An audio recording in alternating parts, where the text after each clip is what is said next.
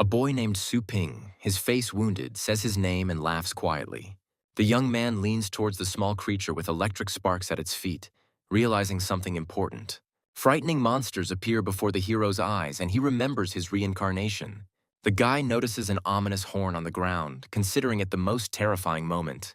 The hero, with wounds on his face, clutches a trophy, a bloody horn, while a white beast grins menacingly nearby.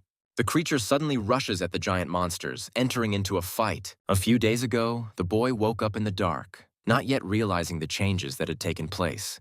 Waking up, the young man looks in the mirror and realizes that he has become a different person. An electronic ID with his new data appears in front of the guy.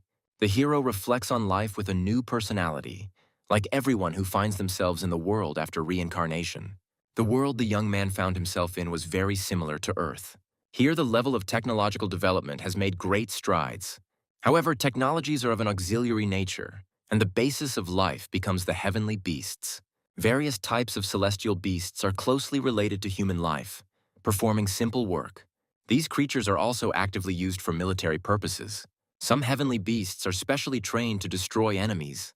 Even the global influence of states depends on the power of such creatures. The social status of countries is determined by the power of the heavenly beasts, because everything here is subject to their power. The boy realizes that in this world only the strong are respected, and if he wants to survive, he needs to become stronger. The hero decides to carefully plan his actions and first figure out where he ended up, accepting the new identity of Su Ping. The guy is pondering the origin of this body when a girl suddenly enters the room. The young lady is surprised to recognize the hero and jokingly calls him lazy, wondering why he woke up so early. The young man looks at the photograph and assumes that this girl is his avatar's sister, noting her attractiveness. The guy notices a badge on the girl's chest and wonders what it means. The girl angrily asks him not to stare at her breasts and accuses the hero of perverted intentions, attacking him.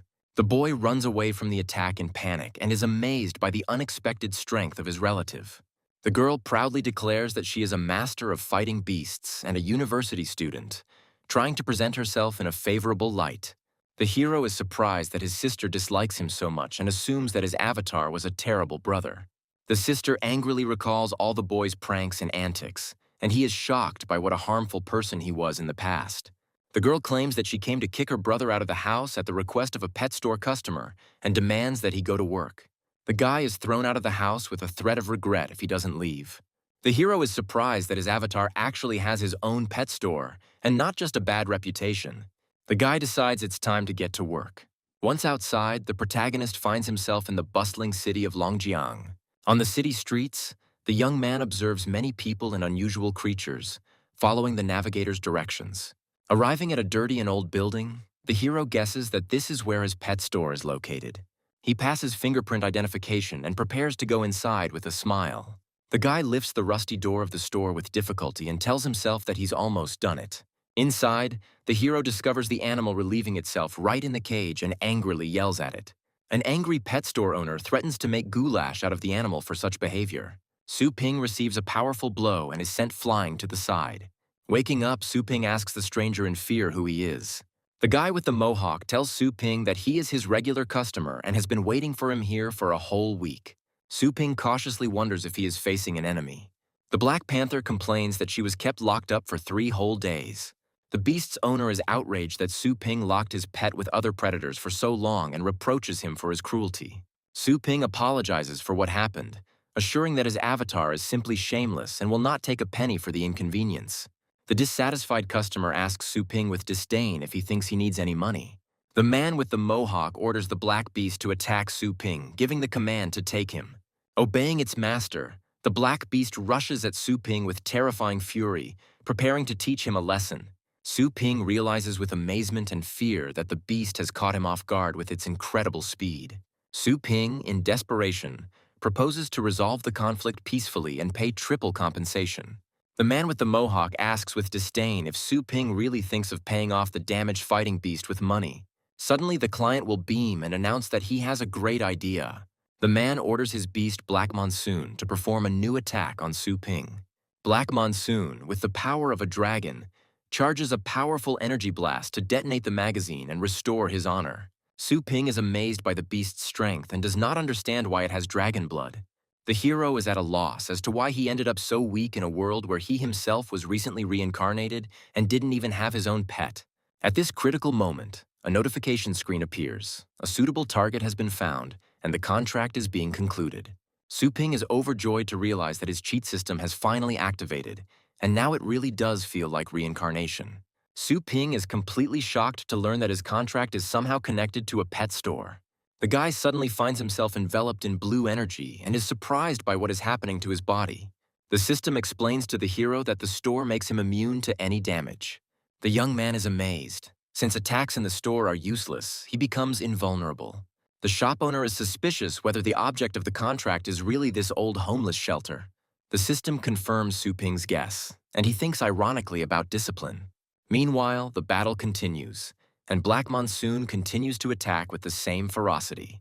A man with a mohawk shouts at his beast to tear his opponent to shreds. Su Ping, with a cold expression on his face, stopped the attack and menacingly asked what the enemy was planning to do with his store. The protagonist, as the master, gives the beast a strict order to lie down, demonstrating strength and control. Su Ping mockingly asks the customer if he was not satisfied with their service, while Black Monsoon lies defeated. The client panics when he realizes the guy stopped the beast with his bare hands and wonders why he's never heard of such strength. The guy offers, if there are no complaints, to look after the animal for a couple more days. Su Ping smiles sweetly and promises that he will definitely take care of Black Monsoon. The shop owner, with a demonic smile, again vows to take care of him, frightening the enemy even more. The man with the mohawk and his beast run away from the hero in fear, unable to withstand the pressure. Su Ping wonders if he really looks that scary to others. The system notifies the hero that the problem in the store has been resolved and offers to update the store's status. Su Ping notes with interest that this system has proven to be very well thought out and agrees to the update. A powerful stream of blue energy envelops the owner's shop, announcing the start of the upgrade. Su Ping looks around his shop in amazement after the renovation. The premises sparkle with cleanliness and newness. The hero approaches the reflection and admires how the system has changed everything around him, calling the update cool. The guy notices a mysterious room and decides to see what's inside. The young man discovers cages with small animals and is surprised by their size. Su Ping suspects that the pets will damage the cages, but the system reports that the animals are in a state of cultivation and do not need food or toilet. The guy asks the system what to do to prevent the new owners from causing trouble, and who should take these two pets. The system congratulates the owner on launching the main quest and offers a choice between the Thunder Mouse and the Moon Dog. The hero chooses a mouse, explaining that he has a bad relationship with dogs. Information about Thunder Mouse is described. Its main skill is to be cute, which Su Ping is very surprised about. The system explains that the pet will learn new skills depending on the owner's training style, and suddenly the boy and the mouse find themselves in the center of an energy vortex. Su Ping is stunned and realizes that he has entered the cultivation dimension. The hero and the mouse are delighted by the huge tree and strange crystals, marveling at the local inhabitants. Su Ping notes that the place is terrifying and jokes about meeting meter-long beasts. The boy encounters a giant creature, the king of beasts, which terrifies him. The protagonist comes to his senses covered in blood and doesn't understand anything, wondering why he's still alive. The system informs Su Ping that he was killed by the Beast King, but is now in the resurrection space. The guy is perplexed why the system didn't warn him about such a danger and asks about his scores. The system informs the young man that free resurrections are unlimited, but points are deducted for mission failure, and permission to evaluate is not yet available due to insufficient points. The hero sarcastically notes that the system is in no hurry to help and expresses its dissatisfaction. Su Ping and his pet enter into a temporary contract, illuminated by energy. The system informs Su Ping that his mental state has successfully merged with the Thunder Mouse and wishes him a successful search. The young man notices the peaceful herbivorous animals and decides that this is a chance for victory while the enemy is not dangerous. After signing a temporary contract, Su Ping begins to sense the pet's fear and senses approaching danger.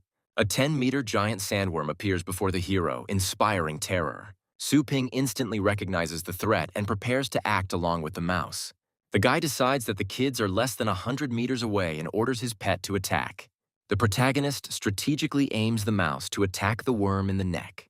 Su Ping understands that the Thunder Mouse's strength is clearly not enough. but he is happy with the possibility of endless resurrections and gradual progress. The mouse successfully resurrects after being defeated. The hero has an infinite number of attempts. Su Ping commands the pet to constantly approach the beast and use agility to dodge and circle around the enemy. The young man commands to attack the gap in the enemy's shell and use the dash right now. The hero happily notes that they managed to inflict damage. Su Ping activates Resurrection, supporting Thunder Mouse in battle. The guy reactivates Resurrection to avoid giving up in the fight. Thunder Mouse is resurrected again and ready to attack. The system informs that due to the high concentration of thunder in the environment, the mouse has mastered a new ability. Now the dash has become thunderous. A delighted Su Ping notices that the mouse skill has become stronger and can now penetrate the enemy's defense. The protagonist commands the pet to use this new skill to win the battle. Su Ping delightedly claims that his little animal has beautifully defeated the enemy, but decides to give the mouse a rest before the next hunt. Suddenly, the guy is confused by the earthquake that has begun, and he encounters swarms of giant sandworms, of which there are too many. Su Ping, seriously wounded and with broken ribs, reflects on the futility of fighting with the adults. Thundermouse is also exhausted and still hasn't recovered from the last battle. The guy decides that it would be wiser not to resist and to choose the tactic of resurrections with further leveling up. The hero consciously makes a sacrifice and finds himself face to face with a giant monster. Su Ping turns to her pet with hope even in a critical situation. Thundermouse performs a miracle and delivers a sudden lightning attack on the enemy. The boy is amazed that the pet was able to use Thunder Dash again and of its own free will. A fighting spirit awakens in the young man's eyes. He feels a surge of strength and intends to consolidate the experience he has gained. The hero takes the trophy, reflecting that even the beast did not give up completely. Su Ping resolutely declares that he too is not going to give up and will fight to the end. Despite the slim odds, Su Ping and his pet rush into battle against the enemies. The young man with the Thunder Mouse shouts resolutely that he will fight to the death. After a fierce battle, Su Ping wearily exclaims that even after death and resurrection, a feeling of fatigue remains. The hero realizes that his body is still weak and decides that serious training will be needed to improve his physical fitness. Near the numerous craters, Su Ping senses impending danger and warns the mouse about enemies nearby. The boy notices that the terrain is different from the previous battlefield and explores the hard surface of the crater. Suddenly, a 10-meter stone cockroach, smaller in size than the previous opponents, appears from underground. The monster attacks and spews a stream of acid, threatening the heroes with violence. The young man and the Thunder Mouse narrowly escape the acid, realizing the new danger. Su Ping orders the beast to be fully prepared and show the enemies all the progress it has made. Su Ping, covered in scratches and fatigue, is depicted among the remains of the monsters. Next to the owner is a Thunder Mouse. The system records 68 resurrections for Su Ping and 847 for the pet. The hero and the animal lie among mountains of corpses, and the system reports 472 destroyed enemies. Su Ping is surprised that the mouse has mastered thunder, residual perception, and as many as 10 secret techniques. The progression of combat skills of not only the mouse, but also other animals is shown, from elementary to ancient secret skills. The exhausted young man thanks the system and asks to return them home as soon as possible. The scene switches to the annual competition of Longjiang Fengshan University, which is being actively broadcast. On the final day of the qualifying rounds, spectators gathered to discuss whose celestial beast would win this year. A red-haired girl appears among the contestants, and the audience speculates about the possible favorites, Ye Hao, Jiang Xuehan, or Zhan Xiao. Introducing Su Yanying, a third-year university student and master of martial beasts, who reflects on the seriousness of the competition at the regional qualifiers. Su Yanying recalls how Jiang Xuehan won a convincing victory in the previous competition. The girl admits that she often faced talented opponents, and once she won against Ye Hao. The heroine realizes that she has already lost twice in a row, and now she faces a battle with Zhang Xiao, having only a 100-toothed tiger. She is determined to take the Thunder Mouse from Su Ping, realizing that her own strength is still not enough. According to the rules of the competition, 2 fighting animals are required, so the heroine rushes to get her second pet. Su Yanying walks into an empty pet store and calls out to one of the workers. The girl notes that she managed to arrive on time, although she is surprised that the store is almost empty. The heroine, looking for the store owner, raises her voice, saying that she has come to pick up her pet. Su Ping comes out to meet the guest and greets her. The girl confirms that she left the Thunder Mouse about half a month ago and wants to take it back, and Su Ping realizes that this is the pet's real owner. Su Ping confidently replies that everything is fine with the Thunder Mouse, but reminds the owner not to forget to pay for the services. The girl thinks that the store owner is behaving strangely and is worried about the payment. The Thunder Mouse's owner smiles and promises that, despite the early visit, she will pay everything in full. The girl is genuinely surprised, not understanding what could have alarmed her owner so much. The guy says goodbye to his pet with a little sadness, saying that it's time for him to go home. Before parting, Su Ping asks the mouse not to forget him when she returns to her owner. Money is credited to the store account and is automatically converted into energy points. The system sets the following task. The young man needs to acquire his own heavenly beast in order to become a master of combat beasts in 7 days. Su Ping is surprised to realize that he can now become a master of fighting beasts. Having opened a shop in his mind, the hero wants to buy an awakening potion, but discovers a lack of energy points, although the system allows him to convert money into energy. Su Ping checks his balance in surprise and can't believe he has so little energy. The hero is outraged, because thanks to his training, the mouse mastered several secret skills, but the reward turned out to be modest. In the arena, the commentator is delighted by the spectacle. Zhang Xiao's demonic dragon dog wins with the first attack. The beast's powerful blow seriously injures Su Yanying's 100-toothed tiger, ruining her chances of victory. Zhang Xiao's demonic beast, called the Chosen Terminator, displays its colossal strength, causing admiration. The master of martial beasts himself, Zhang Xiao, a third-year student at Fengshan University, offers to continue the duel with a cold smile. From the judges' box, observers are discussing how the fight is boring, with the wounded beast Su Yanying putting up virtually no resistance to her opponent. One of the judges notes that Su Yanying was once a strong athlete, but now she has almost no chance. Her beast is seriously injured. The woman with red hair says that the heroine is still young and talks about injustice. Either they give up or fight without a chance of winning. Two other experts explain that despite the minimal odds, the result of this fight affects Su Yanying's chances of reaching the main competition, and that is why she is not giving up. The commentator calls on everyone to see how Su Yanying will handle the choice between admitting defeat or fighting to the death. The girl is upset by her quick loss and notes that her 100-toothed tiger has never recovered from its previous injuries. Su Yanying realizes that after the beast's new injury, she has almost no chance left and it's time to end her student career. Zhang Xiao disdainfully allows his demon dog to finish the fight and talks about giving his opponent a dignified death. Zhang Xiao's dog performs the fire dragon move, launching a deadly attack straight towards the opponent. At the moment of a strong blow, Su Yanying loudly announces surrender, ending the fight. The spectators in the hall are frightened. One of them is in a panic, but he is reassured that the judges have the situation under control. The girl realizes that among the students, few are capable of destroying the star shield, and defeat is worthy of respect. The referee intervenes, signaling Su Yanying's surrender and helping to protect her and the beast from danger. Zhang Xiao is declared the winner of the first round, but tells his opponent not to hope for luck next time. Su Yanying is worried that all she has left is a thunder mouse, which seems to have been eating everything since returning from the store. The girl understands that she can't throw a mouse into a senselessly dangerous fight, because even a tiger lost with one attack. The announcer announces that Su Yanying only has a thunder mouse left for the next round, and the hostess wonders if the hidden strength-enhancing skill will be enough. The audience mockingly discusses how Su Yanying's pet has no chance against Zhang Xiao's third-stage demon dog. The crowd and the inner voice push Su Yanying to give up, and the thunder mouse takes a fighting stance. Seeing the huge gap in strength, the heroine decides not to risk her pet's life and is about to surrender. Suddenly, a comment appears that the thunder mouse has already come out, and the countdown to the fight begins. Zhang Xiao happily comments that this little thing came out on its own, and the countdown begins and the fighting spirit flares up. The demonic dragon hound is given the command to attack and begin combat, unleashing a torrent of fiery attacks. One of the judges notices the thunder mouse's unusual state and wonders with surprise if something unexpected has happened. Sun Yin commands Thunder Mouse to use lightning speed to dodge the attack.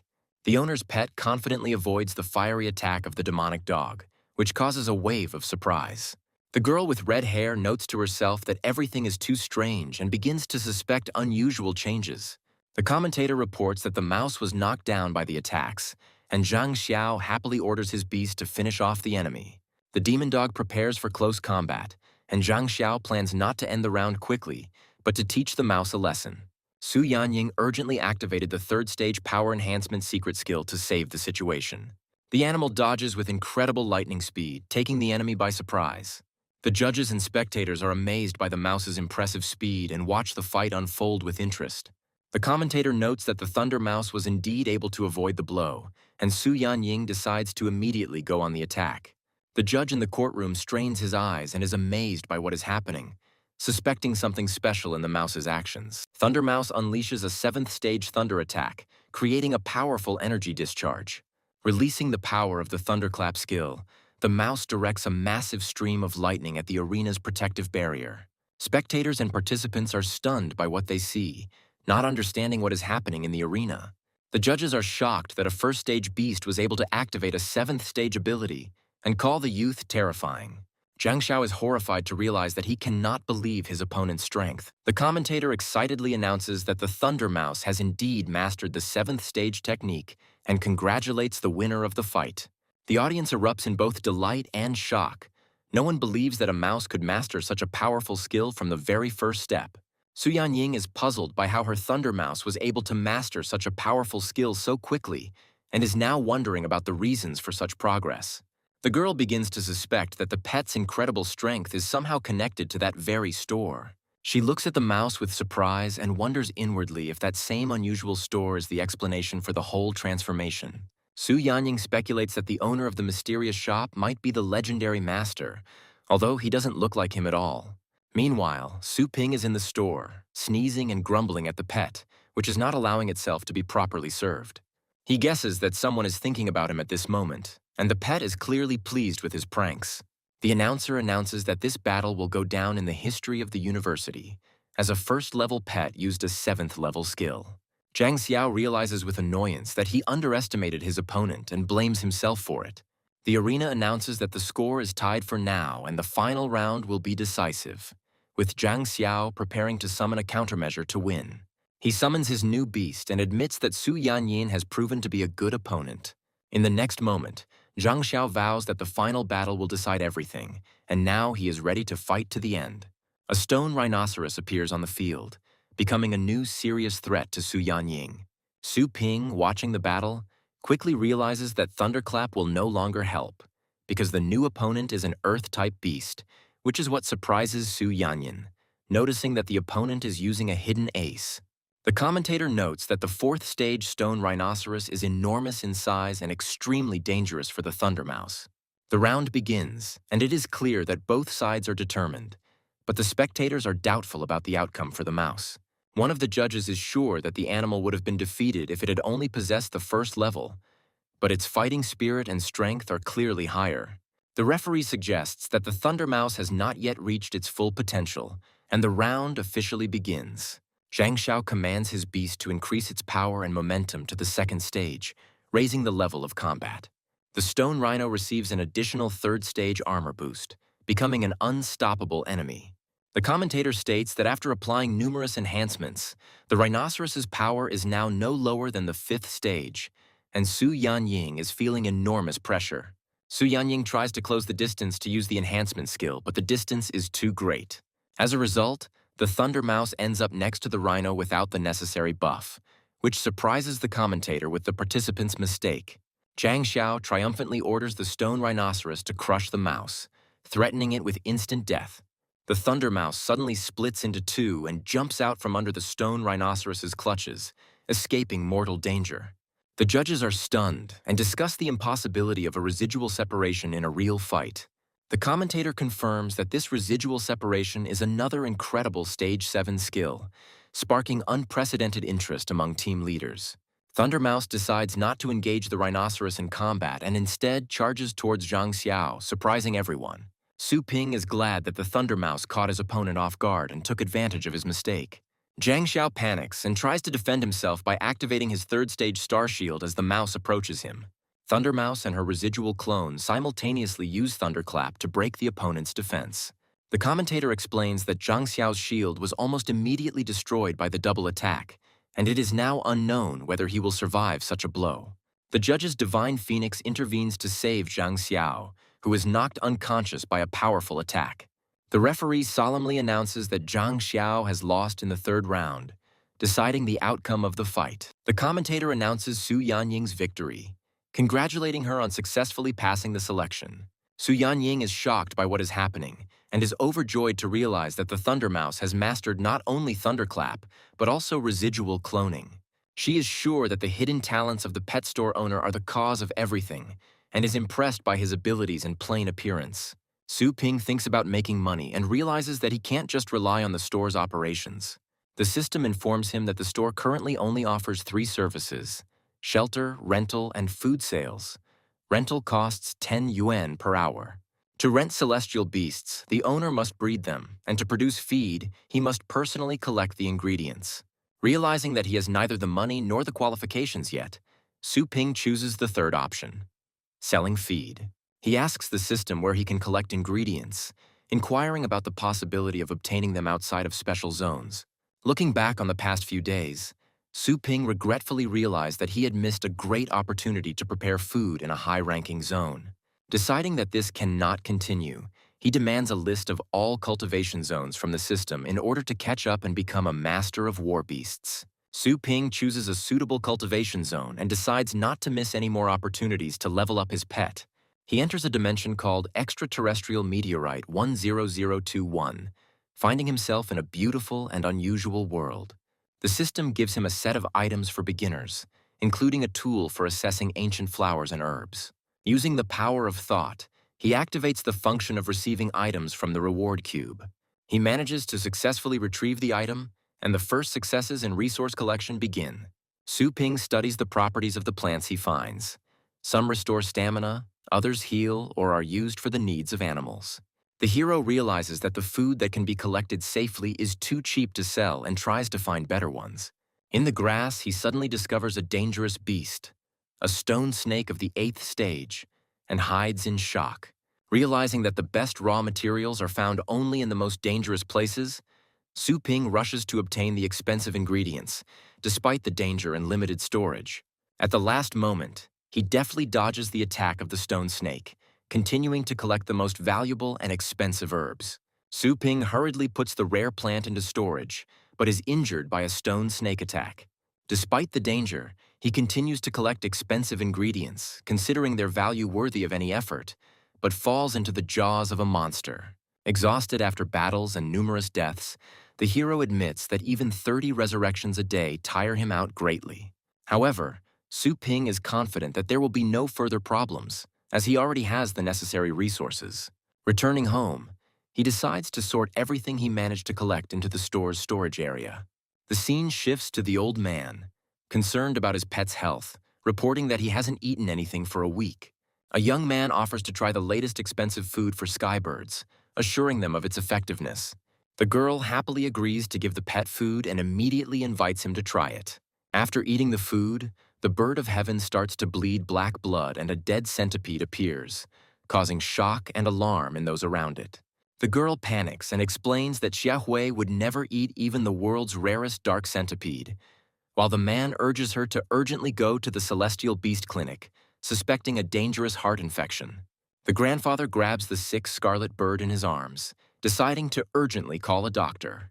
A doctor comes to the family and joyfully announces that Xiaohui is now saved. The girl explains to her grandmother that Xiaohui is seriously ill and they are forced to go to Shangchun for treatment. The old man and grandmother are surprised that Xiaohui started eating, admitting that the seller did not lie. Someone explains that the scarlet bird has a pure attribute and should not eat any random food, otherwise it loses its appetite and gets sick. He also adds that the pet will recover if it eats the fruits of the rock rose, and promises to consult with anyone who has any questions. The young man is outraged by this advice, believing that dividing food into types is an invention of traders. He asks his grandmother how much the bird feed cost. The grandmother admits that the purchase cost 130 yuan per fruit, and over 1,000 yuan was spent in a week. The girl shares a rumor that many illegal shops add chemicals to pet food, causing pets to become dependent, and if such food is taken away from them, they literally go crazy. The family is in a panic when they learn that if the pet continues to eat the food, it will die, and the grandfather exclaims in horror, not believing what he has heard. The young man decides to find the suspicious store where the food was purchased and demands to know its name. Grandma recalls with excitement that it was the Azornic pet store. Family members come to the store and demand to speak with the owner. The man aggressively asks Su Ping what he adds to the feed for the heavenly beasts. Su Ping is surprised by the accusations, but insists his food is all natural and asks if the scarlet bird has had any side effects. The man doesn't believe the explanations and demands honesty, angry that the bird couldn't tear itself away from his food. People on the street are discussing the store's previous sanitation issues and recalling revelations about pet food containing dangerous additives in illegal stores. Instead of shouting, the girl suggests sending the feed to the Producers Association for testing to ensure its quality, and the brother agrees. Su Ping angrily mentally revolted. In your opinion, I sell bad food. Su Ping intimidates the visitors with a suddenly powerful aura and demands proof of their accusations, which frightens the girl. The girl's brother angrily attacks Su Ping, accusing him of aggression against his sister. The man grabs Su Ping by the neck and threatens to kill him, asking if he wants to die. Su Ping, with icy calm and powerful strength, easily removes the opponent's hand from himself. The attacker screams in pain, overwhelmed by Su Ping's unexpected strength and feeling powerless. The humiliated guy, feeling pain, leaves the store, accusing Su Ping of rudeness, and the girl watches what is happening in confusion. Su Ping understands that if he doesn't explain things to his clients, he risks losing not only his points, but his entire clientele. He claims that his food has no problems and is ready to prove it to everyone present. Angry customers don't believe Su Ping's words and demand that the store be closed immediately. Before starting the demonstration, Su Ping asks the crowd if anyone has a low-ranking water-type heavenly beast with them. The girl replies that she has a low-ranking water-type beast. At Su Ping's request, she releases her pet, a water beast named Sprinkler, who has simple skills. The brother cautiously asks Su Ping what he is going to do with this beast. Su Ping explains that he will feed the beast the blue yuan fruit to prove the safety and effectiveness of his food. Outside, spectators are discussing how they've only heard of this type of food in specialty stores, and even joke about its purpose. After Sprinkler eats the fruit, a burst of energy is released throughout the store, leaving everyone surprised and shocked. The girl panics and asks what is happening to Sprinkler and why he is glowing intensely. It turns out that the little animal has risen in rank. It has evolved to the second stage with an increase in strength. Su Ping comments that the blue yuan fruit does indeed raise the rank of the heavenly beasts, and this food is not fake at all. He then goes on to explain the rules for rank advancement, explaining that bloodline beasts can naturally rise to high ranks as they mature and cultivate.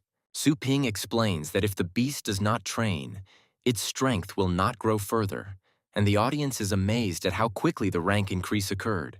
The girl's brother is convinced by the beast's appearance that its level has truly risen and compares it to federal relics. He comes to the conclusion that if such feeding is available in a regular store, then the owner's personality is too frightening. The girl is surprised and asks Su Ping if he was replaced, because the result is truly stunning. The brother apologizes for his rudeness and admits that he and his sister went too far. Su Ping coldly accepts their apology, and his brother says that they were blind and asks for forgiveness. He comically declares that $8,700 per fruit is a great price and he is an honest businessman, and everyone is amazed. The brother happily agrees to pay, believing that it is incredibly profitable for such a result, despite the fact that the sister is sorry for the money. Su Ping muses stonily that the price is still very low considering his own efforts and the dangers involved in extracting it. Trying to raise the prices, Su Ping is rejected by the system, and then advises using the leaves of the colorful surbud for the animal, and to continue the course of the berries of the rock rose for the bird's recovery. The sister sighs with relief, and the family's son confidently declares that he will cover all the expenses, surprised by the effectiveness of the feed for such a low price. Livestock breeders in the crowd are vying with each other to sell them the miracle product, not believing that such an effect is possible so cheaply. The seller happily reassures customers, urging them to respect the queue, while everyone around them is eager to buy blue fruits. The protagonist triumphs, happily ordering the system to open the store, having finally saved up enough money for the awakening potion. The young man looks at the bottle of green liquid, knowing that now he can become a master of war beasts, and excitedly swallows his saliva. The guy decisively drinks the potion he bought, mentally urging himself not to doubt. With the essence of awakening within, Su Ping feels a powerful surge of energy, accompanied by a bright golden light. The hero's eyes fill with a new radiance, and he realizes that his moment has finally come. Su Ping proudly exclaims his success as he stands in the golden light, confirming that he is now a true master of the fighting beasts. Meanwhile, one of the clients is amazed to notice that even his reaction speed has increased, having managed to easily catch an ordinary fly. The protagonist studies the requirements for using the Chaos Spirit Pool and realizes that the chance of obtaining a valuable pet is very small. The guy decides to upgrade his pool to the second level, hoping to increase his chances. Having made sure that there is enough energy, the young man carefully starts the process of the emergence of a new beast. A powerful pillar of light shines through the hall, radiating magical energy while the ritual lasts. The system reports the successful use of the second-level pool, and the hero anxiously awaits the result. A strange figure appears in a thick cloud, and the boy is surprised to realize that a small skeleton has come to him. The young man is indignant that he spent 100 points on a funny skeleton, and the pet only laughs embarrassedly in response. Su Ping reasons that even with all the bonuses in the cultivation zone, it will be difficult for the skeleton to survive. But by investing in killing skills, one can reap benefits. On the monitor, the hero sees the requirements. Even the Thunder Mouse was stronger than the skeleton, and the skeleton itself is rated as the lowest level pet. Despite the huge difference in characteristics, the guy, with humor and optimism, decides to turn the skeleton into a real diamond. The hero hears the client's voice and is surprised by the familiar address, holding a small skeleton in his arms. Two girls with a pet appear at the door and call the store owner, surprised that their pet store is located in such a remote place. The young man greets the visitors with a displeased tone and immediately clarifies the amount of the debt, inquiring about the purpose of their visit. The red-haired heroine angrily corrects the guy's name, introducing herself as Su Yanyin, and asks him what he did with the Thunder Mouse. The protagonist, confused, notes to himself that the same scene with complaints and attempts to justify himself is being repeated again. Against the backdrop of a crimson mirage, he replies that he was just walking and playing with his pet, trying to look innocent. The boy turns to the animal and confirms with a smile that everything was exactly like that, and the mouse gets scared and confirms the owner's words. The girl is mentally amazed that for the hero the word walk means harsh hardening, and the mouse, who was not afraid even of the fourth rank, now trembles in front of his master.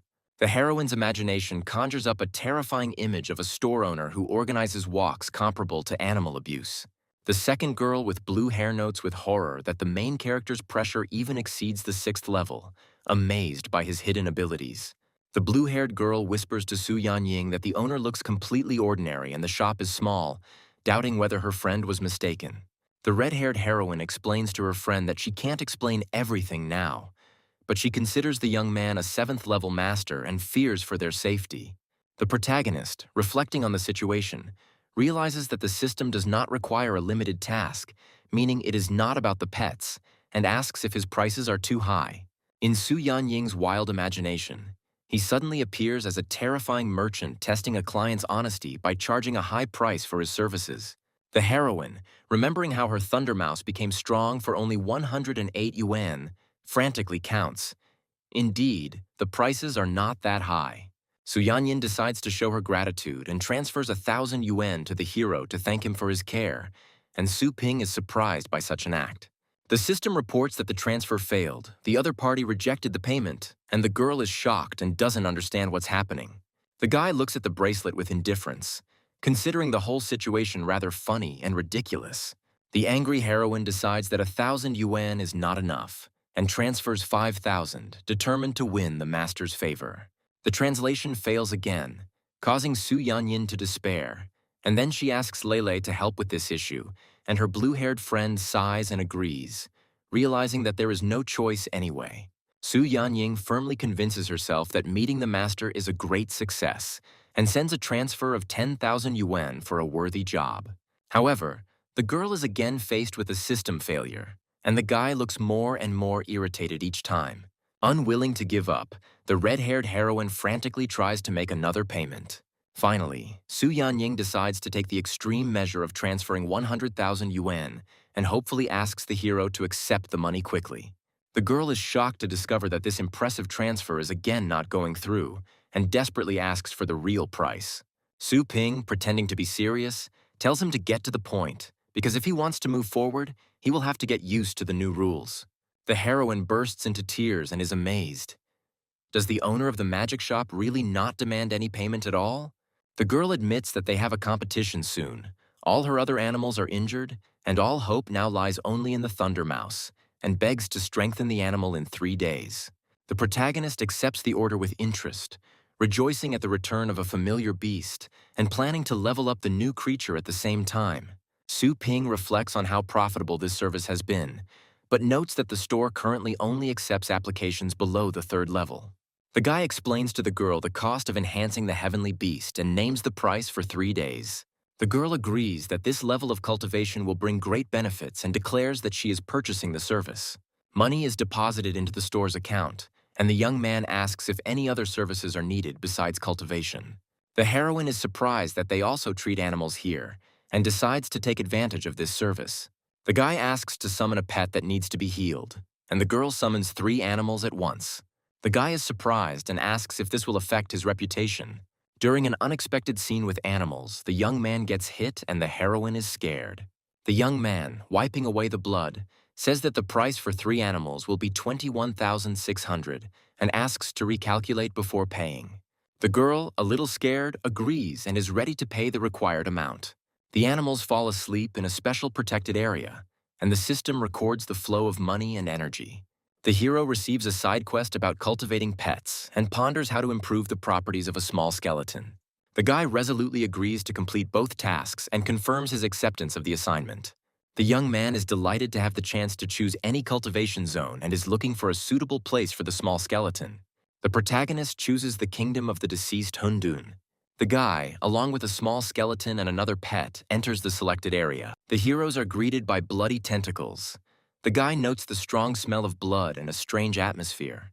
The young man complains about the heavy smell of corpses, and at that moment a small skeleton comes forward and calls out to the hero. Suddenly, a huge paw crushes the small skeleton, which dies from the impact. The boy notices the enemy appearing and realizes that it is the revived skeleton of Thundermouse. A furious attack begins from a terrifying enemy that suddenly appears in front of the heroes. The boy and his companions notice something strange among the skeletal remains, and the little skeleton is frightened. The hero is surprised that not all creatures in the elite zones have reached the Beast Kingdom. The guy sees the little skeleton die from the blow and immediately uses resurrection, commanding the rodent to attack. The young man orders the rodent to use the thunder sword and cut off the enemy's arm. The enemy manages to strike back, causing the animal to die from internal organ rupture. A reanimated skeleton with a glowing blue hand growls menacingly, filling the field with its aura. The skeleton launches a devastating attack, scattering bone fragments around. The protagonist analyzes the situation and realizes that the enemy has been strengthened by a special stone, then uses resurrection on the pets again. The young man uses the magic book to strengthen himself and prepare for a decisive action. The hero and his pets strengthen their deadly aura and deliver a powerful finishing blow to the enemy. The hero and his pets revive them right on the battlefield and prepare to attack the giant skeleton enemy. The guy analyzes the situation and notices that the enemy is vulnerable due to its design features and easily loses balance. The young man understands that although the enemy looks menacing, he is actually quite fragile. The guy commands to use residual separation to create the illusion of speed. Thundermouse, on command of its master, uses a thunderclap attack towards a skeletal enemy. The hero distributes tasks. One pet chops off the skeleton's leg. The second hits the cervical vertebrae. The small skeleton helps with support, and the hero himself dreams of obtaining the precious stone. The hero notices how a small skeleton finds and holds a magic stone in his hands, surprised by the actions of his companion. The relieved boy jokes with the little skeleton and praises him for a job well done, delighted by the result of their joint efforts. The hero and his pets notice a change in the atmosphere. The sky turns red and mysterious symbols appear around. A mysterious figure of a woman with wings and a bone pattern on her body materializes in front of the young man, causing him surprise and alarm. A mysterious woman with wings concentrates a stream of powerful blue energy around herself against the backdrop of a bloody lake. The guy notices the barrier and is surprised that his identifier does not work, assuming that he is facing a high-ranking creature. Streams of energy penetrate the hero, filling his body, which is reflected on his face. A powerful enemy controls energy threads, attacking the young man with them who tries to resist. After an instant defeat, a message appears about the death of the hero, the rodent, and the small skeleton, and the guy comments on the strength of his opponent. The hero turns to the winged woman and politely asks if she is the boss of this dimension. The guy waves his hand with a smile and ironically asks the enemy about her intelligence. The young man doesn't have time to finish speaking. He's struck again by a powerful energy attack, and the flow envelops his head. The guy, sitting in a red glow, is disappointed in the dialogue, reflecting that the language is not understood and that the attempts are in vain. Gradually, the hero teleports to a new safe place where he finally feels at peace. A guy in an unexpected place is surprised by the surroundings, looking around at the giant spikes. The young man sees before him a strange landscape with a huge army and wonders where he has ended up. The guy notices a hooded woman among his surroundings and recognizes her as an old acquaintance. A huge purple hand with a curse suddenly attacks the hero, and he realizes that he is trapped. A menacing skeleton in armor appears on the throne, demanding that the hero explain how he got there. The young man feels enormous pressure from the presence of the ruler and answers the question with difficulty, feigning uncertainty. The guy is confused and wonders why they don't kill him right away, and guesses that they want to find out something important from him. The hero realizes his hopeless situation. He is held tightly. There is no escape. The task is not completed, and the system is useless. The ruler's huge skull face says that the guy is not an ordinary person, and warns that the next question will be the last. The hero concludes that the skeleton was wary of his powers from the very beginning, and reasons that he still has a chance to maneuver, since the locals do not know about the existence of the system. The guy decides that he can only use one method and introduces himself as a clone of the most powerful man on the planet, who has come to check the threat level. The voice of a terrible enemy declares that everyone will be exterminated, after which the knight orders to protect the king. A massive explosion occurs on the battlefield, and the hooded heroine watches the destruction in shock. The young man ironically asks the enemy if he is tormented by conscience for the death of his loyal servants, and hints that only the weak are subject to him. The Bone Lord claims that nothing can threaten him, and that his only defense is his disregard for others. The protagonist stands serenely and smugly rejoices that the enemy has no chance while he is held by the effect of magic. The monster characters are amazed to see the events rewind as they look at the hero. The guy is resurrected again, accepting his latest death as usual and noting that he doesn't even feel pain.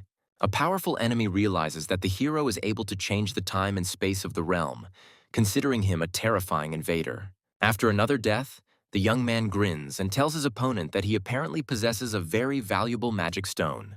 The Skull Lord notices the hero's disappearance in horror. The Skeleton King is amazed that the boy uses 2 higher laws at once and teleports beyond his sight. The hero appears in a safe place with a smile and is glad that his backup plan worked, calling his opponents naive. The boy joyfully greets his little skeleton, who has already freed himself from the chains. The young man shows the skeleton a huge red crystal to share the spoils. The boy asks the pet to absorb the stone, explaining that now he must enter into battle. The small skeleton charges in fury, using its basic sword technique. A huge demon and many monsters ready for battle appear before the heroes. A guy with pets watches the waves of enemies and entrusts all the experience to a small skeleton. A young man sits on a pile of bones among endless corpses, contemplating the endless waves of small enemies. A huge monster with a red core emerges from the remains, and the young man is confused, thinking that this enemy has not yet been defeated. The guy happily notes the strengthening of his pets, speaking of their murderous intent. The demon decides that he can advance further if he destroys the hero and rushes into attack. A huge shadow looms over the hero and his companions. The boy calls upon the small skeleton to use the basic art of the sword. The small skeleton deals a powerful blow to the monster using a red energy wave. The monster summons an army of blue creatures that attack the guy and his companions. The skeleton, the young man, and the rodent find themselves captured by the hands of blue monsters, and the hero is shocked by what is happening. The boy realizes that he is captured again and calls the rodent for decisive action. The boy commands his pet to attack the monster's core with a thunderclap. The monster blocks the attack with electricity, and the guy is surprised that the enemy was able to defend himself. The hero analyzes the situation and realizes that he cannot determine the enemy's identity. But he discovers two important weaknesses. Damage to the arms has no effect, and the core is indeed vulnerable. The boy, grabbed by many hands, orders the rodent to use Thunderclap and cover his body with electrical energy. Thundermouse activates its electrical defense, releasing a powerful charge despite its grip. The hero is surprised to notice that the pet unexpectedly uses some skill. Multiple hands are engulfed in an electric discharge. The pet breaks free from the grip. The guy finally gets free and immediately gives the command to the little skeleton to attack. A small skeleton with glowing eyes makes a furious attack on the enemy. The hero happily notes that the small skeleton, having absorbed part of the Bloodstone's powers, has significantly increased its power thanks to the absorption skill. The guy returns to the store and prepares to look at the characteristics of his pets. The young man is surprised by the results of the test. The pet's strength is already at the 7th level, but its rank is still only 2nd, and he doubts that the system has made a mistake. The hero watches with interest the visionary image of the Bone Lord and reflects on the beginning of endless chaos. The boy is surprised that rattle-type beasts can master undead skills and ponders the reaction of the spectators in the arena. The rodent and the skeleton are recovering and sleeping in a protective field, and the young man wants to see the result of their development. The guy asks the system if he really has a map of the star Hundun in his hands. The illustration explains the essence of the map, which allows you to correlate acupuncture points, powers, and bones with energy stars. The guy is delighted. He succeeds, and he realizes that he can engage in a new method of cultivation. The hero meditates in the stellar universe, absorbing the stellar power of Hundun. The young man feels energy accumulating inside him and concludes that he must absorb the energy of the stars. The boy deftly tries to grab the glowing particles, but notices that with his rank as a master of combat beasts, it is not easy. The young man understands that the energy of the stars directly penetrates the body, although he cannot catch it with his hands. The guy decides to try to concentrate his core on the directions of energy movement around him. The hero sees how his core begins to effectively absorb the energy of the stars and rejoices in his success. The young man understands that in order to absorb the star power, he must use it himself, and remembers the 3 great pansies. After using one of the armors, the boy notices how the star clusters in his body increase in size, and the energy radiates as a bright light. The hero checks his stats and is surprised that his strength is only at level 3, while the system asks him to increase it further. After taking 3 potions, the young man notes that his level is now at the middle 3rd level and is very happy with his rapid progress. The boy learns that this universe is created by the map of the stars Hundun and can imitate the real universe, and also receives a warning about larger stars. The hero wonders what inhalation means and suggests that it might be an interruption to the workout. The guy comes to the conclusion that we are talking about a food chain, where risks and opportunities coexist. The young man decides to avoid giant stars and absorb only those smaller than himself, complaining about the difficulties that arise. The boy recalls how a 3rd-stage martial Beastmaster, a determined girl, once burst in on him and attacked him. He doubts whether he can withstand her blow now, looking at the city at night and hearing the call not to remain hungry. At dinner, the hero politely thanks his mother for her incredible cooking and returns to his room. Mom, clearing away the dishes, tells him that his sister is training for a competition and promises to bake his favorite corn pie in the morning. The young man smiles and responds as he climbs the stairs. He thinks that even though the woman is the mother of the body's previous owner, she still exudes a sense of homely kindness. Stretching, the guy decides to continue training, thinking about Suling Yu's preparations and the possibility of talking to her. In the hallway, he notices golden star power flowing outside the door and is surprised by its appearance in the house. Opening the door slightly, the hero assures himself that he is simply observing his sister's cultivation and not peeping. Analyzing the scattered sparks, the young man concludes that the stellar power in the real world is weaker and more evenly distributed than in Hundong, where it is concentrated by a giant star. The guy decides to study university techniques to increase his star power and speed up his cultivation in the world of Hundun. The young man sits down in meditation and tries to rotate his inner core following his sister's example, collecting sparks of energy. A powerful vortex of force appears in the hero's body, and he is struck by the orange vortex that appears in his stomach. The system explains the scheme. When there is enough mass, the rotation itself attracts the nearest star, eliminating the need to run for energy. From above, The brother and sister can be seen simultaneously creating opposite swirls of star power in their rooms. The girl wakes up sweating and complains to the cat that it is becoming increasingly difficult to absorb energy.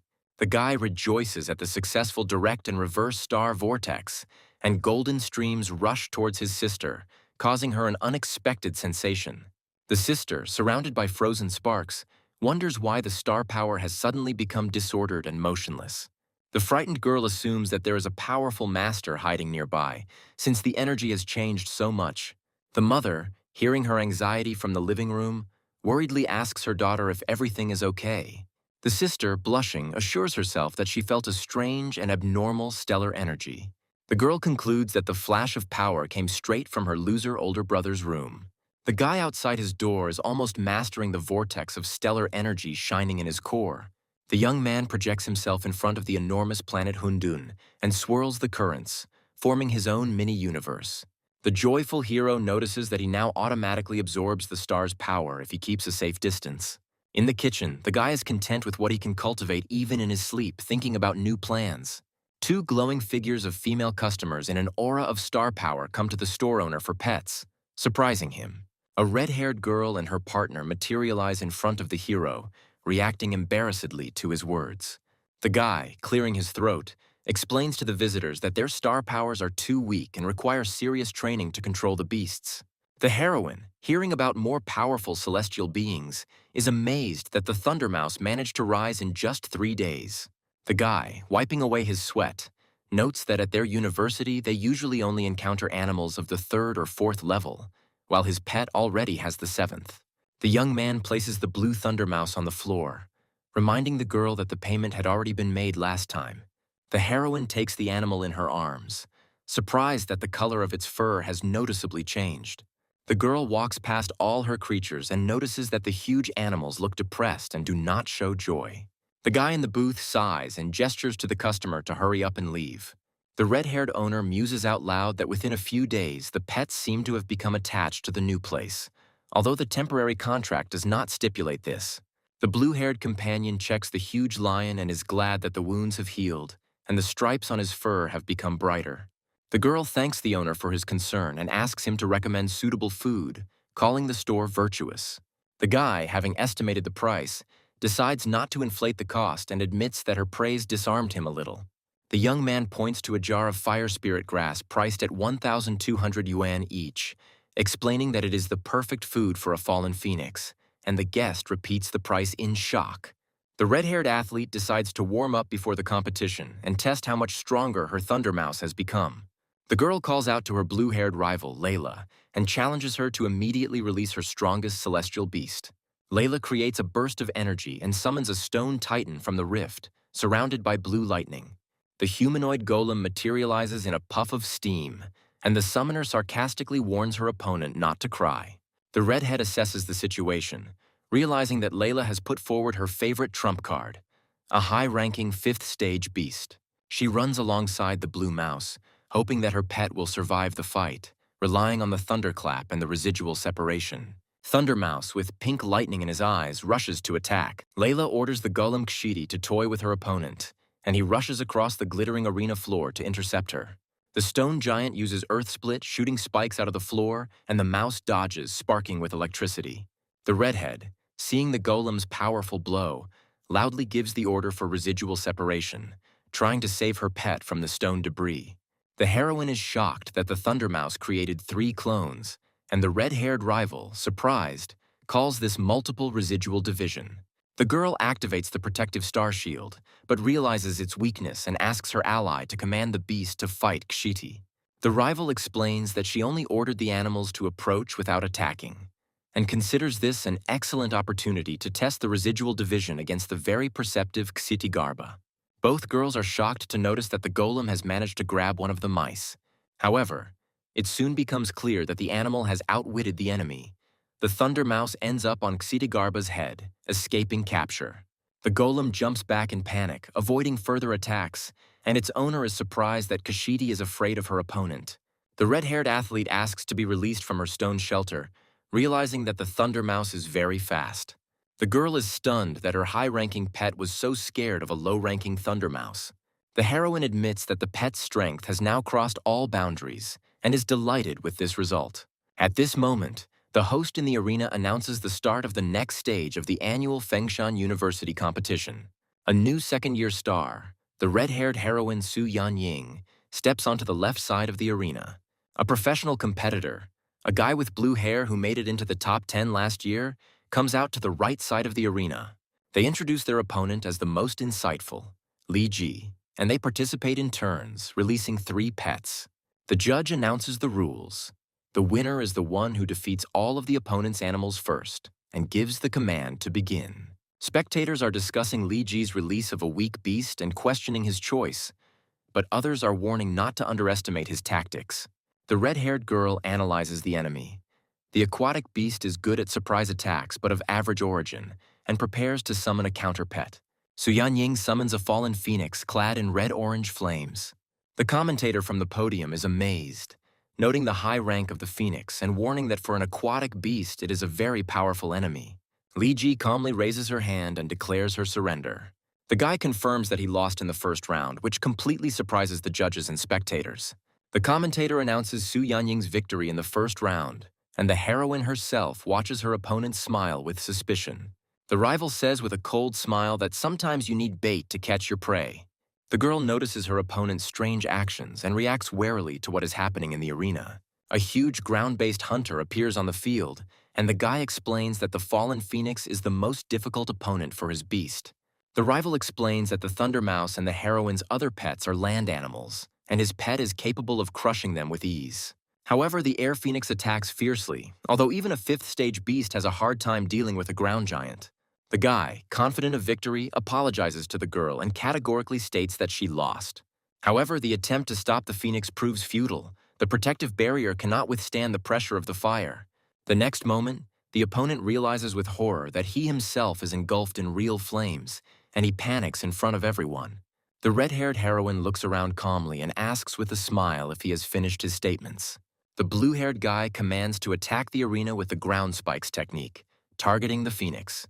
The red-haired heroine commands her fallen phoenix to dodge dangerous sharp thorns. The girl activates the speed boost and wants to quickly get rid of the opponent's trap.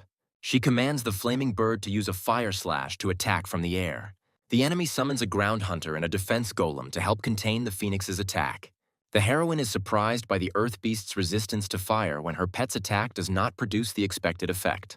The blue member explains with a grin that the phoenix will not be able to resist an adult ground-based catcher and declares the reception conclusion. The entire arena is shrouded in a net, a confinement skill that can restrain both low-ranking and very powerful pets. The net is rapidly narrowing, and the girl and the phoenix find themselves trapped, forced to find a way to escape. The red-haired contestant calls on her firebird to find a way out, realizing that both are in mortal danger. The red-haired heroine uses the 3rd-stage power enhancement to try to escape the trap. The net continues to shrink around the girl and the phoenix, completely ignoring the enemy's fire attacks. The participant finds herself trapped in an energy grid, but refuses to give up and calls for her pet. The girl desperately calls out to the fallen phoenix, while her opponent advises her not to resist, so as not to get further injured. The guy calmly states that this outcome was part of his plan and demands that his opponent surrender. The hero is holding on with all her might, but on the verge of a breakdown, she is ready to give in under the pressure of circumstances. At this moment, the phoenix suddenly releases a powerful attack. A bright beam pierces the trap and reaches the enemy. Everyone watches in shock as flaming beams appear, one blow of which immobilizes the ground hunter. The spectators are amazed that the phoenix has displayed an advanced 8th-tier skill that is not typical for its class. The masters discuss how, despite its low stats, the girl's pet unexpectedly demonstrated exceptional strength, something fallen phoenixes typically lack. The girl with short red hair notes that the fallen phoenix of a teenager has truly accomplished a feat, and emphasizes his promising future as he has not yet reached maturity. Scientists notice that the heroine also has a thunder mouse with a unique attack skill and wonder who she is. The vice-rector informs that the girl's name is Su Yanying, and the dark-haired student replies that she has been following her for a long time. The teacher admires her inwardly, considering the heroine a genius who can lead the university to new successes. In the audience, Everyone recognizes the heroine as the owner of the Mouse King and compares their pets with her achievements. The red-haired participant looks in delight at the phoenix, which evolves, its power reaching the 4th stage, and its technique to the 8th. The girl is amazed by her pet's talent and cannot believe that the phoenix is still her animal. The heroine recalls a pet store service that not only heals, but also dramatically enhances the animal's abilities, and mentally suspects the seller of dishonesty. The referee announces Su Yanying's victory in the 2nd round, and her opponent is furious, believing he was simply unlucky. The guy recognizes the beauty's phoenix power, but is determined to face the final battle, foreshadowing a difficult test for the heroine. A 4-winged wind demon appears in the arena, causing everyone to feel a sense of true terror with its enormous appearance. The hall is discussing that the beast possesses the power of the highest 5th level, and the teacher is outraged by the violation of the rules for students. There is a dispute with the masters about the danger. Some consider it a challenge for the competition. Others ask not to worry. The director explains that the university is rich in high-ranking teachers and judges, so there will be no serious problems. The curator thinks to himself that the beast did end up in the arena in an unusual way and promises to sort it out after the fight. The opponent prepares the beast for an attack, commanding the wind demon to use a nature slash. The boy, in despair, realizes that the difference in ranks is great and admits that he was barely able to summon this dangerous pet. Su Yanying activates several enhancements at once: strength, impulse, perception, and durability. The girl commands the fallen phoenix to attack with flaming beams directly at the enemy's master to end the fight. The phoenix's charge is so fast and powerful that the heroine is shocked and amazed by the speed of the attack. The judge announces that participant Su's pet was destroyed by the wind demon in just 1 second, and the girl herself does not understand what is happening. The teacher notices that despite Su Yanying's defeat in the round, the wind demon continues to attack and does not stop. The guy with blue glasses falls to his knees, losing consciousness in front of everyone due to the loss of control over the beast. The heroine, in a state of shock, tries to stop the monster, and the host and judges shout to immediately stop the fight because the beast is out of control. At this moment, a mysterious figure in a black cloak appears and summons a divine phoenix to confront. The masters are shocked by the speed of the new phoenix, suggesting that it is even faster than their own divine beast. A thunder mouse suddenly appears on the field, surprising the commentators with its unprecedented agility and stealth. The mentor explains to the audience that Su Yanying was able to hide her pet in the arena all this time, which means that this animal knows how to hide its aura. The host announces the start of the 3rd round, where the heroine and the thunder mouse once again face the wind demon face to face. The girl and her pet find themselves in the center of a furious attack.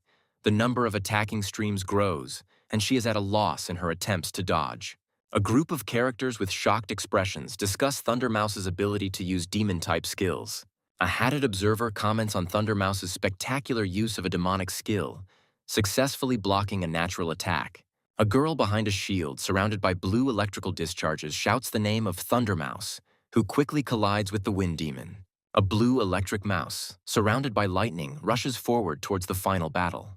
A dark, demonic figure with glowing red eyes is riddled with electrical charges after Thunder Mouse kills the out-of-control wind demon. A winged creature surrounded by blue electrical energy confronts the small mouse, inflicting an unexpectedly deep wound on the wind demon. The transformed Thunder Mouse, with its horns and menacing appearance, exudes incredible power, causing amazement among onlookers. A cloaked figure floats in the blue environment, commenting on Thunder Mouse's killing intent and asking if she truly wants to kill the wind demon. The hooded man, with a serious expression on his face, wonders if she is following anyone's orders. The red-haired woman in light clothing looks surprised, asking about the real victory and suggesting that Thunder Mouse might have also gone out of control. A cloaked man comments on the blossoming newcomers while looking at a majestic bird called the Divine Phoenix, warning of disqualification for killing heavenly beasts in competitions. Divine Phoenix approaches Thunder Mouse, who stands ready to fight, while someone expresses concern for the future of the promising new star. A powerful burst of energy erupts between Thunder Mouse and Divine Phoenix as someone shouts for Phoenix to retreat. The Divine Phoenix lets out a cry of pain, and the observer notes with surprise that the creature managed to wound the powerful bird. The shocked hooded man couldn't believe what had happened, thinking that even some 7th stage heavenly beasts couldn't keep up with the Phoenix's speed, let alone the Thunder Mouse. A group of spectators react in amazement to the use of 10 thunder curves, discussing the incredible power of the skill, capable of producing 10,000 bolts of lightning in an instant. The elegantly dressed man with the mustache thoughtfully notes that the little mouse has not only mastered the 7th stage thunderclap, but is now demonstrating 10 thunderbends.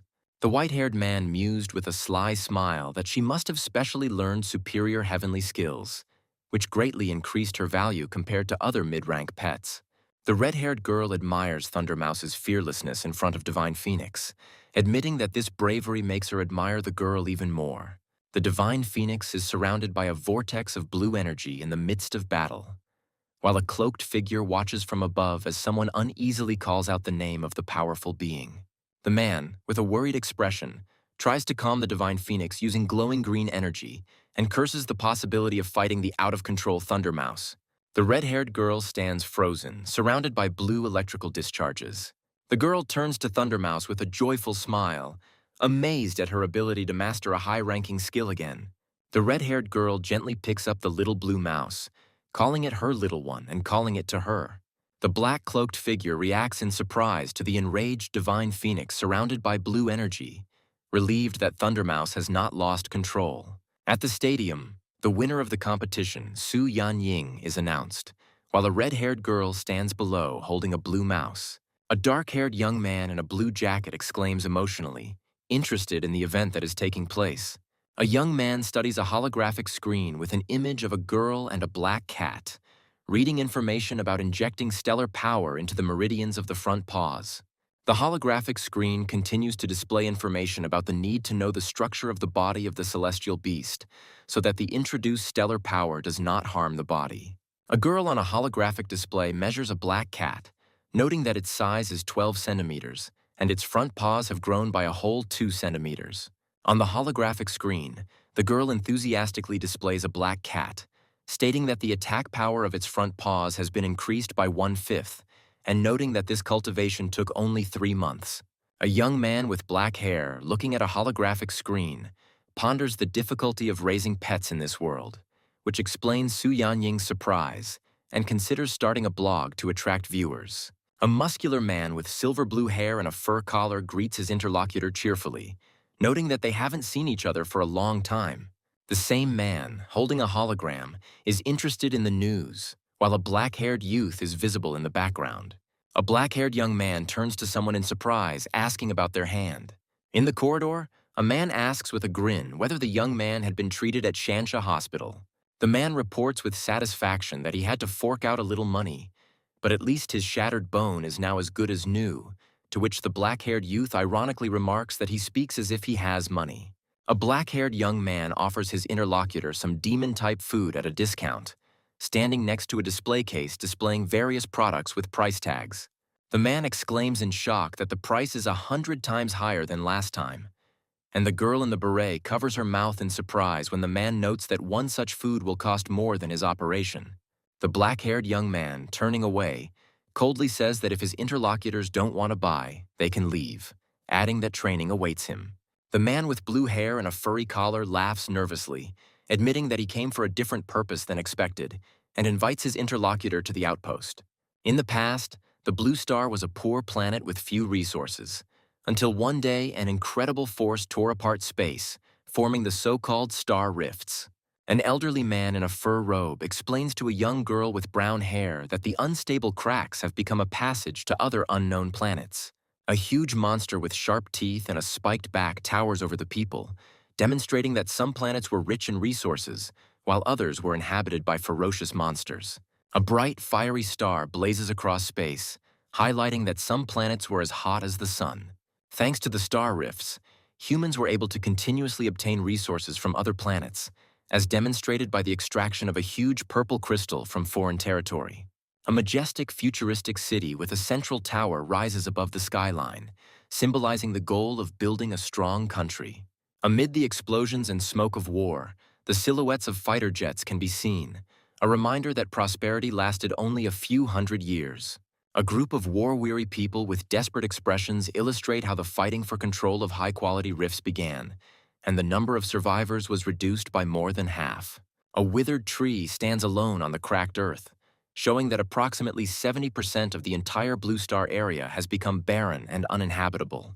The surviving humans finally reached a consensus and formed the Human Federation, as shown in the image of a group of officials in business suits shaking hands. The survivors migrated to safer lands free of star rifts, while the Human Federation actively cultivates masters of war beasts for the sake of humanity's survival. In a brightly lit corridor with high walls, the shadow of a creature is visible, symbolizing that the strongest of the beasts are selected as explorers who travel to other planets in search of valuable resources.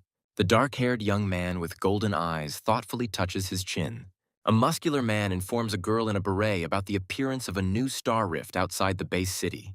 The black-haired young man with a keen gaze pondered the mystic skill, recalling that the reward last time was a Star Hundun card that brought quite a lot of benefit. But the current reward doesn't seem so bad. A close-up of the profile of a thoughtful guy who admits that he most wanted to test himself in a real fight, demonstrating his determination and ambition. A military observer wearing a helmet and carrying a radio announces the approach of a Prokotsev vehicle, which should be allowed to pass while the vehicle moves toward the checkpoint. An energetic captain with turquoise hair waves cheerfully, announcing his arrival, while a silent, black-haired young man in a blue jacket with orange stripes stands next to him. The man with a proud posture introduces himself as the captain of the Black Wolf Group, Fan Ganli, asking who he has the honor of speaking to. The black-haired, golden-eyed youth introduces himself as Su Ping and describes himself as an unremarkable type, looking modestly to the side. The fair-haired Li Ying, with a sly smile, tells the young man that they heard about him from Fan Yujin, and at first glance it is clear how young their hero is, asking if he has turned 20. Su Ping, with a serious expression and a hint of surprise in his eyes, simply answers 18. Captain Fan Ganli, his deputy, and the third member of the team are frozen in shock against the backdrop of flashing lightning when they hear the age of the young prodigy. The deputy captain, with a cold expression on his face, clarifies whether this means the guy has not yet graduated from the University of Combat Beastmasters, and asks where he studies. The captain says the self-taught man with amazement in his eyes, to which the confused Su Ping responds with bewilderment. Fan Ganli, with a serious expression, explains to the newcomer that the star rift is 100% life-threatening, and they need to register it before entering. Surrounded by a reddish aura, Su Ping calmly agrees, but immediately clarifies that he has no intention of joining their group and only intends to find his lost pet. An irritated Li Ying, with a disdainful look, notices that the young man, although very young, does not watch his words, asking whether he really thinks that he can join them just by emoting. The captain calmly stops his hot-tempered deputy, reminding him that Brother Su is Xiao Fan's guest, so he should be polite, to which the blonde only remains meaningfully silent. The hero's menacing eyes, surrounded by scarlet lightning, sparkle, accompanying the command, emitting a powerful aura. A flash of red light reveals a small skeleton with a metal collar emerging from the shadows, ready for action. The team looks in shock at the lurking little skeleton, while the hero, calmly observing the situation, calls his servant personally. Su Ping holds a red energy stone in his hands, saying that after 8 days of diligent absorption, this thing is sufficient for his further use in the wasteland. The captain, turning to the hero, is surprised that he recently acquired this pet, to which Su Ping calmly confirms. Expressing concern, the captain explains to Su that the personalities of their leader and his deputy could create difficulties if he lets them down. Smiling, the young man places his hand on the little skeleton's head and assures the captain that he can be trusted, because he will not disappoint. The small skeleton, responding to its master's command, draws a sword that glows with powerful energy, ready for battle. The entire squad, including the captain, watches in amazement at the incredible speed of the little skeleton, who has already managed to sheath his sword. Glittering attack circles spread out from the point of impact, creating destructive force. Su Ping asks in confusion whether the young man has completed his skills at this point, and the man standing next to him is surprised that the hero only graduated from high school and is only 18 years old. The blonde assistant warns the hero that temporary employees may be eligible for merit, but they will still not have full privileges. The man points the way for the hero, directing him to the registration corridor, clarifying that for any crime he will be tried as an ordinary civilian. The cheerful captain cheerfully assures Su that if he has any problems with the police, he will definitely come to his aid, which makes Su think sarcastic thoughts about this talkative comrade.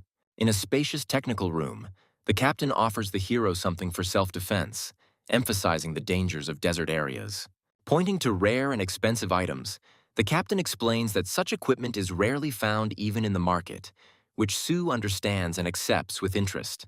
The hero looks at a display case containing a mysterious artifact surrounded by bright energy circles, wondering if these items were really obtained from other planets. The captain reminds the hero of the time limit, asking if he found anything interesting. Su Ping points to one of the display cases, clarifying that he would like to take the item displayed there, causing surprise among his companions.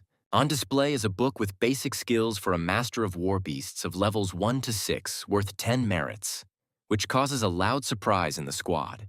The fair-haired deputy asks the captain with a grin who he brought into the group, making fun of the situation. The silver-haired man convinces Su Ping to take self-defense equipment, noting the danger of the upcoming mission, but the hero is reluctant to take anything until his task is completed. The captain ponders the hero's capabilities, suggesting that he is either incredibly confident in his abilities or acting impulsively. Su Ping looks at the box containing the unusual black equipment with confusion, wondering what kind of item it is. His partner explains that it is defensive armor capable of withstanding attacks from 5th-stage beasts, adding that failure by their group is unacceptable. The boy with golden eyes coldly agrees to the plan, demonstrating confidence and a willingness to act without hesitation. Finding himself under the night sky, Su Ping asks his partner for information about the star rift, to which he receives a response about its classification as a demonic type. With a slight smile, the hero reflects out loud that he has chosen the right place, while simultaneously clarifying the situation with the two wounded. The partner mentions that the deputy has already called the second assistant, warning Su Ping to be careful not to anger him. At a tense moment, Su Ping turns around abruptly and with surprise and caution asks the stranger who he is. Lich Mikun calmly remarks that the others are too slow and jokes that he almost fell asleep waiting for the command. A guy in a black suit helps his friend up, and he assures him that his determination will not break, and that all weaklings below the 6th level simply pale in comparison. The captain teases Mikun about the disappearance of their group's blood fox, and he reluctantly admits that he feels insecure without it and is glad that he can now be with a pro. A burly man with tanned skin smiles and agrees that it would be foolish not to take professionals into the wasteland, while Su Ping watches the conversation from the sidelines. Someone looks at him suspiciously and wonders who this guy is, noting that he is not in the database. The blue-haired captain explains that Su Ping is Xiaofan's acquaintance and asks him to explain what happened, noticing the surprise on Mikun's face and his sarcastic remark about his first visit to the wasteland. Mikun assesses the situation with disdain, saying that the newcomers are clearly asking for trouble, and if they are unable to cope with such a threat, then there is no place for them in the wasteland. In response, the captain claims that although his comrade is not as experienced, he has truly good abilities as a master of combat beasts, and his strength level is quite up to standard. The silver-ranked entrancer turns to face him, insisting that strength alone isn't enough. You also need to be a true member of the team, and warns that once you enter, everyone acts according to his rules. Su Ping, with a cold gaze, says that he brought the people here himself and will be responsible for them himself, demonstrating confidence in front of the team. The silver-ranked explorer, with a tense face, wondered what was happening to this guy, clearly feeling some discomfort inside. Against the backdrop of Su Ping's dark eyes, his opponent feels a chilling gaze, as if the hero is looking at a corpse and an ominous skeleton appears in front of him. The comrade assures the young man not to pay attention to the straightforwardness of the miners, and Su Ping calmly accepts the situation. The young man with the piercing gaze thinks that he thinks as coldly as his skeleton. A group of researchers moves towards an anomalous crystal on a mysterious planet, noting the gloomy atmosphere and the lack of detected creatures, but urging everyone to be on guard. Their route leads through a dark, twisted forest under the light of a huge moon. The captain gives the command to find a way through the fog. The team spots a small, unknown creature near the lake, and the deputy, using night vision technology, clarifies that bypassing the area is impossible due to other dangerous creatures on alternative routes. The hero with the mechanical snake decides to personally verify the situation ahead and promises to immediately warn if anything threatens the squad. Through the darkness of the night, they use their instruments to notice that the creature by the pond is actually an adult tiger tapir, possessing a strength of approximately level 5. A silver-ranked explorer undertakes to eliminate the threat, receiving instructions to do everything quietly, and Su Ping requests a pair of night vision goggles to personally verify the details. A man in a high-tech suit demands an explanation and asks if the others doubt his decision. The dark-haired man responds by explaining that tiger tapirs rarely drink water and are not found in such an environment. Two team members discuss that tiger tapirs typically live in the tropics and cannot be exposed to the cold here. The hero, wearing glasses with a red backlight, assures the others that they are looking at an ordinary tiger tapir and considers the whole thing a waste of time. The man with the ponytail gives the command to do this, releasing the creature into freedom. The blue-haired team member screams in panic that the creature is long dead and wonders what is really going on. The massive monster reveals its true form, shedding its tiger tapir disguise, revealing itself to be a spirit beast. The character demands that Lin Mi-kun force the creature to immediately spit out the captive, threatening his life. A bald man in a helmet angrily protests why he is being given orders, calling his interlocutor a brat. The blue-haired boy asks Su if it's really a spirit beast in front of them, and admits that he has no experience dealing with demonic creatures. The guy in black explains that an adult spirit beast has the power of the 7th stage and often disguises itself as a weak bait to devour its prey from the inside. The hero explains that the main threat is not the dead spirit, but the creature with which he is in symbiosis. A bloody spirit beast. The girl with blue hair asks in surprise about the bloody beast and asks to clarify what is meant. The dark-haired youth explains that bloody spirit beasts always hide where other spirits reside. The black-haired character looks at the lake and declares that there is no water in it at all. Instead of water, the surface of the lake turns out to be covered with blood, in which a sinister monster was swimming. The man in the helmet reports that he has lost contact with the python and does not understand what is happening. The commander urgently orders everyone to leave, explaining that if ordinary 7th stage spirit beasts are eaten, the enemy is much stronger. A huge, big-eyed creature with a power of at least the 9th level appears before the heroes and is probably the king of beasts. The team makes a hasty retreat, encountering a bloodthirsty demonic wolf and a winged dragon. A huge, bloody creature hovers over the forest under the moon, and the guy orders me in to look for an escape route. The young man with glasses offers 2 paths: dangerous unknown beasts in the east and safety in the west. The team studies the map, and the blue guy reports that he has lost his beast, so the only way out is to run west. The blue-haired hero asks Brother Su what he thinks about what is happening. The man in armor advises to go straight east, causing surprise among the others. Riding on their beasts, the crew argues about the wisdom of this decision and agrees with the captain to retreat. The blue warrior desperately asks Su again if he is sure of his plan, because a mistake could cost them their lives. The dark-haired youth insists on trusting him, assuring them that they are running out of time and that this is the only way to find the bloody fox. The guy hopes that this choice will not be his last. The team moves determinedly east towards the canyon, following the chosen course. A guy in goggles calls the captain an alarm after noticing something unusual. The radar shows how all the monsters in the canyon suddenly start to scatter. The young man explains that everyone sensed the bloody spirit beast behind them, which is why they ran away. The team discusses what is happening and receives an explanation that the huge beast cannot chase prey on its own and uses others as bait. The black-haired hero clarifies that they are of no interest to the monster, and the canyon itself is too small for its size. The man with pink lines on his armor admits that he himself would not have retreated, and justifies himself by saying that he did not know all the features of the bloody beast. The guy on the blue dragon reports that they have almost reached the place where the missing person was found, but a sky beast is on duty at the exit. A young man in black asks to borrow a pair of glasses from a friend to sort out the situation. The man reluctantly agrees, calling him a pauper and telling him not to get cocky. The dark-haired hero catches the transmitted devices and thanks his comrade in arms.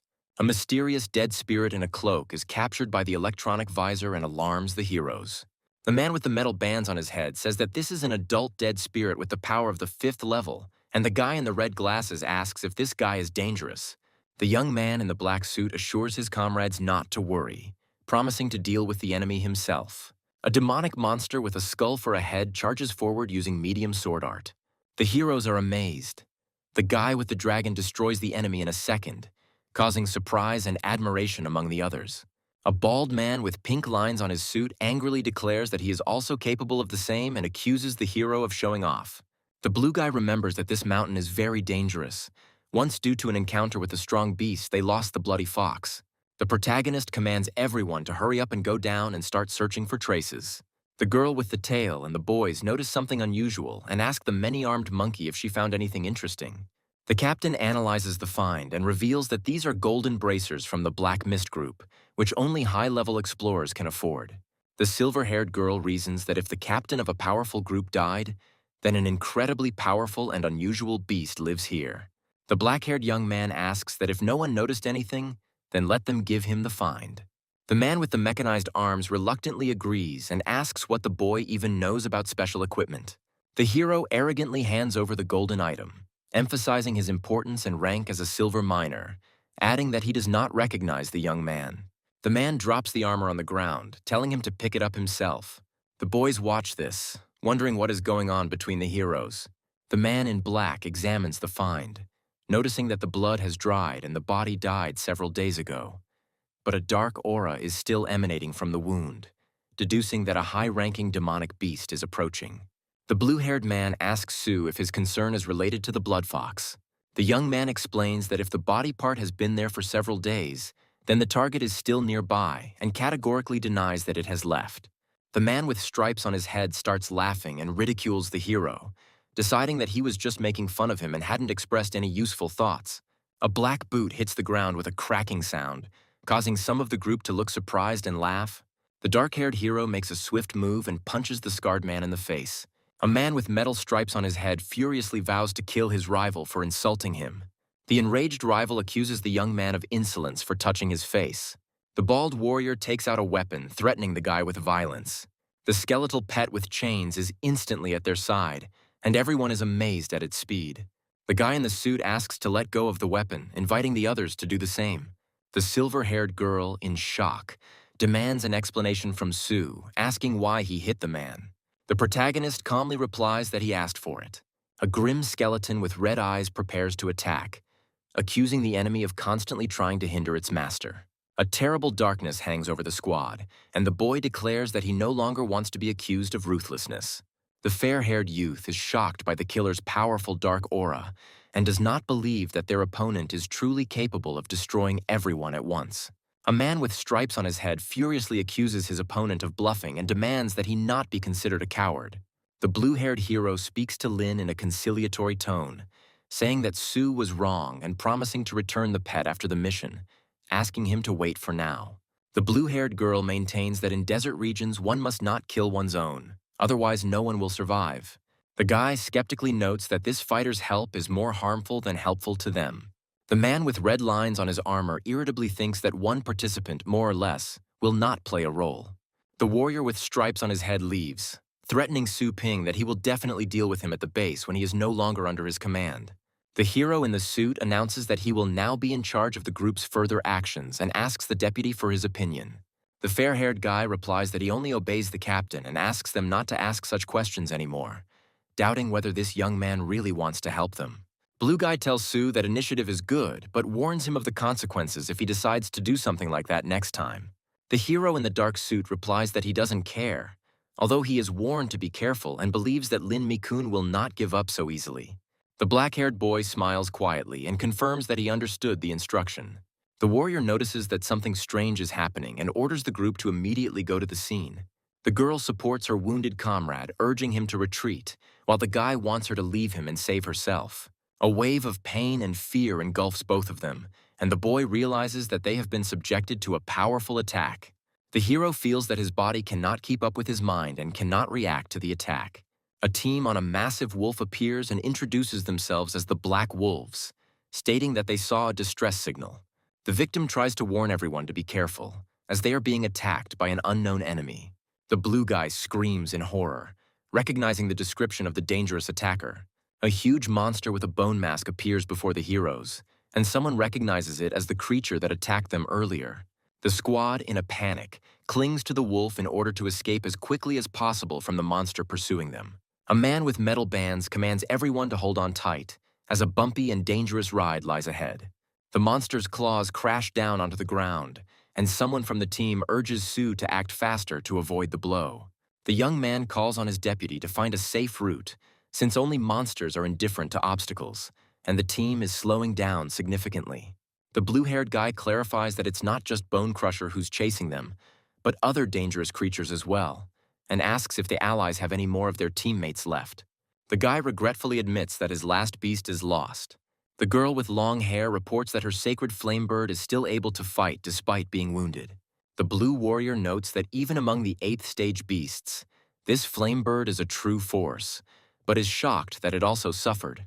The protagonist reflects that the skeleton will not be of any use against the Bonebreaker due to the enemy's strong bones, and decides to turn to Lin Mi-kun for help.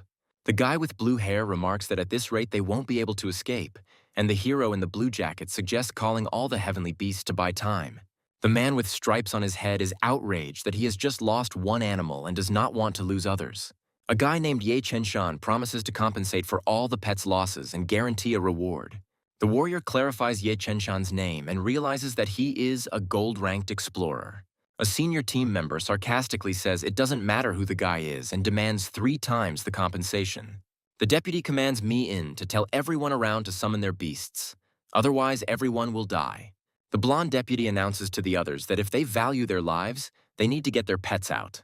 A girl with a bandage on her face sadly remembers her sacred firebird. Against the backdrop of a dragon, a guy in black jumps forward, intending to rush into battle. The bald warrior gloats maliciously, believing that the brat has decided to play the hero and is sure that no one will stay to help him. A huge clawed hand bursts out of the ground next to the wolf-riding squad, causing shock among the heroes. The group is surrounded by an army of skeletons, and the blue guy panics and tells them they are trapped. The warrior notices that the skeletons have no reaction and assumes that they are not targeting them. A massive undead resurrection spell begins on the plateau at the captain's command, so as not to leave the pet to the enemy. A guy with black hair and a skeleton discuss the impossibility of simply abandoning a faithful beast. A huge army of red-eyed skeletons is ordered to attack and move forward. The hero orders the small skeleton to flank the giant monster and deliver a surprise attack. The team is shocked that the 8th stage beast was attacked by a mere skeleton. The boy and girl with the ponytail declare that they will also go and help Sue in the battle. The blonde man in the suit decides that if the captain went down first, they should go after him too. The man with stripes on his head is surprised that someone is going to help the rival, and the blonde guy reasons that if they stay away, the skeleton will take all the credit. The hero is angry at what is happening, feeling an internal conflict about the need to intervene. The guy with the red hoop around his neck admits that he is once again obeying the leader's command. From different sides, the fighters summon a bloodthirsty demonic wolf, a serpentine-winged dragon, a mountain crusher, and a sacred flame bird to join the battle. Mighty beasts attack the enemy with their abilities, using fiery beams and icy breath. The hero's forces deal a devastating blow to the monster with several techniques at once. The girl with the tail and the boy urge the wolf to attack again and urge him not to give the enemy a break. The demon wolf instantly pounces on the enemy using the blood hunt technique. The monster releases dark energy. The heroes watch the battle unfold in amazement and notice strange changes. The protagonist, with a serious face, points out that the monster's thick ribs have opened up, which changes the danger of the situation. The girl and her partner warn everyone to hide, announcing an impending attack. The squad takes cover behind a protective barrier, and the girl notices with amazement that they were saved by a serpentine-winged dragon. The guy tries to mentally call out to the bloodthirsty demonic wolf, desperately demanding an answer. The beast's master despairingly admits that the entire attack was useless, and that the forces of the 6th and 7th stages are unable to cope with the 8th stage. The heroes panic because they are too far away from their beasts and complain that they cannot call them back, scolding themselves for their mistake. The boy commands the little skeleton to use medium sword art. The small skeleton fights fiercely despite the pressure and attack of the 8th stage's power. The warrior is shocked and asks how the skeleton could withstand the attack of a monster of such strength. The hero with the earring explains that the skeleton would not have survived if he had not used the corpse roar technique at that moment. The blue-haired boy remembers seeing a sound wave during the roar and wonders if that's what helped neutralize the attack. The blue-haired boy is amazed that using the corpse roar to repel an attack is only possible after endless training. A hero with a neon pattern on his back raises questions about the experiences and suffering he might have gone through. The team is shocked that a 9th-level skill was just used. A huge black cloud associated with the death annihilation technique appears over the battlefield, and one of the fighters runs away in panic. The protagonist gives the command to the little skeleton to act immediately. Everyone is stunned that the 8th-level monster was killed so easily by a skeleton, and they don't believe what they saw. The hero answers his comrades' questions with a smile, assuring them that he simply guessed how to attack the enemy from the inside. At this time, they reason that only demonic beasts are capable of using the recombination of severed limbs, and are surprised by his recovery. The voiceover explains that the monster's body is just a shell, and the root of its life is in the spiritual core. Thanks to the core, the monster survived all this time and restored its body after any damage. As long as the monster uses its abilities correctly, any demon-type heavenly beast will be nothing more than paper to it. The guy with the earring notes with satisfaction to himself that this fight dispelled all doubts about his strength. The team is shocked and cannot believe that the monster is still alive after all the attacks. The hero with the blue collar notices that the monster's movements are unusual, as if it is being controlled from outside. The girl with the tail asks Sue if he is responsible for what is happening, and he reluctantly confirms. The group members are stunned by his confession, discussing how a small skeleton was able to summon an army and make a puppet out of a beast. The blue and blonde guys decide not to go into details and suggest continuing the search for the bloody fox. However, the protagonist stops them, saying that he still has unfinished business, and asks them to pretend that they didn't see anything. The blue warrior shouts after Sue to stop and listen to the command, but he stubbornly moves forward. A man with stripes on his head finds himself in a force barrier and indignantly demands to know what the hero is planning. The hero, with a gloomy expression on his face, warns his interlocutor to be careful, stating that he does not intend to do anything. In a deserted area, a battle begins where a man fights a dangerous creature armed with a glowing blade. One of the participants in the clash screams loudly in pain, having received a serious wound to the arm. An unknown young man with a cold gaze claims that his opponent will only remain alive thanks to another person. The wounded man retreats, threatening with hatred, but notices something that puzzles him. The hero with bright red eyes says that he will personally destroy the enemy if he does not disappear on his own. The partners turn warily to the blue-haired youth, reproaching him for yet another rash act. The girl with long hair declares that the man in question is too dangerous and insists on his expulsion. A group of people gather to discuss the search for a powerful creature, the blood fox, trying to gain information. The young man, confused, claims that he cannot remember the details, but the girl notes that she saw traces of this creature. The girl asks the hero to lend her a flare gun while at a mysterious object that has attracted attention. The characters find a bloody fox lying on the ground, looking exhausted. Smiling happily, the blue-haired guy announces that the search target has been found. The blue-haired boy tells the fox with relief that he has caused everyone to worry while the rest of the team watches. The young man reports that the task is completed and prepares the team for return. The hero asks to wait a little, delaying the others before leaving. The hero examines the strange glowing crystals with the small creature, noticing something inside. One of the team members offers to examine the find and begins to study the crystal. The group discusses how the discovered ore does not match any known elements and is clearly unfamiliar to scientists. The hero watches in bewilderment as several members of the team leave, leaving him to deal with the find. A man with gray hair explains that rare ores can be of benefit to miners if used correctly. He adds that the likelihood of finding valuable ores is very low, comparing it to searching for gold in sand. The hero listens as another participant advises him to simply report back upon his return, as the government will take care of the ores. The boy notices that the small skeleton is extremely fascinated by the ore, suggesting that it might be unusual. The heroine hands the hero her business card and shows a desire to continue communication. The girl, smiling, invites the hero to visit the university and mentions that she wants to introduce him to the rector. The protagonist, holding a business card, thanks for the invitation, thinking to himself about his past experience at the university. The guy apologizes for the rush, notes that he is interested in something else, and promises to discuss everything later. The heroine reflects with disappointment that she should have been more straightforward and immediately offered him the job of teacher. In the morning, the hero yawns and lazily wakes up, preparing for a new day. A girl in a yellow jacket catches the hero off guard early in the morning, making fun of his lack of sleep. The hero, turning his back to the girl, answers her with a question, suspecting that she also did not sleep enough. The girl demonstratively declares that she is not like him, calling him a loser brother, and mentions her morning workouts. The hero, walking down the stairs, raises his finger up, says that he is proud of her, and calls her a good girl. The girl angrily stomps on the floor, declaring that she does not need his pride and showing her character. The hero encounters a mysterious system, asking what it is, seeing a strange symbol with an eye. The voice of the system tells of the power of the Golden Raven, which destroyed most of the primeval universe. The surprised hero looks at the hologram, shocked by the power it speaks of. The system reports the inevitability of the hero's transformation into a golden raven demon who must rule the celestial empire. The hero looks at his hand with concern, wondering if he will become a monster, and notices that it looks like the story of a villain. The hero asks a rhetorical question about the possibility of a normal life, realizing the surrounding realities. The fight scene suggests that the weak in this world live without respect and can only survive by changing. The young man, with a frightening smile, agrees to play by the rules of the world around him, accepting its challenges. The hero controls the workers who deliver boxes of materials, indicating where to place them. He notes the convenience of delivery from the Federal Tunnel storage facility and successfully scans the cargo. The young man explains how he earned merit along the way and activates the water armor of the new defense system. The materials for the first level of the Golden Crow's demonic body have already been collected, which the hero finds effective.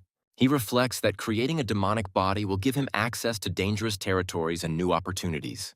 The young man takes the ore with a thoughtful look, thinking about its meaning and what to do next.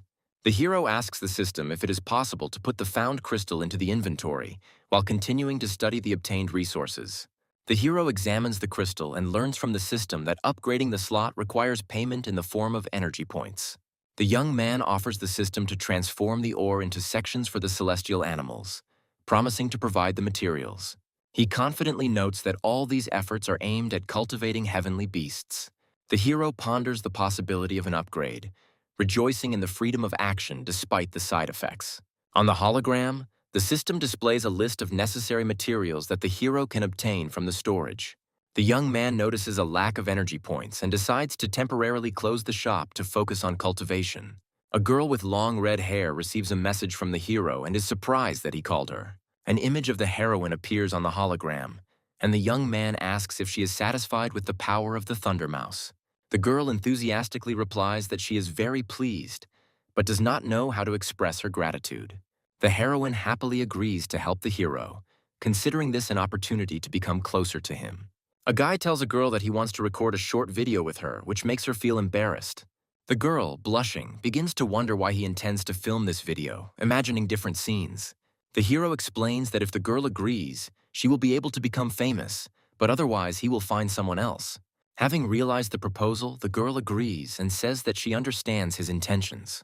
The girl comes to the hero's store dressed in an elegant dress and says that she has arrived. The guy, confused, notices that she is dressed especially nicely today, while the girl reminds him about the video. The hero, without changing the plan, asks the girl to summon the Thunder Mouse, saying that it will not interfere with the filming.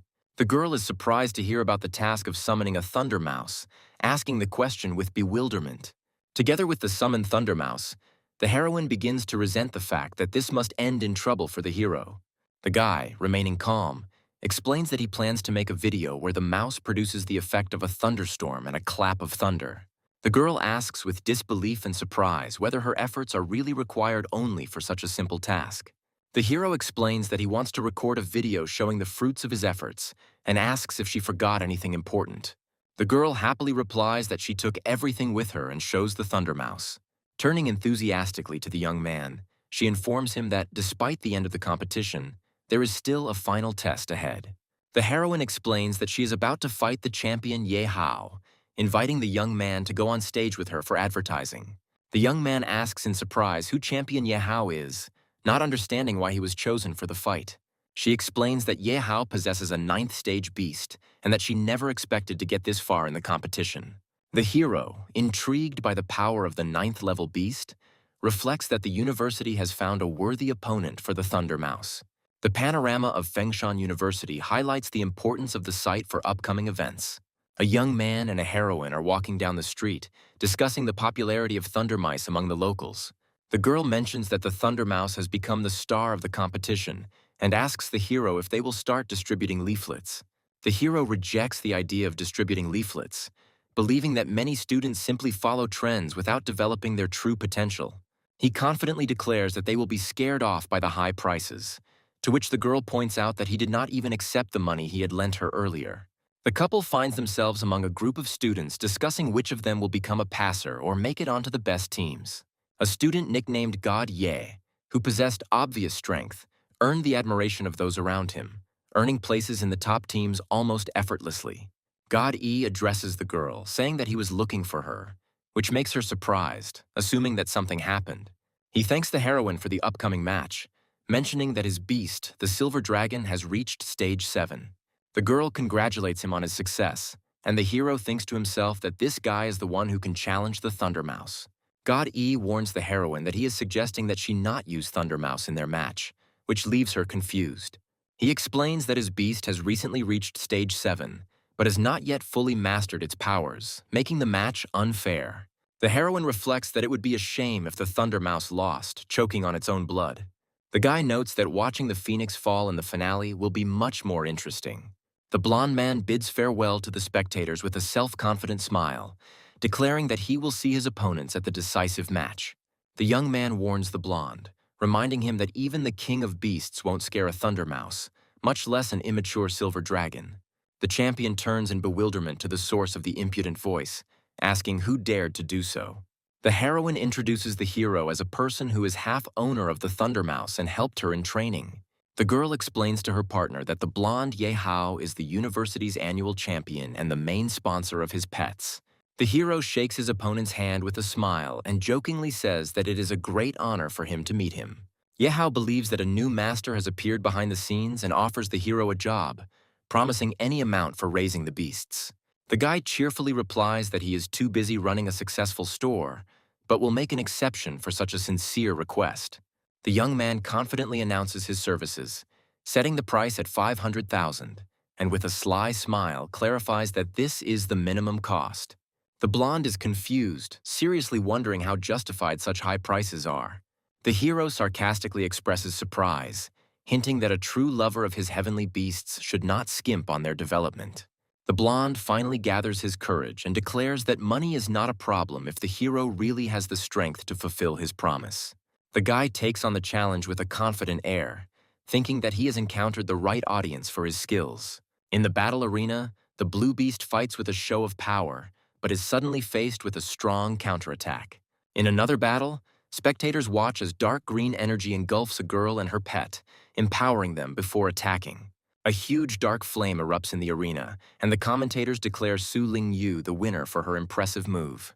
A girl from the audience admiringly discusses her tactics, and a young man thoughtfully notes her professional skills. Despite the praise, the hero notes that there are shortcomings in Su Ling Yu's actions that could become decisive in the future. The commentator discusses how there are too many strong competitors in the current season, and some of the animals seem ordinary. Another observer confidently states that the champion will be a rare dragon beast with a 9th stage bloodline. The third expert notes that the girl could have become a star if she had had a more experienced mentor. The hero and heroine discuss how success in competitions often depends on luck as the start of the final match is announced. The second-place winner is introduced into the arena with her Thunder Mouse, showing confidence ahead of the final. Ye Hao appears accompanied by a huge blue dragon, confirming his status as the annual champion. The girl in the yellow suit in the audience cannot believe that the hero is also participating in the events. The young man gently strokes the Thunder Mouse, reminding him of the time when they fought together. Thunder Mouse suddenly retreats, surprising the heroine, who does not understand her reaction. The audience discusses that the Thunder Mouse was clearly frightened, suggesting that the silver dragon was the cause. The blonde arrogantly advises the heroine to follow his instructions so as not to make a fool of herself. The girl calls upon the fallen phoenix, casting a powerful spell to attack. The commentator delightedly notes that the heroine suddenly launched an attack to demonstrate her skill. Ye Hao orders his silver dragon to have fun with the heroine, showing confidence in victory. The enemy dragon uses its 8th stage ability, impressing the audience with its power. The heroine commands the fallen phoenix to repeat the attack, encouraging him not to give up. The blonde smugly marvels at her opponent's endurance, declaring that now she will see the real difference in their abilities. The silver dragon struggles to hold on to the phoenix's rays in a battle between confidence and underestimation. Despite all the phoenix's efforts, it is unable to inflict significant damage on the dragon. The power of the ninth stage bloodline proves too great. The spectators are shocked, discussing that the power of the beams belongs to the 8th stage, but to the dragon it seems like a simple attack. The observer notes that despite using an 8th tier ability, the fallen phoenix itself is only a 5th tier beast, inferior to the silver dragon. Yehao commands his dragon to show its true power, clearly enjoying the dominant position. The silver dragon uses fire, ice, and wind simultaneously, causing the public to admire his skill. The girl inspires her fallen phoenix to not retreat, increasing its speed against the enemy's whirlwinds. Under the powerful onslaught of attacks, the heroine is forced to go into deep defense, defending herself from the devastating scope. The fallen phoenix makes a mistake that immediately causes damage, weakening its position in battle. The fire beast is knocked down by a powerful blow from the silver dragon, demonstrating the champion's clear superiority. The heroine worries about total defeat and wonders if the Thunder Mouse will be able to change the outcome of the battle. Yehao addresses the heroine with obvious disdain, mocking the strength of her pets and doubting their value. The final scene shows Yehao's menace, his killing intent illuminating the arena, heightening the tension. The heroine is surprised to notice that the Thunder Mouse's aura has changed and become more threatening. The hero confidently orders the Thunder Mouse to attack, motivating it to take decisive action. The mouse rushes into battle, using the Undead Claw ability and dealing a powerful blow to the silver dragon. Commentators marvel at how the mouse was able to penetrate the dragon's armor despite its 9th stage lineage. Yehao activates the 4th stage power boost, emphasizing that such power makes victory meaningful. The silver dragon attacks with a frosty stomp, freezing the ground and restricting the movement of enemies. Thundermouse finds himself cornered, apparently on the verge of defeat. The hero points out the dragon's weakness, inspiring the mouse to use the combination attack he taught it. Mouse uses the 10 Thunder Curves technique, causing a series of powerful electrical shocks. Thundermouse uses multiple residual split, creating copies of lightning to attack the dragon and break through the defense. Yehao notices 3 thunder mice and tries to determine which one is real. One of the mice launches a swift attack, using thunder armor to defend itself, ignoring the enemy's efforts. Yehao is confused when he discovers that the attacking mouse may be a clone and doubts his strategy. The hero reveals that all the mice were a distraction to lull Yehao's attention. The real Thunder Mouse suddenly appears on the back of the silver snake-tailed dragon, dealing a critical hit. The mouse attacks the enemy's weak spot, the mouth, the only unprotected part of the dragon's body. The spectators are amazed by the mouse's incredible strength, which surpasses the 7th stage beast Yehao. Yehao begins to doubt his status as champion if he has to admit defeat. Yehao's anger and despair intensify as his dragon takes another powerful blow to its most vulnerable spot. The Thunder Mouse's final attack destroys the dragon's armor, confirming its absolute superiority in the battle. The silver dragon strains for a powerful attack against the heroine, who is unable to dodge due to the frozen ground. The hero looks at what is happening with condemnation and notices that the actions against the dragon seem unfair. Thundermouse deals a powerful blow with a thunderclap, wounding the dragon and creating a huge wave of energy. The silver dragon falls into the arena, and the commentators are stunned by the announcement of the Thundermouse's victory. Spectators are shocked to hear the silver dragon's unexpected and humiliating defeat in battle. Yehao was at a loss, wondering whether the Thundermouse was hiding its abilities or whether it was the hero's doing. The commentator is delighted that the hero with the Mouse King has destroyed the status of the annual champion. The hero jokingly asks his opponent whether he will pay for the service in cash or by bank transfer. Yehao, flushed with embarrassment, agreed to pay later, but asked if his dragon could reach the strength of a Thunder Mouse. As he leaves, the hero confidently replies that anything is possible, but only he decides whose turn it will be next. The purple-haired boy notices that the young man who commanded the Thunder Mouse is clearly not as simple as he seems.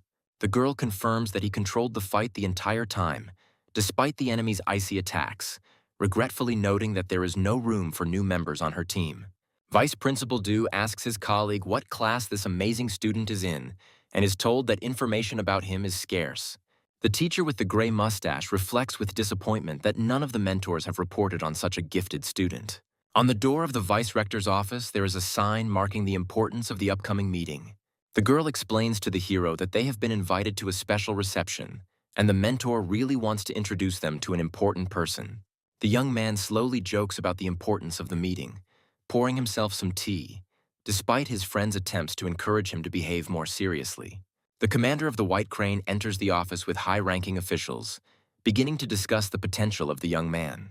The hero, sipping tea, arouses the guest's interest in his amazing success, while the heroine, in a panic, tries to calm him down. A dangerous tension hangs in the air as the commander delivers his praise, accompanied by the presence of the Shadow and Iron Hand squad leaders. The vice-rector asks whether the young man is a second-year student and who his mentor is. The secretary clarifies that the young man is not a university student at all, leaving the vice-rector puzzled. Despite this, the vice-rector offers the hero to study for free and promises him a high-ranking beast upon completion of his studies. The heroine is shocked by the generous offer and cannot understand why the hero receives such privileges. The guy, showing no interest, refuses, which greatly surprises the vice-rector and those around him. The vice-rector tries to persuade him, offering additional conditions and a monthly stipend. The secretary reminds the vice-rector that the young man is the one who killed the 8th-level Bonebreaker and saved the influential members of the Tunnelers. The vice-rector, shocked by what he heard, realizes that the hero has unique abilities and is right in front of him. The vice-rector's companions discuss the hero's origins, admitting that he may belong to one of the great families. The vice-rector's team concludes that the hero's power is so unique that its origin remains a mystery. The girl indignantly explains to the guy that because of his rude tone, they could lose an important opportunity. A man with short purple hair invites the hero to join their squad, promising double benefits. The girl is surprised and worried that even she is signed to a less prestigious team without any benefits. The guy declares that he would rather study than join the proposed squad, causing indignation in his interlocutor. An unknown young man invites the hero to join their organization, promising impressive bonuses and special opportunities. The girl enthusiastically agrees to the proposal, but the guy reminds her of real responsibilities in life beyond these promises. A woman in a formal business suit approaches the hero with an offer to become a university teacher. The boy and girl are stunned by the unexpected proposal, not understanding why their candidacy might be suitable. The girl explains the conditions for obtaining the position, emphasizing the difficulties and high competition.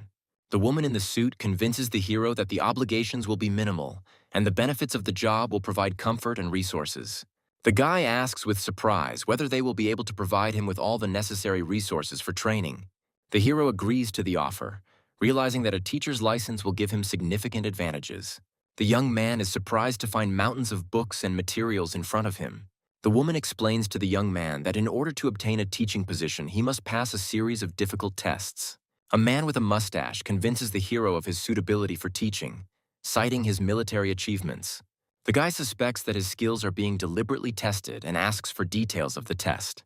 The leader brings the hero to the testing room, where he must defeat the robot.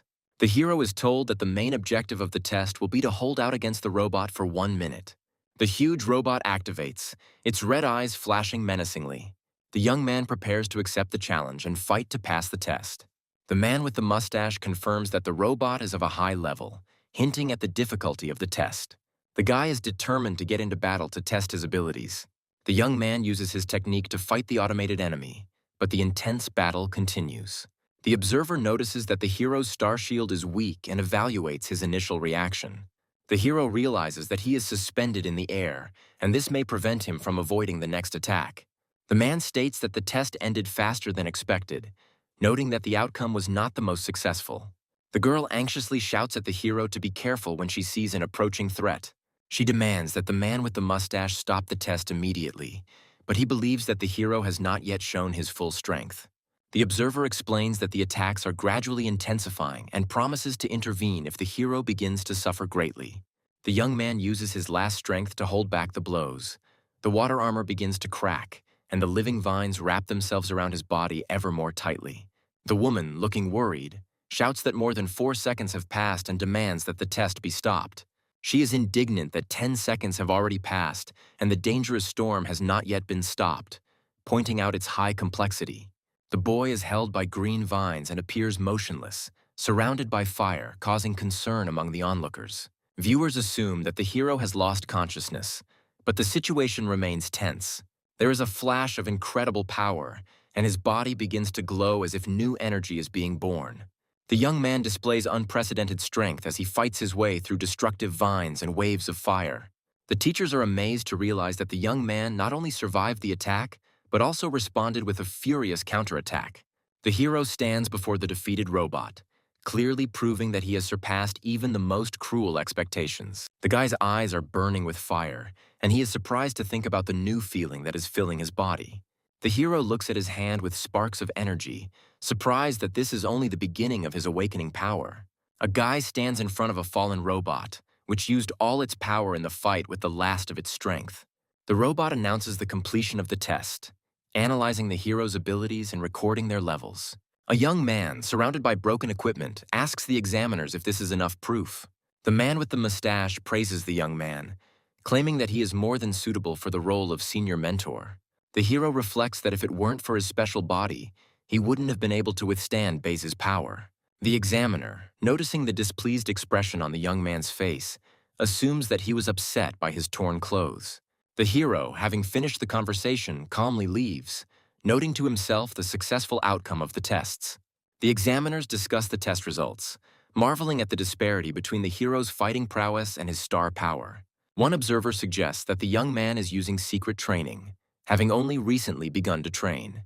A man with a mustache instructs his assistant to find out more about the hero's past, claiming that a true master stands behind him.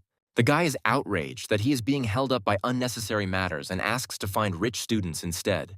Returning home, the young man is faced with the surprised gaze of the girl, who is perplexed why he is naked.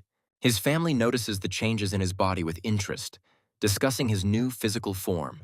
The boy angrily runs away from his family's comments, and his mother reminds him of the past. The young man stands in front of the door, thinking that his water armor is damaged and needs to be repaired.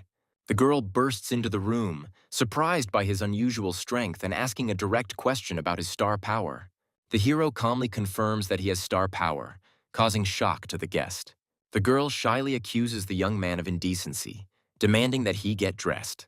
The guy teases the girl, suggesting that she get to know him better for the future. The young man makes a mocking gesture, frightening the girl, heightening her embarrassment and forcing her to react with a scream. The girl independently declares her own achievement of the 4th stage of development and drives the guy away. The young man confidently provokes her to strike again, assuring her that he is now completely different. After the unexpected attack, the guy comes to his senses, wondering why his defense at the 8th stage didn't work. During dinner, the hero is asked questions about his awakened stellar power and celestial animal, and he replies that the result is not yet sufficient. The girl reproachfully suggests replacing the low-ranking pet with a more suitable one, but the guy explains that his choice is justified. The heroine is outraged by the high cost of pet care, pointing out the difficulties of maintaining it in its current state. Her companion asks if the guy has enough money to pay for utilities and advises him not to take out small loans. The guy shows off his wallet, revealing that he has earned $500,000, which shocks those present. His relatives ask suspiciously where he got such a sum of money, hinting at the possibility of illegal activity. The young man explains that he made money thanks to the store's popularity and cannot reveal all the details for fear of revealing the secret of his success. The woman notices that her older brother has finally achieved success and advises the girl to learn from him. The guy, with a slight grin, promises to take care of his sister, hinting at her unfriendly behavior. The next day, a customer comes into the young man's shop, seriously determined to find out about his abilities. The client asks if the hero is really the one who raised the thunder mouse that became famous in Fengshan. The guy, realizing the popularity of his store, with a welcoming smile asks the purpose of her visit. The girl explains that she has 4 pets that she wants to make stronger than Thunder Mouse. The young man, remaining polite, informs that special enhancements were a limited service and that only standard methods are currently available. The woman, disappointed, clarifies the effect of the usual enhancements, noting that they look less impressive. The guy explains that standard changes work less effectively, but still improve pets' stats for a fee.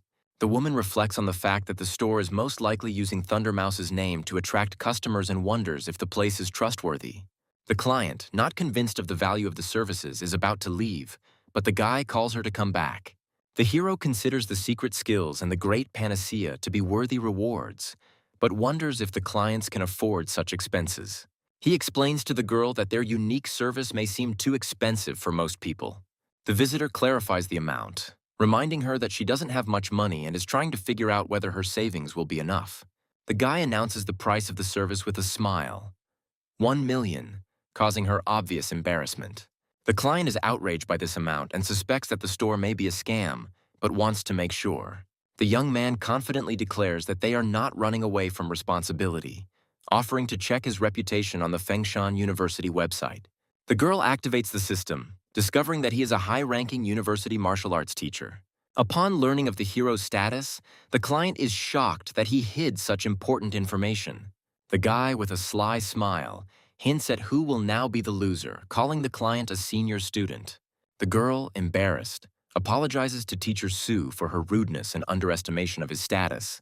The hero confidently says that in the store he should be called the owner or boss, pointing out his advantage thanks to his teacher's license. The visitor agrees to the terms but admits that she has a limited amount of money. She introduces her pet, a pig, hoping for help in strengthening it. The hero is shocked that the girl transferred 1 million so easily, because earlier she complained about a lack of money. The confused customer notes the shop owner's displeased expression, apologizes, and promises a generous gift once the process is completed. The young man thinks about such a rich sheep with a sarcastic smile, deciding that it is too late to show his politeness. The hero reassures the client that he treats everyone equally and will begin the cultivation process immediately. The girl is amazed by his generosity and the speed with which he completes complex cultivation, considering him a true teacher. The grateful client humbly expresses her gratitude to teacher Sue for the work done and the attention to her request. Su Ping is wondering where he should spend 10,000 energy points, upgrading the store or the chaos spirit pool. The boy evaluates the difficulty of using the cultivation zone by comparing it to the Thunder Realm, and understands that he will need a lot of energy to make significant progress. The young man discovers that the second level of his shop allows him to unlock the Shadow Clone skill. The hero is delighted with the Shadow Clone skill, imagining how it can be used to continuously cultivate pets and quickly recoup the costs. A group of new customers discuss the location of Sue's shop and decide to go inside. Sue notices a noise outside the store and notices a crowd of people gathered in front of the entrance. Realizing that all these people came to him, the guy feels genuine joy from such an influx of clients. Customers enthusiastically ask the boss if he can strengthen their celestial beasts and improve their stats. Sue confidently declares that he will accept all clients, guaranteeing the successful fulfillment of their requests. Using the Shadow Clone skill, the young man creates his first clone, spending 200 energy points. Su Ping looks at his shadow clone with doubt, as it looks strange and seems to be a mistake. The hero reflects on the place where the elements merge, where the strong attributes of the environment contribute to the more successful development of fire beasts. The group of pets, along with Su, come out to a lava landscape where the fire element reaches temperatures of 2,000 degrees. The guy calls his pets to follow him, confidently directing them to a new training location. Su is surprised that even in the hot environment, his defense works flawlessly, as during the battle with Baze. Recalling the previous battle, the young man realizes that activating the Golden Crow form protected him from the deadly heat. He begins to analyze the connection between his appearance and the nature of fire, reflecting on potential and new possibilities. The hero decides to test the fire element, confident in his ability to return to life after failure. The fiery streams begin to obediently obey Su, which confirms the unique talent of the Golden Crow. However, his imperfect clone continues to irritate him, despite all attempts to get results from him. Su decides not to waste time and starts cultivating his pets, preparing for difficult training. He encounters a system that offers to immediately resurrect pets, questioning their fire qualities. The guy, grinning slightly, notes that his pets lasted longer than he expected and decides to continue. The store's customers rejoice at their success, praising Su for helping them master complex skills in a short time. Inspired, new visitors demand product from the boss, ordering food and sections for their pets. Su explains to the crowd that he will serve everyone in turn, maintaining calm and discipline. Looking around the occupied sections, the young man realizes that the energy will pay off faster than he initially expected. The hero wonders if it's worth investing in a high-level cultivation zone for his pet. The young man makes a decision by asking the system to improve the Chaos Spirit pool. With a strong determination, Su activates the enhancement process, anticipating new opportunities for his pets to grow. Su notes that using the Chaos Pool costs thousands of dollars, wondering if the investment would be worth it. The guy makes a request in the system, hoping to get a 6th-level pet, indicating that he does not expect anything more. Visitors on the street begin to notice strange changes in the weather, wondering what is happening. A bright burst of energy illuminates the shop, calling the shadow serpent to cultivation. Sue is shocked to discover that the summoned beast is the light serpent of purgatory, a wielder of powerful abilities. The hero is delighted to realize that the case was a success, since the pet of the ninth stage was worth all the costs. Sue notes the greatness of the new serpent, emphasizing its strength and the severity characteristic of dragons. The man copes with a pet with a difficult character, noting his determination and willingness to go all the way. While talking to the snake, Sue offers to make a contract while remaining calm and confident. A reminder of an upcoming lecture leads the hero to the idea of returning to his teaching duties. Fengshan University prepares for a lecture, and the director of the combat department notes a lack of discipline and time. A woman in a formal suit explains that Su Ping might be lost as he is new to the place. The director expresses his dissatisfaction with the lack of order, reminding that the decision to recommend Su was controversial. The woman is worried about Su's tardiness and offers to take responsibility if he fails. At this moment, Su Ping appears, and the director looks at the newcomer with interest, introducing him as a stranger. Su jokes with a slight smile about his arrival on a dragon, hinting at a successful entry into the university environment. The students are excitedly discussing the appearance of a new master in the combat department, speculating about his origins. The blue-haired girl notices that his profile on the website looks empty, suggesting that Su got the job through connections. The student interrupts the gossip, condemning it and urging them to focus on training. A group of students laugh at the naivety of dreaming of becoming a high-ranking teacher, considering such aspirations absurd. Silence is declared in the large lecture hall before the start of the class, in preparation for a presentation to the students. A woman with long dark hair introduces the topic of the lesson and mentions that Su Ping will be assisting with it. The students are surprised to learn that Su Ping, their peer, is taking over as a teacher. A discussion ensues about his skills and strength, with speculation about whether he is truly worthy of the position. A girl among the students is shocked by Su's appearance, not believing in his participation as a teacher in the class. Her classmates, with a slight chuckle, remind her that she recently urged them to focus on training and not on rumors. One of the students asks Su a question regarding rumors that he defeated a dangerous beast called Bone Crusher. Other students discuss the scary legends about Bone Crusher, trying to figure out how true they are. Su Ping confirms with a smile that she will reveal the details later, switching to the main topics of the lesson. The director, observing the lesson, jokes that Su has only been a teacher for a day, but he already acts confident and important. The students begin to cheer Su Ping on, demanding that he demonstrate his skills to prove his qualifications. The blonde-haired boy remarks that he couldn't understand Su's strength before, and now he's even more curious to find out what he's capable of.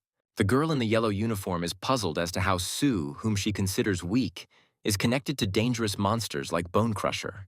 The director, dissatisfied with the noise in the hall, scolds the teacher in a formal suit for his unconvincing arguments about Su, demanding more specifics. Having recovered from the remark, she apologizes to the director for her rudeness. The director accuses Su of needing to prove his strength to avoid rumors of possible patronage. The guy activates his abilities, demonstrating a flow of energy, and hints that he personally paid a high price for these powers. The students are surprised to see the little skeleton on display, finding him cute but not impressive enough.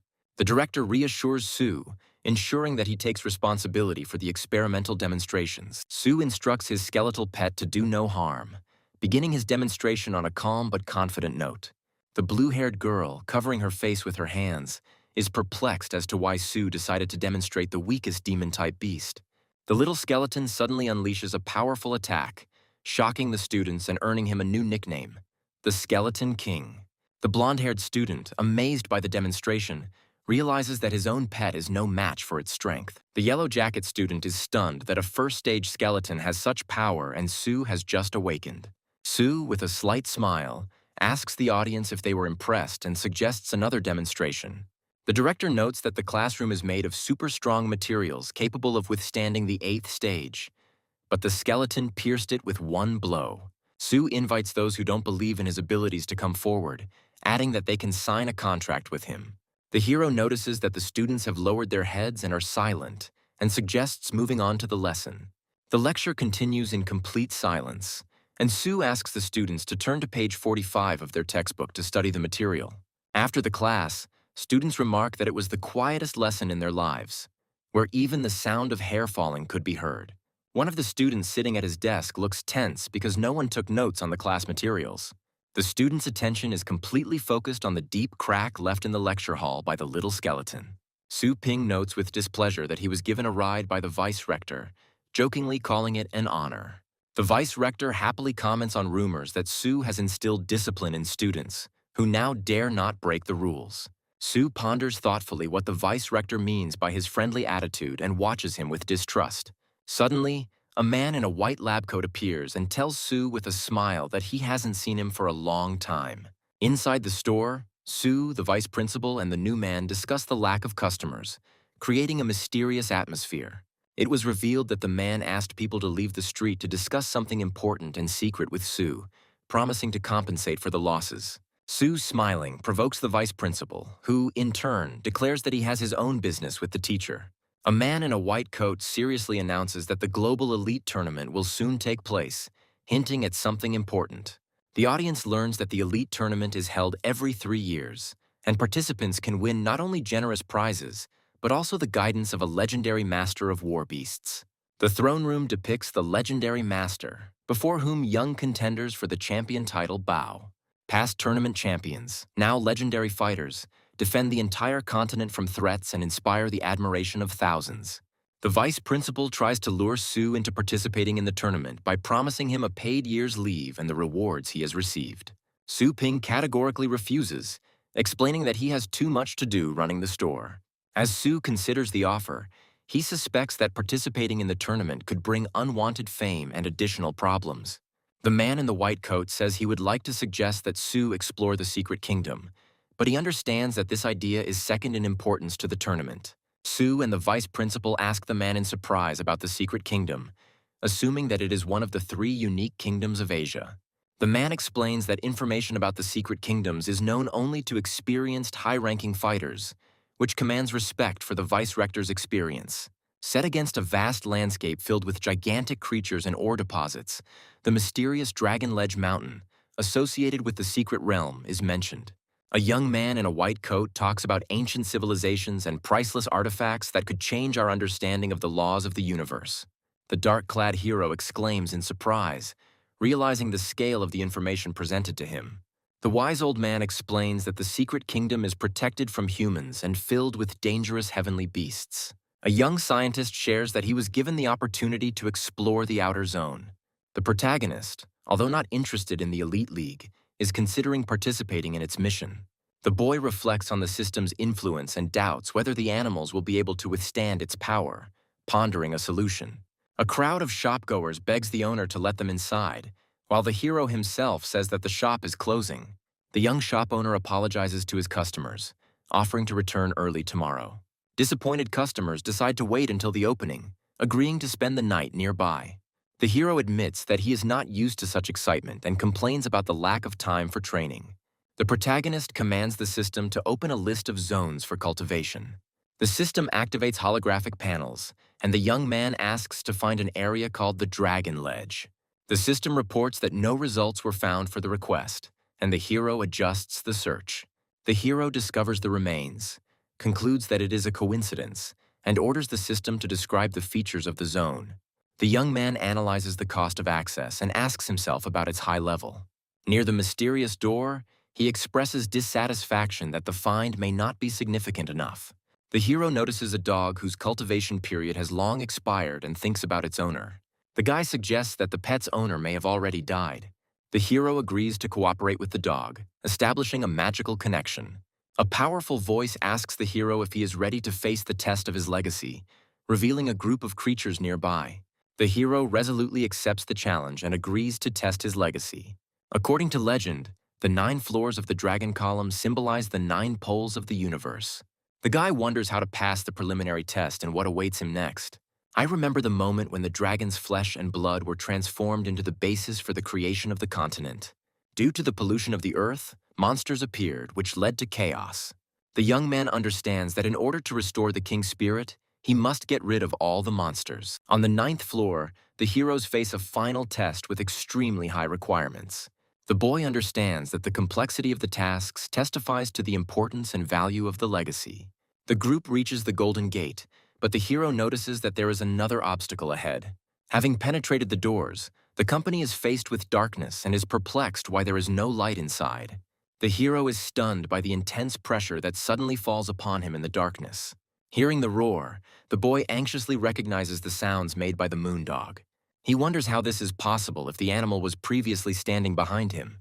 The young man becomes alert, hearing sounds from everywhere, and begins to suspect the presence of ghosts. The boy recalls colliding with a wall in the dark while trying to figure out what was happening. The special structure of the wall, according to the hero, causes sound distortion, confusing him. On the ground floor, he is greeted by an imposing statue that demands he learn to show reverence. A giant knight with a gleaming sword appears from the darkness, ready to attack. The hero realizes that the statue guarding the gate has come to life and reveals its deadly intentions. The knight's sudden blow wounds the boy, forcing him to curse the situation. The hero blames himself for his slowness and realizes that a concentration of stellar power could have saved him from the blow. He orders his little skeleton not to interfere, believing that he can handle it on his own. The young man concludes that showing reverence means avoiding eye contact with the dragon. After quickly completing the test, he heads forward with his group of creatures. The hero notices that his senses, as a master of combat beasts, are much sharper than those of ordinary people. The inner perception is subject to pressure from the being that creates threats around. Understanding the rules of the first floor, the guy focuses on controlling perception against pressure. He considers passing the first level an easy task and continues moving forward. Suddenly, a deadly aura appears in front of him, causing alarm. The hero notices a flaw in this aura, realizing that it does not come from a living being. The hero successfully completes the first floor test and is instructed to proceed to the second level. He notes with a smile that he reached the 8th floor without much effort. But for others, this might be a problem. The boy reflects on the fact that even having mastered powerful abilities, his skeleton is too weak in front of the 9th floor guard. The girl, watching from the side, decides to expose the hero, considering him a weakling, incapable of being an influential master. During the journey, the protagonist raises questions among his acquaintances, arriving at the place earlier than usual. A group of customers joyfully greet the shop owner and approach him with requests. A girl standing aside is surprised at how much those around her trust the hero, seeing him as a savior. The guy orders everyone to line up, emphasizing the importance of maintaining order. A new character easily tries to cut in line, causing outrage among those waiting. Everyone unexpectedly receives the newcomer with respect, realizing that he is an influential person. The crowd is astonished to see Yehao's arrival, causing a loud response from those present. The girl in the hat looks at the situation suspiciously, wondering why such an influential person is here. The protagonist asks Yehao, perplexed, about the reason for his unexpected visit. Yehao, by summoning the silver dragon, reminds of its strength and majesty. The appearance of the dragon causes panic in the crowd, and people retreat in terror under the strong wind. The giant dragon looms menacingly, causing those around it to fear its destructive power. The girl was worried, assuming that Yehao had decided to put on an illustration of his ruthless strength. Yehao, with a smug smile, discusses the majestic nature of the dragon and its capabilities. The protagonist stands to the side with restraint, wondering why Yehao arrived now. The guy is discussing with the system the possibility of unlocking a function to improve rare celestial beasts. The hero is amazed by the scale of the territory, noticing that instead of an ordinary store, there is a real factory. People admire the 9th-level highborn beast and discuss its development possibilities. The crowd expresses doubts about the hero's abilities, suggesting that he has never raised dragon-type beasts. Yahao provocatively asks the hero if he can handle beasts of such high pedigree. The protagonist defiantly calls upon his pet, explaining that there was little time to improve it. The crowd is terrified by the powerful aura of the pet, who suddenly unleashes his power on them. The girl is surprised by the scent of power emanating from the pet, and is perplexed as to how the hero tamed such a formidable creature. The hero's pet, the light-bearing serpent of purgatory, appears before the public for the first time, striking them with its grandeur.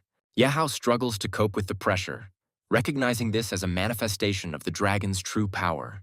The majesty of the Lightbringer serpent is so overwhelming that even the silver dragon bows before it. Even the silver dragon, which was larger than the others, felt the superiority of the light-bringing serpent of purgatory. The hero tells Yehao that the main reason for subjugating dragons is not greatness, but bloodline. Yehao was stunned to hear that at the highest levels, it was the bloodline that played the key role. The protagonist explains that 9th level beasts have a huge reserve of durability, which puts them in a special category. He emphasizes that the dragon race has the strictest hierarchy among the celestial beasts. The young man offers to make sure that the light-bearing serpent of purgatory is a clear proof of the highest level from birth. Yehao suddenly recognizes the hero's professionalism and feels uneasy about his unfounded confidence. With a slight mockery, the hero reassures Yehao, promising that his time will definitely come. The hero internally scoffs, thinking that Yehao is too naive for the current situation. The girl, pondering what she saw, is amazed by the list of rare high-level beasts and the hero's abilities. The girl is surprised to realize that her older brother is truly incredibly competent and deserving of admiration. Clients with pets line up and ask Master Su to help them cultivate their pets again. The protagonist jokingly addresses the already familiar animals, reminding them of payment for their services, while they look at him in amazement. In the evening, the hero checks his account, seeing that all received funds have been automatically converted into energy points. He begins to consider the need to expand the store to 3,000 square meters, realizing the high cost of the project. The hero analyzes the pros and cons of upgrading the store, realizing that it will increase profitability, but will be an expensive investment. He thinks with horror about how to earn the necessary 150 million to implement his plans. The young man considers alternative ideas, including using his pet as collateral, but dismisses this option due to the risks. Having decided to use his status as a high-ranking teacher, he comes to the conclusion that this is the most reliable method. The action moves to the base city of Longjiang, Shangcheng district, where the next stage of his journey likely begins. The guy in the room complains about the lack of demonic specialists on official websites. The hero reflects on the difficulty of finding craftsmen for rare species of animals. The young man finds himself in the upper part of the city and is surprised by the high prices. The security guard at the entrance tells the guy that outsiders are not allowed to enter. The young man is surprised at his situation, looking at something on his wrist. The guy introduces himself as Shu Kuang's guest and asks the security guard for permission to enter. The hero observes the training robot and realizes that its defense has been raised to the highest level. The combat robot activates martial arts mode, forcing the hero to use his skills. The robot fails due to significant damage, and the guard announces the arrival of a guest to Shu. Shu Kuang greets the elder joyfully, expressing his respect and joy at his arrival. The hero notices that the training ground is of impressive size and is intended for rich people. The boy warily considers the young age of the stranger in front of him. Shu Kuang initially mistakes the hero for an assistant of a famous person. Shu Kuang is stunned to find that the person standing in front of him is Longqian's first handsome man. The hero confirms his identity and offers advice based on his knowledge of demonic beasts. Shu Kuang wonders if anyone with a weaker aura can give him proper advice. Shu Kuang feels embarrassed, considering it humiliating to call the hero his elder. The hero directly asks Shu Kuang if he has tested his star power. Shu Kuang is amazed that the hero guessed that he was analyzing him. The hero confidently explains that he understood this from the expression on his interlocutor's face. The hero suggests that Shu Kuang use his star power to try and hit him. Shu Kuang decides to put maximum force into the strike to show off his full power. Shu Kuang confidently prepares for the attack, claiming that no one will regret it. Shu Kuang begins to have problems concentrating his star power, which causes him anxiety. The guy notices that the star power seems to have frozen and he cannot use it. The hero calmly repels the attack and demonstrates his strength with a loud cry. Shu Kuang is shocked to see how the hero is able to control such a large amount of star power. Shu Kuang notices that the hero's strength is on a level no lower than his own, and attributes this to a unique phenomenon. The hero reveals his true power, surrounded by a fiery aura and impressing those around him. Shu Kuang thinks about the hero's high rank and wants to know what level he is. The hero says that the enemy does not need to know his rank, but offers him to try 2 more attacks. The opponent, ready to continue, calls on the elder to give him instructions. A guy analyzes a threat while facing a swamp robot and a 6th stage soul eater. The miasma emanating from the enemy creates difficulties in the hero's vision. The hero explains that natural conditions in sand reduce the swamp robot's actual combat power to the 5th level. The young man uses the golden crow form, which he had previously upgraded, to enhance his attacks. The hero demonstrates combat, increasing his power to the middle 6th stage and successfully defeating the swamp robot. The opponent expresses dissatisfaction with the defeat and explains that he had expected to use the swamp robot's abilities. The guy sarcastically remarks that his opponent's idea sounds good if the side effect can be avoided. The hero coldly warns that he intends to finally drive out the enemy. The hero remembers hearing the creature's roar many times and uses this memory to focus and strengthen himself. The guy increases his voice and makes a dragon roar, which impresses the enemy. Xu Kuang was stunned, doubting how a martial Beastmaster could master a high-level dragon skill. The hero assures that he has slightly strengthened his body and critically notes the fighting skills of his interlocutor's animals. Xu Kuang is confused by the hero's comments about his animals and acknowledges his observation skills. Xu Kuang enthusiastically discusses the aesthetics of the demonic beasts and remarks that their facial expressions are extremely interesting to watch. The boy admits that raising demonic beasts is difficult, as it leads to disapproval from others. The hero points out the flaws in Xu Kuang's tactics and explains how he relies too much on the power of rare beasts. Xu Kuang sincerely asks the hero to teach him how to act in such situations. The hero hands Xu Kuang a hellbone lotus, explaining that it will improve the demonic beast's intelligence and expand their tactical arsenal. Xu Kuang is amazed by the hero's generosity and gratefully confirms his desire to accept the valuable gift. The hero sternly states that payment is required first, adding to the cost the manual and shipping costs. The young man is surprised to learn the exact price of the hellish bone lotus and realizes that the deal will bring him great profit. Xu Kuang enthusiastically agrees to the hero's proposal and prepares for new instructions. The hero gives advice on how to use the bone prison to fight flying beasts. Xu Kuang writes down recommendations on how to use the bone prison, and the hero suggests another strategy involving the mint mist. He thanks the hero for his advice before he takes off in a taxi to an unknown destination. Xu Kuang, unable to arrange any further contacts, is left confused as he watches the hero leave. Later, the hero returns home, where he is asked about the reasons for his late arrival and offered to eat the prepared dinner. At the table, the hero explains that he was busy with business, while those who greet him remark that the dinner looks festive. The hero notices that usually only the remains of food remain when he arrives, but this time was an exception. The hero's mother points out with a smile that he has only just now appreciated the taste of her food, while the guy enjoys his dinner. Later, the hero reflects on his ability to use the power of the 6th stage thanks to his enhanced golden crow body. The young man realizes that his progress has stalled and thinks that it is possible to speed up development by using the store system. The hero is shocked by the cost of the spirit control skill in the store, but understands that it can be useful. After a moment of hesitation, he buys the skill book, considering its potential. The hero successfully activates the skill and is surprised at how powerful its effect is. The boy realizes that spirit control allows him to use star power to control objects from a distance.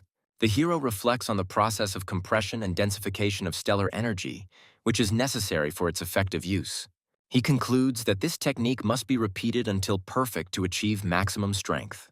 The martial artist displays a shining star power that takes the form of multiple fists around his body. The hero explains that once the star power has completely solidified, it can be used to destroy and create objects. He adds that only 9th-level masters are able to control stellar power to condense it. The hero begins using the spirit control skill, discovering that it greatly strengthens his star power.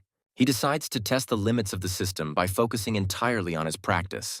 Despite his efforts, he notices that with his current level of power, he can only lift light objects from a distance. The hero ponders the need for a panacea to enhance his star power, feeling its lack. On the street, drivers watch in shock as a cyclist, boosted by star power, overtakes their car. After another experiment with the skill, the hero realizes how effective its use was.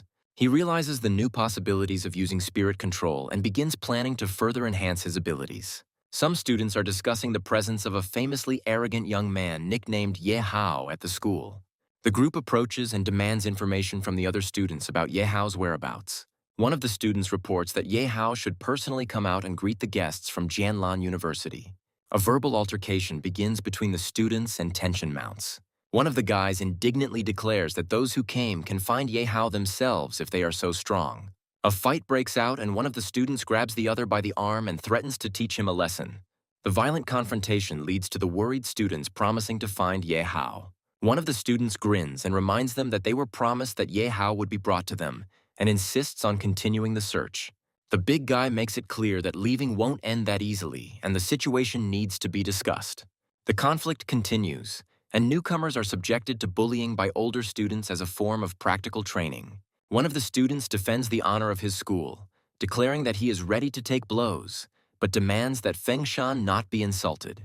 One of the attackers ironically agrees to fulfill this interesting demand. Suddenly, the hero appears, demanding that the pursuers release the victims. The guy, with a serious expression on his face, repeats his demand and physically stops their aggression. One of the attackers is outraged that the hero dared to touch the students of Jianlan University and grins maliciously. The hero, with a smile, advises the attackers to leave the place, stating that it does not concern them. One of the opponents suspiciously asks the hero if he is also a student of Fengshan. The attackers begin to laugh and mock the hero for his old bike and appearance. One of the opponents arrogantly declares that the guy would be better off giving up the bike and walking. The hero, surrounded by spirits of power, hints with a cold grin that it would be more appropriate for the attackers to crawl. One of the opponents is struck down, falling to the ground and angrily trying to understand what just happened. His comrades scoff, suggesting that he simply tripped on level ground. An officer from the opposing camp notices that he didn't even have time to notice the hero's movements. Another opponent accuses the hero of using force, but receives a cold response explaining the situation. The hero calmly invites the enemy to come closer, without retreating and keeping the situation under control. The enemy leader activates his power, threatening to break the hero's legs for his actions. He summons his strongest card, a massive golden-maned bear, declaring it a worthy challenge. The hero sarcastically notes that the situation is becoming troublesome, but does not yet see the need to actively intervene. Noticing that his lecture is about to begin, the hero calls on the other opponents to quickly demonstrate their trump cards. In another scene, a group of elders discuss the progress of a fifth-stage student and his terrifying dragon. Jianlan University's vice president and a senior faculty member discuss the upcoming exchange competition, calling for compassion. The other side's representative reacts with a smile, noting the opponent's good awareness. He states that it is their university's turn to show its potential and win. Vice Chancellor Jianlan responds to his university's past successes, beginning a verbal duel. The assistant reminds students to register before the start of the competition. A teacher from Jianlan assures that he will send students who were recently planning to look around. One of the students greets the vice rector and the teacher with visible embarrassment, showing signs of beating. The outraged teacher demands an explanation of what happened, reminding them that the competition is just around the corner. Seeing the students' silence, he raises his voice, insisting on an honest answer, threatening punishment. Finally, one of the students, overwhelmed by the situation, shouts out that the attack was on them. A teacher from Jianlan reports that the conflict was caused by a student from Fengshan. Director Jianlan, surprised by this news, wonders how such talent could have appeared in Fengshan. Vice Rector Jianlan demands details of the incident, insisting on the accuracy of the information. One of the students apologizes and explains that they were caught off guard by a young man from Fengshan who learned of their participation in the competition. Vice Rector Jianlan threatens students, warning that any lies will be severely punished. The frightened students confirm their friend's story, claiming that this is exactly how it happened. The vice rector angrily accuses Fengshan of demonstrating poor hospitality. Principal Jianlan calmly asks the students if they know the name of their bully. One of the students describes the attacker as a short-haired guy their age with the surname Su. The hero, calmly training, receives a call from the vice rector and inquires about his goals. The hero calmly asks the vice rector about the problem that has arisen, simultaneously turning off the screen after the call. The vice rector reports that those beaten by the hero were the best students of Jianlan University, sent to participate in the competition. The hero indifferently replies that he was only teaching the Jianlan students a lesson, adding that he only broke one of their arms and one leg. The vice rector insists that Jianlan students were the first to initiate the confrontation, insisting on finding the culprits. He claims that he has already found 2 injured students, but they are unable to give testimony. The hero learns that someone deliberately silenced the victims in order to hide the true causes of the conflict. The guy with the cold gaze asks if the vice rector assumes that he is ready to take full responsibility. The vice rector assures the hero that he must not react impulsively to Jianlan and promises to sort out the situation. He advises the hero to avoid the university for the near future in order to stay safe. At the same time, discussions begin about the upcoming competitions, where they hope to destroy the myth of Jianlan's invincibility. The arena announces the entry of 5 Fengshan martial Beastmasters, each the strongest in their respective annual competitions. The Fengshan participants enter the arena, encouraging each other and preparing for the upcoming battle. A representative from Jianlan University enters the arena, attracting the attention of everyone present. It turns out that only one third-year student is participating on Jianlan's side, which is puzzling. In the audience, Jianlan students discuss why the mysterious single-player strategy was chosen. Rumors begin to spread that Jianlan students were attacked by someone from Fengshan before the match. Outraged Jianlan students are demanding a rigorous investigation and an apology from Fengshan. The girl from Fengshan responds indignantly, denies the accusations, and demands proof. One of Jianlan's students accuses Fengshan of using dirty tricks to avoid fair competition. In the center of the arena, a conflict begins to brew between representatives of Jianlan and Fengshan, with each demanding an apology. One of the participants from Fengshan suggests that his opponent from Jianlan should forget about the match and just enjoy the battle. Fengshan representatives explain that they do not intend to use numbers to pressure them, considering such behavior unfair. The Jianlan disciple confidently points out that his opponents do not understand the full danger they face. The hero and his Jianlan rival exchange glances, discussing how the meaning of the battle is gradually changing. The enemy summons his beast, declaring that this is punishment for everything that happened. One of the participants from Fengshan was struck by the powerful aura emanating from the enemy beast. High-ranking spectators comment that the opponent is using a 9th-stage beast, the Dark Black Dragon. Fengshan representatives are called to seriousness and summon their strongest beasts. The enemy mocks Fengshan's strength, claiming that even the combined efforts of the 5 of them cannot defeat him. In the final moment, Fengshan is defeated in just 1 instant, highlighting the incredible difference in strength. The spectators from Fengshan are perplexed by the huge difference in strength and are surprised that even Ye Hao couldn't defeat his opponent. Jianlan's disciples gloat after Fengshan's abrupt defeat, calling for more attacks. The scene shows bloodshed in the arena, where a rival from Jianlan defeats one of Fengshan's strongest participants. One of the observers from the stands demands that the match be stopped immediately, but is told that the referee is on the opponent's side. Another observer reports that the key truth will be revealed once the witnesses wake up. Jianlan's teachers remind us that the witnesses are still unconscious and demand that their recovery be expedited. A Fengshan spokesman claims that the opponents are simply stalling for time to avoid exposure of their actions. One of Fengshan's students holds his ground despite pressure from a rival who mocks his attempts at resistance. The girl from Fengshan is surprised that her team still refuses to give up and tries to contact her brother.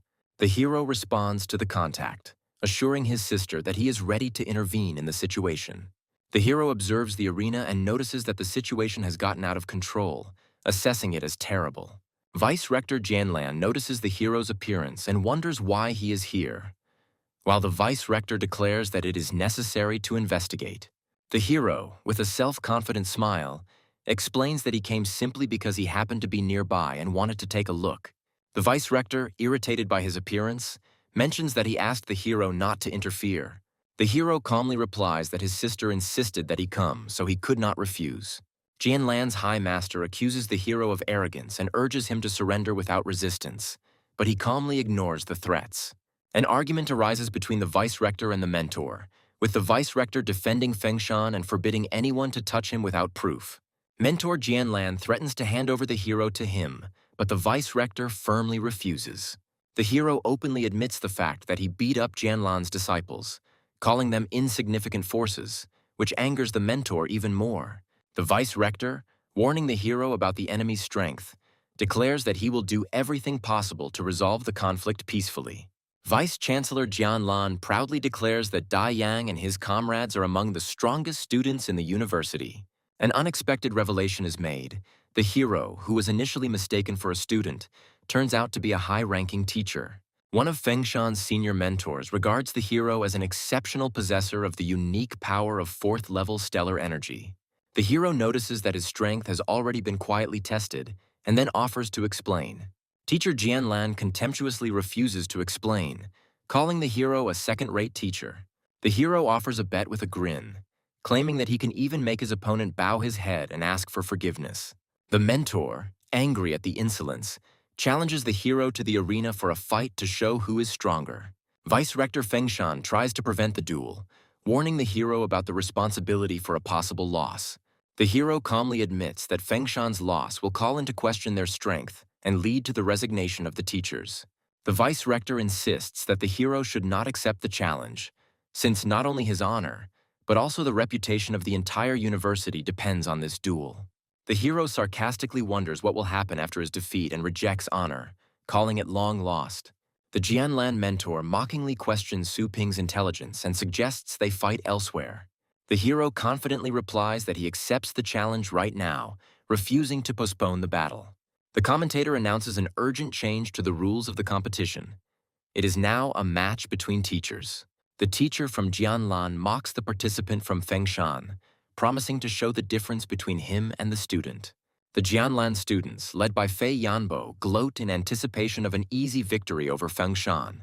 Spectators from Jianlan are surprised that Su Ping looks the same age as them, but are confident that he will not be able to defeat their experienced teacher. The girl from Fengshan is shocked that her brother decided to challenge such a strong opponent. Medics carry previously defeated participants out of the arena, making room for the upcoming battle. The announcer announces the entry of high-ranking teachers Su Ping of Fengshan and Fei Yanbo of Jianlan, calling for their opponents to descend into the arena. The hero takes a powerful step forward with a determined expression on his face, confidently declaring that he will be the first.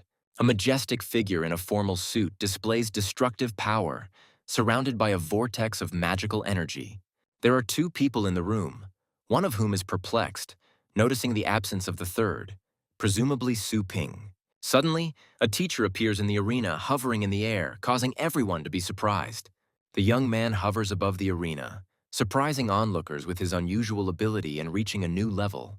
The spectators, including the elderly teacher and his companion, are amazed to learn that the young man has achieved the title rank. The man in the suit is confused, realizing that this guy could not possibly have such enormous strength. Another participant watches the young man, trying to figure out the reason for his defeat and reflecting on his perfection in controlling his power. The girl is alarmed to realize that her older brother has reached the title rank, while she is confusedly holding her cheek. A boy with traces of beatings begs a teacher named Su, being in a state of deep helplessness. A group of observers scream in horror about the impossibility of what is happening, discussing the unknown creature from Fengshan. The young man confidently declares that he is ready to begin, demonstrating calm composure. The judge solemnly announces that both participants must call upon their fighting pets to begin the fight. The man with the mustache reflects on how the young man could have raised a heavenly beast using all his strength. The enemy attacks with a huge energy blast with disdain, intending to demonstrate his fighting skills. A giant purple shadow fox emerges from behind one of the participants, causing shock among the spectators. A disciple in the crowd points to the 8th level of the bloodline beast's power with fear, amazed at its might. The audience begins to discuss the superiority of the shadow fox, calling him the most ferocious beast in the element of thunder. One of the participants gleefully declares to the enemy that his side is dangerous and knows no mercy.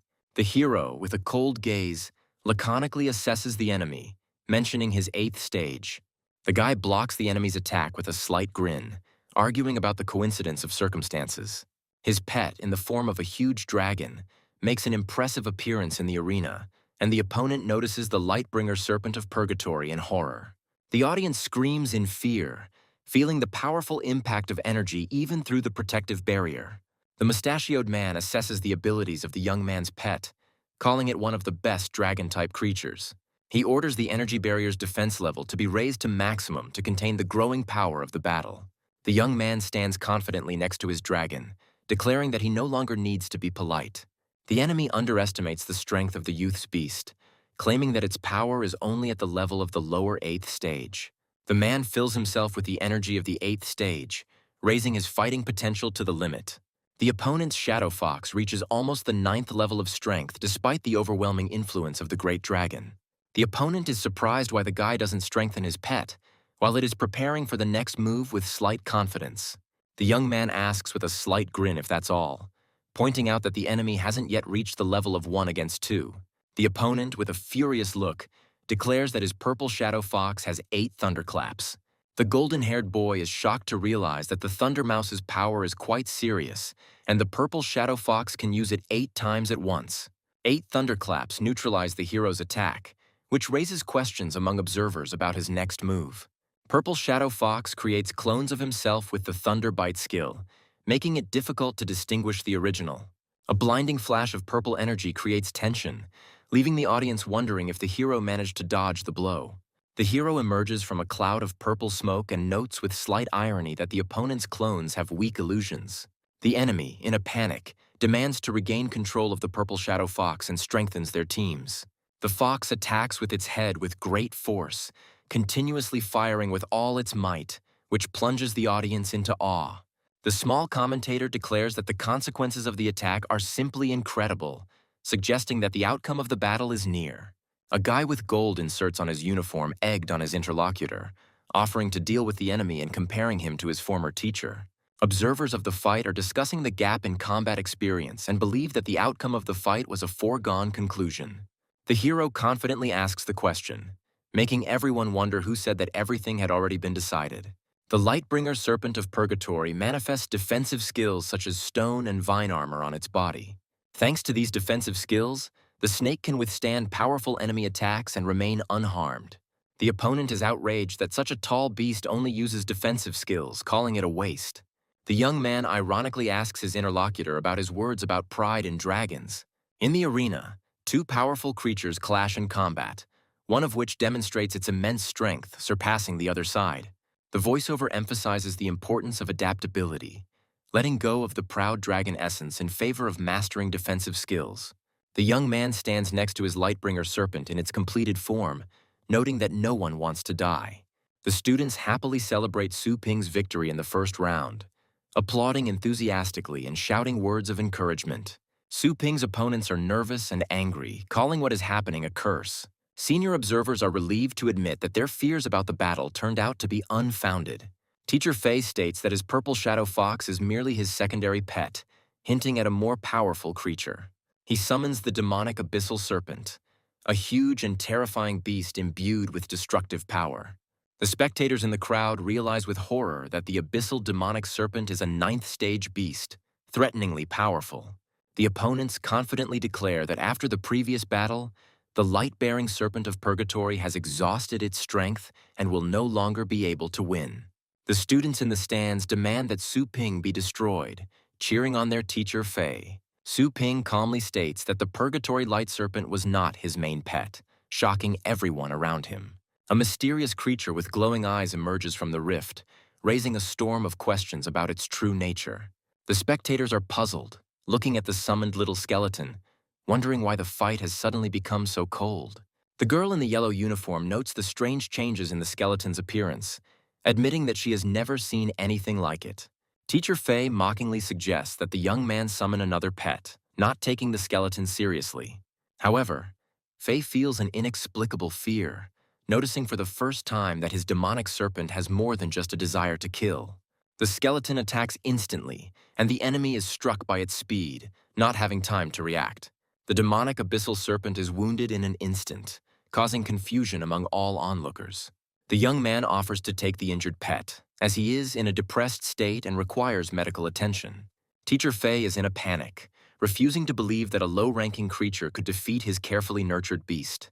The young man confidently protects himself with a golden barrier, dodging his opponent's questions and inviting him to find out the truth himself. With a slight grin, he avoids answering, asking a counter-question: is he obliged to reveal the essence of what is happening? The crowd applauds loudly, celebrating Su Ping's victory and calling it his first big win in 10 years. Students in black and gold uniforms discuss the hero's success, admiring his actions and calling him a heartbreaker. A man with gold accents on his clothes angrily demands that Su Ping not be released from the arena, accusing him of attacking his pet. A group of students in uniform become aggressive, loudly demanding an explanation and apology from the hero. The young man, with a slight smile, calmly replies that he will provide an explanation by activating the connection. Su Ping's little assistant links the device to the screen, offering to show the evidence on the large monitor. Opponents from the other team are perplexed, wondering who will testify and what the hero is planning. Su Ping, reacting with restraint to what was happening, asks to step aside and give an opportunity to show what happened. The man with the gold badge recognizes the two students the hero plans to bring on screen and says that he was expecting this. Taking the whole situation in stride, the enemy remarks with a terrifying grin that the two pose no threat due to their severe injuries. Su Ping shows footage of two injured students who have already recovered with local medicine and confirmed their willingness to talk. The opposing leader becomes furious and perplexed, not understanding how this is possible. An elderly observer asks with interest who these people are that Su Ping brought onto the screen.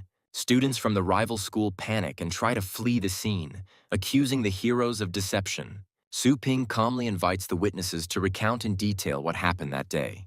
The injured student explains how a group from the enemy school surrounded them and beat them, trying to extract information.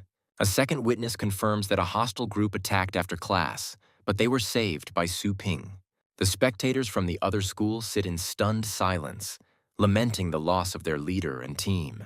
A young woman in a yellow uniform confidently declares that it has been proven who launched the attack first, rejecting the accusations of her rivals. The vice-rector intervenes, forcing the opposing leader and his team to acknowledge their defeat. The red-eyed senior mentor sternly warns of the consequences if anyone dares to lie. The enemy leader is horrified to realize that he faces expulsion and loss of the right to interact with the heavenly beasts. The elderly man humbly takes responsibility for the actions of his students and promises to reimburse all expenses. The teacher reminds Su Ping that he has forgotten something, hinting at his next steps. The man offers Su Ping rare animals or valuable rewards as compensation for the conflict. Su Ping smirks and says that he doesn't need any big gifts, but asks him to kneel down and apologize. The opponent responds indignantly to the demands, accusing Su Ping of arrogance. The young man calmly reminds them that victory in their fight shows that the enemy's words no longer matter. One of the senior council members tries to persuade Su Ping to give up his demand, but he insists on his own. Su Ping confidently asserts that there is a need for an apology, pointing to the importance of fairness. Su Ping announces to everyone present that any provocation against Fengshan will lead to severe consequences.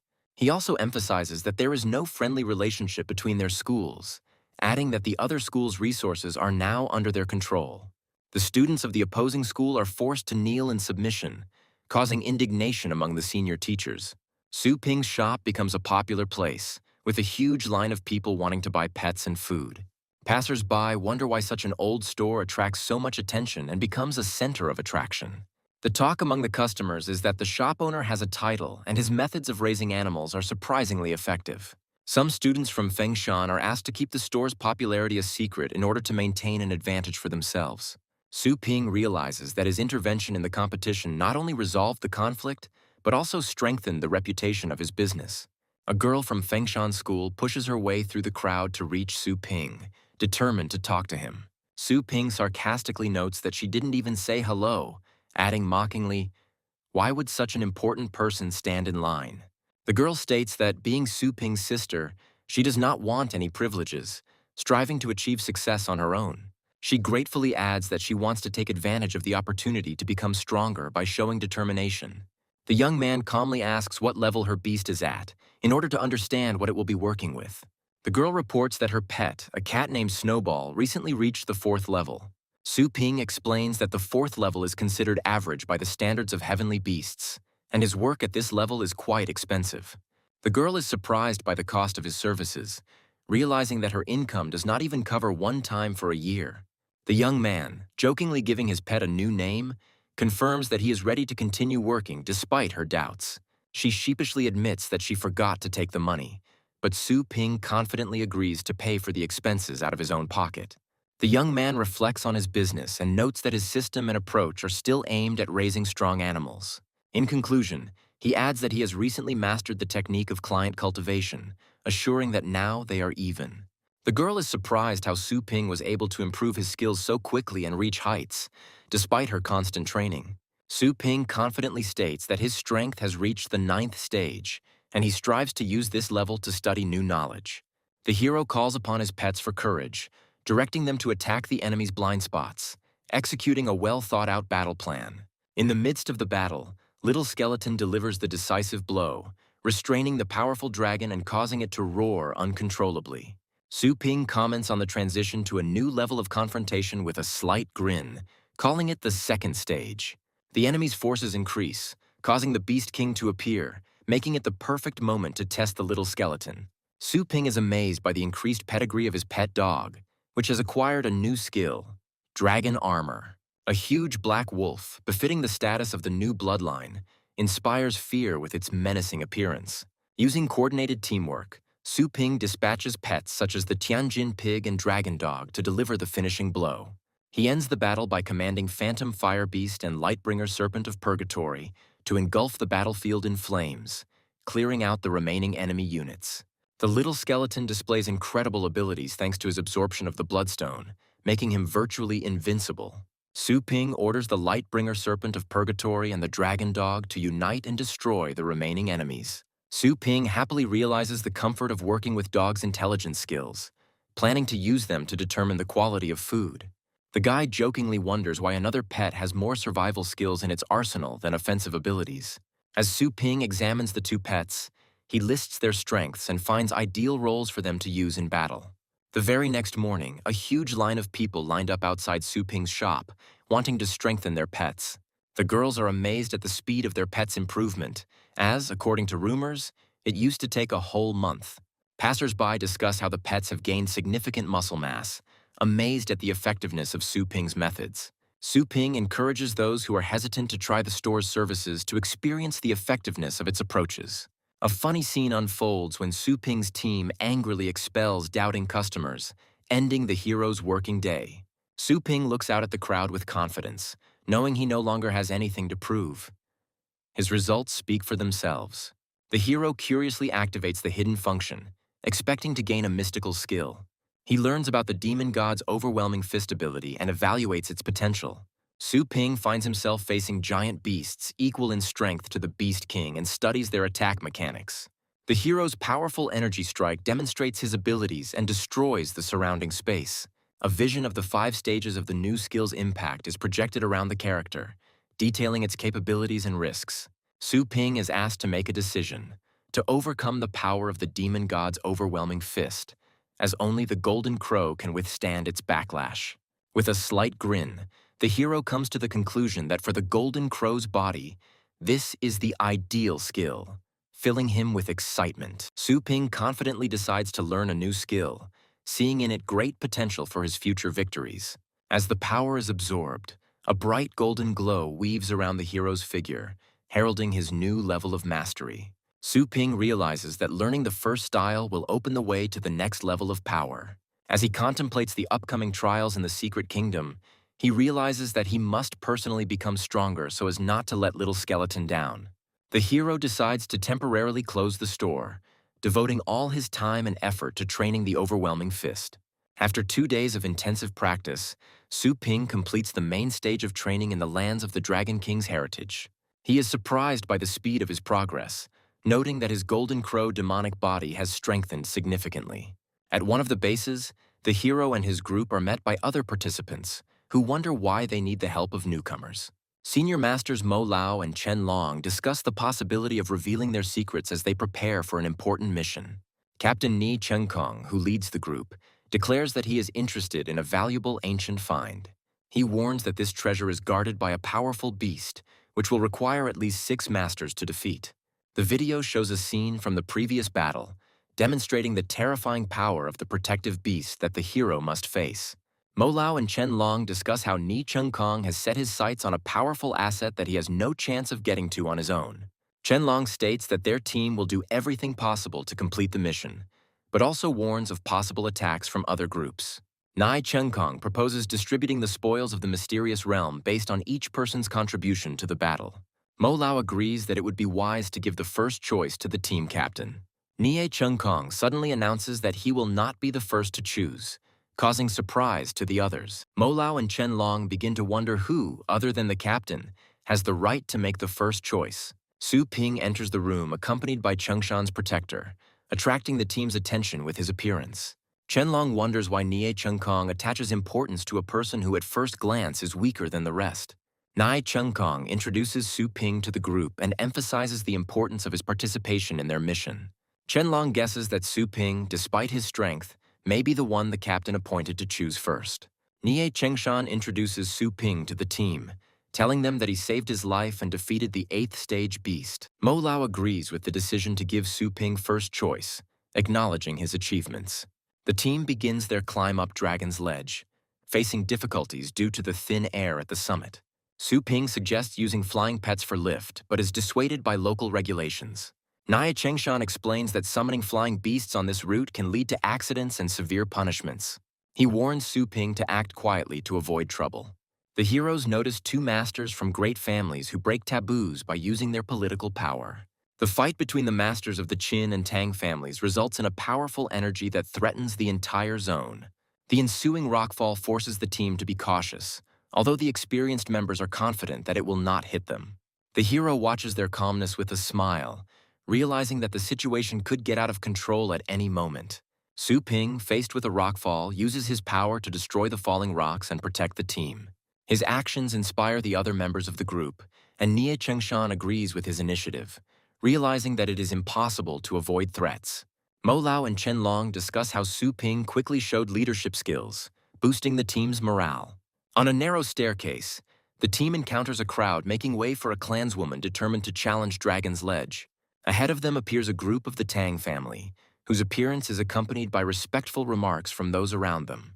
The two winds of the Tang family, Masters Zhuo Fengqiang and Feng Mo, display their impressive titles and strength. The mistress of the Tang family, Tang Ruyan, is preparing for another attempt to conquer the Dragon Ledge, attracting the attention of all participants. She addresses her opponents, warning them to stay out of her way to avoid trouble. At this time, the owner of the Qin family, Qin Xiaotian, appears on the scene and decides to also challenge his rival. Tang Ruyan, with haughty confidence, declares that she has not taken the fight seriously up until now, and asks her opponent if he is ready to continue. A man with blue hair provocatively addresses a woman, wondering if she is taking the situation seriously. A tense duel breaks out between them, where both decide to settle the matter by force. At this time, the mysterious kingdom of Dragon Ledge Mountain opens, attracting the attention of many participants.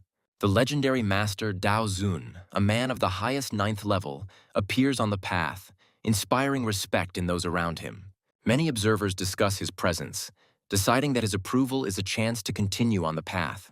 The Tang family places a strict ban on further advancement, threatening anyone who tries to cross their territory. A man from the crowd dares to condemn the actions of the Tang family, causing their representatives to react in bewilderment. The place is destroyed by a powerful blow from the sword, leaving a huge mark on the ground. Dao Zong intervenes, urging everyone to resolve conflicts privately rather than on the open stage. Su Ping respectfully thanks the master, admiring his sword technique, which allows him to cope even without the help of heavenly beasts. The man with gray hair says that his actions are aimed only at correcting mistakes, noting that the attack could not harm his interlocutor. The two elderly men rush forward furiously, condemning the disdainful treatment of the Tang family.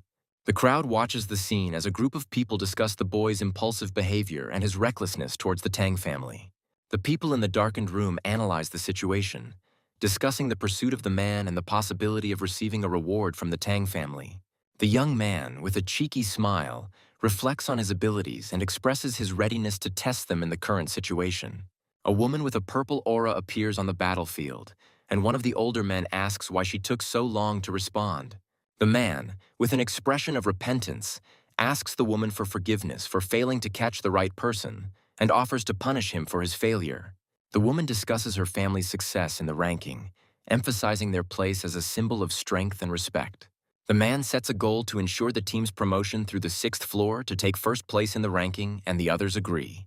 A group of people notice that the 6th floor light has come on and conclude that someone has just successfully completed a test.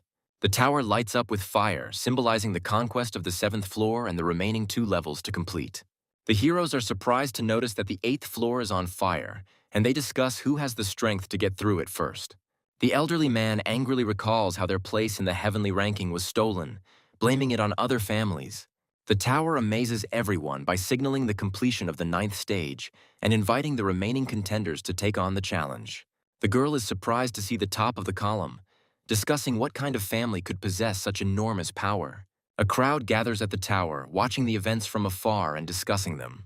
The young man coolly notes how easily he defeated his enemy, reminding him that these difficulties were once his limit. The hero completes his personal inspection of the system and decides to return to the group to continue the treasure hunt. The group looks out from the top of the tower and shares mixed emotions about the easy passage of the 9th stage.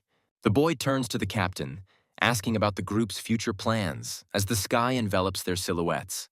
The young man returns to the group where the man greets him promptly, mentioning that he was expected to begin the treasure hunt.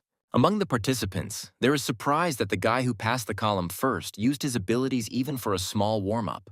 The two companions discuss the young man's independent actions, which irritates them, but they promise to teach him a lesson. The man tasks the group with scouting the terrain on foot and in the air, while summoning a massive beast for protection. The young man summons the dark dragon dog, deciding to test its skills in the current situation. A senior member of the group criticizes the boy for summoning a high-level heavenly beast, suggesting a lack of trust. Another team member notices that the summoned beast is too attention-grabbing, asking the young man to bring it back. The dark dragon dog suddenly growls, warning its master of a threat that has appeared nearby.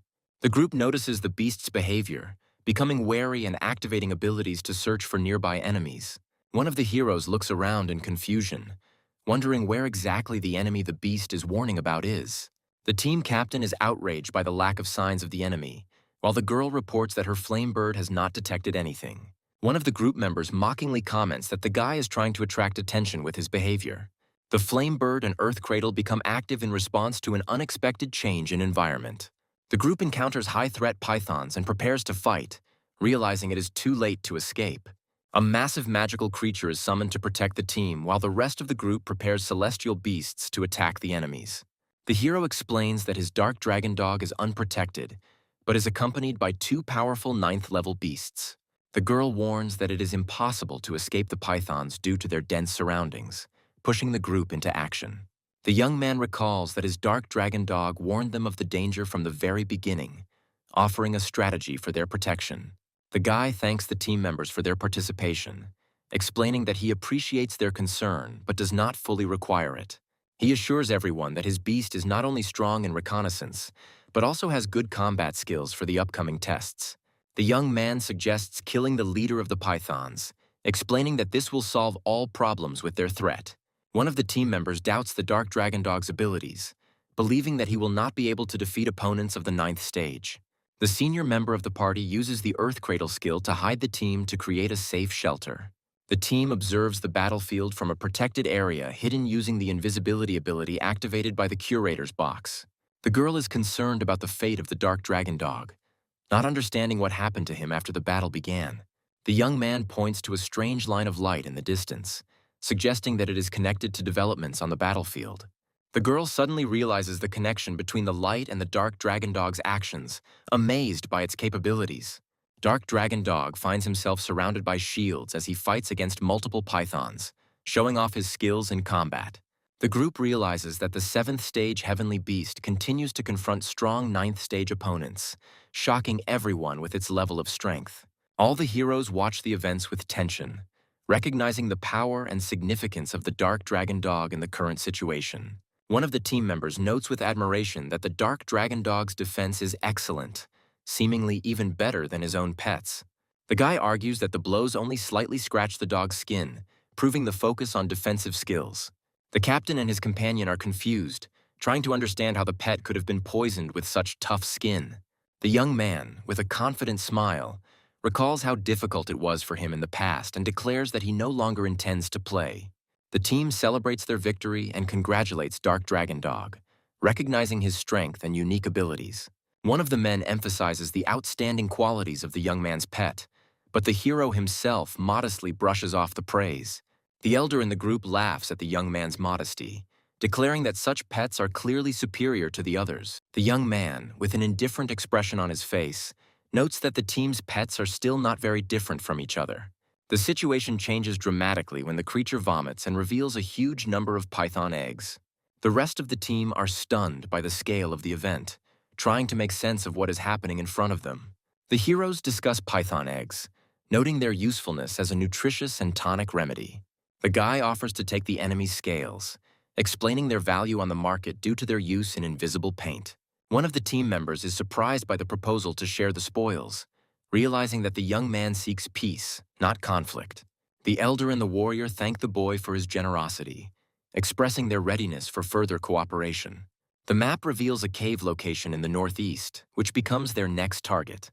The group decides to reach the cave in the morning, discussing their plan of action around the campfire. The young man recalls that he had already been to these places during a previous test, and is amazed at the choice of this particular cave. The hero inquires about the map's origins, and the captain explains that he obtained it through a lucrative deal, but other points may have already been plundered. The group learns that a 9th-level beast inhabits the cave, causing anxiety and tension among the companions. The hero assures the others that he will cope with the danger, despite the fact that the team has not yet entered the cave. The young man confidently declares that he knows what awaits them in the cave, since he had already been in these places during previous trials. The captain and his companion discuss how the young man's pet successfully dealt with a swarm of pythons, proving its strength. The group realizes that there were powerful pythons with 9th-stage combat power living around the cave, making their task more difficult. One of the team members suggests a clever strategy: to lure the beast from the depths of the cave to the surface. The decision to set up an ambush at the cave entrance is supported, and pets are activated to prepare for battle. The girl calls upon her flame bird to use a defensive skill to aid the party. Having prepared everything for the ambush, the captain declares that he is not going to wait and decides to lure the beast out personally. His companions are concerned about his dangerous plan, but the captain confidently explains his strategy and readiness to fight. The young man, noticing the anxiety of his comrades, agrees to go with the captain to support him in case of danger. The young man says that he will also take care of the situation, causing surprise and admiration among his companions. The captain, with a slight smile, expresses confidence that with Brother Sue's participation, everything will be under control. One of the team members warns about the thick, toxic air in the cave, advising Sue to stay outside, but he assures him that his armor will protect him from any toxins. The young man points out that the captain chose the most dangerous mission, questioning him about his real motives. The hero observes his surroundings, noting the absence of anyone, while his interlocutor offers to share information. One of the group members says that the cave contains a unique spiritual tree with impressive properties. The tree is displayed, revealing its rare fruit, capable of stimulating the potential and reviving the abilities of war Beastmasters. The young man suspects that the captain risked his first choice for the sake of this fruit, receiving categorical confirmation. Standing by the woman's bed, the captain explains that there are things Sue shouldn't ask, as his goal is to save someone close to him.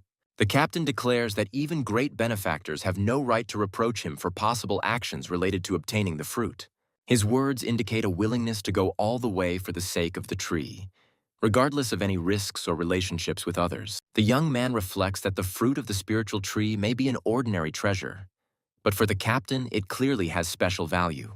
One of the heroes warns that the beast guarding the place is on the highest 9th step and uses powerful psychic attacks. The young man is perplexed by his knowledge of the beast, but suggests simply following him without asking unnecessary questions. The group discovers a spiritual lamp capable of resisting psychic attacks and discusses its properties. The young man says that he has seen this artifact before, but it could not be used outside the Dragon King's testing area. With the lantern raised, the hero confirms that they can continue on to the tree without delay. The group is suddenly hit by an attack, which they barely manage to repel thanks to the active artifact. The young man notices that the attack was not directed at them, but remains wary of the presence of enemies nearby. The group engages in a brutal fight using pets and rockfall, with the elder heroically summoning his warbeast to attack. After a successful victory, the crew rejoices, assuring the captain that all threats have been eliminated and they are ready to move on. The young man and the captain discover that they are late at their destination and are unexpectedly confronted by the enemy. The enemy attacks the flame bird, which desperately defends itself while the team tries to figure out what's going on. A huge 9th-level beast appears, causing the situation to become increasingly tense. The team realizes they are trapped in an illusion where their allies risk killing each other and attempts to use the spiritual lamp. The young man orders the captain to infuse the star power into the lamp to counter the illusion's attack, to which he agrees. The team members suffer from headaches caused by the enemy and try to keep from going beyond the lamp's protective zone. The young man jumps down, strengthening the protective zone, and calls on everyone to stay within it for safety. The team joins forces and channels stellar energy into the lamp to destroy the illusory field. The lamp begins to show activity, and one of the heroes notices movement as the object's power increases. The enemy attacks from all sides, and the team led by Brother Sue begins the battle to protect the spiritual lamp. The hero tries to protect his comrade by using the star shield to block a powerful attack. The guy calls on his enemies to stop hiding in the shadows and come out to resolve the conflict. A massive creature appears, while a group of mercenaries can be seen in the foreground watching the battle. The group's leader, Poison Fang, apologizes, explaining that he is acting on orders from his boss. The captain is shocked by the betrayal of the Poison Fang group, believing that there was no enmity between them. The enemy leader scoffs, explaining that the map was only a deception to use them as bait. It becomes clear to the captain that they were used from the very beginning to lure out the Blood Flame Dragon. The leader of the Poison Fang threatens violence if the heroes try to attack him. The young man activates his weapon and prepares for battle, despite the enemy's threatening plan. With a cry, the hero rushes into the attack, decisively engaging in battle with superior enemy forces.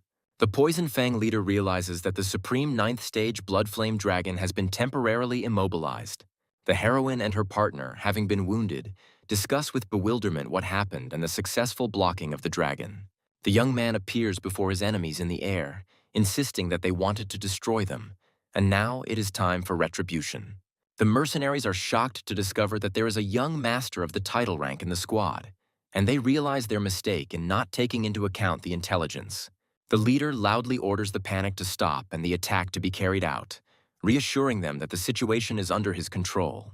The long-range scorpions prepare to attack, but the young man stands motionless and condemns their methods. The leader commands, mocking their confidence, but is unexpectedly wounded. The captain, bleeding, asks the crew to hold on, while two of his companions are in serious condition. One of the squad members reports that two of their comrades, Mo Lao and Chen Long, were unable to complete the task and fell in battle. The young man stands in the center, ready to take control of the situation and continue the fight. He and the captain run towards the tree, despite the bad feeling, trying to reach their goal. The captain asks the young man to guarantee that the fruit of the spiritual tree will be obtained in the event of his death, to which he is asked about the meaning of such an act. The captain reveals that the fruit is meant for his daughter to save her from an incurable disease. The captain explains that the fruit will be able to stimulate the development and rebirth of war beasts, which is important for healing. A group of enemies reaches the tree and discovers that it is impossible to take it all, starting to harvest the fruits.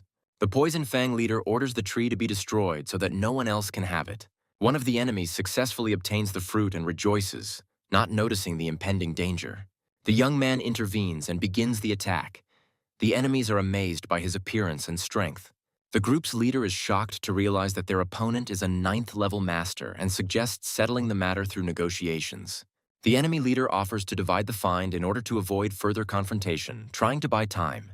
The enemies, in confusion, look for the one hiding in the shadows, accusing him of cowardice and provocation. The Venom Fang leader faces a powerful attack, indicating his readiness to destroy the enemy. Having lost 2 heavenly beasts, the leader is shocked to realize the catastrophic consequences of what is happening. The terrified leader begs for mercy, offering all the treasures in exchange for his life. The young man approaches and explains that his goal is not treasure at all, but the elimination of the enemy. The leader, in an attempt to find out the name of the young man, wants to know at whose hands he loses and dies. The young man coldly declares that he does not give the target the slightest chance of resistance, guaranteeing its end. Under the control of the young man, his beast incinerates everything around him, destroying traces of the enemy and their presence. The young man folds the spiritual tree, having completed his mission, and prepares to leave this place. He analyzes what happened and concludes that survival in such dangerous places is only possible by adapting and strengthening one's abilities. At night, at the base of the miners, the group's future plans after recent events are discussed. Inside the base, the heroes decide to bury the captain and deal with the consequences of the fate of Mo Lao and Chen Long. One of the companions thanks the young man for saving him, admitting his own weakness and expressing regret for the losses. The young man announces that he has unfinished business and hands over the spirit tree to the captain's daughter. The heroine wonders why the young man refuses such a valuable artifact and wants to know how he knows about the captain's daughter. The young man says that the details are not important and asks to fulfill the captain's last wish, to which the group agrees. He points to hidden treasures found in the cave and offers to give them to the families of his fallen comrades. The heroine asks in surprise why the young man refuses all the treasures, to which he replies that he has already received the most important one. The young man shows the artifact he has found and explains that he intends to donate the treasures he has found to society to help people. At the exit from the base, a warning sounds about the need to hand over fines to the checkpoint and the obligation to comply with the rules. The young man joins his companions after an emotional conversation, offering to go through the upcoming stage together. The team passes through a checkpoint where rare finds such as crystals and artifacts are recorded and graded. In the adjacent sector, other groups discuss their findings, including poisonous rocks and orders for rare materials. One of the companions explains to the young man that among the inspectors present, there are high-ranking masters who are ready for any unexpected event. The participating teams discuss the star cloud spiritual tree, admiring its rarity and significance. One of the leaders tries to find out the price of the tree's fruits from the hero's team, clearly showing their interest in buying. One of the young man's companions answers for everyone, firmly declaring that the fruits are not for sale, and suggests discussing other finds. Tensions mount when one of the interested representatives begins to insult his companions, trying to provoke a conflict. Representatives of the other group believe that eating the fruits will give them a huge advantage and increase their rank. The leader of the other group mocks the young man, doubting that he, with his powers, can stop the masters of the highest 8th stage. The young man is outraged by the actions of the federal inspection, suspecting them of exploiting the miners, and decides to complete the inspection. The two opponents react mockingly to the young man's decision to leave, wondering who he thinks he is. They rush at the young man with an attack, declaring that the examination will end only when they say so. The crowd notices the tense situation and wonders why the young man was hit, but he assures them that he is fine. The opponents, citing the article of the law, believe they have the right to suppress the young man by force and take advantage of the situation for their own gain. The crowd begins to discuss what happened, recalling other incidents, and some recognize the young man as the one who previously challenged the Tang family. A mysterious voice emerges from the shadows, denouncing the pettiness of what is happening and attracting the attention of the crowd.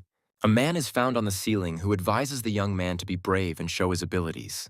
The mysterious man points out that only the strong will be able to pave their way, leaving a hint of his own strength.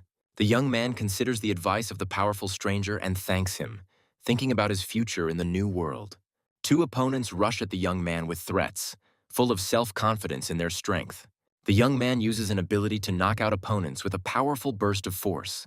Once on the ground, the enemies realize with horror that the young man is a master of the title rank.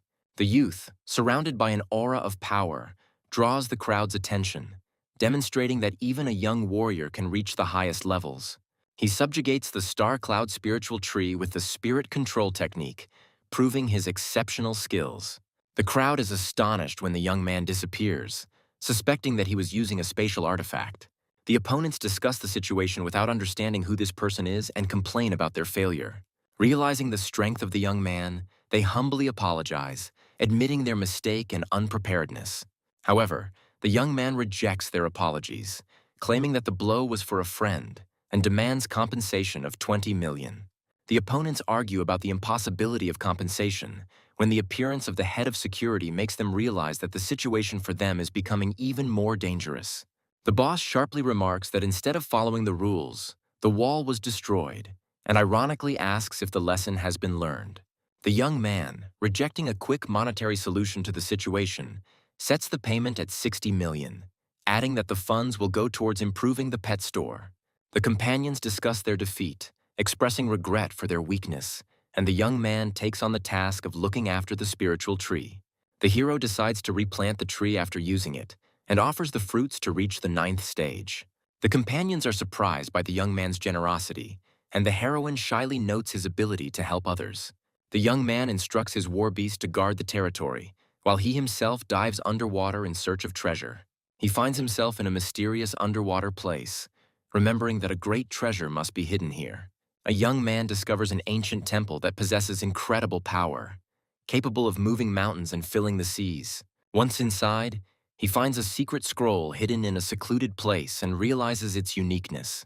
The scroll turns out to be a tool for creating spatial storage, which impresses the hero despite its limitations compared to system storage. The young man studies the ability of an artifact that can create space and increase its capacity as its stellar power grows. The hero notices suspicious activity in the sky. A bird is watching what is happening from above. Deep underwater, a boy ponders the undead demon fruit and its unique properties. The hero and the dark dragon dog discuss the location of the bird and the fate of the demon fruit. The two 8th-stage martial beastmasters resent the bird's pursuit, feeling threatened. The hero attacks the guys on the cliff with a powerful blow, which causes them to react with alarm. A mysterious old man with a magical artifact and a bird on his back stalks strangers in the forest. The masters of the fighting beasts are surprised to recognize a representative of the Tang family in front of them and begin a dialogue. A girl in an elegant dress demands the return of the stolen item, reminding her of her status. She warns them not to give in to greed and reveals that the demon fruit was stolen from them. Two martial beastmasters attempt to escape by activating the so-called 36th plan. The titular old man accumulates star power, demonstrating his might and stopping the fugitives. One of the opponents falls to the ground, trying to protect the artifact, but notices that his plans are ruined. The magician threatens the fugitives, offering to avoid further conflict if they remain silent forever. The old man uses magic to forcibly take possession of the artifact, leaving his opponents no choice. The 9th-stage Shadow Asura appears, causing chaos and displaying its combat power. The hero commands his dragon and allies to use defensive abilities against the Shadow Asura. The guy uses the Dragon Patron technique, breaking the enemy's defense and attacking the Asura. The Shadow Asura is defeated, causing shock and fear among the enemies who realize the hero's power. The old man realizes that the enemy suppressed the Shadow Asura in just a few blows and tries to understand how this happened. The old man, in a rage, discusses with his ally the decision to leave the hero no chance to escape. The master uses powerful light attacks, causing a cascade of destruction and demonstrating the power of his title. The hero appears with his ally, a small skeleton preparing for battle. A giant beast appears in front of the heroes, and the guy realizes that the trap has failed. The older opponent is surprised that the young man has reached the title rank at such an age and decides to stop him. The enemy releases a demonic beast, accusing the hero of killing his pet. A girl from the enemy camp is amazed by the destructive power of a small skeleton. The eldest of the enemies attacks with swords imbued with star power, pointing them towards the hero. The enemy unleashes the clan's most powerful attack, unleashing a barrage of energies. The young man prepares to use his power with an expression of confidence, finally testing his strength. A bright golden attack flashes across the battlefield, causing enemies to be surprised due to its divinity. The elder mage is seriously wounded by the hero, who is struck by the extraordinary strength of the young man. The Dragon King is commanded to rescue his mistress by carrying her away from danger. The hero and his ghost animals block the path of those fleeing, preventing them from escaping. The wounded mage launches a secret technique, convinced that the outcome of the battle is not yet decided. The hero realizes that the enemy is using the secret art of the Tang family, known for its powerful destructive force. The girl finds herself caught in a deadly trap of a magical technique that sacrifices the owner's body. A huge phantom enemy materializes in front of the hero, threatening to take his life. The ghostly spirit begins to laugh, confident in its invulnerability to the hero's attacks. The enemy declares that even after his death, he will destroy the hero, threatening him with an incredible curse. The phantom is perplexed as to why he cannot possess the hero, suspecting hidden protection. The young man holds in his hands a secret treasure of spiritual protection, causing the enemy to become furious. The girl is worried that the Dragon King of Earth might betray her and attack her. The guy notices the girl's appearance and asks about her presence with slight irony. The heroine, in irritation, forbids anyone to call her young mistress, hinting at contempt for the hero. The girl begins to suspect that the aura of her ally, Old Feng, has disappeared and expresses bewilderment. She discovers Old Feng's remains and is shocked by the defeat of a warrior with the power of the middle 9th stage. The heroine angrily asks the hero about the reason for his attacks on the members of the Tang family. The bodies of two defeated war beastmasters, who died in the fight, are visible on the battlefield. The girl states that his actions are dictated by the law of the jungle, despite their status. The young man, with a sly smile, hints at the weakness of his opponents, increasing his psychological pressure. The hero stands surrounded by dark energy, preparing to deliver the finishing blow while his ally raises his weapon. The heroine realizes that the fallen winged king, who possesses the power of the 9th stage, feels threatened. The guy sets a condition for showing sincerity in exchange for negotiations, demonstrating his superiority. The girl is surprised by the actions of the hero, who releases the magical creature from the contract to gain an advantage. The heroine decides to break the connection with the help of her power in order to maintain control over the situation. The fallen winged king and the howling wolf appear on the battlefield with the sole purpose of destroying the hero. The girl is shocked to realize that her plan is falling apart and, disappointed, utters the word curse.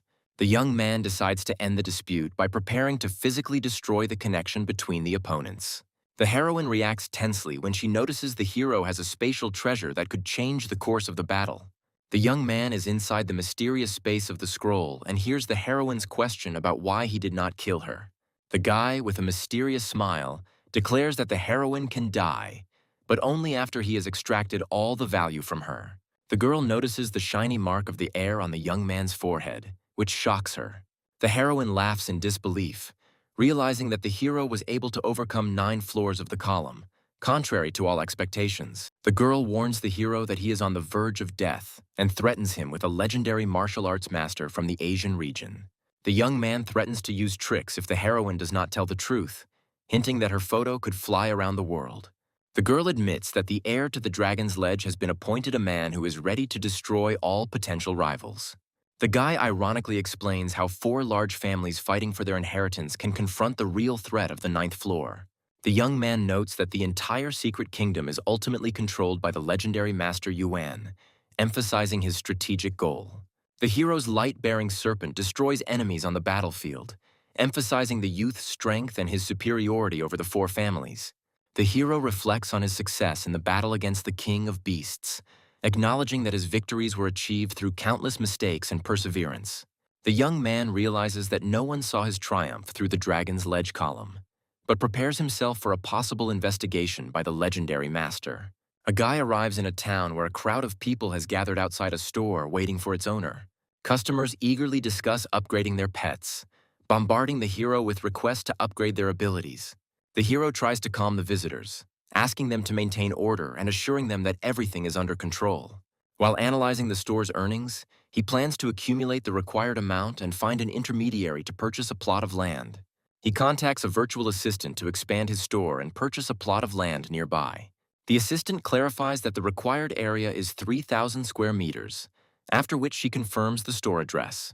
The hero is astonished by the rising real estate prices attributed to the start of the Global Elite League, which complicates his plans. Remembering his rare blood flame dragon, he considers selling a top 9th stage wild beast to cover expenses. The virtual assistant reports that a wild beast above the 9th level is rare, and the current market price is 400 million. The guy decides to sell the animal for the offered 250 million in order to raise the necessary amount for his purposes. The youth discusses with the system the possibility of finding a more difficult cultivation zone than the Dragon King's heritage land. He reflects that the price of entry into the Supreme Divine Realm is high, and every death now costs him too much.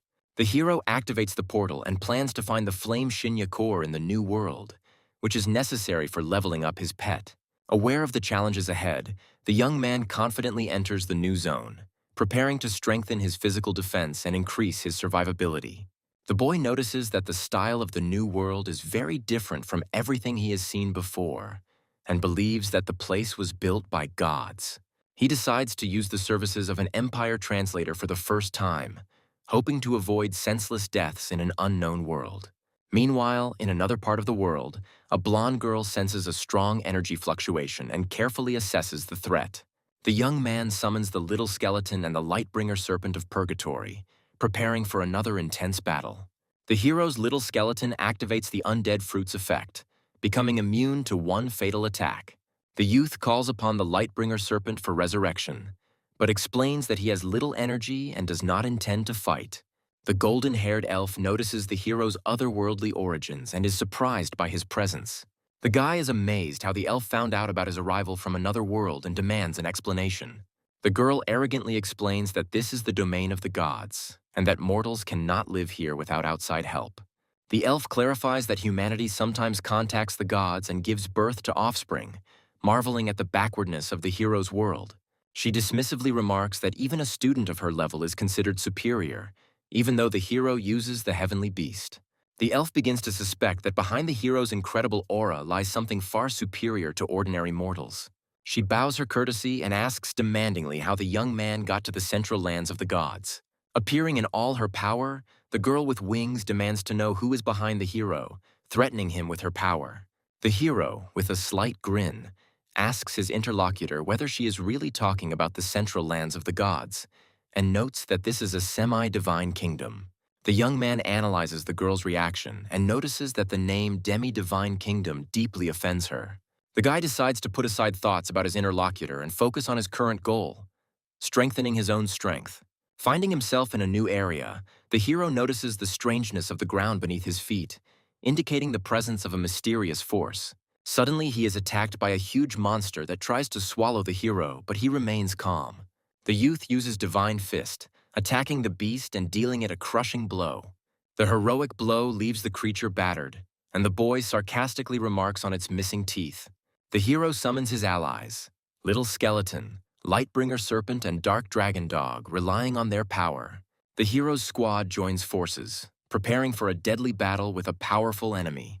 Led by the Lightbringer Serpent of Purgatory, the hero uses the legendary Dragon Patron technique for a powerful final attack. The Lightbringer Serpent of Purgatory unleashes a flame dragon strike, attacking the enemy with devastating force. The hero commands the Little Skeleton and the Dark Dragon Dog to deliver the next attack to the monster's eye. The Dark Dragon Dog sacrifices itself in battle and dies, falling into the enemy's mouth. The Little Skeleton rushes at the enemy, activating his powers, while the hero calmly watches, analyzing the situation. The young man orders the skeleton to not give the enemy a chance to catch his breath, continuing the intense offensive. The hero attacks the enemy together with the Lightbringer Serpent, using the Flame Dragon technique, delivering a decisive blow. Finding the Divine Crystal, the boy discovers that it enhances physical strength and allows one to master divine skills. The hero decides to give the found crystal to the Dark Dragon Dog, speaking about the importance of strengthening allies. Dark Dragon Dog happily accepts the gift, while Little Skeleton dismissively dismisses its significance. The boy teases Little Skeleton, reminding him of the Lightbringer Serpent's importance as a powerful ally. The hero notices that the new panel includes a line about divinity, suggesting that it must be completed in order to transform. The boy and his allies hear a sound from below and begin to suspect that someone or something needs their help. They descend to find divine beings battling giant beasts. A student from the small squad, on the verge of despair, cries out for help, realizing that his own strength is insufficient. The young student tries to defend himself from the beast, but his weakness leaves no chance of success. The hero's light-bearing serpent intervenes at the most opportune time and saves the young student from certain death. The young man rises on his dragon with his new allies, asking them how they ended up in such a dangerous place. One of the survivors explains that the star beasts are invading through space-time rifts, which their group is tasked with clearing. The hero examines the damaged nest, and his new comrade is surprised by his presence on the divine lands. The young man indifferently replies that he was passing by, and sarcastically remarks that even gods have problems with aggressive creatures. The demigods explain to the hero the greatness of divine wings, emphasizing the honor of dying for the expulsion of the Zerg-like creatures. The young man realizes that the girl with wings he met could indeed be a pure-blooded goddess. The hero reflects on the incredible power of the goddess, comparing it with the power of his companions and acknowledging her superiority. During the discussion, the hero's companions admit that they have never heard of her because they live on the outskirts. One of the companions tells of a legend of the supreme divine realm, where one day of cultivation is equal to a year in the real world. The hero is puzzled as to why this place is considered inaccessible, despite its description as a cultivation zone.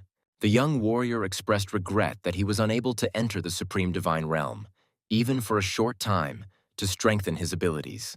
The senior companion denies the possibility of the legendary place's existence, claiming that it is better to focus on real skills. Suddenly, the group notices that they are once again being pursued by hostile creatures that threaten their lives. The student, horrified, desperately asks how they can defeat the enemies, foreseeing imminent death. The warrior man takes the initiative with determination and sends his comrades forward, considering this moment his hour of glory. The hero, observing what is happening, ironically notes the warrior's self-confidence, aiming at the divine crystals of their opponents.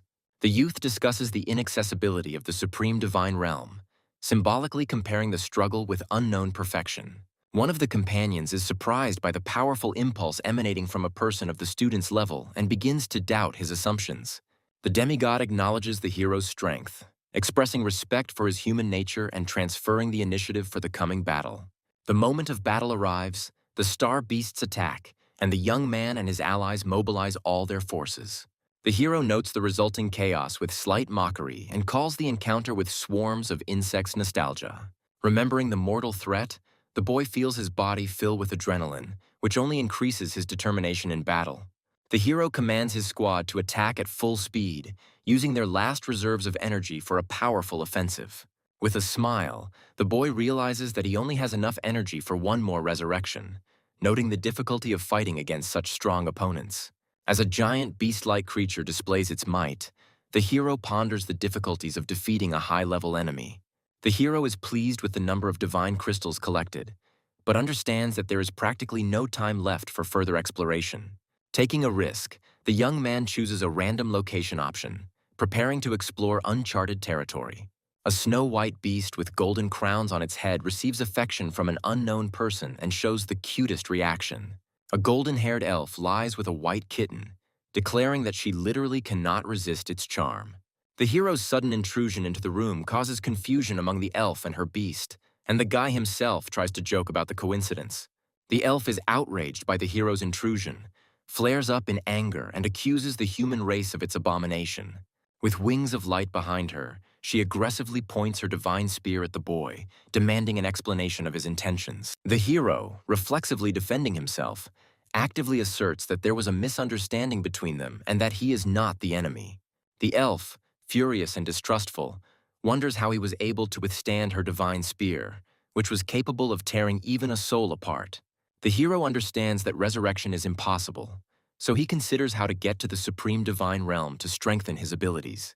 The elf is shocked by the mention of the supreme divine realm and says how many gods dream of returning there to destroy the race of beings. With doubt in her voice, the girl asks how an ordinary person can know about a place that even the gods could not penetrate. The youth claims that his strength is proven by the fact that he freely enters and exits the central divine lands, despite her attempts to kill him. The girl begins to hesitate, thinking that the hero's motives may not be as hostile as she assumed. The hero, leaving, ironically declares that now the girl and her comrades will have to figure out the search for the truth themselves. The elf offers the hero a choice between power, gold, or land, and he promises that power will become the foundation of his future. She hands him a secret cultivation manual using the divine origin art, which accelerates skill learning. The hero, impressed by the manuscript, understands that this is an unexpected turn of fate and an excellent opportunity to strengthen his abilities. The elf promises to help the hero open the gate to the supreme divine realm if they meet again, which brings him hope for survival. The hero suggests creating a special amulet to avoid space-time chaos on the new journey. The elf agrees with the hero's plan, but slightly sarcastically remarks that she does not have a ladder to sit on to apply the mark. The young man activates the contract and wonders if he can control her by signing a magical agreement with the heavenly beast. The elf is surprised to discover that the hero's contract involves absorbing a pet and underestimates the human's power. She displays a mirror divine sign on her body, emphasizing that she is ready to respond with an equally powerful ritual. A magical surge occurs and both try to seize control by making and breaking contracts. The elf taunts, saying that when the hero becomes her pet, he will have to reveal all his secrets. Suddenly, time freezes and the hero finds himself surrounded by chains, which causes surprise and confusion in the elf. The girl notices dark and threatening eyes in space, surprised by what is happening and the sudden tricks. Shocked, the heroine realizes that she is being overwhelmed by the power hidden in the hero's blood, suggesting that he may be a being from a higher dimension. The hero watches in confusion as the elf weakens after breaking the contract, trying to understand the reason for her depressed state. The guy calls the system to consult about the current situation and possible ways of interacting with the heroine. He ponders why the standard beast contract didn't work and looks for an alternative way to subjugate her. The hero surprises the elf by handing her an official cooperation contract, which she begins to study with skepticism. The indignant girl scolds the young man for his insolence, but understands that she will have to agree to get out of this situation. Doubts plague her mind, but she decides to trust in the hero's strength, assuming that there is something more behind him. The hero realizes that the gap in their powers is too great and tries to find an explanation for the origin of his system. Finding herself in a new place, the elf asks a question about the hero's possessions, looking around in surprise. The young man jokingly draws attention to her short stature, which causes her a subtle irritation. The hero warns the elf about the store's imminent opening and its readiness to receive customers, to which she reacts with bewilderment. The elf asks the hero a question, trying to understand his motivation and intentions in the current situation. A young man notices suspicious movements around his store and assumes that unknown forces are following him. The hero is surprised that the people of Tianchen have tracked his actions so quickly and begins to worry about his safety. As he watches his shop being renovated, the young man realizes he underestimated the threat posed by the legendary master. Suddenly, a video link with a mysterious agent is activated, which arouses suspicion and anxiety in the young man. A man appears on the screen, calling the hero by name and listing all of his accomplishments, including owning a pet store. The hero is shocked to realize that the background of the video resembles his own home and begins to worry about his family. The hero's parents and younger sister are shown being held hostage, increasing his anxiety. The young man, with a determined expression, demands an answer from the people who captured his relatives, suspecting them of being unusual kidnappers. The hero makes a confident move, declaring that their real target is himself, while demanding that they free his family first. A man in a suit activates a holographic screen to report the target's location. The man on the holographic screen transmits information to Yuan regarding the location of the object. The legendary Master Yuan decides to find out who dares to claim the dragon legacy. A crowd of people notice the titular masters floating in the sky and discuss their strength. In a remote area of the city, an intense battle begins, shocking passers-by with its scale. 5 servants of the great families discuss the man associated with the column and warn of his possible death.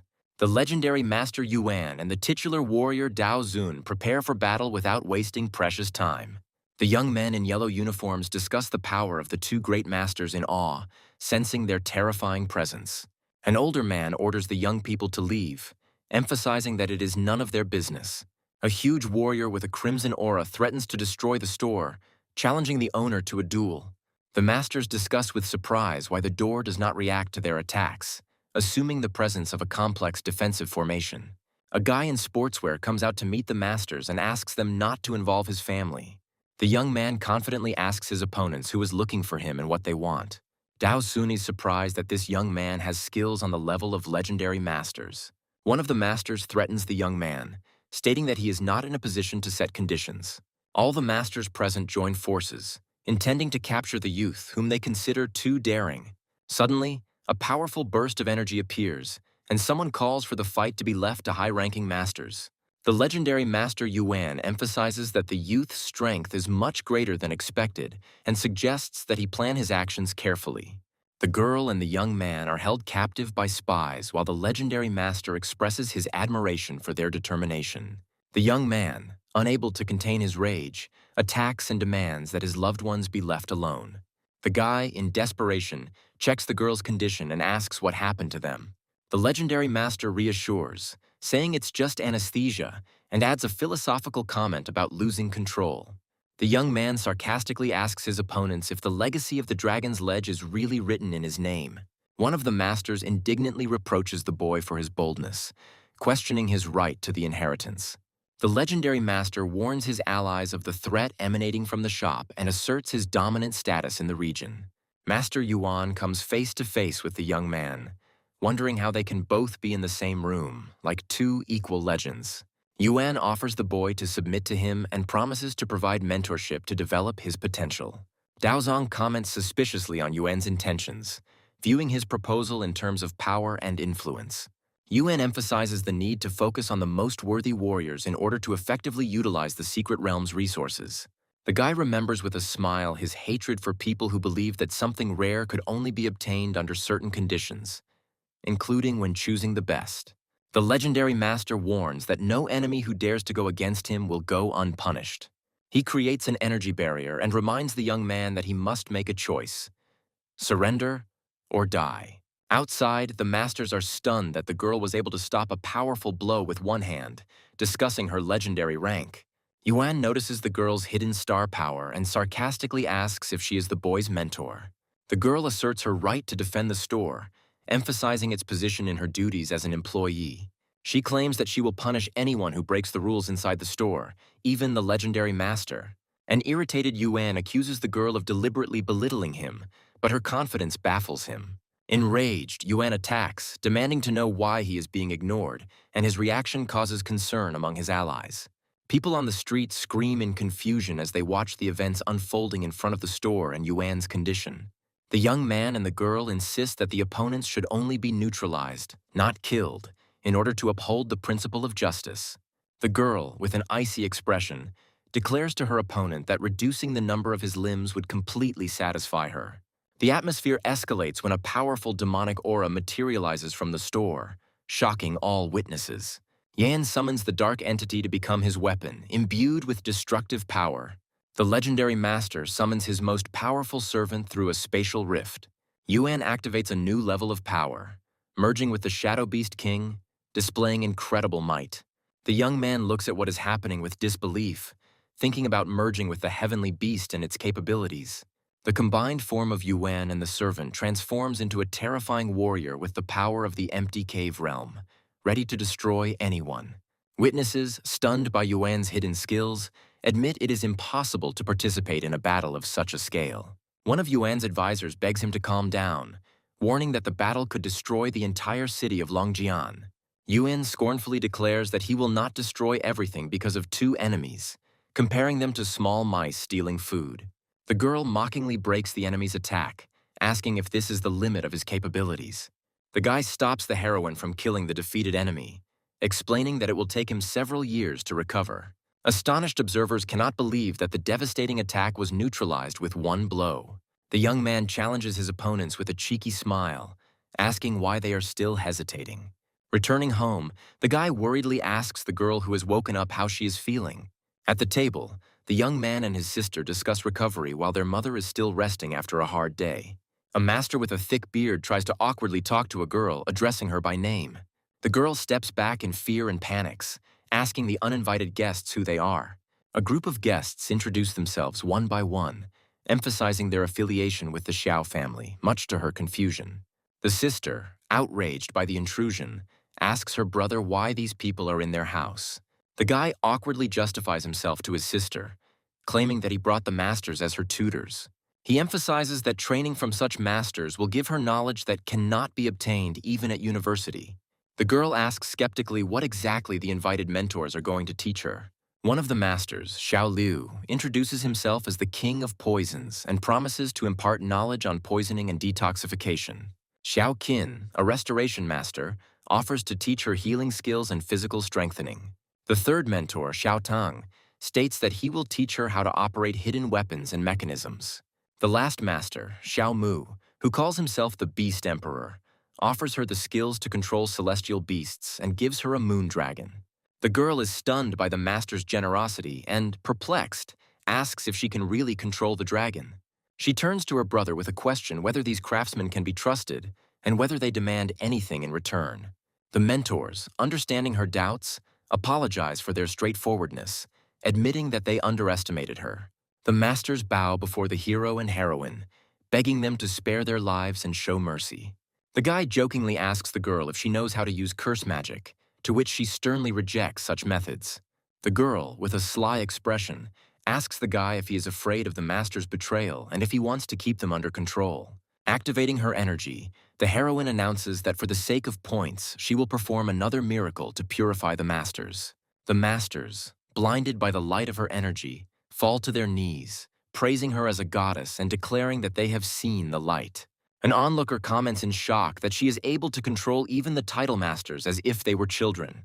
When the guy asks what she did, the heroine explains that she used the blessing seal to guide them on the path of truth. The heroine warns that disrespect for her faith will lead to punishment in the form of burning in divine fire. The guy calls the girl cruel, but then solemnly declares that everyone is now obliged to believe in the inviolability of the Su family. He ironically offers the masters, since they are here, to teach him the skills of swordsmanship, capturing their attention. Dao Zong, a little embarrassed by the request, doubts whether there is any point in teaching a guy with such colossal strength. The young man, with a firm expression on his face, insists on his desire to learn from the master. Dao Zong agrees, but emphasizes that the sword technique is destructive, and also clarifies important points for starting training. The master notices that the boy's fighting style is more like fist fighting and inquires about his intentions in using the sword. The guy confidently replies that he will take care of organizing the training field, offering to leave contact information. The young man reminds her that learning from the masters is a rare opportunity and asks her sister to make the most of it. Having contacted his partners via a holographic interface, the guy discusses the sale of a fire dragon and real estate. He thanks the professional team for the speed and offers to complete the transaction in his store. After looking at the energy interface, the young man plans to upgrade the store to level 3 to expand its capabilities. Reflecting on the possibilities, the guy makes plans for additional income, discussing them with an invisible ally. The guy is decisively upgrading his store, happily noting that it is beginning to resemble a full-fledged pet store. Using a holographic interface, he carefully carves out 300 square meters of living space for his family. The girl, impressed by the power of this force, is surprised that the created objects can exist forever without the need for energy replenishment. The young man continues the layout, allocating part of the space for reception and office space. The next step involves dedicating a fifth of the store to a feed storage area to simplify inventory management. He uses the remaining space for growing sections and experimental zones, completing the store's design. Satisfied with the result, the guy confirms all the changes, believing that this will be enough to keep the store running. Outside the store, a mother and daughter wonder if they have the wrong address when they see a familiar name. A large building with a sign attracts their attention, emphasizing the grandeur of the new store space. The hero greets them inside with a smile, asking if they managed to take everything and if they are ready for the next steps. The two craftsmen inform the guy that all the things are packed and loaded into the truck and say goodbye, heading off according to his instructions. The guy gives permission for the trucks to leave and begins preparing for a new organization of the space. The sister is surprised to see the store has expanded significantly and explains that the teachers vacated their house early in the morning. The young man calmly replies that it's a long story, but he'll explain everything on the way and offer to go to the store. The first customers appear at the entrance to the store, trying to impress the elf, but receive a cold response for their attempts at flattery. The heroine, holding 3 creatures in her hands, jokingly scolds the young man for calling his clients ants. The guy asks his sister to look after the store, citing his busy schedule with other things. The sister is delighted to discover that they now have their own swimming pool, and her joy lifts everyone's spirits. She is delighted with her new room with a soft bed, noticing how much better the conditions have become. When asked about the cost of the house, the guy explains that the money was received from clients from elite areas of the city. The guy assures the family that the elite clients are happy with his work and pay for it easily, and the house is too big for their convenience. The sister jokingly says that she is taking over the responsibilities of running the house, and then asks who the attractive girl in the store is. The young man recalls the heroine's contradictory images with confusion, but calls her his new employee. The mother suggests that the boy invite the elf to dinner to get to know her better as part of the team. Joanna greets her family members elegantly, emphasizing her respect for them. At the dinner table, the girl's mother asks her name. The sister touches Joanna's hair curiously, noticing its softness and fluffiness, while the boy reacts with slight irritation. In an informal conversation, Joanna's mother asks questions about her background, age, and personal life. Joanna replies that she is from the Outlands, is 18 years old, and has not yet thought about romantic relationships. After dinner, the guy ironically asks Joanna why she behaves so normally with his family, and she jokes about the possibility of raising her ratings. The young man sarcastically tells the elf that he will increase her personal rating if she continues to work just as effectively. The mother wonders how the hero and his employee manage to run the store together. Joanna calmly replies that the current flow of visitors is enough for the two of them, but additional tasks could complicate the work. The guy notes that thanks to Joanna's abilities, he can even reduce his participation in the management of the store. The young man, with a sly smile, thinks about plans related to the young mistress of the Tang family, who remains locked up. The girl appears in the guy's room and irritably asks what he is up to while he calmly answers her question. After examining the room, she realizes that she is in the hero's house, deciding that he is not prepared to defend himself. The girl is thinking about an escape plan, planning to break a window and escape, only to return with the support of her family. She soon rushes towards the exit with revenge in mind and the intention of gathering the Tang family's elite for an attack. Promising revenge for her capture, she clenches her fists and speeds away from the hero's house. The girl angrily hits the window but finds that it is too strong for her to escape.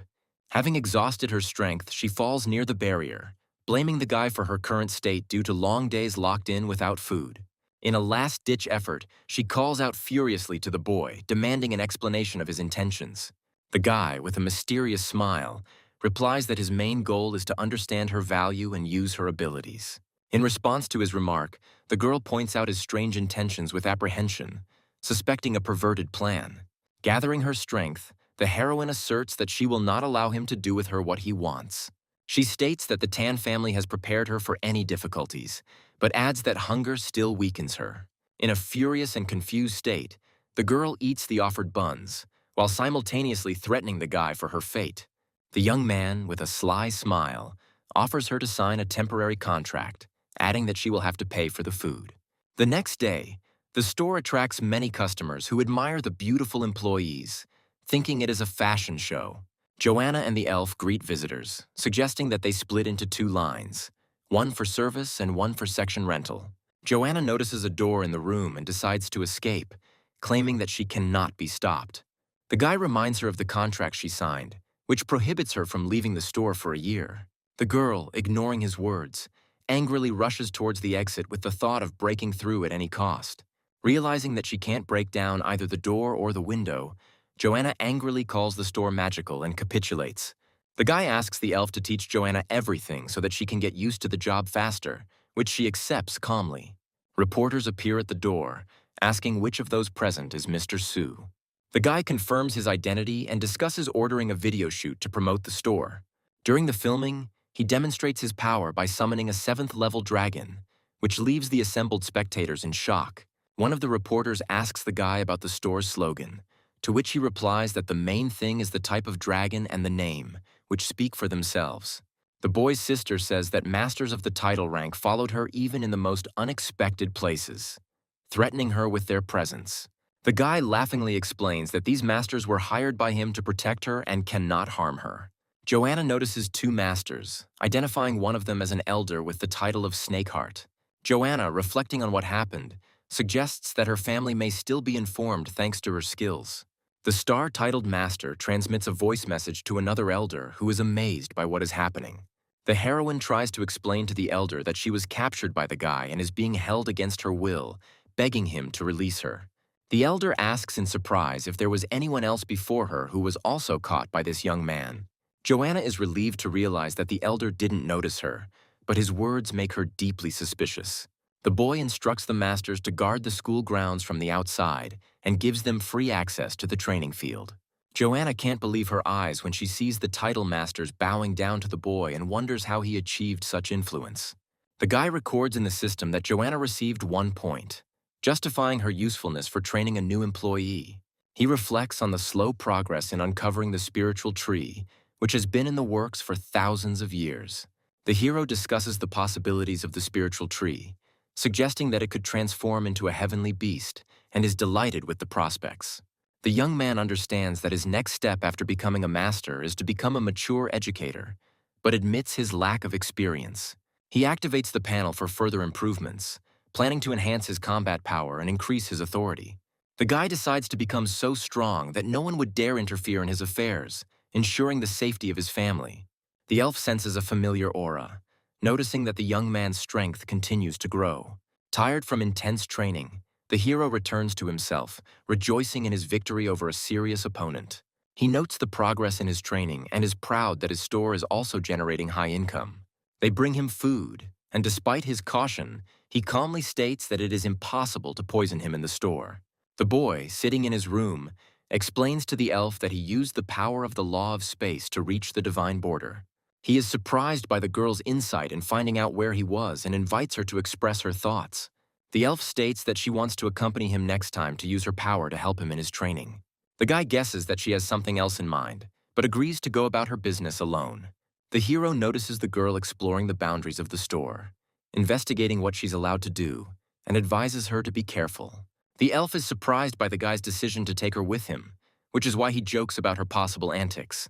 Joanna, tired after a hard day, falls asleep in a chair, and the goddess casts a sleeping spell on her. The guy jokes that even the apocalypse shouldn't interrupt her sleep when she's completely exhausted. The hero suddenly activates the portal and calls the girl to follow him in order to use the moment for important matters. They find themselves at the World Tree, and the elf is amazed by its ability to easily move between dimensions.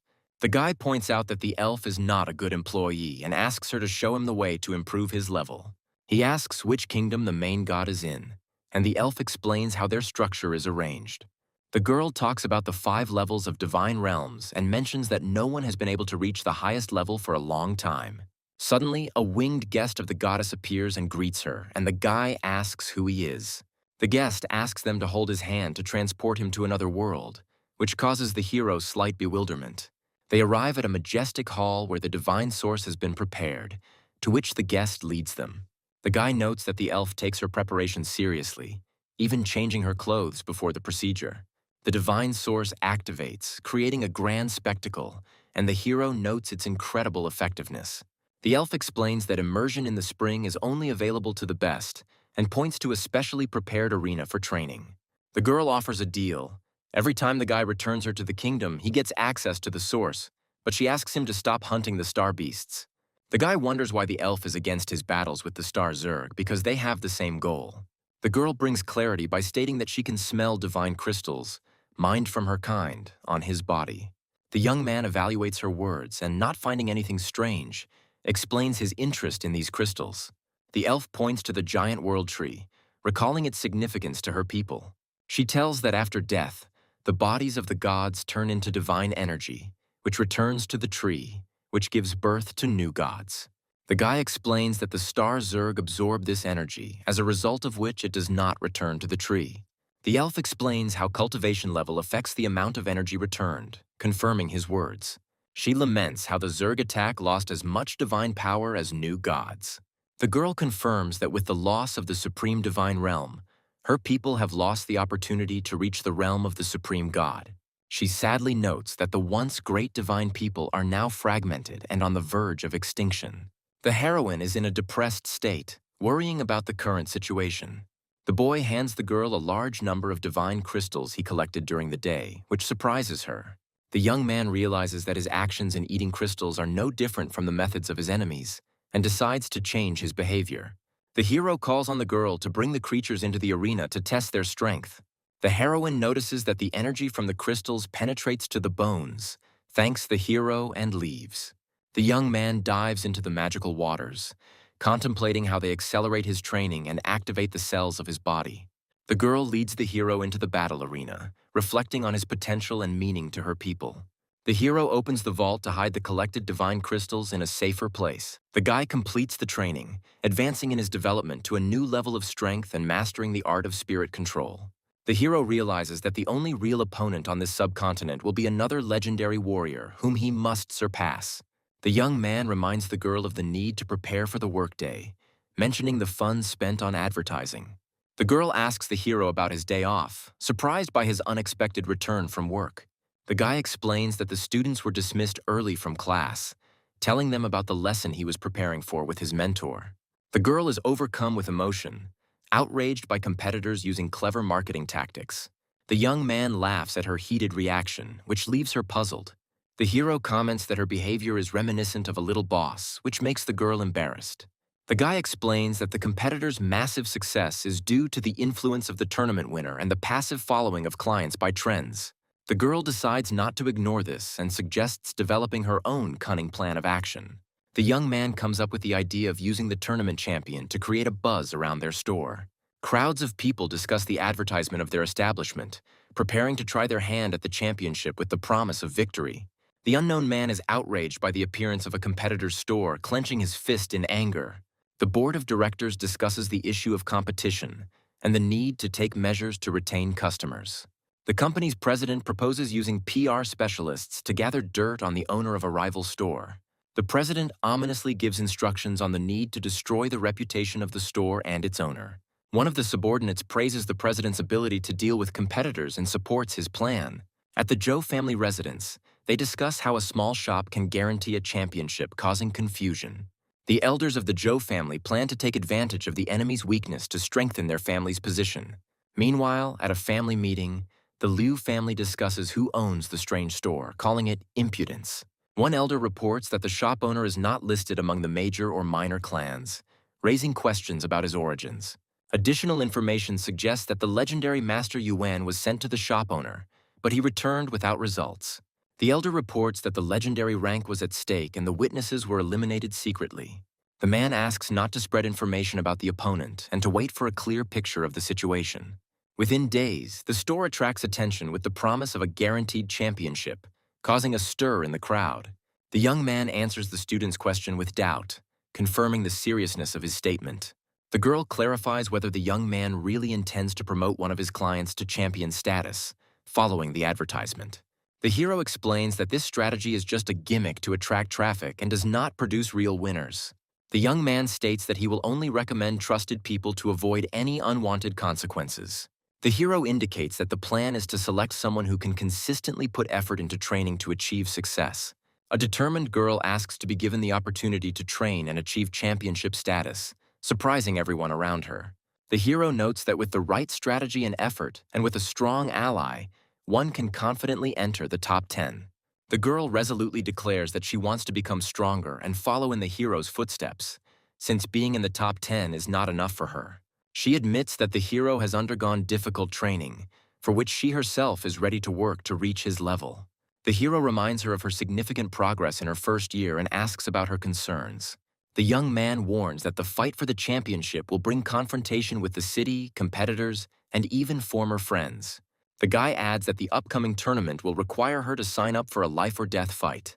The girl confidently replies that she realized this when she became a master of fighting beasts.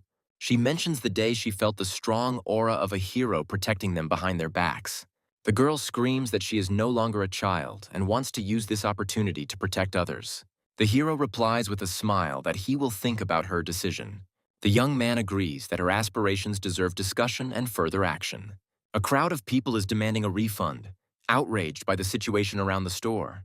The hero feels a strange reaction from the system and thinks about what is happening outside. One customer claims his pet was injured by the store and is arguing for contractual rights. The crowd begins to discuss rumors about a possible store error and suspicions of hormone use. The customer makes accusations against the store and claims the money invested, demanding an answer. The panicked man accuses the store staff of coercion and threatens to call the police. The heroine appears in the background, but the hero stops her further actions with a strict order. The man shows off a brightly glowing artifact, claiming that everything will now become clear. A client's pet, exposed to magic, suddenly becomes weakened, causing outrage. The hero asks the man if he had been in the store before and intends to find out the details of what happened. The hero presents the documents and the man's signature confirming the agreement regarding the heavenly beast, but he tries to reject them. A man claims that his fox Aurora began to get sick after returning home, and the hero suggests conducting a checkup. The young man notes that the animal's strength has indeed decreased, but the cause looks more like poisoning than illness. The hero asks a girl named Anna if she has the ability to heal, and she modestly replies that she can do a little. The man accuses the store of using stimulants and mutated substances, citing a doctor's report. Anna intervenes, interrupts the accusations, and declares that she will take care of healing the beast herself. Anna pushes the noisy man aside with one movement, ordering him to get out of the way. Shocked onlookers watch as Aurora the fox recovers almost instantly and gets back on her feet. The man, seeing the result, apologizes for his accusations and says that he will leave them alone. As he leaves, he calls for the restored beast to follow him, acknowledging the shop's craftsmanship. The hero stops the man with the fox Aurora and asks him to come upstairs for further investigation. The young man notes that the man's nervous reaction to curing the fox is suspicious and asks who sent him. The man attempts to deny his actions, threatening to call the police if he is not released. The hero increases the pressure, forcing the man to reveal information by using his magic and the power of the fox. The hero recalls that the title rank allows for punishment without charges, and asks the man if he is willing to experience this for himself. The frightened man confesses that the Liu family who run another pet store is behind him. The hero asks the man if the Liu family is connected to the famous Fei Fei chain of stores and demands more information. The man explains that the heavenly beast was seriously injured, and the Liu family offered free treatment in exchange for placing the blame on the hero's shop. The guy tries to find out the identity of the man from the Liu family, but the man claims that he does not know his face because he was wearing a mask. Anna, with a cold look, answers the heroes that the gods do not use disgusting methods like mind reading, rejecting such a possibility. The hero notices that the man speaks too easily and precisely in his explanations, as if he had prepared everything in advance. Anna suddenly intervenes, approaching the man, which frightens him and causes him to call the fox Aurora for help. Anna uses a soul search spell, revealing the man's memories and the reason for his actions. The flashback shows the man receiving threats from the Joe family and being forced to carry out their plan with the heavenly beast. The man recalls being promised a level 8 bloodline if he betrays the hero's shop, but he also acknowledges his guilt towards the fox Aurora. The hero angrily grabs the man and declares that he is an undead for his actions, frightening him to the point of trembling. The man begs for his life, promising to take better care of the fox and correct his actions. The hero demands that his contract with the fox Aurora be annulled while Anna watches what is happening. The fox does not respond to her former master's order to return, confirming that the man is no longer worthy of her trust. The frightened man finally surrenders, asking the hero not to kill him, and acknowledges his submission. The hero, holding the man, throws himself from a height, emphasizing that he does not like to get his hands dirty. Against the backdrop of the hero's titular rank, a group of accompanying creatures appears, striking the witnesses with their strength. The hero demands to summon the head of the clan, marking his arrival as the owner of the Azornic store. The servants of the Joe clan ask the hero to wait, stating that the head has already been notified of his visit. The hero, demonstrating the power of the luminous purgatory, warns that he does not have much patience. The elite army of Joe emerges from the clan's courtyard, blocking the hero's path and promising to prevent his advancement. The hero coldly states that he needs a leader, adding that he will not wait long. The commander of an elite army with a level 9 combat power warns against entry without permission.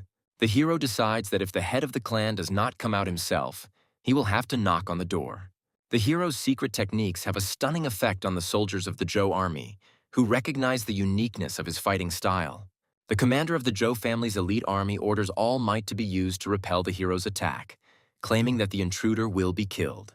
The soldiers form a powerful defensive barrier, but the hero manages to break their formation, shocking the army. The army commander is confused by the hero's unwavering strength and accuses him of planning to destroy the Joe family.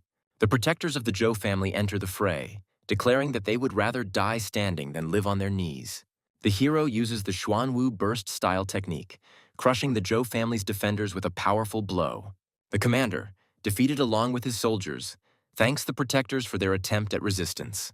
The head of the Joe clan comes out, remarks on the strength of his elite army, but reproachfully asks how they became so useless. The clan leader, who possesses the combat power of the highest 9th stage, admits that he had to intervene due to the incompetence of his subordinates. The army commander falls before the clan leader, begging for a second chance to correct his mistakes and catch the hero. The hero, appearing against the backdrop of his powerful beasts, directly addresses the head of the Joe clan, asking if it is true that he is the one in charge here. The hero demands that the head of the Joe clan hand over the culprits who plan to damage his store. The clan's protectors, who possess the combat power of the 9th stage, are outraged by the hero's demands and try to threaten him. The elite Joe army fully mobilizes and launches an attack, intending to crush the hero. The hero contemptuously compares the army to useless creatures, saying that they are of no use. One of the protectors uses a powerful spell, forming a giant energy creature. The hero mockingly comments on the monster's unexpected appearance and continues to accuse the clan leader of harboring criminals. The clan leader sarcastically remarks that the hero is still arrogant in the face of threat and emphasizes the difference between their power levels. He mentions the divine punishment of Qinglong, which is at the limit of the 9th stage, which is insurmountable for the title rank. The chapter's spell manifests a massive green dragon capable of rivaling legendary ranks. The hero summons his strongest beasts, the light-bearing purgatory serpent and the dark dragon, to show the Joe clan that he is ready for battle. The hero summons his beasts, ordering them to put the enemy on their backs, demonstrating the power of the Lightbringer serpent and the dark dragon dog. Standing in the midst of an energy vortex, the young man holds one of the enemies by the head, causing him to scream in fear and call for help. The Joe clan protectors are shocked to realize that the attack of the Qinglong's 9th stage maximum was completely blocked. The hero responds coldly to the threats, destroying one of the opponents and declaring that he has no intention of negotiating. The head of the Joe clan is horrified to learn of the use of a rare technique called dragon execution, which is aimed at dragon-type creatures. He activates his most powerful defensive technique, Joku's molten armor, in an attempt to escape. The hero mockingly says that the leader remembered to use the armor too late and warns that it will not save him. With one crushing blow, the hero pierces the armor, causing the enemy to vomit blood and realize his defeat. The weakened right protector of the Zhou clan confesses to his companions that he hoped to lure the hero in to harm the Liu family. The hero, with a menacing look, asks the head of the clan if he intends to continue to cover up for the guilty, demanding an immediate answer. The hero demands that the clan leader bring all those responsible for the attack and emphasizes that he does not intend to wait any longer. The clan leader, reflecting on the situation, realizes that the hero turned out to be much more dangerous than he expected, comparing him to the god of death himself. Those involved in the conspiracy are let out under escort, begging for mercy, while the clan leader monitors their condition. Chief Zhou declares that these people are ready to be punished for their misdeeds and invites the hero to do so. The hero watches over the prisoners, giving the order to check whether all the culprits are there. One of the captives cowardly declares that he does not know the others, denies knowing them, and tries to escape punishment. The hero realizes that the memories of these people were probably erased to hide the real customer. In the background, the right protector admits that key parts of the memories were deleted, preventing the truth from being revealed. The hero categorically declares that he will not allow the head of the clan to hide behind deception, and demands that the real culprits be handed over to him. With a menacing look, the young man finally warns that the insult to his store must be washed away with blood. The head of the clan is shocked by the hero's confidence and tries to understand where he gets such power from. One of the guards reports that several more people involved in the conspiracy have been brought in for questioning, reassuring the chief. The arrested, kneeling, beg for mercy, admit their mistakes, and plead not to take their lives. The clan leader officially hands over all the culprits to the hero, emphasizing that they are ready to be punished. The hero rightly says that those who were not the main instigators should not be executed, but he has a higher goal. In a serious tone, the hero reflects on the need to strengthen his authority in order to prevent a recurrence of such events. One of the observers mockingly states that after so many murders, the hero might calm down. The hero speaks calmly, mentioning the small skeleton, which causes tension among everyone present. The left protector of the clan indignantly asks why the destruction of the ancestral home continues if all the guilty parties have already been handed over. He responds coldly, questioning the justice of his actions, and warns that he will find out the truth by the process of elimination if the organizer is not exposed. The hero threatens to start with the head of the clan, calling upon the light-bearing serpent of purgatory to force him to answer. The clan leader recognizes the criticality of the situation and decides to call upon his right protector to try to turn the tide. The hero turns coldly to the protector, suspecting him of organizing the crimes, and demands an explanation. The right protector, losing his composure, laughs at the situation, not believing that the Zhou family could be on the verge of destruction due to a conflict with the store. In a fit of rage, the protector accuses the group's leader of incompetence, which led to the discovery of his perfect plan. The protector declares that if he dies, he will take with him the one who exposed his plans, launching a desperate attack. The hero orders his beast to deal with the remaining aftermath of the battle, restoring order. The left protector watches the horror of what happened and admits that he is glad that he was not involved in this conspiracy. The clan leader, shocked by the destruction, decides to forbid his family from approaching the hero's store to avoid further conflict. Bowing before the hero, the head of Zhou hands over all the culprits to him, begging him to spare his family and not to be angry anymore. The hero explains that eliminating the villains is not the end, and demands a public apology and compensation from the Zhou family for the damage caused. The clan leader agrees, promising to personally handle the announcements while rumors about the store owner's strength are already circulating in society. The young man clarifies the terms of compensation, asking what specific resources the Zhou family lacks, but states that he needs a certain set of heavenly treasures to train martial beastmasters. The hero demands a set of treasures of the same level as those taught to the most important heirs of the Zhou family. The head of the family is shocked, because the transfer of these resources will deprive Zhou of the opportunity to ever become stronger, and sees this as a threat to the future of the clan. The hero calmly replies that even if he compares them to lesser creatures, he is capable of making a worthy opponent out of anyone. The hero confidently adds that even a pig can be raised to the level of a true clan leader if he possesses real talent. The clan members are outraged by the comparison of the patriarch to a pig and are ready to start a fight to defend the family's honor. The head of the family wonders if the hero is really capable of raising anyone to the top. Recalling the past development of the little skeleton, the clan leader is frightened, realizing that the hero's words are not a metaphor, because the skeleton was indeed once a beast of the lowest pedigree and has now become incredibly strong.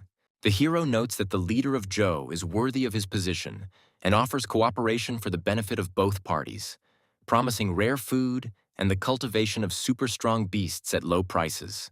The young man reminds the leader that the Joe family has long dreamed of entering the Major League, and hints that his help could become a nuclear weapon in their confrontation with the four major clans. The head of the clan is surprised by the scale of the hero's plans and suspects that he also intends to subjugate all the strongest families. The hero advises to look at the situation more broadly, hinting to the elder about new strategies for the family's survival. The city is discussing the latest events, with people surprised by Joe's revelation and now praising the owner Sue's store. Inside the store, shoppers share the news with each other, noting that the rumors about the amazing store turned out to be true. The hero unexpectedly receives a mysterious reward, a bright energy core, and wonders about its purpose. He is surprised to discover that this artifact allows him to obtain the ability of fusion, a rare gift available only to legendary Beastmasters. The young man is puzzled about which of his pets to entrust with such a powerful skill book, because it is truly dangerous. In his imagination, the hero tries on the power of merging with the dragon, imagining how he will breathe fire and fly on the wings of the light-bearing serpent of purgatory. The guy thinks that using a dragon for fusion is too banal and familiar because he prefers spirit control. The hero considers the option of fusing with the dark dragon dog and, imagining its abilities, notes that it would be useful to see souls from a great distance. The dark dragon dog reacts happily, but the idea of becoming a dog warrior seems too ridiculous to the hero. The boy decides that the only one truly worthy of the legendary fusion skill is a small skeleton. The young man summons a miniature skeletal warrior, warning that this time he is not needed for battle. The little skeleton grabs the skill book. The hero encourages him, urging him to accept the power quickly. The hero is surprised to notice that after receiving the fusion skill, the skeleton's combat power has increased almost 1.5 times. After absorbing the bloodstone, the small skeleton's appearance changes. It becomes stronger and much more terrifying. The boy realizes that for a long time, battles and experience did not provide a noticeable increase in strength. But now even a small increase is significantly valuable. The young man rejoices that after numerous battles with divine beasts and acquiring a new skill, the little skeleton's combat power has finally reached 11, confirming the effectiveness of the fusion. The hero's shop finally finds peace, and he decides to train newcomers for future victories. The girl and the boy are discussing the unexpected appearance of a strong fighter who is now in contact with Sue's boss. The hero greets the elder Dao Zun, a swordmaster capable of slaying 9th-stage beasts with his own power. The swordmaster is surprised by the changes in the shop and invites the hero to finally begin training in the art of the sword, specifying his preferences regarding the training location. The young man chooses an open and safe area with mountains and sea for training, emphasizing the danger of the master's art. The elder was amazed by the realism of the chosen hologram, and the hero assures him of its reliability for a training duel. Daozun agrees to reveal the secret techniques and asks the hero to prove himself in action, expecting a real sword fight. A tense duel begins. The guy announces the start of the battle with the senior swordsman. The hero warns that learning the sword will come at a price and shows his opponent a mysterious glowing fruit. Senior Daozun is astonished to recognize the legendary spiritual tree fruit, which can develop the power of a Beastmaster to the next level. The hero looks with delight at a rare artifact that could shorten his years of training. The man activates the blade, explaining that its uniqueness is not attainable without exceptional skill. The boy notices the devastating attack and exclaims in surprise at the appearance of a mysterious creature. The senior master discusses the hero's pet's power level and shares his impressions of its potential. The heroine reflects on how destructive this little skeleton is. The master is determined to train his pet in the art of weapon mastery at any level. The hero, full of determination, actively prepares for training, sparing neither effort nor time. On the battlefield, two blades clashed, causing surprise among those watching the clash. The hero gathers his allies, claiming that he is now ready to head into the dangerous region.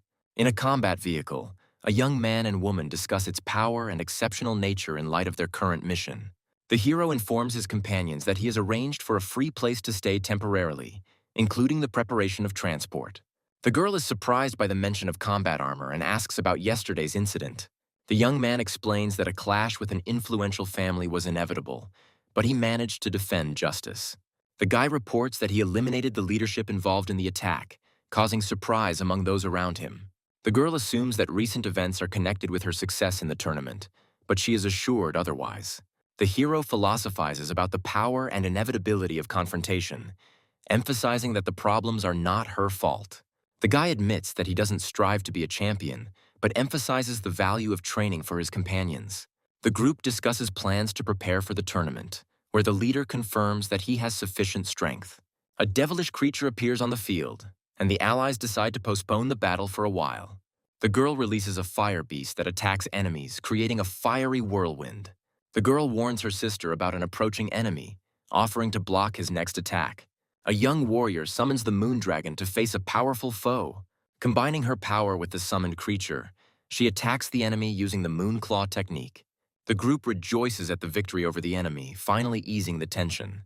A girl protects a comrade from a surprise attack by a creature with spiritual power. The enemy uses toxic fumes to hide from the team's attacks. The young heroine uses a treatment method to cope with the poison. The girl reacts to her comrade's joke, and the team realizes that the enemy is calling for reinforcements. The hero decides to unite the forces of his creatures for a final attack on the enemy. The young man solemnly assures that their coordinated actions will allow the battle to be concluded in their favor. The girl invites the guy to coordinate for an attack, confirming his ability to work in a team. The hero decides to contain the hostile couples and builds a strategy for the future, reflecting on his plans. The young man gives the girl an expensive drug, emphasizing her contribution to their survival. The master declares the end of the training day and suggests that everyone rest, but the heroine wants to continue fighting. The girl shares her enthusiasm for the battle, and the boy explains that he is raising money to promote his dragon. Based on the merit calculation, the operator announces the results, registering the achievements in the system. The man happily accepts the challenge to count his merits and asks about his results. The scoring system is explained to the hero, detailing the difference in value between killed animals of different levels. The base's staff recall previous records and joke about the hunter's gradual progress. A group of competitors called the Night Wolves demonstrate their results with an impressive number of points. The Night Wolves group discusses the distribution of over 1 million merits among its members, which causes envy in those around it. The boy is outraged by the low credit he receives for his efforts in solo hunting and decides to join a group. The operator calls the next team, representing 3 registered participants. The hero and his 2 companions collect a record-breaking 2 million merits, stunning the other participants. Observers are amazed at the number of points received, calculating how much each team member earned on average. The hero renounces his share of the credit, allowing his comrades to share it among themselves. The guy suggests that the heroine take a little more credit, but she insists on an equal distribution. Other participants express dissatisfaction with the unfairness of the merit system. The girl silently listens to the arguments of her group, who accuse her of inaction and unwillingness to fight for points. The boy explains to the girl the importance of effectively using the acquired merits to improve future opportunities. The senior participant, addressing the newcomers, emphasizes that they should be grateful for the internship opportunity. Young hunters admit their mistakes, but justify their failures by their inexperience in difficult battles. A group of students are outraged that the work they have done, including killing high-level beasts, is being valued so low. The girl notices the tension in the room, but the young man asks her not to rush to conclusions and to remain calm. Senior hunters point out to newcomers that their success is commonplace and a natural consequence of hard work. The leader of the experienced hunters concludes that participating in battles gave the youth useful experience. He reminds us that we need to focus not only on the results, but also on what was done to achieve them. A group of students is told that joining a team means sharing all risks and rewards collectively. Experienced hunters emphasize the importance of the value of each action and encourage those who are dissatisfied to act independently. Young people are becoming more aware of the fairness of the system, recognizing the importance of experience and teamwork for further growth. The boy reflects on the girl's resilience, acknowledging that she hates injustice, but she needs to become stronger. The hero motivates his companions by offering to exchange their achievements for currency and continue training in the desert regions. The day before the tournament opens, the ranking of the top participants is temporarily suspended. The mysterious man rejoices at the opportunity to spread the hero's name throughout the city, planning his moves. In a darkened room, mysterious figures discuss a young opponent who is ready to fight for first place. On the customer rating screen, the name of the hero and his comrades occupies the top positions, attracting the attention of rivals. Giant screens on the airships announce the start of the long-awaited 50-second global epic tournament. The huge stadium is filling up with people eagerly awaiting the start of the preliminary rounds. The crowd of spectators erupts in shouts of enthusiasm, eager to see the exciting spectacle of the tournament. Tournament organizers encourage participants to demonstrate their skills as the competition begins.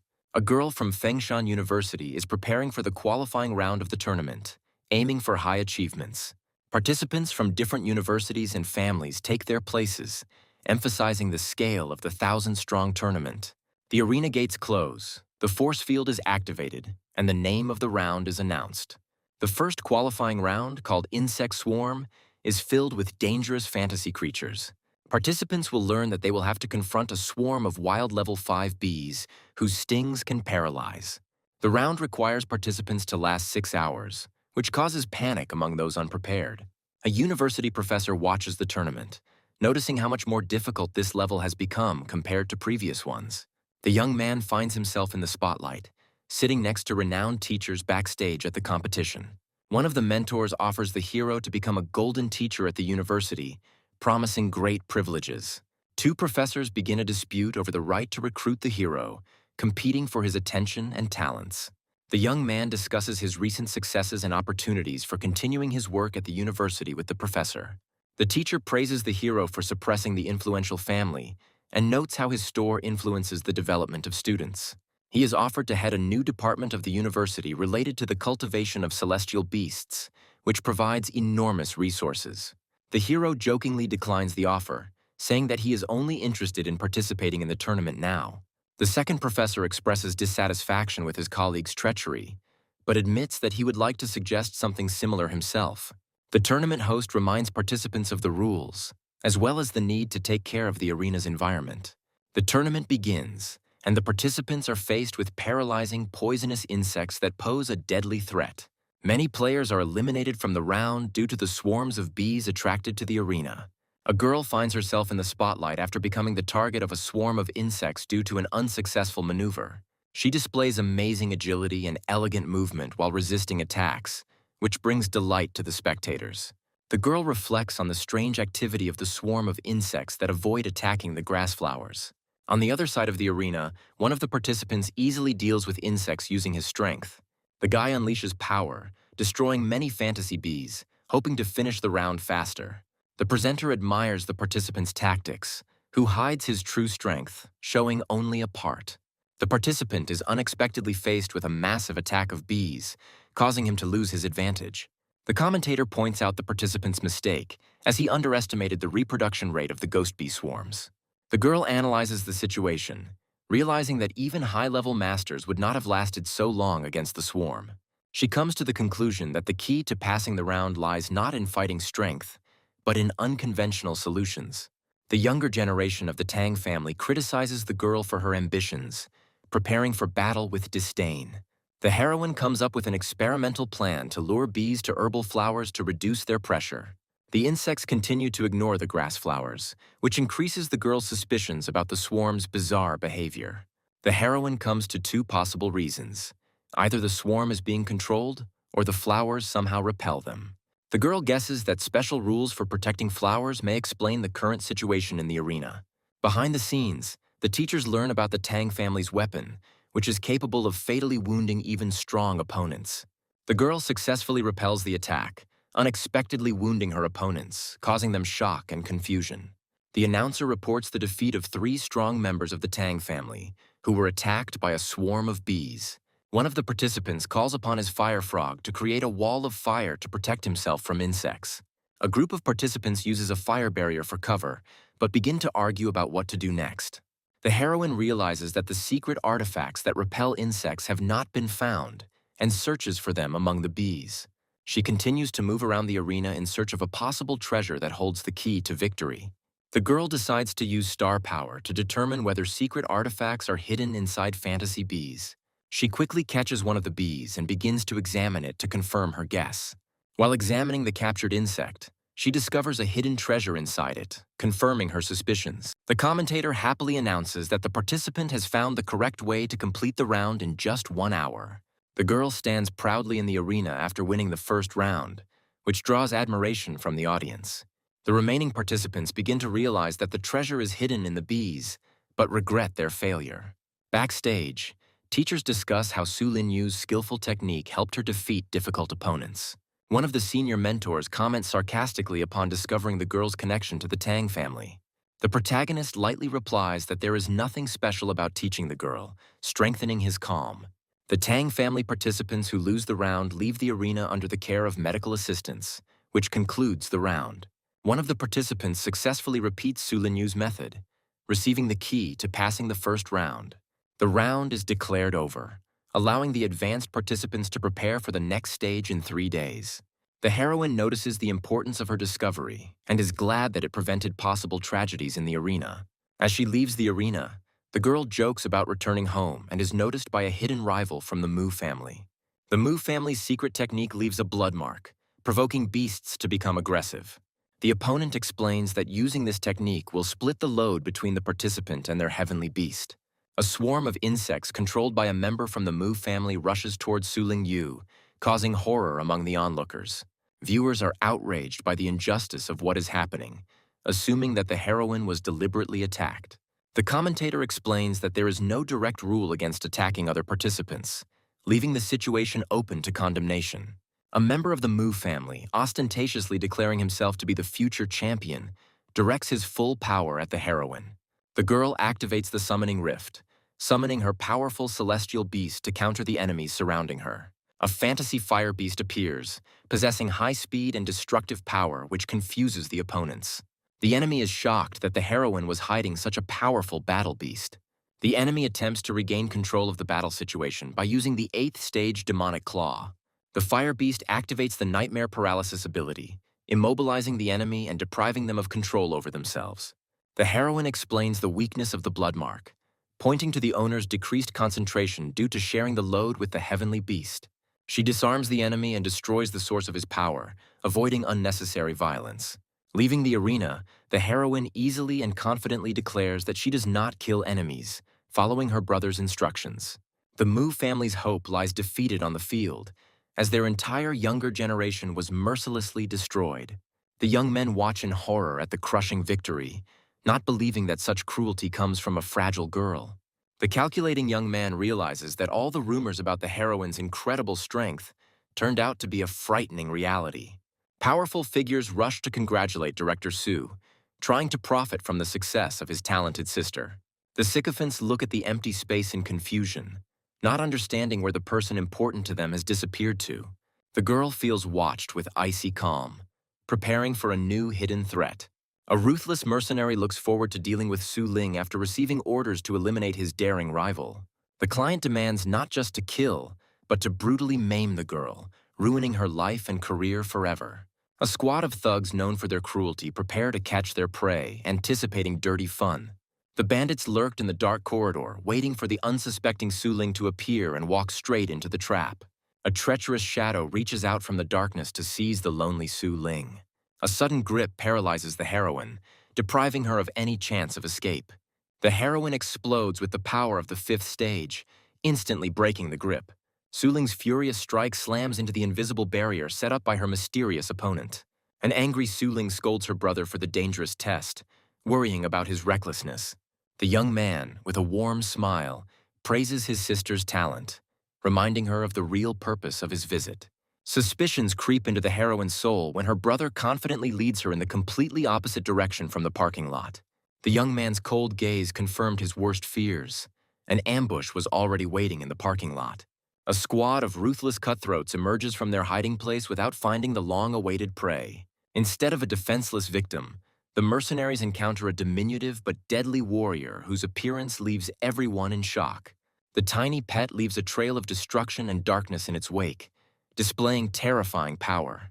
A sudden encounter with Dao Zong takes the brother and sister by surprise right in the middle of the city.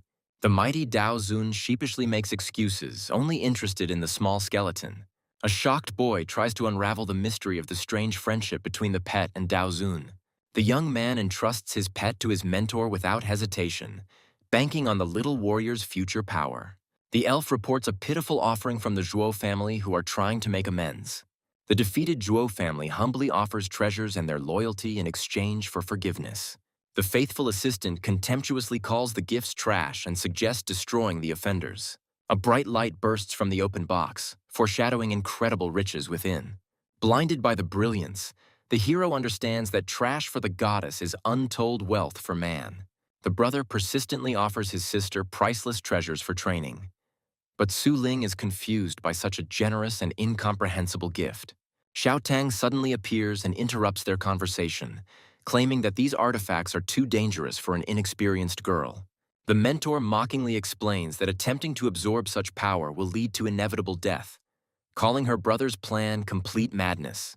The young man pauses to think, realizing that the warning comes from Tang Ruan, the heiress of a great family, and that changes everything.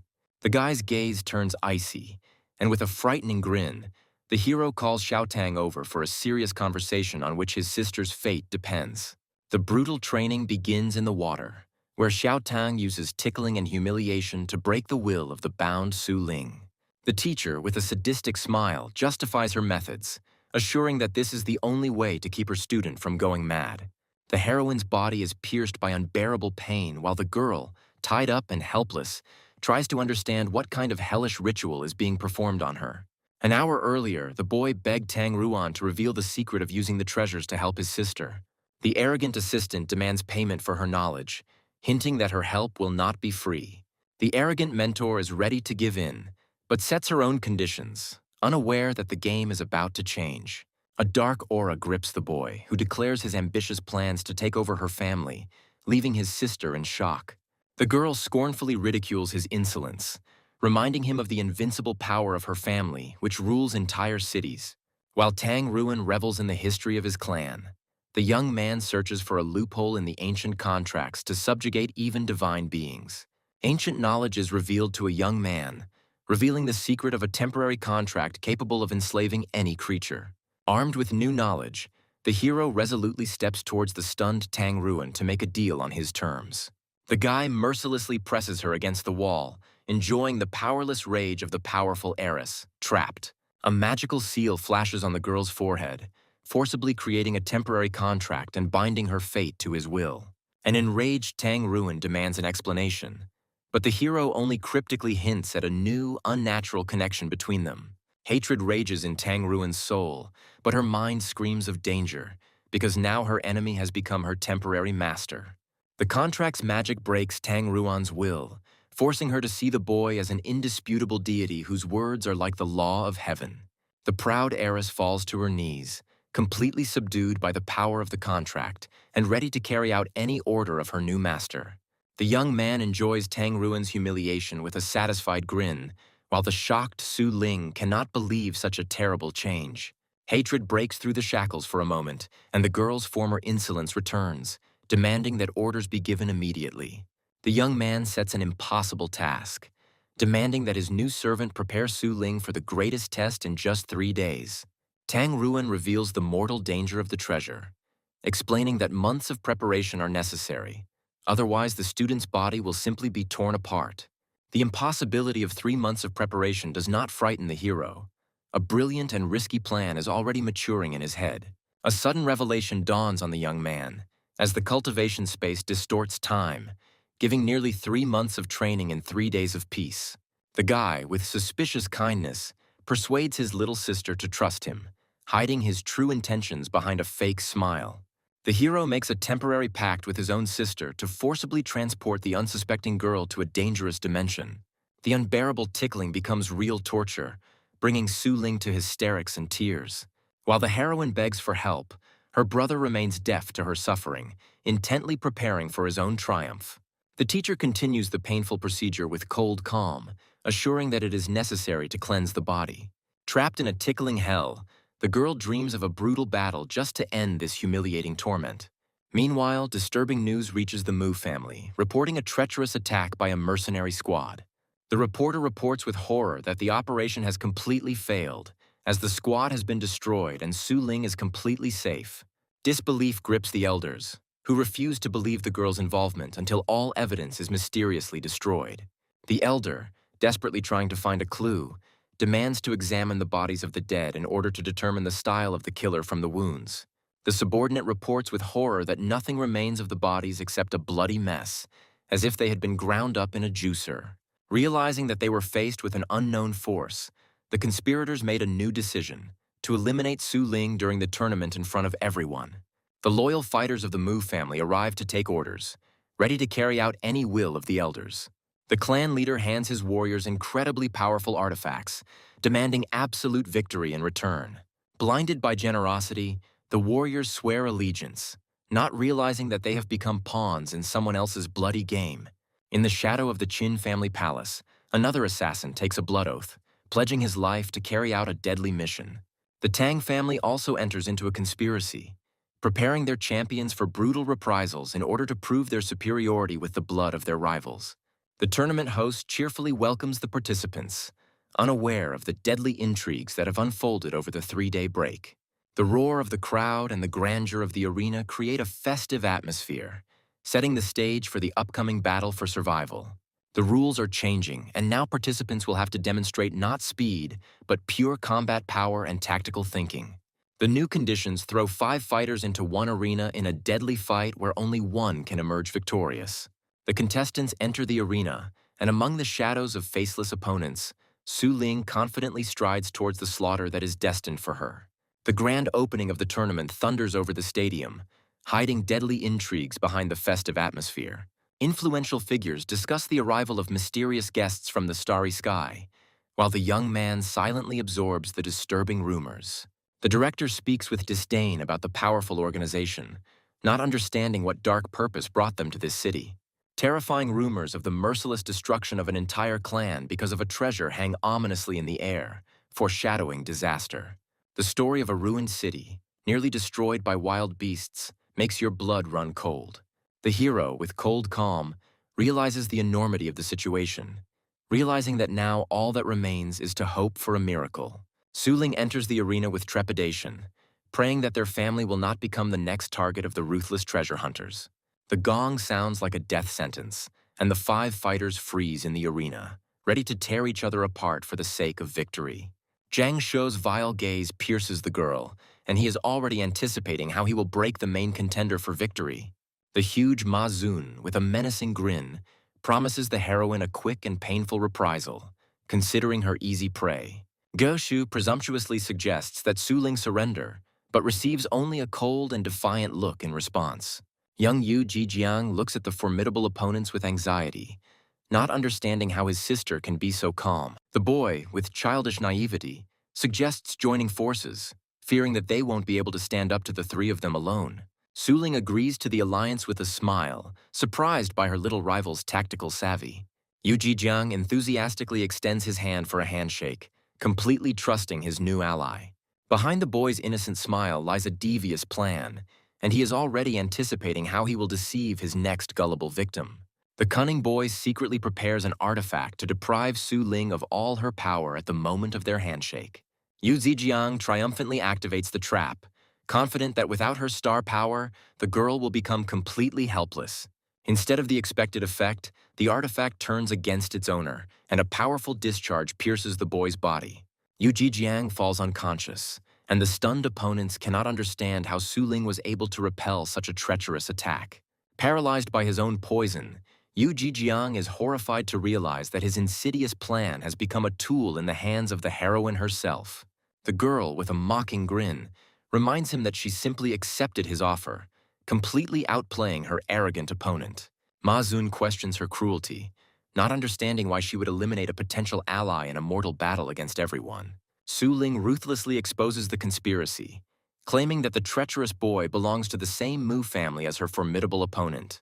The heroine continues her deadly analysis, accurately naming the names of the families of the remaining conspirators and plunging them into complete confusion. The girl explains condescendingly that their clumsy disguise was revealed from the very first step into the arena, because every little detail gave them away. Remembering his brother's instructions, Su Ling is enveloped in a fighting aura, declaring a merciless war on all four great families. Enraged and frightened, the opponents decide to attack together, summoning their heavenly beasts in a desperate attempt to defeat her. The heavenly beasts of the two families rush into a furious attack on the shadow wolf summoned by Su Ling's invincible power. In the midst of the battle, Ge Shui furiously shouts at Ma Zun, demanding his help and not understanding the reasons for his treacherous inaction. The calculating Ma Zun refuses to attack blindly, fearing Su Ling's hidden trump cards and remembering his recent loss. The allies furiously accuse Ma Zun of betrayal, but he only coldly hints at their imminent defeat. A horrifying truth is revealed to the conspirators as the shadow wolf single-handedly crushes their sky beasts. In desperation, Ge Shui decides to use his family's secret medicine, forcing his ally to take extreme measures to survive. Zhang Shuo reluctantly summons the puppet snake, unleashing his clan's deadly treasure. Beasts empowered by artifacts surround Snowball, creating a deadly ring and leaving him no chance. Contempt and rage fill Su Ling as she sees a crowd of cowardly enemies attacking her faithful Snowball. The heroine's blood resonates with her pet, and the awakened demonic power transforms the girl into a deadly warrior. In a single move, Su Ling and Snowball strike with lightning speed, appearing out of nowhere and leaving their enemies in absolute shock.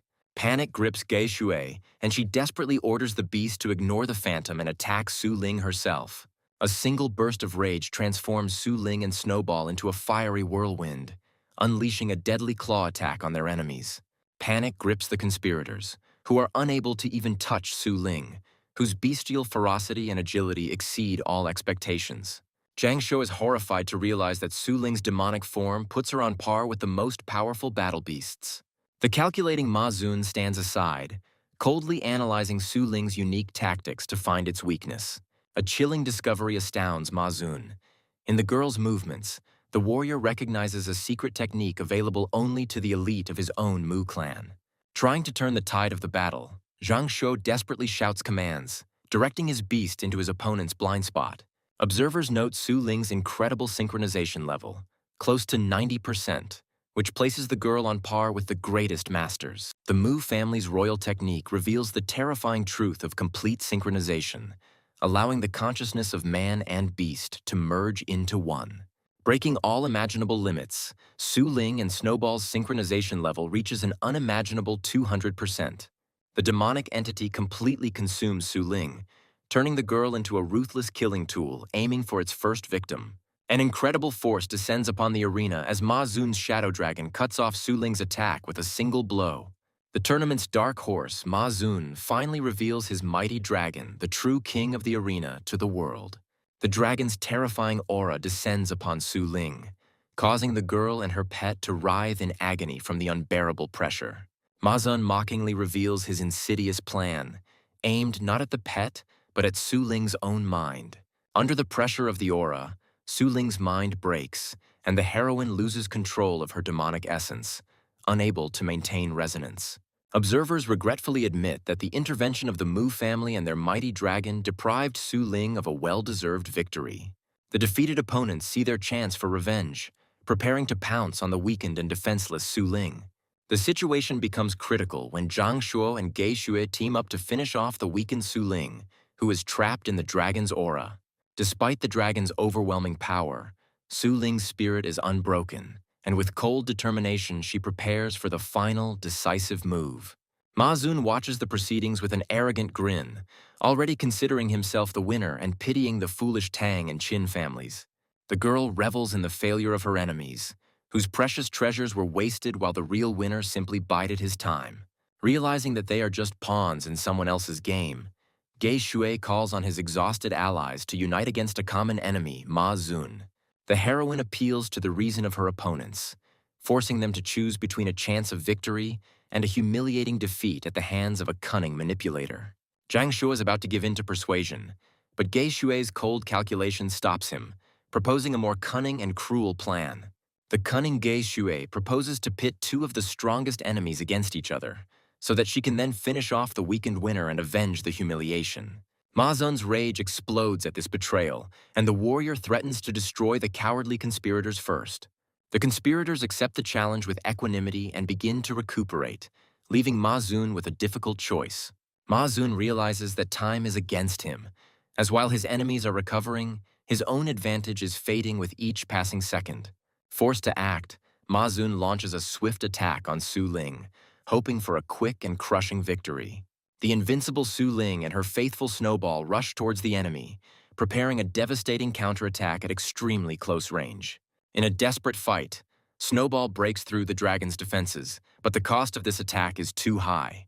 Thrown back by the blow, Su Ling looks at her wounded pet in horror, while Ma Zun mercilessly attacks the girl herself. The insidious trap snaps shut, and the warrior's body becomes entangled in a net. But even this does not prevent him from delivering a crushing counterblow. The heroine has difficulty coming to her senses, overwhelmed by the dragon's aura, but finds the strength to be glad that Snowball was not harmed. The girl desperately searches for the enemy's weakness, realizing that Snowball's paralyzing technique for some reason did not work on the dragon. Ma Zun, with arrogant confidence, offers to surrender, promising a quick and honorable death for her insolence. Su Ling realizes that Snowball's mental attack has been repelled and begins to suspect that the enemy possesses a secret treasure. The enraged Ma Zun finally loses his patience and orders his phantom beast to attack his stubborn opponent. The warrior himself rushes into the attack, dividing his forces to personally deal with the impudent girl and her pet. Snowball uses his strongest attack again, but this time the full force of the nightmare paralysis is directed at the eyes of the mighty dragon. Snowball's nightmarish paralysis descends upon the mighty dragon, but an invisible barrier repels the attack. The heroine triumphantly exposes the enemy's secret, but Ma Zun only grins confidently, because knowledge does not guarantee victory.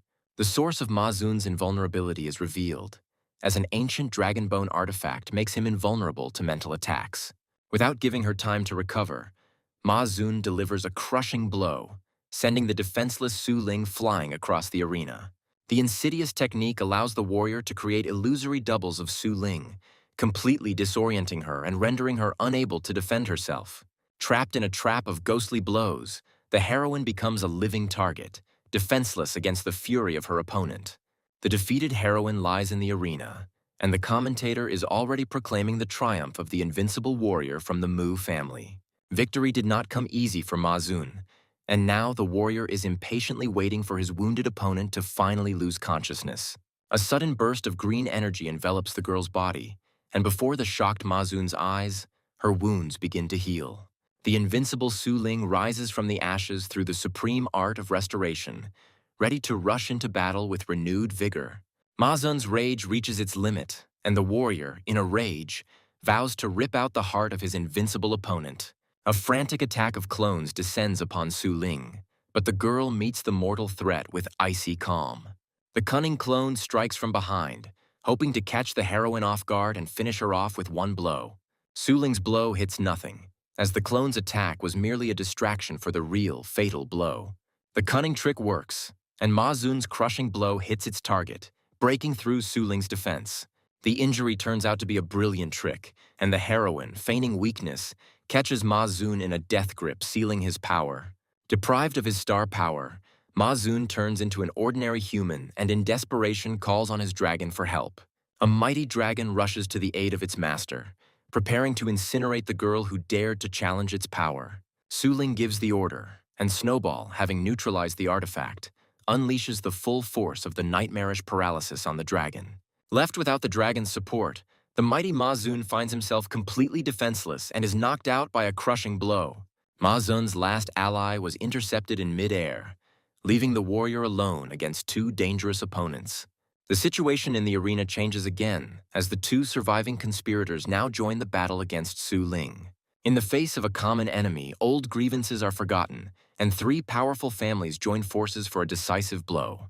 Ma Zun reluctantly agrees to the alliance and summons his dragon again, preparing for a final, desperate attack. The combined might of the three families falls upon Su Ling, and even the commentator admits that her chances of winning are slim. At the most critical moment, the girl hears her brother's mysterious voice in her head, ordering her to use the hidden trump card.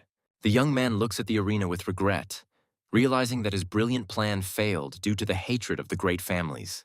The hero's eyes light up with a golden fire, and the boy telepathically orders his sister to stop hiding and release all her power. Surrounded by an army of dark beasts, the heroine looks defiantly at her enemies and calls upon her last, most powerful ally. From the icy vortex emerges a gigantic white dragon, whose devastating power is capable of freezing the entire world for thousands of miles around. A chilling fear grips the three warriors when they recognize the giant beast as a legendary dragon of the highest rank. The moon dragon's frosty breath unleashes upon the arena, instantly freezing all enemies and their powerful pets.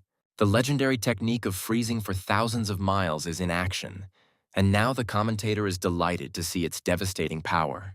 With one gesture, Su Ling ends her attack, and her three opponents fall limply to the icy arena, defeated and unconscious.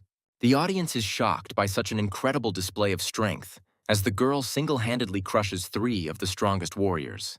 Victory is won, and a wounded Su Ling stands proudly beside her beautiful and deadly dragon. Influential figures rush to congratulate the young man on his sister's triumph, already seeing in her the future support and pride of the entire university. A mysterious knock on the door interrupts the silence of the night, forcing the girl to tear herself away from her upcoming training session. The heroine cautiously peers into the room and sees her mentor, surrounded by a golden glow and immersed in deep meditation. An irritated Tang Ruan interrupts her training, demanding an explanation from the uninvited guest and for her to leave immediately. As a sign of reconciliation and respect, Su Ling presents her mentor with a box of exquisite pastries. The heroine humbly asks Tang Ruan for daily training, willing to do anything to achieve her goal. The mentor, with a sly smile, reveals the student's true motives, suspecting that she is only interested in her secret tactics. An embarrassed Su Ling admits that the brutal battles at the tournament made her realize her own weakness and imperfection. Tang Ruan accepts the treat with understanding, but her penetrating gaze forces the girl to reveal the true reasons for her fear. The pain of her recent defeat and the fear of falling behind her brother drive Su Ling to desperately strive for new, unattainable power. The mentor understands that behind the desire to become stronger lies the fear of losing the connection with her powerful pet. A steely determination flashes in Su Ling's eyes, and she declares her intention to strengthen her psychic power to protect Snowball. Tang Ruan explains the difficulty of developing mental strength, hinting that only a few are able to achieve mastery in this. The mentor, with a mysterious smile, offers to show her clan's secret technique, accessible only to women, and asks to summon a dragon. The mentor points out her student's stupidity with disdain, explaining how to properly control the power of a mighty dragon in a confined space. Obedient Su Ling, embarrassed by the criticism, begins the summoning ritual, opening a portal for her powerful pet. The icy majesty of the moon dragon descends upon the room, but Tang Ruan meets its crushing aura with unperturbed calm. Trapped in the shop, the mentor savors the moment as the dragon's menacing roar awakens a long-forgotten thirst for battle within her. An enraged Belyashik prepares to attack, and a frightened Su Ling desperately tries to warn her mentor of the impending danger.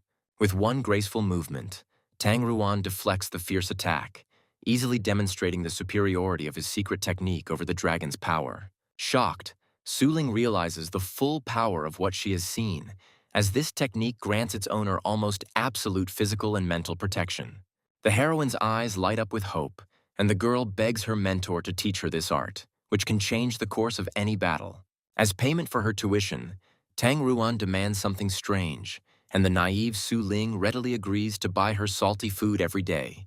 The cunning mentor reveals her true motive, as Su Ling will become her ideal and secret sparring partner to hone her forbidden technique.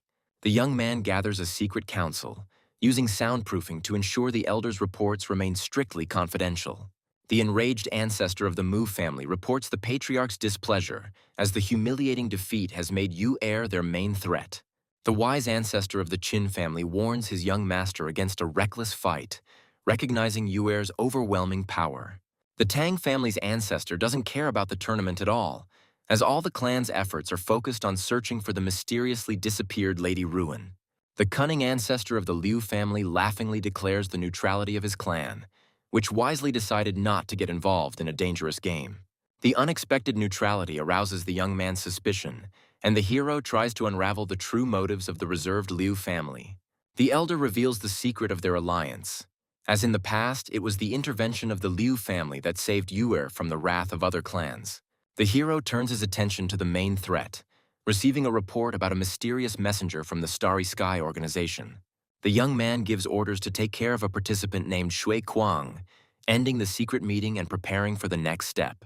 The hero's eyes glow with determination, as the young man is certain that the powerful organization Starry Sky is pursuing its own secret goal in this tournament. Deciding to put aside unnecessary worries, the young man remembers his duty and goes to his weekly training with Joanna. The faithful assistant obediently awaits the order, and the hero invites the girl to the divine source for joint cultivation. The cunning elf senses the alarm in her master's voice and offers him a faster and more seductive path to power in the supreme divine realm. The hero freezes in horror, realizing that his secret thoughts have been heard, and now he will have to explain himself. The young man tries to wriggle out of it, using the terms of the contract as a cover, but Joanna is already ready to offer a more profitable deal. Seeing that the owner did not fall for the trick, the assistant shyly offers him a special method, ideal for quick strengthening. Joanna tells of the heavenly trials, a brutal selection process that takes place on the brink of life and death, tempering the body and spirit. A mighty warrior with the body of a divine bull prepares for the test, dreaming of a promotion and a place in an elite squad.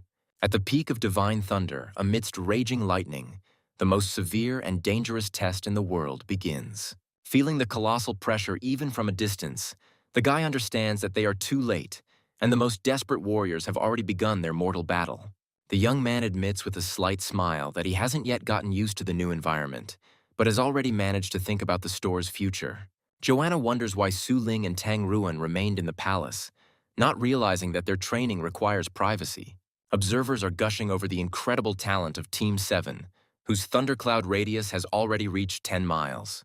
The hero watches what is happening with interest, trying to assess the strength of local talents and compare it with the capabilities of his pets. A bolt of heavenly lightning strikes the warrior, but he takes the blow with a furious roar, trying to withstand the crushing power of the test. In his agony, the warrior calls out to the mother tree, begging for help and the glory that successful completion of the test will bring him. A second lightning strike pierces the warrior's body, breaking his horns and will, depriving him of his last hope of victory. Having lost his mighty horns, the warrior falls to his knees, completely broken and defeated by heavenly punishment. The shards of horn fly apart and the warrior's lifeless body falls to the ground, marking his complete and utter failure. The storm clouds disperse, and observers note with disappointment the failure of yet another daredevil who failed to conquer the skies. The onlookers are horrified to realize that even the most powerful protective treasure could not withstand the fury of the 10-mile thundercloud. Although the warrior survived, his body was crippled and his spirit broken, turning the once mighty champion into a helpless cripple. Realizing that the warrior's fate is sealed, his comrade, with a heavy heart, prepares to perform the coup de grace. Death in the heavenly trial is cruel and final, as the loser's body crumbles to dust, leaving no chance for salvation. The young man begins to worry about the question of probability, but Joanna explains that this brutal selection has nothing to do with luck. The elf reveals the cruel truth of the test, where not only combat power but also innate talent determines the strength of heavenly punishment. Joanna mockingly points out the fear in her master's eyes, reminding him that even gods are mortal, and he is only a man. The hero casts aside all fears with cold determination, realizing that failure in this test would be too high a price for him. It is the hero's turn, and the young man calmly accepts the challenge, ready to challenge the heavens themselves and prove his right to strength. Joanna calls upon an ancient treasure, lending her master divine power for the coming most important battle of his life. The Guardian proudly presents the Shield of Asius, a legendary treasure capable of granting its owner absolute invincibility. Joanna explains that outsiders are not allowed to attend the trial, but the goddess is willing to make an exception to protect such an important warrior. The Guardian, with tears in his eyes, thanks him for the honor and vows to protect his new ward even at the cost of his own life. The overconfident Guardian assures that with the Shield of Asius, even a 1,000-mile thundercloud poses no threat. Observers are perplexed, as interfering with the celestial trial is not only pointless, but could also disgrace the goddess's reputation. A sense of foreboding grips Joanna when a sudden change in the weather foreshadows the beginning of something terrible and unpredictable. The sky opens up into a blood-red funnel, from which lightning bolts of unprecedented strength and fury are ready to burst forth. The Guardian looks up at the sky in horror, recognizing this phenomenon as the rarest and most deadly heterochromic celestial trial. The terrifying truth is revealed to the young man, for this test appears only once every 100 years and possesses unimaginable destructive power. Doubts creep into the minds of the observers when they realize that the power of this test is 3 times greater than usual. Joanna, horrified, speculates that the shield of Asius has caused such heavenly wrath because its owner must have committed a terrible sin in a past life. The radius of the thunderstorm funnel reaches 7 miles, and observers understand that its power is already equivalent to a 20-mile normal test. The Guardian looks with disdain at the new recruit with his paltry talent, not even suspecting what a surprise awaits him. The first storm is about to break, and the Keeper quickly calls the warrior to shelter him behind his indestructible shield. Instead of hiding, the young man releases his hellhound with a cheeky grin, sending it to be the first to face heaven's wrath. All the power of the bloody sky is concentrated in one point, preparing to bring down a blow of unimaginable destructive force on the earth. The storm clouds continue to grow at an alarming rate, and observers are counting the miles in panic, not believing their eyes. Having reached the 27-mile mark, the shield begins to get bored, but the Keeper realizes in horror that this is only the beginning of a real nightmare. The hero summons his moon dragon, whose icy aura instantly expands to 20 miles, defying the heavenly flames. The combined power of the 3 pets spreads the thunderstorm to 50 miles, leaving even the bravest observers unable to predict the outcome of this battle. The youth summons another powerful beast, the light-bearing serpent of purgatory, whose power complements that of the dragon dog. The incredible sight leaves the Keeper in shock, as 3 powerful dragons now soar in the sky, and an anxious premonition grips his heart. The incredible power accelerates the thunderstorm funnel up to 100 miles, plunging observers into a state of shock. A 100-mile-long bloody thunderstorm hangs over the peaks, foreshadowing heavenly punishment of unprecedented power. The mortal danger causes the onlookers to panic and beg Joanna to retreat, as even a goddess cannot withstand the impact of a 100-mile thunderstorm.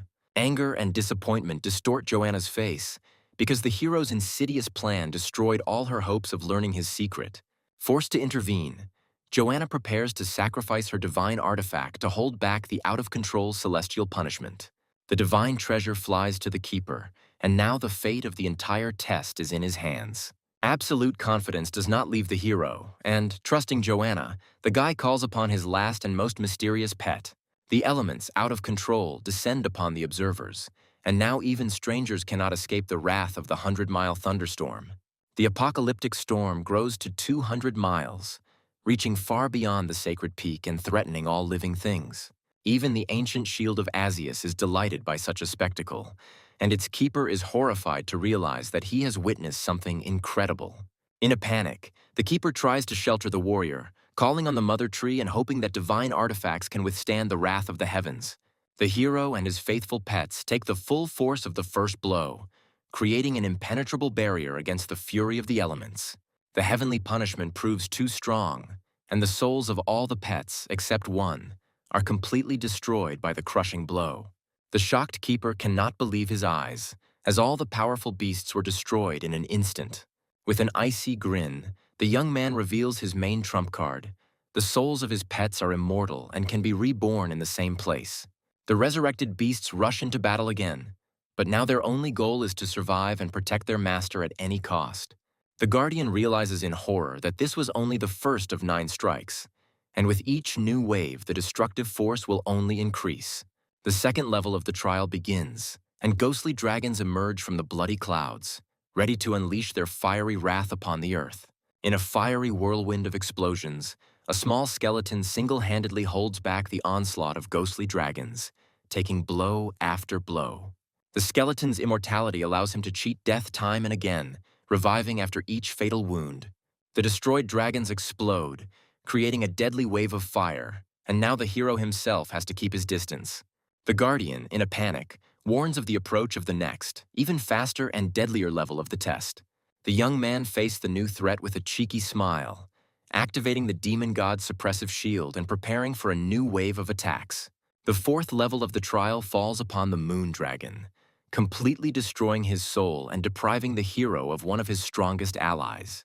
Ignoring the losses, the young man, with a furious roar, orders all of his pets to rise again and rush into battle again.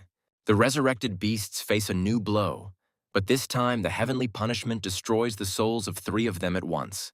The 5th level of the test proves fatal, and a crushing blow from the giant ghostly elephant completely destroys the hero's soul.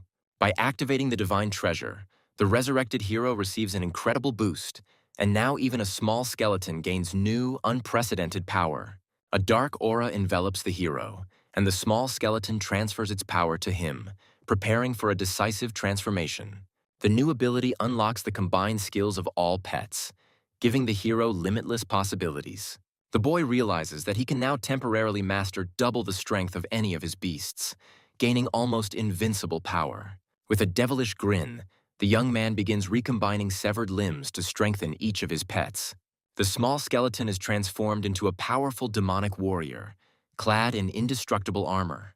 A giant bloody palm appears in the sky, preparing to bring down a blow on the earth capable of wiping out all life from the face of the earth. The remaining pets use all their defensive abilities, creating a multi-layered barrier around their master. The mighty skeleton meets the blow from the heavens, and its armor begins to crack under the unimaginable pressure. Having withstood the attack, the warrior realizes with relief and pain that he was able to survive the blow that should have destroyed him. The guardian watches in horror and delight, not believing that someone dared to challenge the heavens themselves. Inspired, the shield of Asius rushes into battle, leaving its astonished guardian far behind. The ancient shield merges with the skeleton's armor, granting it divine protection and unbreakable power. With newfound strength, the warrior defies the heavens with fury, ready to push back against the divine protection and strike back. A golden aura envelops the hero, and he unleashes the full might of the demon god's overwhelming fist on the ghostly dragons. Realizing that strength alone is not enough, the warrior decides to use the power of the Prism Star Core to deal hundreds of crushing blows. A furious barrage of blows rains down upon the heavenly wrath, and with each hit, the warrior's fury only grows. Blow after blow, the warrior breaks through the heavens' defenses, and his attack finally begins to bear fruit. In a single impulse, the hero and his pet deliver the decisive blow, merging in a whirlwind of golden and bloody energy. The onlookers gaze in admiration at the brave warrior, whose courage and strength make them understand why the goddess favors him so much. Joanna recognizes the ancient art of the Golden Crow clan in the hero's fighting style, and dark suspicions creep into her soul. With a furious roar, the warrior unleashes all his might, completely destroying the remnants of heavenly punishment. The triumphant gleam in the warrior's eyes gives way to surprise, because he was able to stand firm and win. The jubilant guardian congratulates the young man on his incredible victory, as he managed to pass the most difficult heavenly trial. Joanna, in the guise of an angel, descends from heaven to personally assess the condition of the warrior who has undergone a baptism of thunder. The hero delightedly feels a surge of new strength, as his body has become stronger and his energy level has increased to unprecedented heights. The guardian and the shield bid farewell with gratitude, but the hero notices a strange scale above the god's head, foreshadowing a new discovery. The system opens access to the path of thunder, and the young man realizes that he can now imbue his pets with the power of lightning. The new ability grants access to 999 skills, and the hero can now customize them to suit the characteristics of his beasts. Returning to the store, the young man is delighted to discover that his dragons are fully prepared for a new boost. The hero chooses the most powerful skill for his dragon dog, Thunderous Kill Zone, turning it into an indestructible tank. For his second dragon, the hero chooses the Thunderbolt, granting it the ability to deliver irresistible and deadly ranged attacks. The young man looks forward to future battles, as his dragons have become even stronger and the mysterious Shui Kuang will receive reliable support. 1,000 of the best fighters who have passed the preliminary selection and are ready for a new challenge gather at the central arena of Longjiang City. A new stage, the Nightmare Hunt, begins, and now 1,000 participants will have to fight for the right to reach the final 5. The crowd roars in anticipation as the brutal battle, in which only 5 out of 1,000 will survive, promises to be incredibly exciting. Participants are placed into a deep sleep, and the terrifying abyssal dream beast transports their consciousness into a virtual world created specifically for the tournament. The new rules transform the battle into a merciless hunt, where every kill earns points and death in the game means instant elimination. Over the course of 5 hours, the participants will have to kill each other, and only the 5 strongest, those with the most points, will advance to the finals. Su Ling looks to the future with confidence, knowing that she will be able to use one secret treasure that will give her an advantage in battle. The hero watches what is happening, because a new rule that reveals the location of the strongest turns them into desirable prey. The sleeping gas fills the capsules, and Su Ling, with icy calm, wishes everyone a fun game in the world of deadly dreams. The minds of thousands of participants are transported into a virtual world created for the most brutal hunt of their lives. Director Faye is surprised to find Yuer next to her, not even suspecting that this is not a coincidence. The hero and the director put on special glasses that allow them to watch the battle from any point. But Faye doesn't know the price he paid for this place.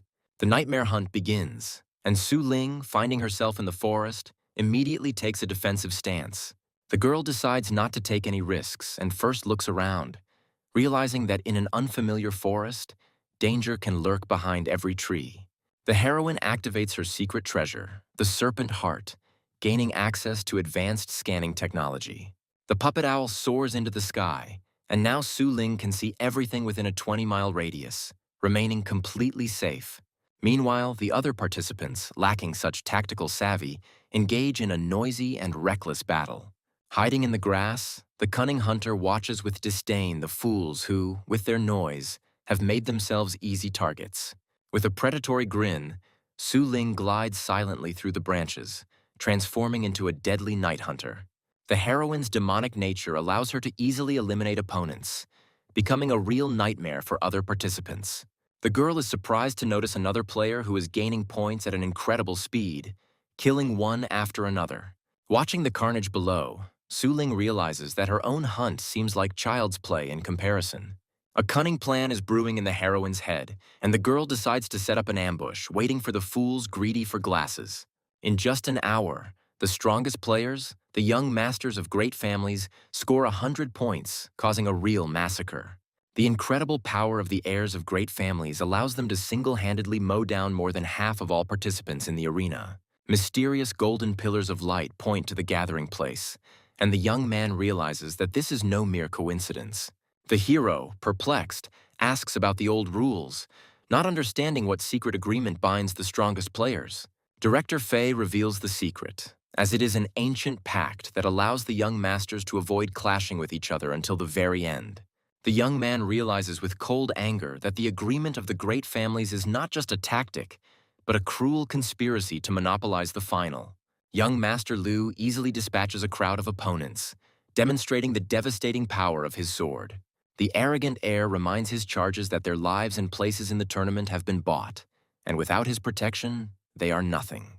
The sons of influential businessmen and politicians humbly swear allegiance, realizing that their future depends on the will of the young master. A sudden pillar of golden light attracts attention, and at the same time, Su Ling is surprised to see an identical beam of light in the distance. With a devilish laugh, Shui Kuang charges into the thick of the battle on his dragon dog, reaping a bloody harvest of points. Enchanted by his own power, the boy orders his pet to destroy everyone, enjoying an easy and quick victory. Meanwhile, in another part of the forest, Liu Qingfeng encounters a mysterious and powerful stranger who is ready to teach him a cruel lesson. Su Ling continues her hunt, but now her target is not weak players, but those who dare to challenge her strength. Seeing the two strongest players moving towards Shui Kuang, the girl realizes that she must hurry to help, otherwise it will be too late. Following the pillar of light, Liu Qingfeng finally finds his target, unaware that he himself has become the prey. Shui Kuang confronts the powerful heir with a bold challenge, and Liu Qingfeng notes his courage. The guy admires the power of Liu Qingfeng's sword, but declares that he is not going to run away because their meeting is predetermined. Liu Qingfeng's sycophants look down on the impudent upstart, advising him to give in and not tempt fate. Shui Kuang listens to the threats with mockery, confident that the pitiful minions will not be able to understand the true difference in their strength. Without wasting time on words, Liu Qingfeng strikes, sending 2 deadly waves of energy rushing towards his opponent. The blow misses, and a shocked Liu Qingfeng cannot believe that anyone was able to dodge his attack. Before Liu Qingfeng can land a second blow, Shui Kuang interrupts him with delight, preparing to introduce himself. Without letting him finish, Liu Qingfeng unleashes the full force of his technique on the insolent man, creating a whirlwind of wind and rain. The minions watch the proceedings with glee, certain that the insolent scum who dared to challenge their master are doomed to die. From the smoke and fog, the silhouette of a giant wolf appears, and Shui Kuang proudly calls out his name, shocking everyone. An irritated Shui Kuang reproaches his opponent for his cowardice, as he only dared to attack when he was distracted. Spectators are perplexed by the incredible size of the dragon dog, unable to understand how an ordinary beast could grow to such gigantic proportions. The familiar name makes Director Fei wary, and he tries to remember where he has heard about the mysterious Shui Quan. A sudden revelation strikes the director, as he remembers that this is exactly how Su Ping called his faithful follower. Liu Qingfeng's gaze turns icy, and he vows to remember the name of the insolent man who dared to dodge his attack. Unwilling to bear the humiliation any longer, Liu Qingfeng summons his heavenly beast, preparing to unleash his full might on the enemy. The crushing aura of the dark black dragon, the fifth-ranked dragon, descends upon the arena, causing its minions to tremble in terror. Director Fei recalls another powerful dragon, wondering whose beast will prove stronger in this battle. The giant dragon appears in all its terrifying glory, and its power makes even the bravest warriors shudder. The dragon's crushing aura falls upon Shui Kuang, but he only winces in pain, not intending to give up. Liu Qingfeng, with a devilish grin, enjoys the helplessness of his opponent, confident in his superiority and the power of his sword. A sudden blow out of nowhere interrupts the battle, and a new mysterious player appears in the arena. Su Ling and her pet stand between the two opponents, challenging Liu Qingfeng himself. The minions are horrified and cannot understand why the aura of the powerful dragon has no effect on the impudent girl. Qin Xiaotian, who suddenly appeared, easily deciphers Su Ling's secret, recognizing her defense as a legendary technique. Shocked, Su Ling cannot understand how the stranger knows about a secret technique available only to a select few.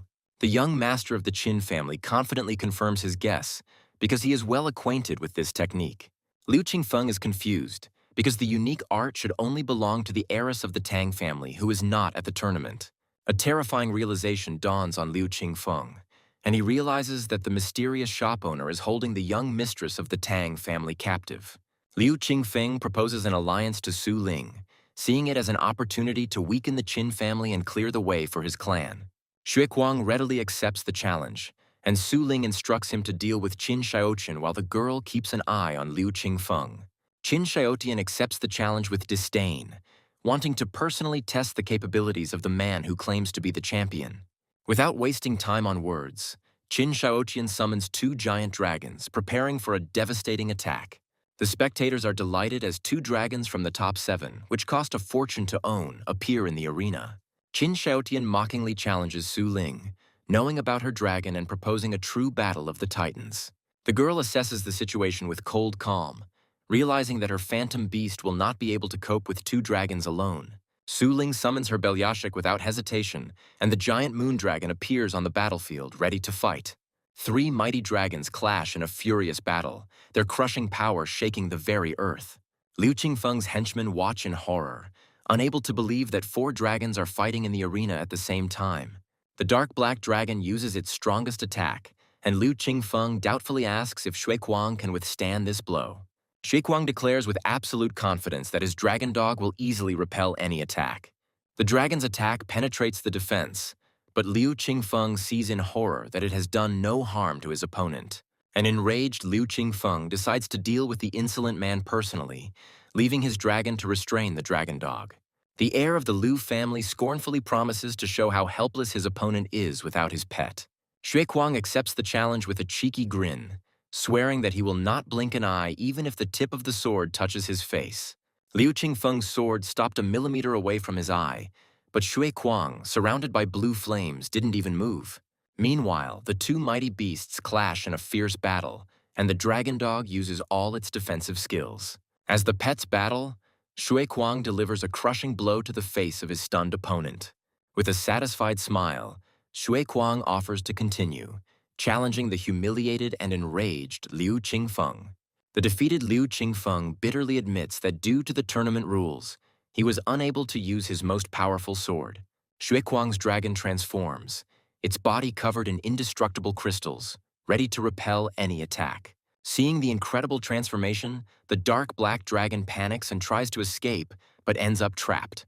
A giant sphere of dark energy, the annihilation of death, rushes towards the dragon, leaving him no chance of escape. An enraged Liu Qingfeng cannot believe his eyes as he challenges the madman who dared to use such a destructive technique.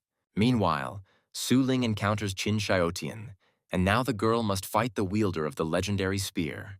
Qin Xiaotian mockingly presses the girl, confident that his pet will easily block any of her attacks.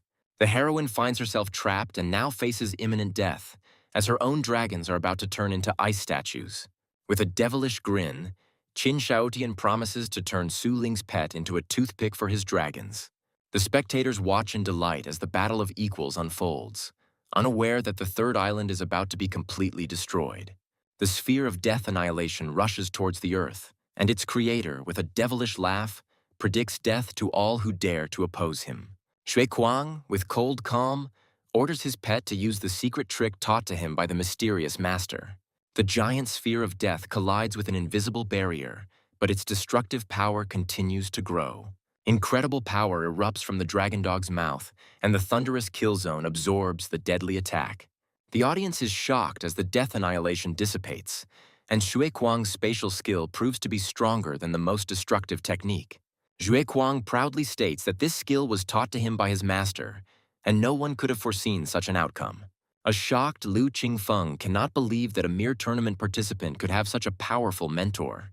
Xuequang proudly names his master, the owner of a famous pet store, leaving everyone even more shocked. A golden aura envelops the dragon dog, and Xuequang proudly calls out the name of his teacher, Su Ping. The truth comes crashing down on Liu Qingfeng, and he realizes that the powerful Xuequang is just one of the fighting units of the mysterious pet store. With a devilish grin, Qin Xiaotian anticipated the humiliation of the Tang family when everyone found out that their secret technique had fallen into the wrong hands. Liu Qingfeng is eliminated, and Xuequang, who has almost 300 points, looks menacingly at the remaining henchmen. In horror, the sycophants beg for mercy, promising to pay any price for their lives after the tournament. Xuequang deals with the cowards with contempt, disappointed by their insignificant strength and pathetic excuses. Viewers are shocked by the incredible power of the Ozornic pet store, as its representative easily eclipses the heir to the great family. Director Fei is worried that such a resounding victory might be seen as a slap in the face to the great families, but Huera doesn't care at all. The hero lends his dragon dog to Xuequang, who cannot believe his luck and the opportunity to control the master's own pet. The young man explains that pet rental is a common service and offers to sign a temporary contract for money. The hero reassures Xuequang that he can limit the pet's power, and he reverently accepts this priceless gift. Su Ping, with a warm smile, instructs his student, ordering him not to hold back and to show his true strength in the tournament. The young man with a devilish smile understands that the elite tournament is the perfect opportunity for advertising and dispelling all doubts. The time has come to break the monopoly of the great families, and a divine figure appears in the sky on a mighty dragon.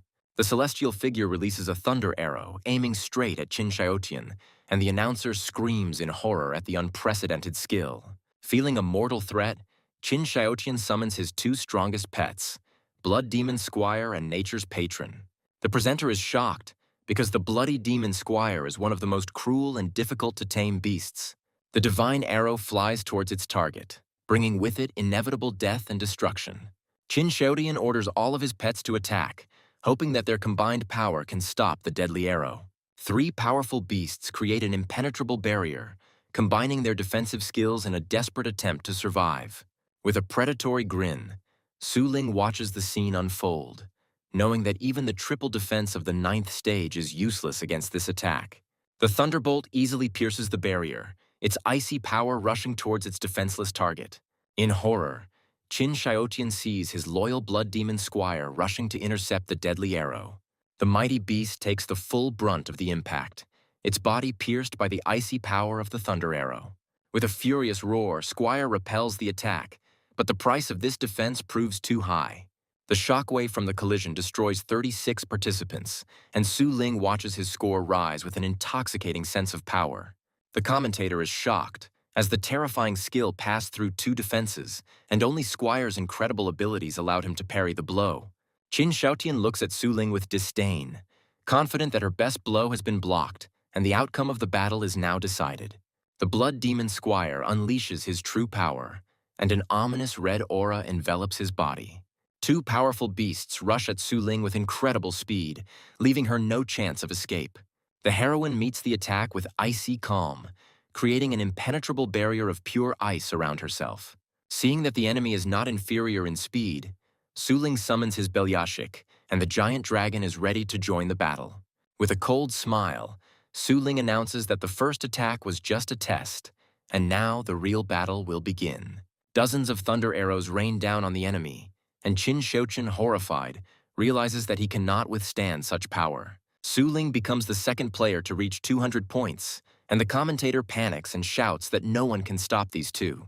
The 2 remaining heirs watch with a grin as their rivals are defeated, confident that it is now their turn.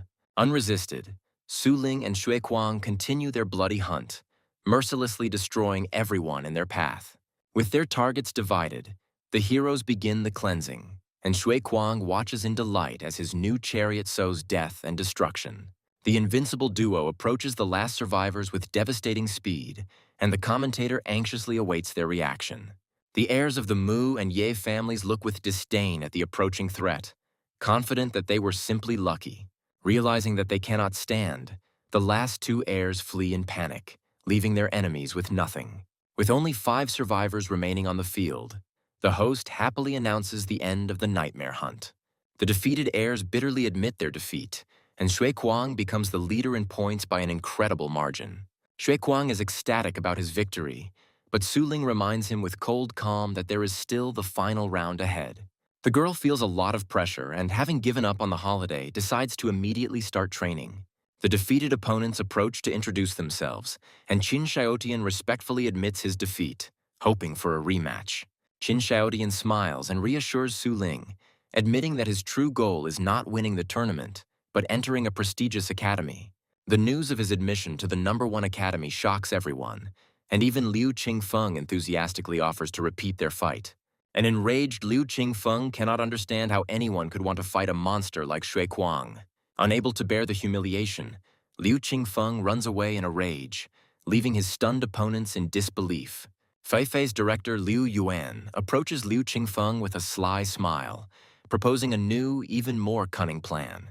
An enraged Liu Qingfeng hits Liu Yuan hard, accusing him of being the one who dragged his family into this dangerous game.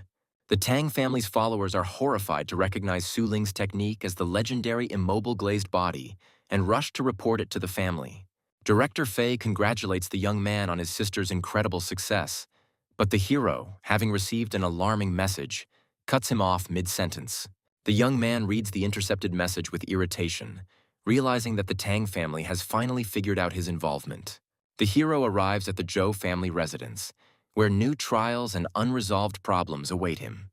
The young man watches the lazy training with disdain, realizing that he still has a lot of work ahead of him.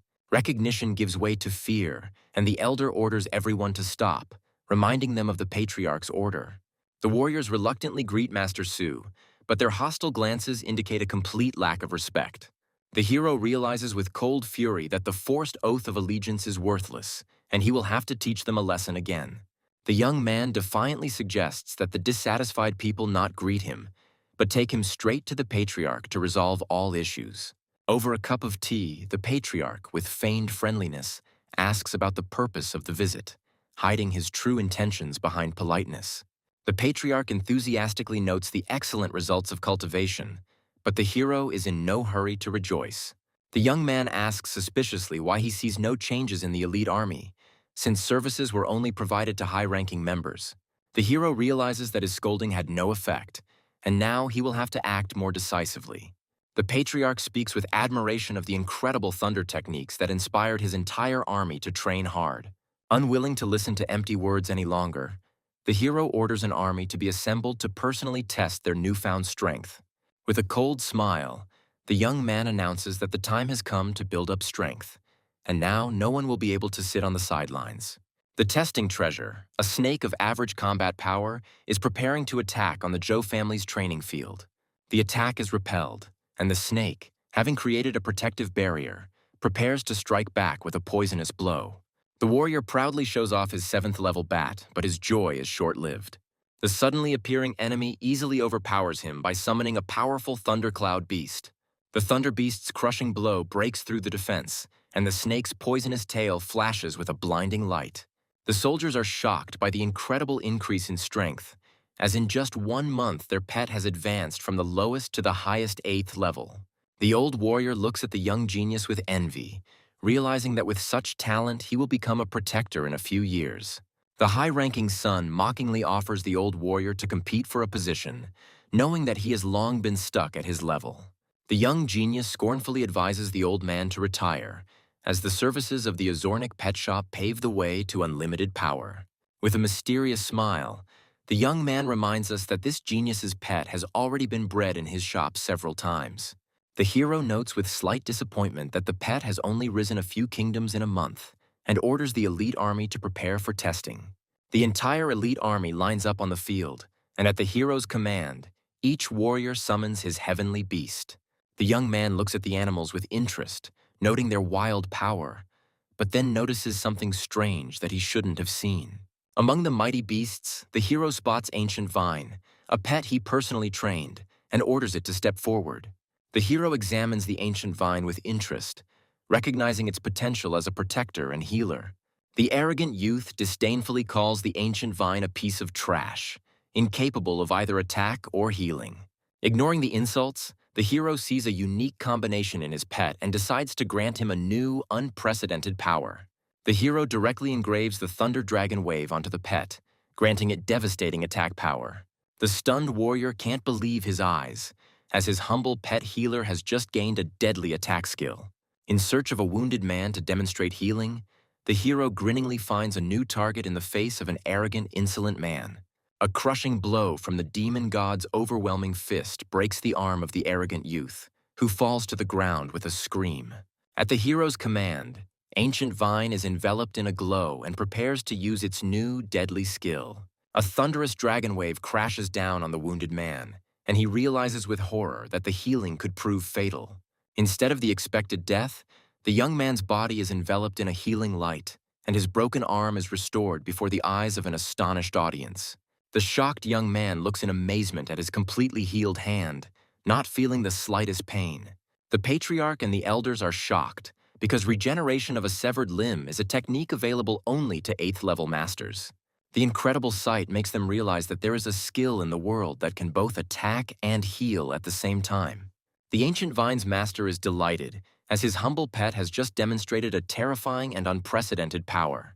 The hero, with a satisfied smile, promises that thanks to his teachings, every student will be able to fully realize their potential.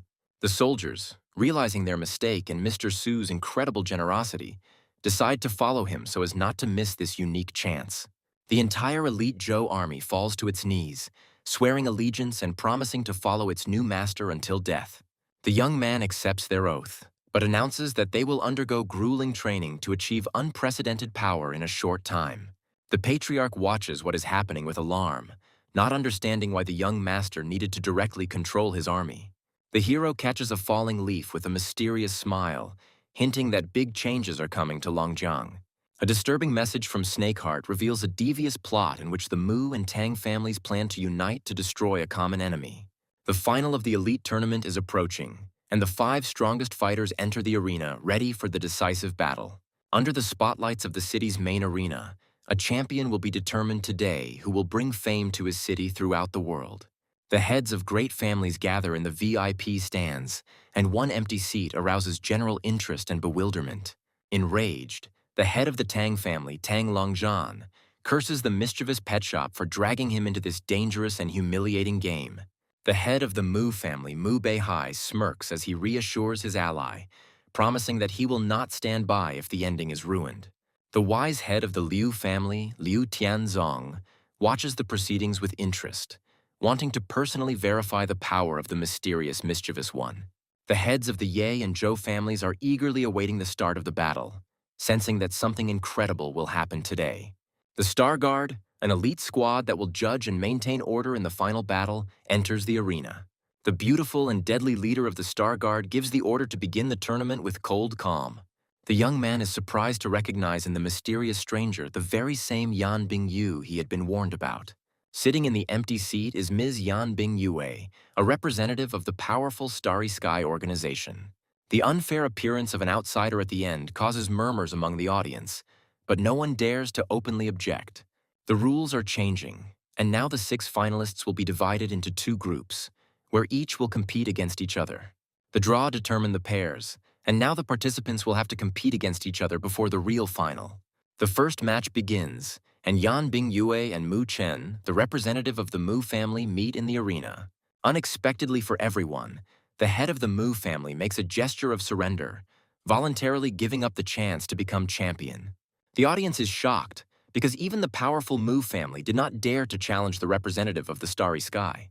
Director Fei asks in surprise about the secret rule, and the young man realizes that something is being hidden from him. The hero realizes that the elite tournament is not just a competition, but a brutal struggle for resources and influence, where the base cities have no say. Director Fei angrily realizes that the outsiders' victory will set their city's development back several years. The second match begins, and the undefeated Yan Bingyue appears in the arena once again, this time against Ye Longtian. The head of the Liu family, with a predatory smile, understands that the Mu family is trying to get rid of the mischievous one with the hands of the Starry Sky. The Ye family, following the Mu family's example, also gives up, and Yan Bingyue reaches the finals without a single fight. The head of the Ye family threateningly advises old Zhou to sacrifice his young master so that Su Ling can live. It's Group B's turn, and Su Ling and Zhou Wen, the representative of the Zhou family, meet in the arena. Old Zhou dismisses the advice with disdain, warning that next time the Starry Sky may not come to the rescue. Suddenly, the head of the Zhou family announces his surrender, shocking his old rival and everyone present. News of the Zhou family's surrender spreads through the stands, and the audience realizes that Mischievous has gained a powerful ally.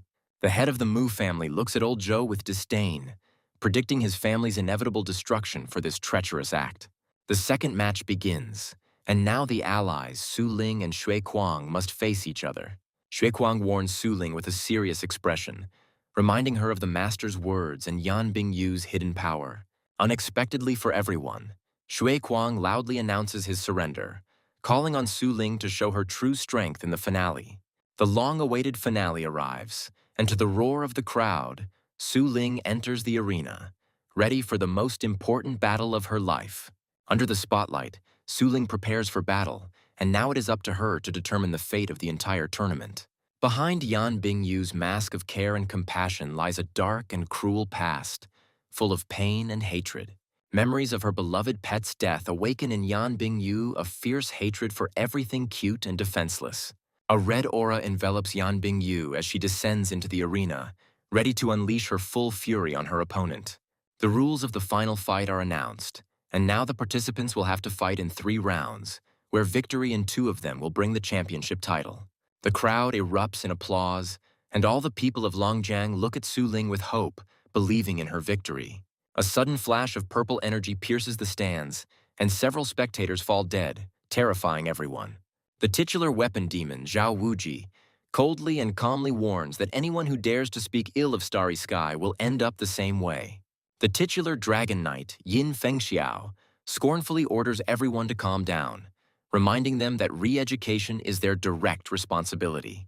The battered and frightened commentators struggle to come to their senses, ready to continue their work at gunpoint. Su Ling looks at her opponent defiantly, not understanding how she, with neither strength nor confidence, managed to reach the finals. Without wasting time on words, Yan Bingyue unleashed a crushing blow on Su Ling that surpassed all imaginable limits. A shockwave shakes the arena, and the commentators scream in horror that the power of this attack is far beyond the 9th stage. Su Ling easily deflects the attack, and her body is enveloped in a rainbow glow, confirming all the guesses. The head of the Tang family is pleased to recognize this technique as the immobile glass body of his missing daughter. Enraged, the head of the family vows to publicly destroy Su Ping after the tournament, holding him responsible for all his troubles. The hero notices with cold calm that the star patterns on Yan Bingyu's body are not as simple as they seem at first glance. The young man analyzes the situation, realizing that with the protection and enhancement from the patterns, Yan Bingyue is capable of surpassing the seventh stage. Despite the obvious violation of the rules, the judges, bribed by the starry sky, only issue a formal warning. Director Fei desperately asks if there is any point in continuing, but the young man confidently declares that the fight is just beginning.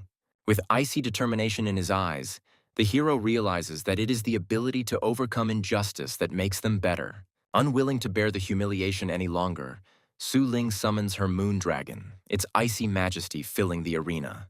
The audience is shocked, because the dragon has not only evolved, but also acquired a golden glow that conveys divine holiness. The mighty dragon easily pushes Yan Bingyu aside, demonstrating its complete and crushing superiority. The representatives of the starry sky are perplexed, as they cannot understand how a mere celestial beast could suppress their mistress. In desperation, the maid throws an ancient sword to her mistress, hoping that its power will turn the tide of the battle. A blinding light erupts from the ancient sword, causing spectators to cover their eyes in horror. Another sword appears in the arena, and Su Ling is surprised to realize that she will have to fight with two blades at once. Su Ling's ice sword collides with an impenetrable barrier, but the second ancient sword easily breaks through the defense. Armed with two swords, Yan Bingyue prepares for the decisive attack, her aura reaching unprecedented heights. A crushing blow falls upon the moon dragon, its power causing the arena itself to shake. The sword easily cuts through the protective barrier and inflicts a wound on the mighty dragon, leaving it in shock. The hero recognizes with horror that the sword is the legendary secret weapon of the ninth stage, Yitian, capable of killing even beasts of his rank. The Starry Sky representative acknowledges the dragon's strength with a grin, but declares that this is where his luck ends. Outraged spectators are demanding justice, as the use of weapons above the 7th level is strictly prohibited by the rules. In response to the crowd's cries, Zhao Wuji coldly calmly creates a star power spear, preparing to teach the noisy crowd a lesson. Unwilling to take the insults any longer, Zhao Wuji unleashes his fury on the stands, and a purple spear flies towards the loudest shouter. A sudden golden fist intercepts the attack, saving the spectators from certain death, but its owner remains in the shadows. The hero, with cold calm, warns the representatives of the Starry Sky, advising them not to go beyond the limits of what is permitted. The judges are horrified, because the unknown person easily repelled the attack of a master of the highest 9th stage, something that even they are not capable of. Unsure what to do, the judge decides to seek instructions from the Starry Sky, hoping for a wise decision. The Starry Sky representatives look at the judges with disdain, reminding them that they are only here to help the mistress win. Swordsman Xiao Jiang explains that the Yitian sword is considered a pet because the mistress used it even before signing the contract. The referee reluctantly accepts the explanation and announces the continuation of the round, acknowledging that the sword does not violate the rules. The audience is furious because such an explanation is a clear deception, and with the support of such a powerful organization, Su Ling doesn't have a single chance. Yan Bingyu merges with the sword spirit, and her strength begins to grow at an incredible speed, preparing for the decisive blow. Empowered by the sword spirit, Yan Bingyue summons 3 powerful war beasts, and their ominous shadows fill the arena. The first to appear on the battlefield is the Sad Worm, a vile creature of the middle 9th stage. The second is the Wrathful Devil, a powerful warrior whose strength also reaches the middle 9th stage. The third and most powerful is the Assuran Dragon, which ranks 2nd in the dragon rankings, with the power of the highest 9th stage. 3 terrifying beasts rush to attack, and the announcer screams in panic that they will not leave a single trace of Su Ling. Unwilling to give up, Su Ling activates the beast blood resonance, and an icy aura envelops her body, ready for the decisive battle. The Asura Dragon unleashes the Asura Flame, concentrating all of its destructive power into one crushing blow. In response, Moon Dragon uses his strongest technique, 1,000-mile freeze, preparing to meet the enemy with an icy storm. 2 streams of crushing energy collide in the center of the arena, and the battle of 2 elements, fire and ice, reaches its climax. Su Ling and her dragon strike together, and the Moon Claw rushes towards the enemy, bringing with it icy death. A unique spirit unity technique allows the wrathful devil to strike twice at once, catching the sad worm off guard. Suddenly, dozens of thunder arrows appear on the battlefield, and the two mighty beasts find themselves in a deadly trap. Ice arrows rain down on enemies, leaving them no chance of escape. Yan Bingyu understands with cold calm that in order to defend against the irresistible arrows, it is necessary to destroy their source. The girl realizes that a surprise attack is always a surprise attack, and it is foolish to hope that it will work twice. Without wasting a second, Yan Bingyu goes on a frontal attack, rushing into the thick of the battle. Su Ling easily parries the blow, proving that she is capable of fighting on equal terms with Lady Yan herself. The war beasts of both sides clash in a fierce battle, and their strength proves to be absolutely equal. The battle in the sky forces Su Ling to retreat from her pet, and now she cannot use the full power of blood resonance. Having lost her advantage, Su Ling finds herself under attack from Yan Bingyue, and now has no choice but to dodge. Surrounded on all sides, the moon dragon finds itself in a deadly trap, and the situation becomes increasingly difficult. The 8th tier divine skill, Divine Wing Slash, rains down upon the enemies, sending golden rays piercing through their bodies. With one blow, the moon dragon heavily injures 3 9th stage war beasts, and now the outcome of the battle seems certain. Zhao Wuji looks at the scene with disdain, reminding her that the lady's war beasts were not the trash she had encountered before. Completely ignoring their wounds, the 3 mighty beasts prepare for a suicidal attack to destroy the moon dragon at any cost. In desperation, Su Ling summons her second pet, Snowball, and now she must fight alongside him. Yan Bingyu's war beasts are at their limit, and Su Ling knows that if he and Snowball can hold out, victory is within their grasp. Yan Bingyu easily sees through the trick, realizing that the fire vortex is just an illusion and is incapable of harming her. Surrounded by a net of red rays, Yan Bingyue waits with a grin for the real beast to attack her from behind. Having figured out this trick too, Yan Bingyue, with cold calm, prepares to deliver his counterattack, a crushing blow. A crushing blow falls on Snowball, and Su Ling watches in horror as her faithful pet is blown to pieces. Yan Bingyu, with a devilish grin, enjoys her opponent's despair, confident that there is no one to save her now. An incredibly fast sword strike rushes towards the defenseless Su Ling, and the commentator screams in panic that she won't have time to dodge it. At the last moment, Su Ling manages to activate the ice goddess's protection, and an indestructible barrier blocks the fatal blow. The heroine bitterly realizes that the further she is from her pets, the weaker her own strength becomes. Su Ling realizes that Yan Bingyu's strength far exceeds her own, and now only Belyashik can compete with her. The mighty dragon lets out a furious roar and throws Yan Bingyu back, giving its mistress precious time to catch her breath. Unwilling to give up, Yan Bingyue dodges the attack and prepares for another, even more devastating blow. A sudden flash blinds Yan Bingyu, and she is surprised to realize that the ice goddess's protection is still active. With a sly smile, Yan Bingyu reminds her opponent that she got what she fought for. The moon dragon hesitates, and his indecision becomes a fatal mistake in this mortal battle. Taking advantage of the moment, Yan Bingyu's beast latches onto the dragon's neck, leaving him no chance. In a desperate attempt to save himself, Moon Dragon uses 1,000-mile freeze, but finds himself in a deadly grip.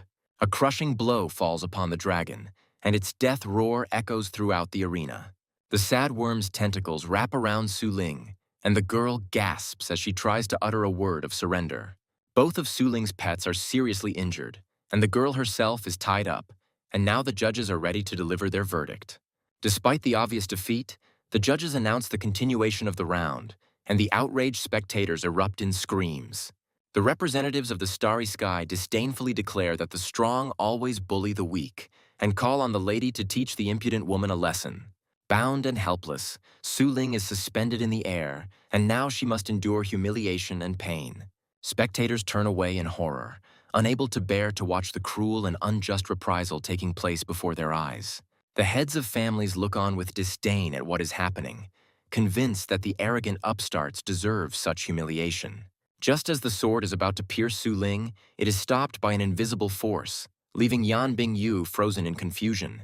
The hero suddenly appears and saves his sister, and the girl is surprised to realize that the first round is over.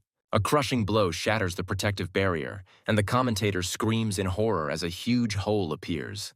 The judges reluctantly announce Yan Bingyu's victory in the first round, as Su Ling had already announced that she was giving up. Yan Bingyu looks at the mysterious savior with bewilderment, feeling an inhumanly frightening aura in him. A golden glow envelops the hero, and his appearance begins to change, turning into something divine and terrifying. The representatives of the starry sky contemptuously recognize in the savior the same Su Ping who dared to interfere in their affairs. An enraged Yin Fengxiao descends from the stands, considering Su Ping's appearance in the arena an attempt to mock the weak. A crushing pressure falls on Yan Bingyu, and the girl falls to her knees, unable to withstand Su Ping's terrifying power. The hero asks threateningly if one small skeleton would be too much for this battle. An enraged Zhao Wuji is not about to sit idly by while an outsider interferes in their affairs and puts his pet into the arena. The young man explains with a cold grin that pet rental is a common service, and his skeleton is no exception. The hero calmly declares that he is simply fulfilling his duties, since Miss Su rented his pet in advance. The young man mockingly reminds that the Yitian sword also has its own caretaker, hinting at the double standards of the starry sky. The representatives of the starry sky are furious because they cannot allow some upstart to injure their mistress's pets. Su Ping disdainfully suggests recalling the weak beasts that do not have sufficient combat power. With a devilish smile, the hero declares that numbers don't matter, and the main thing is that they admit their defeat. The heads of the families are horrified because the impudent youth not only challenges the starry sky, but also gains the upper hand over them. Two powerful warriors of the starry sky accept the challenge, preparing to personally deal with the insolent man who dared to humiliate them. 5 terrifying beasts emerge from a mysterious portal, their ominous aura leaving the audience trembling in terror. The mighty beasts easily break through the protective barrier, and the commentator screams in panic that their strength is close to the 9th stage. Su Ping's 5 pets are revealed in all their glory, and their combined power completely changes the atmosphere in the arena. Inspired by the support, Yan Bingyue thanks her allies and vows to make the insolent ones breathe their last.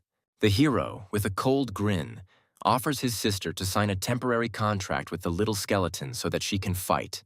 Su Ling is terrified because the difference in strength between her and the skeleton is huge, and the forced contract could kill her. The skeleton extends his hand with a noble gesture, and Su Ping orders his sister to trust him. The girl touches the bony hand with trepidation, feeling neither warmth nor cold, and the temporary contract is successfully concluded. In her subconscious, Su Ling sees the weakened but living souls of her pets and promises to heal them. Suddenly, the girl realizes that something is missing and is alarmed to realize that she cannot find the consciousness of the little skeleton. In the depths of her mind, Su Ling finally sees the one who accompanied her brother on his journeys. The girl understands that if she loses, the championship will go to Yan Bingyue, and she herself will be humiliated and disgraced. The hero calms his sister with a smile, assuring her that the little skeleton will figure everything out on his own. The round begins, and Yan Bingyu shouts furiously as he orders his beasts to tear their opponents apart. An army of powerful beasts rushes into attack, and their combined might is ready to wipe out all life from the face of the earth. Gathering all her willpower, Su Ling looks at the little skeleton with hope, trusting him with her life and destiny.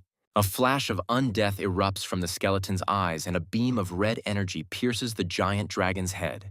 In an instant, the small skeleton decapitates 2 powerful dragons, leaving everyone in a state of shock. The representatives of the starry sky cannot believe their eyes, because they did not even have time to follow his movements. Having accomplished the impossible, the little skeleton does not stop and with a devilish grin rushes at the next victim. The infinity slash of the Chaos Stars falls upon the last enemy, and a bloody whirlwind tears it apart. The 9th stage's illusionary art, Eternal Prison, proves useless against the skeleton's crushing might. Yan Bingyu watches in horror as her last and most powerful beast is destroyed by a single roar from the divine skeleton. The starry sky representatives scream in panic, begging the skeleton to stop, but their pleas go unanswered. Showing no mercy, the skeleton pierces Yan Bingyu with his sword, and her blood spills onto the icy arena. There are 2 types of dangerous creatures in nature: those that openly display their strength, and those that hide it until the very end. Su Ping, like a predator, became one with the environment, hiding his true power behind a mask of indifference. Yan Bingyu realized with horror that the little skeleton defied any classification, because its strength went beyond all imaginable limits. Chilling disharmony, pure blackness, that is what this small but deadly warrior represents. At the last moment, Yan Bingyue activates her protective treasure, but even it cannot save her from the fatal blow. Su Ling is delighted to realize that now that her main opponent has been defeated, the man who put Belyashik in a hopeless situation is left defenseless. The family heads are horrified to realize that either they have overestimated their strength, or Su Ping's true power is beyond imagination. The elders understand with awe that the Poison King was not exaggerating, and this guy's strength is truly divine. Old Joe admits with a grin that he knew about the mischievous man's true strength from the very beginning, because he once almost died at his hands. The small skeleton pins the defeated Yan Bingyu to the ground with cold calm, ready to deliver the finishing blow. In a panic, the representatives of the Starry Sky rush into the arena, begging for mercy and declaring their complete surrender. The incredible turn of events shocks everyone, and the commentator cannot believe his eyes as the mighty Starry Sky surrenders. The hero looks with contempt at his defeated enemies, reminding them of their former arrogance and self-confidence. With icy calm, the young man asks if they are ready to give up the championship, and his voice leaves them no choice. The heads of the families are horrified to realize that this boy is a real madman who will stop at nothing. In exchange for the life of their mistress, the representatives of the Starry Sky give up their championship, ready to leave everything in the past. Yan Bingyu's wound is not healing, and the thick, dark energy of the corpse poison continues to corrode her flesh. The hero asks with a cold grin if they are really ready to leave everything in the past. With a devilish laugh, the young man reminds them that they themselves made a mistake, and only on the brink of death did they suddenly become magnanimous. The enraged representatives of the Starry Sky threaten to destroy the entire city if their star falls, reminding them of their omnipotence. Ignoring their threats, the hero repeats their words with contempt, asking if they will be able to stop someone who finds themselves in a death grip. A sudden blow knocks back one of the warriors, and the small skeleton once again proves his superiority. The second warrior rushes into the attack with a furious cry, not believing that someone dared to attack them, representatives of the Starry Sky. Suddenly, dozens of 9th-level masters burst into the arena, and the commentator screams in horror for reinforcements. The mysterious stranger leading the squad wonders with cold calm whether his goal is an order from the regicide. With a devilish grin, Zhao Wuji predicts Su Ping's imminent death, confident in his superiority. The hero looks at the new arrivals with bewilderment, not understanding what the regicide's order is and who these people are. The family heads are horrified to realize that the Starry Sky has summoned the Kingslayer's order, which is only issued in the event of a Beast King-level threat. 10 9th-stage Peak Masters, capable of single-handedly dealing with the King of Beasts, are dispatched to suppress the threat. The titular Soldier King, Ji Gang, with icy calm orders everyone else to leave the area so as not to interfere. Panic grips the spectators, as a battle of this magnitude could wipe out the small city of Longjiang. Su Ling is horrified to realize that her mother is in danger and frantically tries to figure out how to save her. The young man reassures his sister with a warm smile, assuring her that their mother is already in the safest place in the world. Meanwhile, in a distant store, the hero's mother calmly drinks tea, unaware of the impending disaster. The hero looks at his enemies with contempt, declaring that the order to kill the king is an unattainable goal when it comes to him. The enraged Zhao Wuji cannot believe such arrogance, because no one dares to call himself a king in the face of the Starry Sky. Unwilling to endure any more humiliation, Zhao Wuji calls upon all the families of Longjiang to help destroy the common enemy. The head of the Tang family, blinded by the thirst for revenge, gives the order to his flying army, ready to tear Su Ping apart. Thousands of winged beasts soar into the sky, their combined might ready to rain death upon the arena. With fury in his eyes, the head of the Tang family orders his army to help Starry Sky and bring Su Ping to him.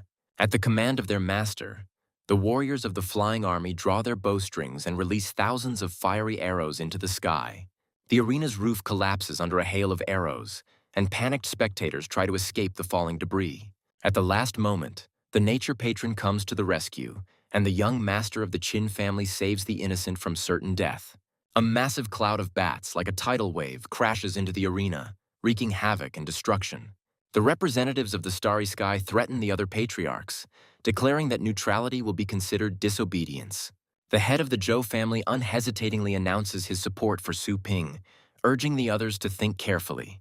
The patriarchs face a difficult choice, because any mistake will cost them not only their reputation, but also their lives. They realize that Su Ping's current strength is incomprehensible and is capable of crushing even 5 ninth-stage peak beasts. On the other hand, the starry sky is an undeniable force that has saved base cities from destruction more than once.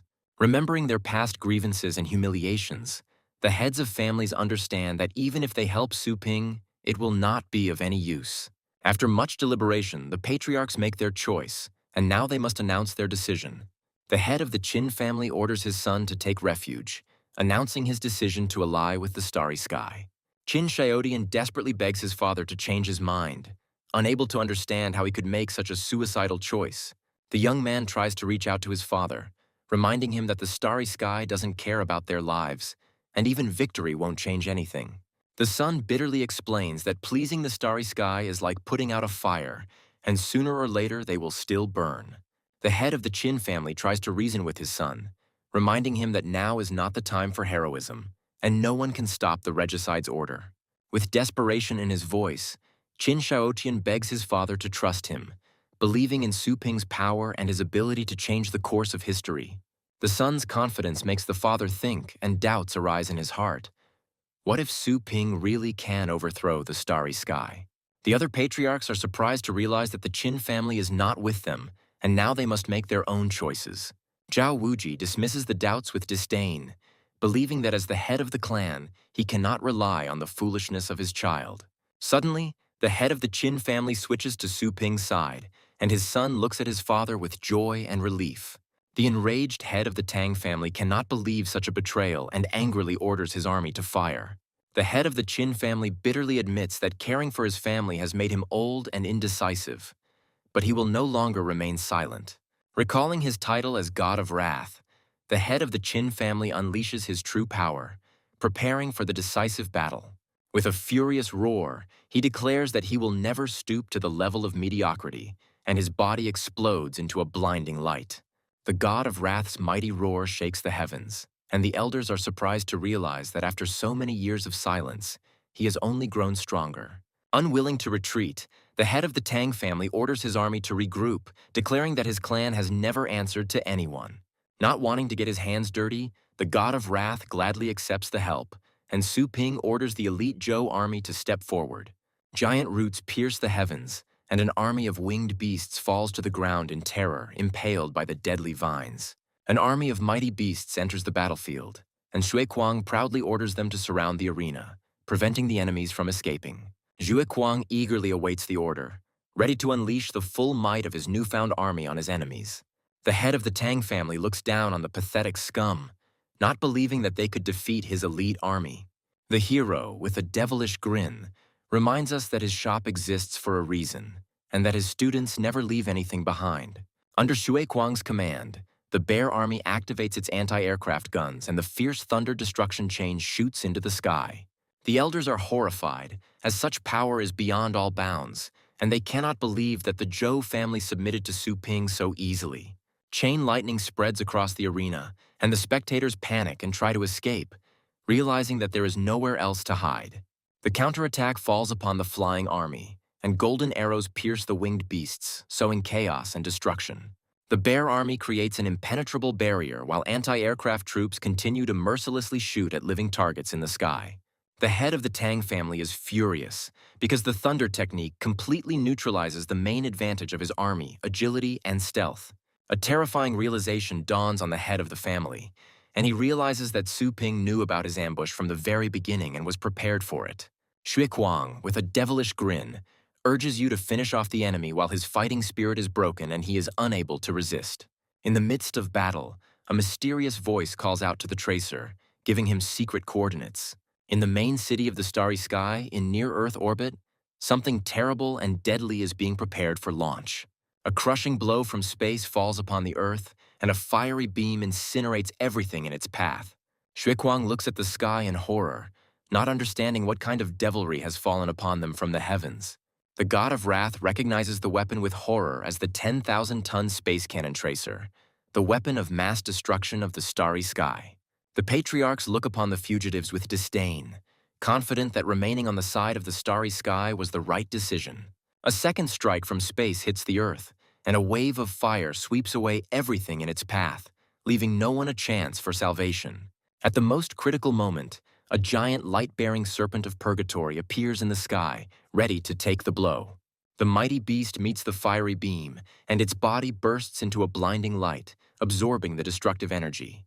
The patriarchs are in shock, because they cannot believe that anyone managed to withstand the blow of the space cannon. Surrounded by a golden glow, the serpent creates the iron wall of the gods, an impenetrable barrier capable of protecting everyone from certain death. A protective dome covers the arena, and the fire beam, hitting it, dissipates without causing harm to anyone. The hero is surprised to realize that his snake was so frightened that it even used its most powerful defensive trump card. The representatives of the starry sky are horrified, because in the past, Tracer's cannon destroyed even ninth-stage beasts. With a satisfied smile, Ji Gang acknowledges Su Ping's strength, declaring that the test is over and he is satisfied with it. Unwilling to retreat, Ji Gang calls upon his entire army, preparing for the decisive and final battle. Hundreds of ninth-stage rifts open up in the sky, and Qin Xiaoshan realizes with horror that Starry Sky is going all out. A mad and terrifying scene unfolds in the arena, and even the bravest warriors tremble before the power that the Starry Sky has always been proud of. Ji Gang challenges the battle, wanting to personally test the true strength of Su Ping and his mysterious army. The hero returns the rights to the skeleton with a cold smile, ordering him to take care of Su Ling while he deals with the others. Qin Xiaodian panics and tries to stop his brother, reminding him that their opponent is the Starry Sky, which is capable of killing the kings of beasts. The hero merges with his pet, choosing the most destructive skill, Infinity Slash of Chaos Stars. The Starry Sky warriors are terrified, as they cannot believe that such a young master of the legendary rank exists. Unwilling to give up, Ji Gang calls on his warriors to join forces, confident that their combined might surpasses the legendary rank. The hero merges with the beast's soul and scornfully declares that he will show them the difference between a pre-packaged and a true legendary rank. An army of mighty beasts descends upon a lone warrior, but he meets them with a devilish grin. With one blow, the hero cuts his opponents in half, and their lifeless bodies fall to the ground. The soldiers are terrified, because the soldiers in the front row fell from one blow, and now they have to hastily strengthen their defense. Knowing no mercy, the hero continues his bloody harvest, and his blade sows death and destruction.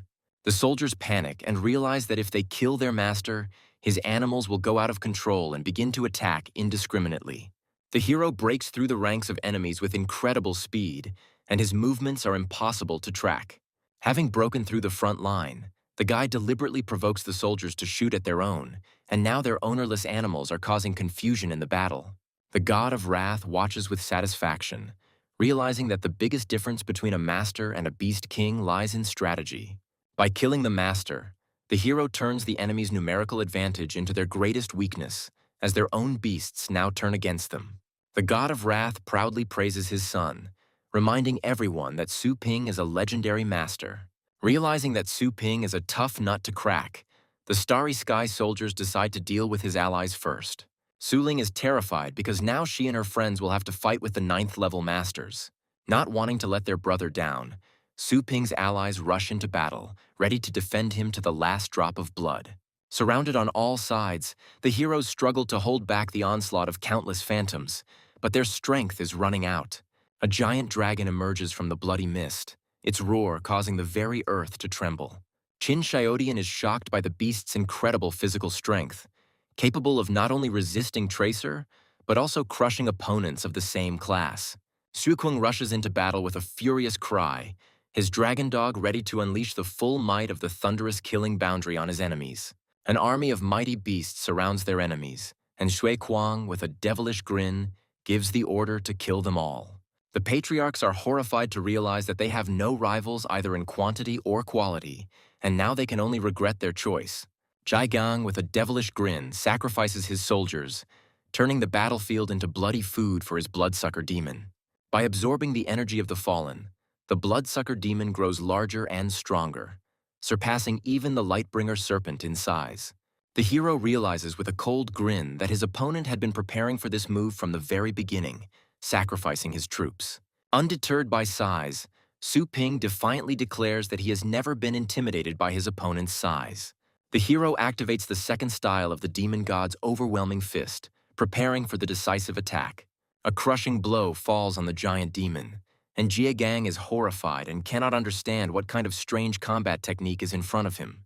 The defeated demon falls to the ground, and Yan Bingyu struggles to come to her senses, unable to believe that her strongest ally has been defeated. The wounded Yan Bingyu panicked and asked to be taken away from here, realizing that even the Soldier King was no match for this monster. The girl looks at her enemy with hatred, swearing that she will return with revenge when she gains strength. In desperation, the girls try to escape, but realize that the protective barrier has turned into a cage from which they cannot escape. The hero, with a devilish grin, announces that the iron wall of the gods cuts off everything, and now none of them can escape. A giant skeleton looms over two helpless girls, its shadow foreshadowing their impending doom. At the last moment, the maid pushes her mistress away, taking the blow and saving her from a crushing fall. In near-Earth orbit, in the main city of the starry sky, the fate of entire worlds is decided. In the Supreme Conference Hall, all the members of the starry sky had gathered, ready to listen to the order of their chairman. The senator anxiously asks if the seal of the abyss has weakened again, but the reason for the urgent meeting turns out to be much more serious. The chairman grimly reports that two of their best warriors have encountered someone much more powerful and have asked for help. The senator disdainfully cannot believe that in some remote place someone could appear who is beyond their capabilities. The chairman confirms that this is why he approved the Kingslayer's order and sent the Soldier King there. The senator confidently states that with the power of the Soldier King and the support of 39 masters, any enemy will be easily suppressed. The chairman, looking grim, suggests that everyone watch the recording so that they can see for themselves what happened. Incredible news hits the council as the entire squad has been destroyed and their strongest warrior, Jie Gang, has been captured alive. The name of the person in charge, Su Ping, appears on the screen, and the chairman, with a heavy heart, prepares to show them the face of the enemy. Before the council appears the image of a young man sitting on a throne made of the corpses of their best warriors. The senator reads the dossier with bewilderment, not believing that an 18-year-old boy could possess titular-level power. The chairman plays the recording with interest, wanting to see for himself what this mysterious young man is capable of. To their disappointment, the secret security technology hid all the most interesting moments, preventing them from obtaining any information. The senators are confused, as this could mean that their enemy is deliberately hiding his true strength. The chairman confidently states that there is someone of legendary rank behind this young man, and his words leave no doubt. The council is perplexed, as they cannot understand how this remote town could have attracted the legendary patron. The chairman recalls intelligence reports that Su Ping has a close relationship with Dao Zong, one of Yuan Tianqian's subordinates. Senators disdainfully discuss the fact that a commoner cannot be a legendary swordsman, since he would have been killed long ago for such imposture. The chain of logic leads them to the conclusion that behind Su Ping stands Yuan Tianqian himself, one of the few who can match their strength. The council faces the difficult question of how to respond to such a daring challenge and whether to mobilize all its troops. The chairman sadly admits that despite the loss of one of their legendary warriors, they still remain a powerful organization. Battles between legendary ranks are taboo, as they only weaken the continent and benefit the enemy. The chairman bitterly admits that they will have to make concessions in order to save face and avoid official repression. To hide their humiliation, the council decides to hush up the news by announcing that a wave of beasts has attacked the arena. The enraged chairman cannot come to terms with such humiliation and decides to personally deal with this issue. With a devilish glint in his eyes, he declares that even the mighty Yuan Tianqian must show them at least a little respect. Xue Kuang looks in horror at the bloody mess left by his enemies and can hardly comprehend how brutally they trampled them into the mud. The young man reports to the master that there is no one left on the battlefield, but their peace is short-lived. With a cold grin, Su Ping notices the uninvited guests and prepares to welcome them with due hospitality. A titular master emerges from a mysterious portal, his aura making everyone tremble in fear. The supreme chairman of the starry sky arrives in person for the negotiations, and his appearance heralds a new, even more dangerous game. The fallen warriors look to their leader with hope, begging him for salvation from imminent death. Unwilling to listen to their pleas, the patriarchs use the star seal of the larynx, silencing the captives forever. The chairman can hardly contain his anger, realizing that this is clearly too much, and demands that his demands be voiced immediately. The chairman condescendingly offers the young man to do him a favor, not understanding with whom he is dealing. The enraged Shui Kuang cannot believe such impudence and angrily shouts that the old man who came to beg for mercy should not pretend to be anything. The enraged guard cannot believe such impudence, but the chairman, with wise calm, stops him. The chairman understands that since Su Ping's patrons are gone, he won't be able to create a storm on his own. Unwilling to endure the humiliation any longer, the chairman demands the surrender of the soldier king, promising in exchange to spare the insolent man's life. The hero meets the threat with a mocking smile, asking rhetorically what will happen if he refuses. The chairman scornfully reminds that even the mighty Yuan Tianchen trembles at the sight of the Star Master. Undeterred by the threats, the hero defiantly offers to argue, confident in his strength and rightness. The soldier king tries to say something in despair, but the hero confidently promises to get him justice. A young man with a devilish smile offers a deal. If the chairman can withstand his attack for 3 seconds, he will be able to take his people back. The chairman accepts the challenge with a sneer, confident that some youngster cannot defeat him in 3 seconds. The soldier king, horrified, tries to stop his master, realizing that this bastard is the owner of the legendary rank. The chairman contemptuously calls his opponent an arrogant boy, confident that he won't last 3 seconds. 5 mighty dragons appear on the battlefield, and their combined might is ready to destroy anyone who dares to oppose them.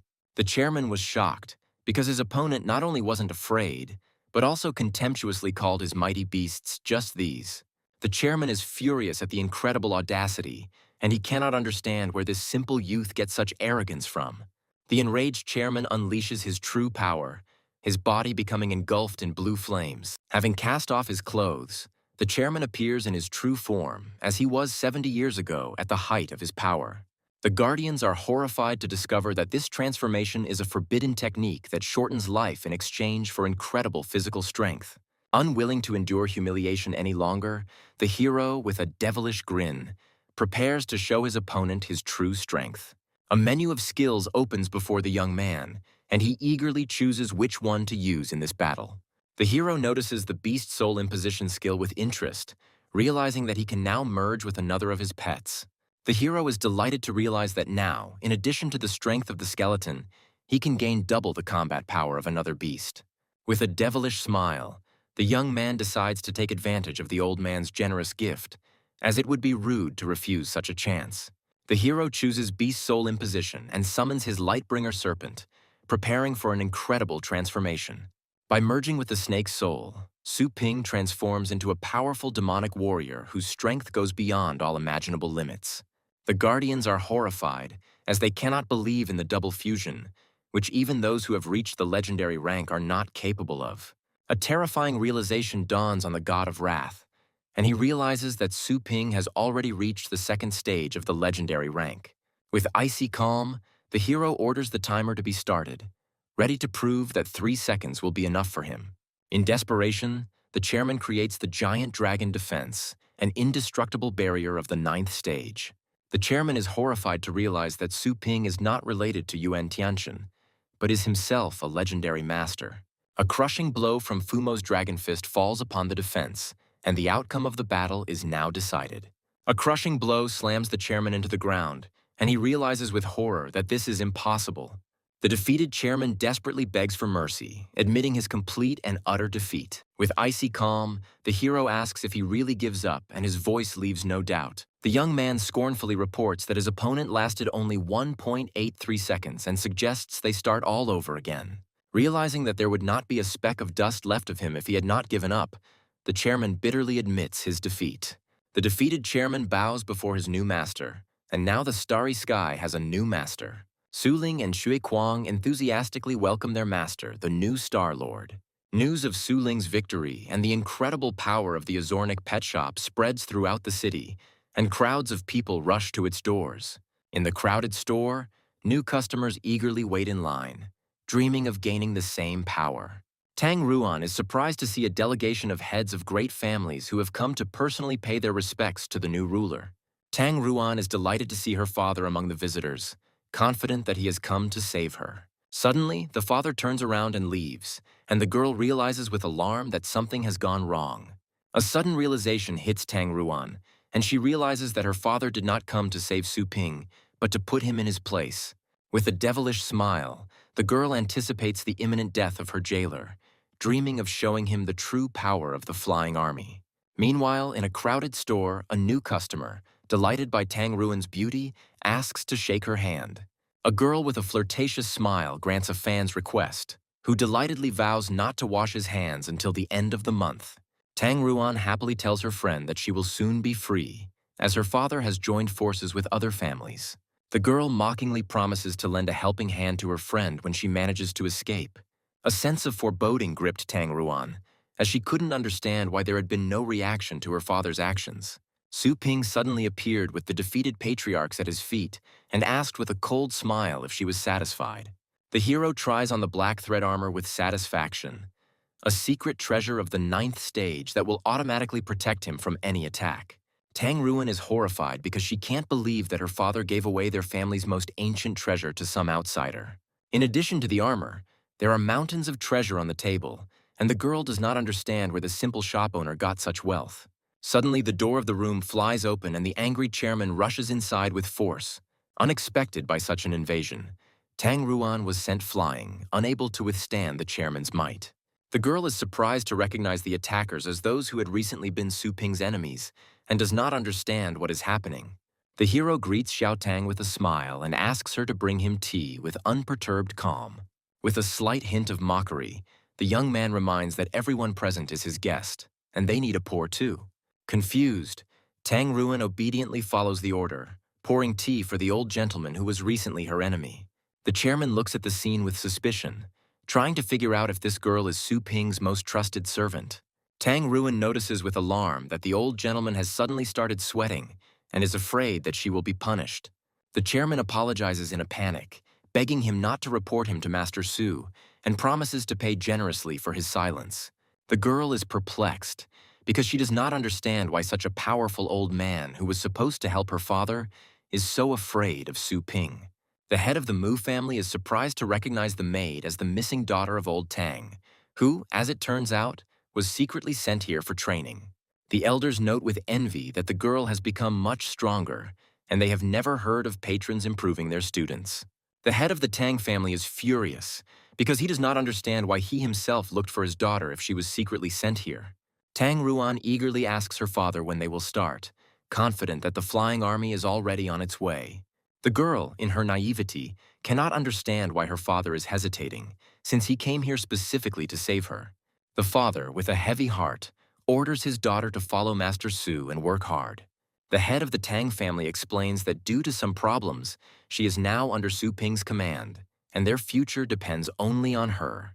The head of the Mu family, not wanting to be left behind, offers to invite his son to serve the powerful lord. The patriarchs compete to praise their heirs, offering them as masseurs, cleaners, and servants. Tired of being toady, the hero irritably declares that there are enough people now and he doesn't need anyone else. The patriarchs regretfully realize that they have missed their chance and look with envy at the cunning Tang family. With a sly smile, the young man clarifies that there are enough people in the main office, but this does not mean that he does not need workers in other places. The hero, with cold determination, announces that the time has come to open branches, and now he will need all their resources. Young masters will be appointed as administrators, and those who show good results will be promoted. With a devilish smile, the young man reminds them that the life of each member of their families is now in their own hands, and orders them to applaud. The hero decides to upgrade the store system to gain access to new features and further strengthen his power. With the help of the Level 4 store teleportation, Su Ping can now open branches even on Mars, and his empire is ready for limitless expansion. An important message from Daozong interrupts the hero's plans, as a struggle for the Dragon King's legacy will soon begin in the Secret Kingdom. The hero begins planning his empire, allocating sites for new stores around the world. The young man decides that the branches will not have growing sections for now, and customers will have to teleport to the main store. Having planned the expansion, the hero remembers that he still needs to sort out something before heading to the Secret Kingdom. Su Ling and Shui Kuang answer the call, and the girl reports that Joanna conveyed his request to them. The hero announces his imminent journey and invites his charges to join him in the wastelands. Shui Kuang enthusiastically agrees, as he misses real adventures and wants to test his new knowledge. Su Ping notes with a smile that the tournament was beneficial for Shui Kuang, who began to see the world more broadly. Su Ling bitterly admits that she failed miserably, and without the help of the little skeleton, she would not have survived. The hero gently comforts his sister, reminding her that Starry Sky used many dirty tricks and that her defeat was not fair. The hero explains that this was not just a fight, but a competition of forces behind the two sides. Su Ling hopefully asks if she could have won if her opponent didn't have such power behind her. The young man declares with absolute confidence that he has no doubt about his sister's victory. The hero gifts his charges with two powerful treasures to strengthen them and prepare them for future battles. Su Ling gratefully accepts the water armor, which will evolve with her and perfectly complement her defensive technique. Shui Kuang is delighted to receive the spiritual lamp, which compensates for his weak mental defense. Setting off on a journey, the hero gives final instructions to Anna, ordering her to monitor the work of the new employees and punish the lazy ones. In a hidden kingdom, a group of hunters brutally butcher the carcass of a giant beast, debating what to do with its bones and fur. The new captain of the group, Ye Chenshan, admires the good quality of the fur and orders that it not be damaged. The hero suddenly appeared and greeted his old acquaintance with a smile, interrupting his bloody work. Ye Chenshan happily greets his savior, not believing that he came in person. The hero introduces his charges to the new captain, announcing that in the future they will train on his team. Su Ling and Shui Kuang are thrilled to have the privilege of training with one of the city's best teams.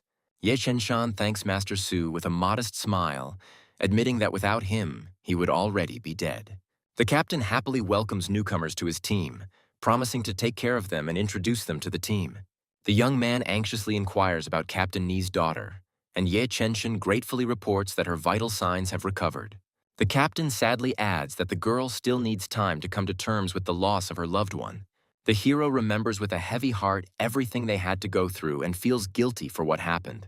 Su Ping leaves his charges in the care of the captain, promising to return next time and have dinner together. The young man vows to become stronger to prevent such tragedies in the future and to claim the legacy of the Dragon King. The majestic gates to Dragon's Rise open, and throngs of adventurers flock to the entrance to the hidden realm. Powerful guardians hover in the sky, ready to cut off anyone unworthy of entering the sacred lands. The portal closes, and those who did not manage to enter are disappointed to realize that their chance has been lost. Rumors are swirling through the crowd that the last part of the continent will be cleared today, and now everyone is wondering who will inherit the legacy. The famous sage declares that the inheritance will only go to the one who is the pride and favorite of Lord Yuan himself. Suddenly, a young title master appears in the crowd, and his appearance causes general surprise and shock. The hero appears before the Tang family with cold confidence, recalling his past victory. The guards block his way, declaring that the secret kingdom is closed to the public and asking him to leave.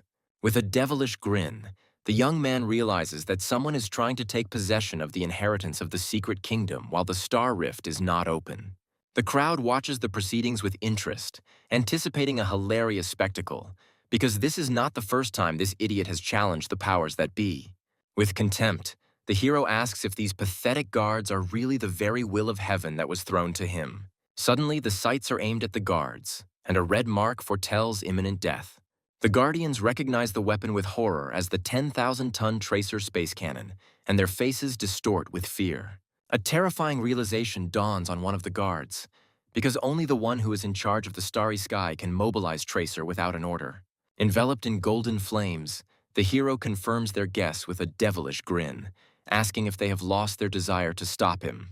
In horror, the guards fall to their knees, begging for mercy and asking that no harm be done to Lord Yuan's closest relative. The hero declares with cold calm that as long as they don't touch him, he won't touch them, and his words leave no doubt. The guards realize with horror that the culprit of all this commotion was the very guy they were trying to stop. Meanwhile, in the depths of the secret kingdom, the spiritual solitude of a powerful master is interrupted. The enraged old man struggles to suppress the divine flame, not understanding who dared to interrupt his meditation. The enraged old man demands an explanation from his subordinate, not believing that some trifle could make her feel pain. With alarm in her voice, The girl reports that the very same man, Su Ping, has entered the secret kingdom. The news of Su Ping's appearance shocks Lord Yuan, and he coughs out a blue liquid. The Lord asks with concern about the situation with the advance party that was supposed to clear the last area. The subordinate reports that the squad is ready for cleanup and is only waiting for Madame Yuan to pass the test of inheritance. Lord Yuan is furious because he understands that Su Ping came here to ride at his expense and seize the inheritance. The subordinate suggests stopping the detachment, but the Lord understands that it is useless. Lord Yuan realizes that if he stops the troop, there is no guarantee that Su Ping will not take out his anger on Xiaolu. The Lord bitterly admits that the old wounds he received at the pet store have still not healed, and he cannot compete with Su Ping. In rage and helplessness, the Lord orders people to be gathered, ready to personally deal with the insolent man who dared to mock him. The ancient gates of the secret kingdom open wide, as if welcoming a worthy claimant to the inheritance. A mysterious voice warns that his rival has already passed the 9th floor, and there is no more time to delay. Recognizing the hero's strength, the tower grants him the right to go straight to the top floor, bypassing all previous tests. The hero quickly climbs up, remembering that to pass the test, he needs to stand 10 minutes against a 10-headed dragon. At the top of the tower, the young man is met by a mighty golden dragon, and he cannot understand how his young rival managed to get there. Young Yuan Linglu announces her victory with a smug smile, confident that thanks to her grandfather's instructions, she got it right the first time. Su Ping is surprised to realize that the girl has passed the test alone, and an idea arises in his head to test her strength. The sudden appearance of the stranger shocks Yuan Linglu, who was sure that her grandfather had blocked this secret realm. Shrouded in a golden glow, the hero appears before the girl in the form of an ancient dragon king, wanting to test her intentions. A shocked Yuan Linglu looks at the two men in confusion, not understanding which one is the real body of the old dragon king. The girl angrily rejects the lie as she remembers her grandfather's stories about the man who cleared the Dragonbone Tower. The ancient dragon king delightedly announces that he has waited 10,000 years for an heir like him. The dragon's terrifying roar makes the girl remember the legends of highly developed creatures who lived among people. Yuan Linglu is alarmed to find that he cannot determine the level of power of this creature and doubts the veracity of the legends. The girl falls to her knees in panic, begging for forgiveness and asking to pass on her inheritance, but in response receives only ridicule. The hero, with a devilish grin, explains that he showed leniency for her sincerity, and this place is just a false mound. The girl is surprised to realize that the real legacy is hidden elsewhere, and her heart fills with hope. The young man reveals the secret with a slight smile, saying that the real dragon's tomb is hidden under a mountain 72 miles from here. Inspired, Yuan Linglu is ready to set off immediately, but the hero stops her, warning her of danger. The young man explains that the tomb is mortally dangerous and orders her to abandon all her treasures and equipment, promising to take care of them. Yuan Linglu gratefully accepts the instructions, trustingly leaving his belongings and setting out on a dangerous journey. Lord Yuan is pleased to learn that the last area of the continent has been destroyed and his granddaughter has successfully passed the 9th floor. With cold determination, the Lord declares that he is counting on this inheritance, and his precious Xiaolu must fight for it. The ancient Dragon King's soul has finally been fully restored, and he is now ready to meet his heir. After 10,000 years of waiting, the Dragon King welcomes his long-awaited challenger. Confused and angry, Yuan Linglu cannot believe that she has been deceived again and demands an explanation. The enraged dragon does not understand why he was interrupted, and the girl panics and tries to justify herself.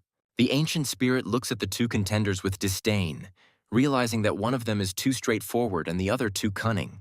A sense of foreboding grips the dragon, as he fears that his power will be misused. With a devilish grin, the hero announces that there are no other candidates, and now the dragon will have to choose one of them. The dragon is furious because this challenger not only does not fear him, but also talks to him as if he were an old friend. Recognizing their strength, the dragon declares that they have both passed the initial test, and now the final one begins.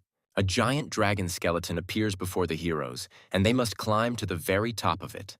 The hero realizes that in this space the stellar power is suppressed, and he will not be able to use flight or summon flying beasts. Yuan Linglu flies up with ease, bidding farewell to the trickster she thought was left below. Not wanting to be left behind, the young man uses his tricks to quickly climb up the skeleton without resorting to brute force. The hero easily overcomes obstacles, But a new, even more dangerous trap awaits him ahead. Hundreds of skeletons emerge from the dragon's bones, their skeletal hands grabbing the hero, trying to drag him into the darkness. The young man realizes with surprise that his black thread armor for some reason does not work against these creatures. A sudden flash of light blinds the hero, and he realizes with horror that he has fallen into a deadly trap. The dragon's roar dispels all illusions, but their incredible realism makes the hero think. The young man understands that illusions are so real that each time they appear, a subconscious attack is triggered. Attacking illusions is a waste of energy, and now the hero must suppress his defensive instinct. Not wanting to waste any more time, the young man looks defiantly at the stream of skeletons, ready to compare his will with their illusion. Meanwhile, on the 9th floor, Yuan Linglu encounters a giant dragon and must now prove her strength. The girl looks at the illusions with disdain, confident that compared to her grandfather's special training, this is child's play. Yuan Linglu has been fighting ferocious beasts since she was 10 years old, and now she is ready to defeat anyone who stands in her way. Without further ado, the girl rushes into battle, following her grandfather's instructions and believing in her victory. With cold determination in her eyes, Yuan Linglu declares that she should be the one to inherit the inheritance, because Grandpa is always right. The grandfather suddenly appeared and proudly praised his granddaughter, confirming that she really tried hard. The illusion of a grandfather looks at his granddaughter with disdain, calling her a creature who grew up without a father. The enraged old man rushes into attack, but the girl meets his blow with cold calm. Yuan Linglu easily deflects the attack, knowing it's fake because her grandfather would never say that. The girl is surprised to realize that a simple illusion can cause real physical damage.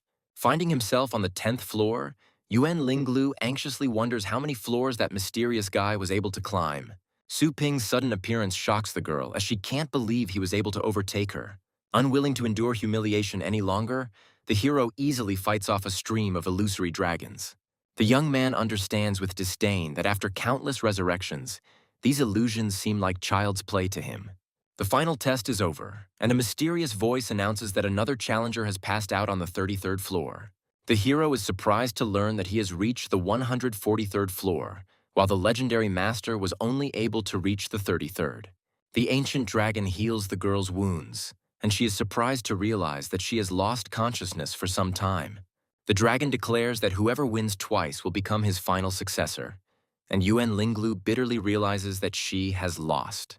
The ancient spirit calms the girl, reminding her that anyone who has reached the 10th floor already has the right to inherit. The dragon respectfully notes that, even after losing consciousness, the girl reached the 33rd floor, and such talent is found once in 100 years. Yuan Linglu hopefully understands that the gift is meant only for her, and this is a good opportunity to prove her strength. The dragon looks at her with regret, knowing that a genius like Su Ping is born once every 10,000 years. The second test is a battle of strength, and Yuan Linglu looks at her opponent defiantly, ready to show what she's made of. The hero is surprised to recognize the girl's pet as a purple-winged phoenix, possessing the pedigree of the king of beasts. With a mocking smile, the young man notes that the girl has only an immature phoenix, which has not yet had time to become a symbolic beast. Yuan Linglu proudly states that her phoenix has been her partner since childhood and has already defeated countless masters. The hero mockingly refutes the girl's words, stating that her grandfather had to force Daozong to give in. Not wanting to listen to any more boasting, the young man calls upon his dragon dog, offering to test everything in practice. The ancient dragon looks down on the dragon dogs, calling them mere dogs despite having only a small amount of dragon blood. The dark dragon dog's subtle and reserved aura makes the dragon think, and doubt arises in his soul.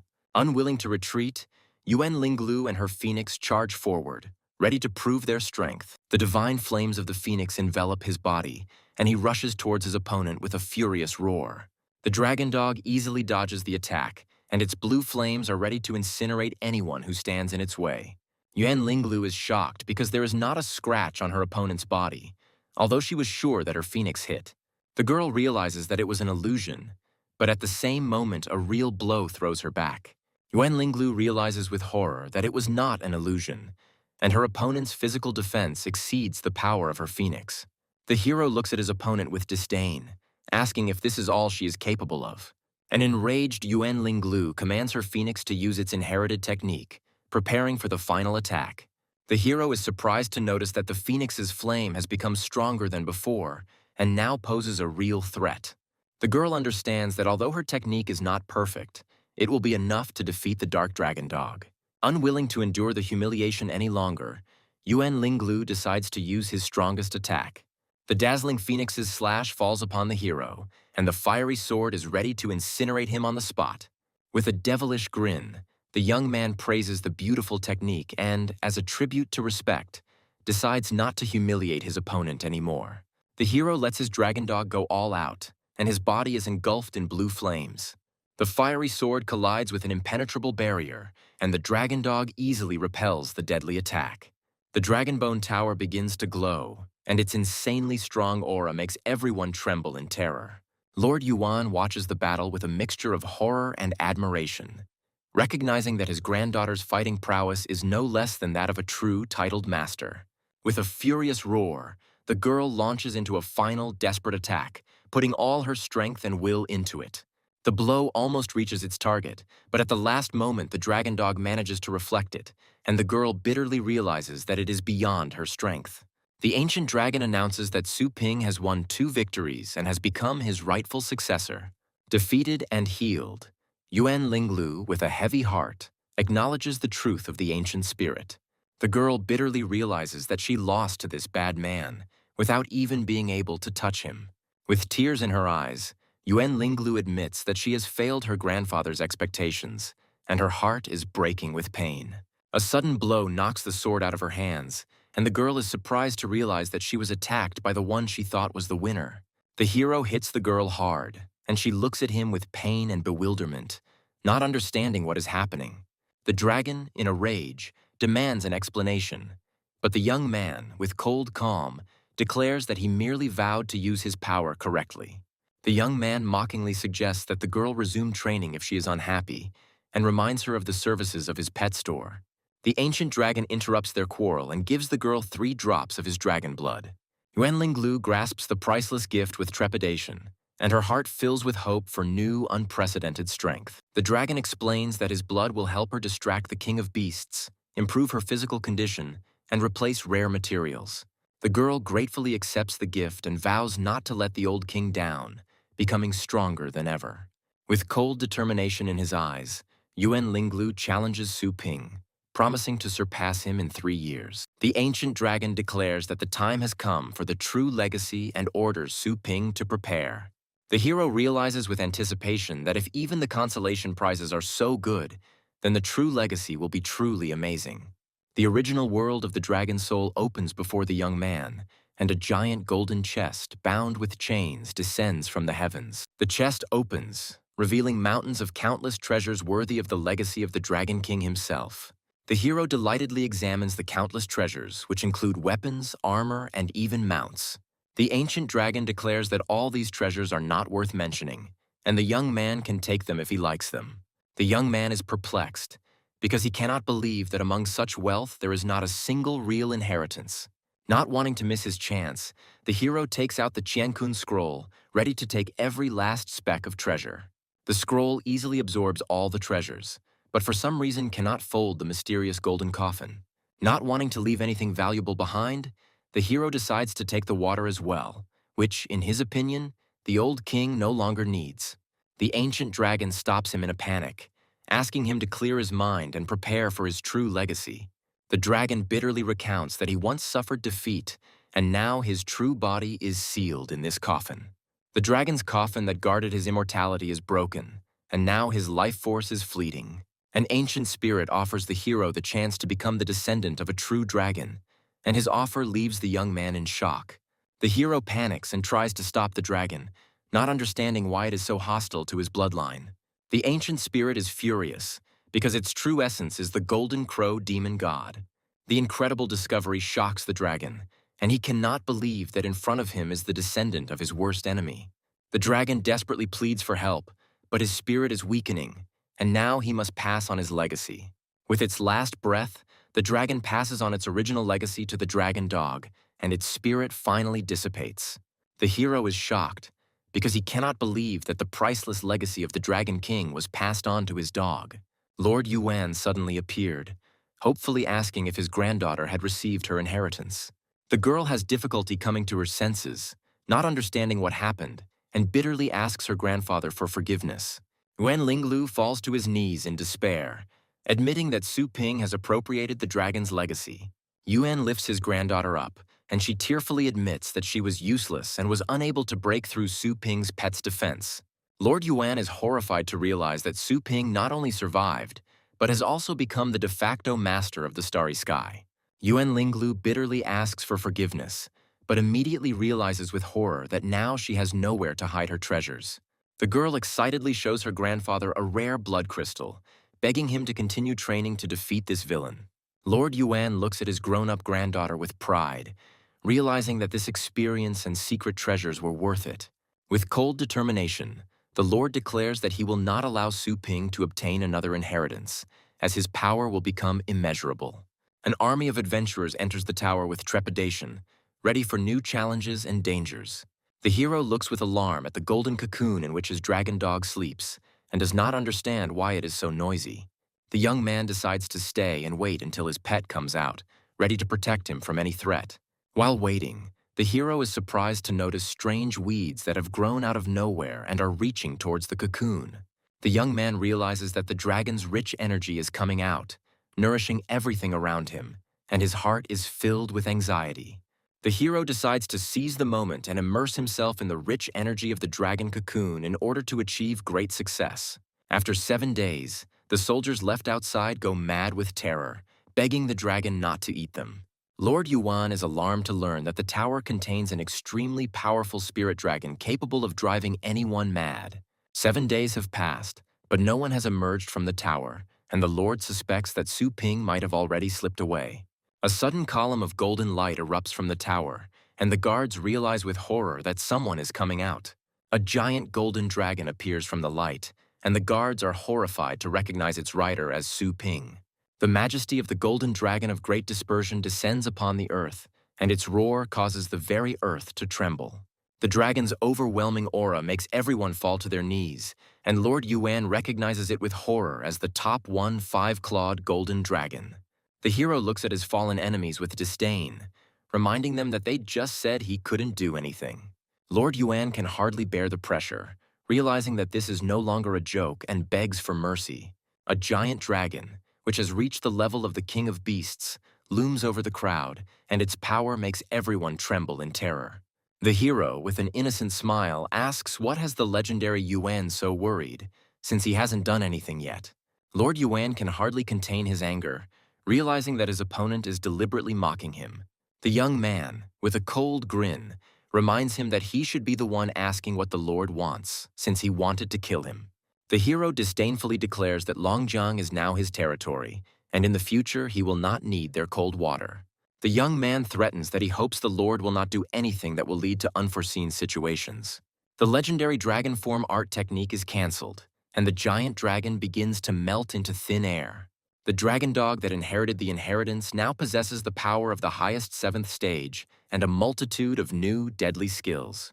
The ancient dragon explains that he sealed 90% of the dog's power to prevent it from going out of control. The removal of the seals will occur gradually, and with each new stage, the dragon dog will gain more and more power. The hero is shocked, because he cannot believe that after the removal of the last seal, his pet will enter a realm that is higher than the legendary one. Returning to the store, the hero receives a mysterious letter from another continent, and his heart is filled with anxiety. The letter turns out to be an invitation from the Shenguang-based City Cultivators Association. The hero decides to accept the invitation and sets out on his journey, hoping to learn more about the mysterious city from the old scoundrel. The young man is surprised to see a flying capsule parked at the entrance and realizes that they were already waiting for him. Having met with the chairman, the hero, without further ado, asks him to tell him everything about the city of Shenguang and its cultivators. The chairman explains that base cities are divided into levels depending on their scale and safety factor. Level A cities are impregnable fortresses, and there are only 7 of them on each continent, one of which is Shenguang. The breeders are not just warriors, but true blacksmiths who have mastered various methods of strengthening and feeding their pets. The base city of Shenguang is where cultivators were first born, and it has now become a mecca for all cultivators in the world. In its heyday, Shenguang was home to holy masters who could enlighten all things and raise the kings of beasts. With the fall of the saints, the number of legendary ranks has dropped sharply, and now the Association of Cultivators is looking for new talents. The hero, with cold determination, understands that despite his strength, he is still dependent on the system and needs to gain power. The chairman offers to organize a landing in low Earth orbit for the hero, but the young man is not thrilled with such attention. Not wanting to be the center of attention, the hero asks for a more discreet way, and the chairman suggests the underground train. The young man agrees to the train with a slight smile, and the information about the trip is immediately confirmed. Finding himself in a luxurious first-class carriage, the hero is surprised to realize that a ticket for this train costs a fortune. Suddenly, an enraged red dragon appears in the carriage, and its appearance sows chaos and panic among the passengers. An angry owner yells at a little girl, accusing her of feeding his dog and then dying. Hiding behind a mask, the hero watches what is happening with disdain, not understanding why such a dangerous and poisonous beast was summoned. An enraged dog prepares to attack an innocent passenger, who begs for mercy in terror. The hero suddenly appears, easily grabs the beast by the neck, and with a cold grin announces that it's time for him to sleep. A mysterious girl runs into the carriage, begging not to strangle the dog, as this will only kill him. The girl confidently declares that she is a nurturer and asks to be allowed to calm the enraged beast. The hero releases the dog with a slight smile, and it falls limply to the floor, unable to resist. The girl gently touches the beast's head, and her hand flashes with blue light, calming its rage. Under the influence of the sleeping magic, the dog falls asleep, and his breathing becomes even and calm.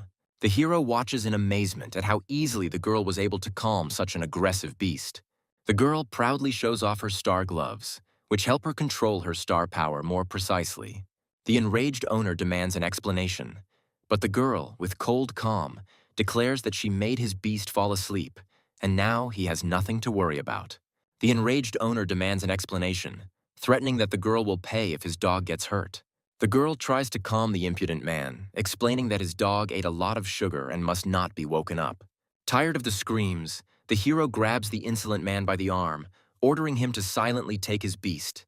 With icy calm, the young man orders them to apologize and then get lost, and his voice leaves no choice. Frightened to death, the dog's owner falls to the floor, unable to withstand the terrible gaze of his adversary. Humiliated and defeated, the man mumbles an apology, admitting that it is unethical to leave his pet alone.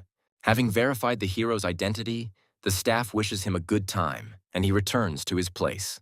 The flight attendant brings strawberry cheesecake, but the hero is surprised to say that he didn't order anything. The girl explains with a smile that Mrs. Zhang ordered it for him as a token of gratitude. The hero accepts the treat with a slight smile, just in time because he wanted to eat. A sudden jolt shakes the carriage, and a tray of cheesecake flies to the floor, interrupting the peaceful meal. The ceiling of the carriage cracks, and the frightened flight attendant realizes with horror that there is something outside. Passengers run outside in panic and see that their train is being attacked by wild animals. The flight attendant tries to reassure passengers, assuring them that the train is equipped with a team of technicians who will sort everything out. The hero realizes with irritation that he won't even be allowed to eat in peace, and feels the approach of stellar power. The train is attacked by stone-armored beasts, their claws easily tearing through the metal casing. The dragon suddenly appears and easily deals with the attackers, but the hero notices that this is not the end. The captain of the guard is terrified because among the attackers there are beasts of the 9th stage, and he orders his men to distract their attention. The creature that suddenly appeared turns out to be too fast, and the captain does not have time to react to its attack. Before the beast can strike, a beam of fire pierces it, and the soldiers, horrified, cannot believe that their enemy has been killed. The captain greets his savior with gratitude, not believing that he resolved the situation so easily. The captain assures with a smile that it is usually safe here, but the hero understands with suspicion that this is not the case. The hero realizes that even if such creatures have descended from the mountains, then perhaps something much more dangerous has appeared below. The young man is haunted by these anxious thoughts, and he decides to sign a contract not only to improve security, but also to expand his business. The young man understands that the attack on the city is only a matter of time, and Longjiang must become a Tier A city as soon as possible. A sudden meeting with the same girl from the train takes the hero by surprise, and she asks in surprise if he is from Shenguang. The girl, mockingly, cannot believe that the teacher does not know where their association is and offers to show him the way. Finding herself at the entrance to the Dragon Academy, the girl proudly declares that she is its educator. When the guard asks the hero for his ID, he hands him an invitation from the association with a slight smile. Seeing the invitation, the guard bows in horror, begging the dear guest to pass through and not pay attention to his ignorance. The girl admiringly assumes that her mysterious companion is a powerful master who is hiding in the crowd. Not wanting to argue any further, the girl suggests watching a friendly match, and the hero happily agrees. The battle between Forest Monkey and Windbird begins in the arena, and their masters are ready for the competition. The hero is surprised to learn that it is not battle pets that are brought onto the field, but wild animals with which no contract has been concluded. The first competition is a test of controllability, where participants must force the animal to hold food in its mouth. The second competition is the ability enhancement competition, where participants use special materials for temporary strengthening. For a limited time, fosterers must strengthen any part of their pet's body, preparing it for battle. The empowered beasts rush into battle, and now they must fight each other to determine the winner.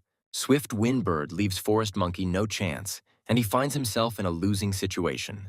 The death blow is approaching the vital point, and now the outcome of the battle seems a foregone conclusion. The sudden transformation puzzles everyone, as the reinforced part of the monkey turns out to be its back. A fatal blow from the stone teeth pierces the Windbird, and it falls to the ground with a scream, having lost the battle. The hero understands that the match of the breeders is not just a battle, but a competition in the ability to reveal the potential of the beast. A sudden meeting with the teacher takes the girl by surprise, and she shyly tries to justify herself. The teacher smilingly advises her to watch more matches, but immediately reminds her that her graduation is in jeopardy. The arrogant students look at the girl with disdain, calling her a soft-legged shrimp who couldn't control her beast. Unwilling to endure the humiliation any longer, the girl meekly agrees to leave, not daring to contradict her offenders. The hero suddenly appears and stands up for the girl, declaring that he did not notice any problems with her equipment. The young man, with cold calm, declares that they are the ones who are interfering with his ability to follow the match, and that their impudent faces irritate him. The enraged students cannot believe such impudence, but the hero contemptuously reminds them that their pathetic 6th grade does not give them the right to behave like this. The enraged student challenges the hero to a match of nurturers, confident of his victory. The hero accepts the challenge with a slight smile, but suggests playing for something else to make it more interesting. With icy calm, the young man offers to bet his life, and his words make the blood run cold. An ominous aura envelops the hero, and the frightened student realizes in horror that this is not a joke. With a devilish laugh, the young man declares that he was joking and suggests that the loser simply ask for forgiveness. The friend mockingly reproaches his comrade for cowardice, not understanding how 2 words could frighten him so. The enraged student cannot stand the humiliation and angrily declares that he will show who is dirty here. The teacher suddenly appears and happily offers to prepare the arena and act as a judge.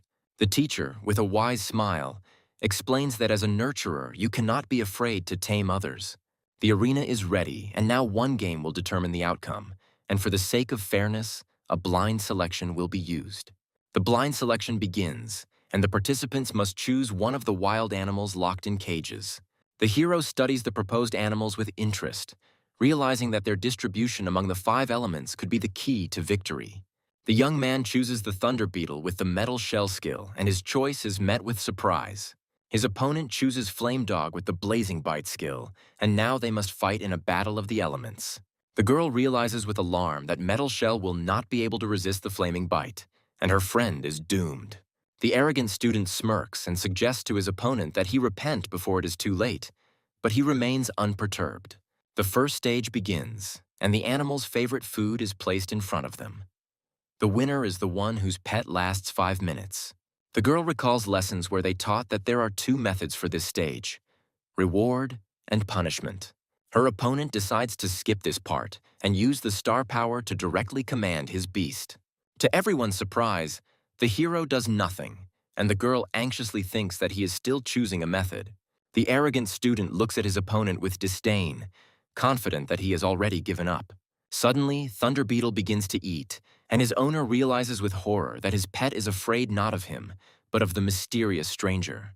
The enraged student accuses his opponent of cheating, but the teacher, with cold calm, states that there is no such prohibition in the rules. The judge announces that time has passed, and Thunder Beetle is the first to pass the taming stage, winning. Humiliated and defeated, the student looks at his opponent with fury, vowing that he will definitely win in the next stage. The second stage begins, and now participants have 3 hours to choose materials to strengthen their pets. Not wanting to take any chances, the student chooses the Dragon's Breath herb to maximize his dog's fire attribute. The guy with a devilish grin understands that no matter how hard the metal is, in the face of flame it will turn into a rag.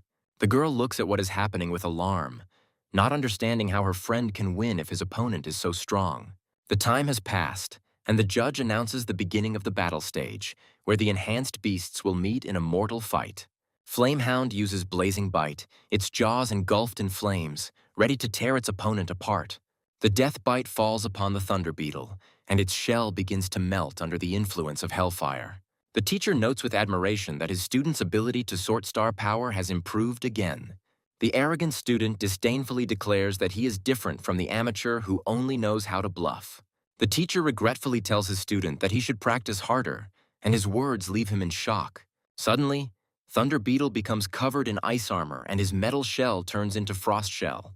The student is horrified as he realizes that the frost shell initially restrains the fire attribute.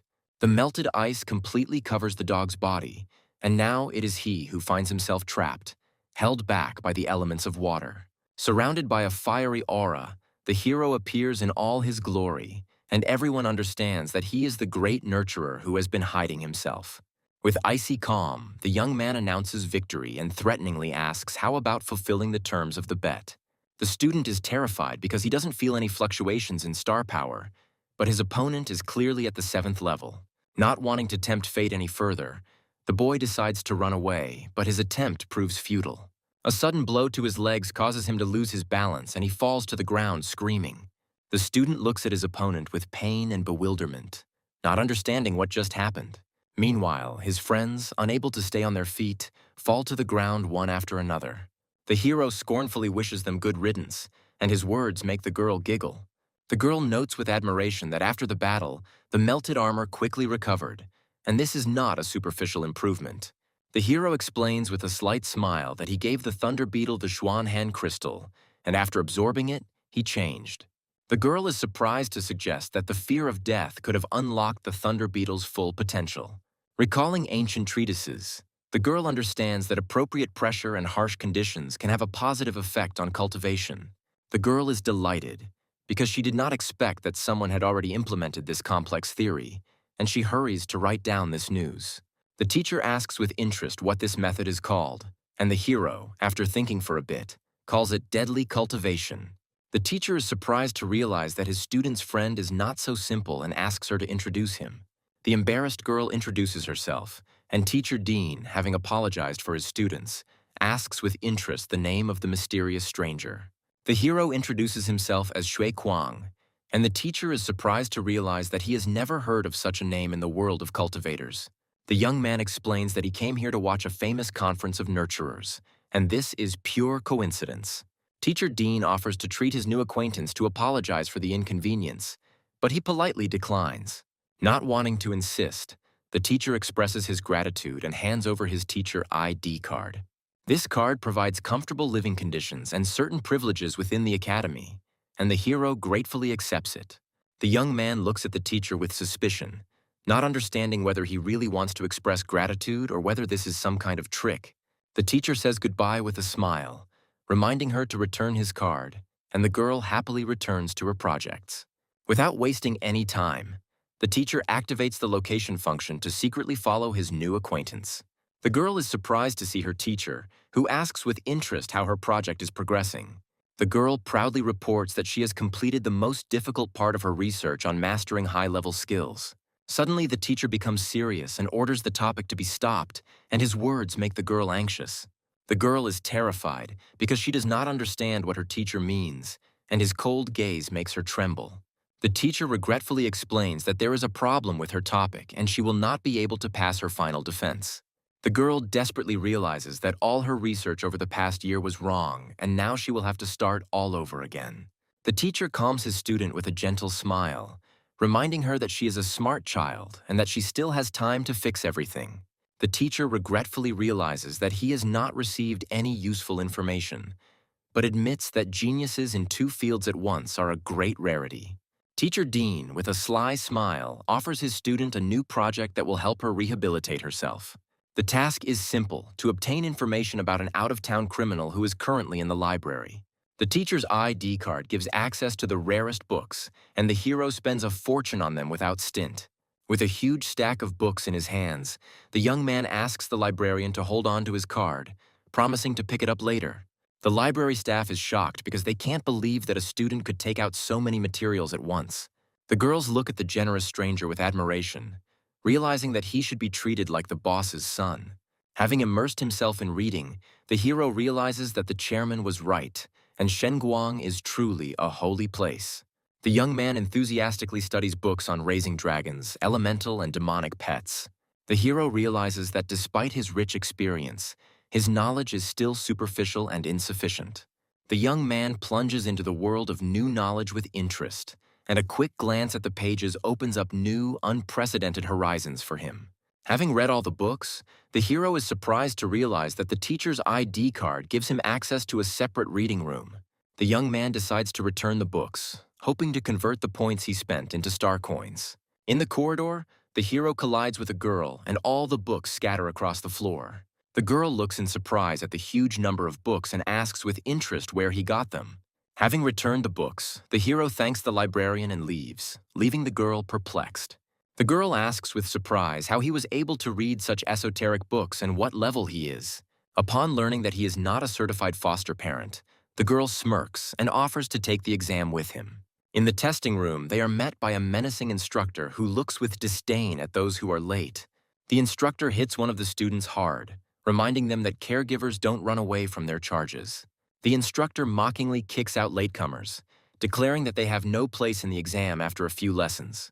Students are terrified because this month's exams are being administered by instructor Yan, who is known for his cruelty and strictness. One of the students despairs when he realizes that if he fails the exam 2 more times, he will be demoted. The girl explains with surprise that the rank of nurturers differs from the rank of masters, and 3 failures lead to a demotion of 1 level. Only after passing the 7th stage exam and submitting a dissertation can you consider yourself a qualified educator. The girl tells with admiration that only at the 8th level can one become a teacher, and at the 9th, a higher educator. The hero asks with interest how many tests he can take in a day, and the girl answers with a smile that it will be until the instructor finishes his shift. An enraged instructor yells at the crowd at the door, not understanding what they are waiting for and why they are not coming in. The hero declares with cold confidence that he will start from the first step, and he has nothing to worry about, because he will not be demoted. The instructor looks with disdain at the newcomer who came for his first test and orders him to register. The arrogant students look with mockery at the 3 children who were the first to enter the exam, not knowing what awaited them. The girl uses her technology to scan information about the hero, confident that now he will not be able to hide from her. The hero, with a slight smile, improves his vision in preparation for the upcoming test. An incredible force distorts space, and the girl realizes with horror that she is completely blinded. The young man creates a turbulence barrier, an advanced method that not only blocks but also distorts ambient light. The initial registration is complete, and the hero, registered as candidate number 44, goes to the examination hall. The first test was to dye the hair of test mice black using star power in 30 minutes. Without wasting any time, the participants begin the task, and the hero easily catches one of the large mice. The other participants struggle to complete the task, but their efforts pay off and the mice begin to change color. The instructor looks suspiciously at one of the boys, not understanding what he is trying to prophesy. Suddenly, the mouse bites the guy on the arm and he jumps back screaming, shocking everyone. Unable to bear the pain, the boy fails the exam, and the instructor forcibly throws him out of the room. Half the time has passed, and the instructor menacingly reminds the remaining candidates that they need to speed up. A sudden burst of golden energy envelops one of the mice, and everyone looks on in surprise. The audience is delighted because they can't believe that this guy in black is so good, but they don't understand what he's doing. One of the students explains with a smart look that the key to coloring is to manipulate the star power to stimulate the pigment cells. The hero controls the star power with ease, and his hand glows with a golden glow. In an instant, the mouse is transformed. Its fur becomes a rainbow of colors, and a stylish mohawk appears on its head. The student is shocked because he can't believe that it took his opponent only a few minutes to not only dye his hair, but also grow it out. The instructor looks at the mouse in surprise, not understanding how it could have been painted so carefully. Something happens in the hair, and the instructor realizes that 44 used elemental fixation, giving the mouse elemental abilities. The hero's incredible skill shocks the students. Such a transformation of attributes without materials goes beyond the limits of the first-level test. The instructor looks at the newcomer with interest, suspecting that behind the mask lies an old monster who hasn't pleased him this much in a long time. Impressed by the incredible talent, the instructor makes an exception, allowing 44 to move straight to the 7th stage test. The new challenge proves to be deadly. He must tame and strengthen a 7th-level blood mist ghost in half a day. The participants are terrified. The evil ghost of the bloody mist is unpredictable and capable of corrupting hearts, leading to madness. The hero declares with cold confidence that he does not need half a day, and that 5 hours will be more than enough. A terrifying monster emerges from its cage, and its strong smell of blood makes everyone tremble in terror. The girl realizes with horror that the ghost's psychic attacks allow it to devour the soul, ignoring any physical attacks. Wasting no time, the ghost uses its strongest attack, spirit possession, preparing to devour its victim's soul. The hero easily jumps onto the monster's head and mockingly asks if he is familiar with the Path of Thunder. A red flash illuminates the arena, and the hero easily suppresses the ghost's will, preparing for the next stage. The taming is over, and now the young man must strengthen his new pet. The hero realizes that this is the perfect opportunity to try out the recently learned method, and at the same time prepare for future improvements to the small skeleton. Knowing that the ghost is afraid of thunder, the boy decides to strengthen its weakness by processing the herb of eternal life with the help of star power. The hero throws the created elixir with force, commanding the ghost to devour it, and it consumes it with a scream. A sudden glow envelops the ghost, and the girl is surprised to realize that this could be a sign of evolution. The instructor watches with admiration the calm work of the master, who seems to be in the middle of the river. A giant thunder phantom appears before the hero, and its majestic appearance makes everyone tremble. The students are shocked, because the hideous ghost has turned into a majestic creature, and they do not understand what kind of evolutionary technique is in front of them. The hero explains that he suppressed the ghost's bloodline, and now it is resistant to divine and thunder attacks. But there is a downside.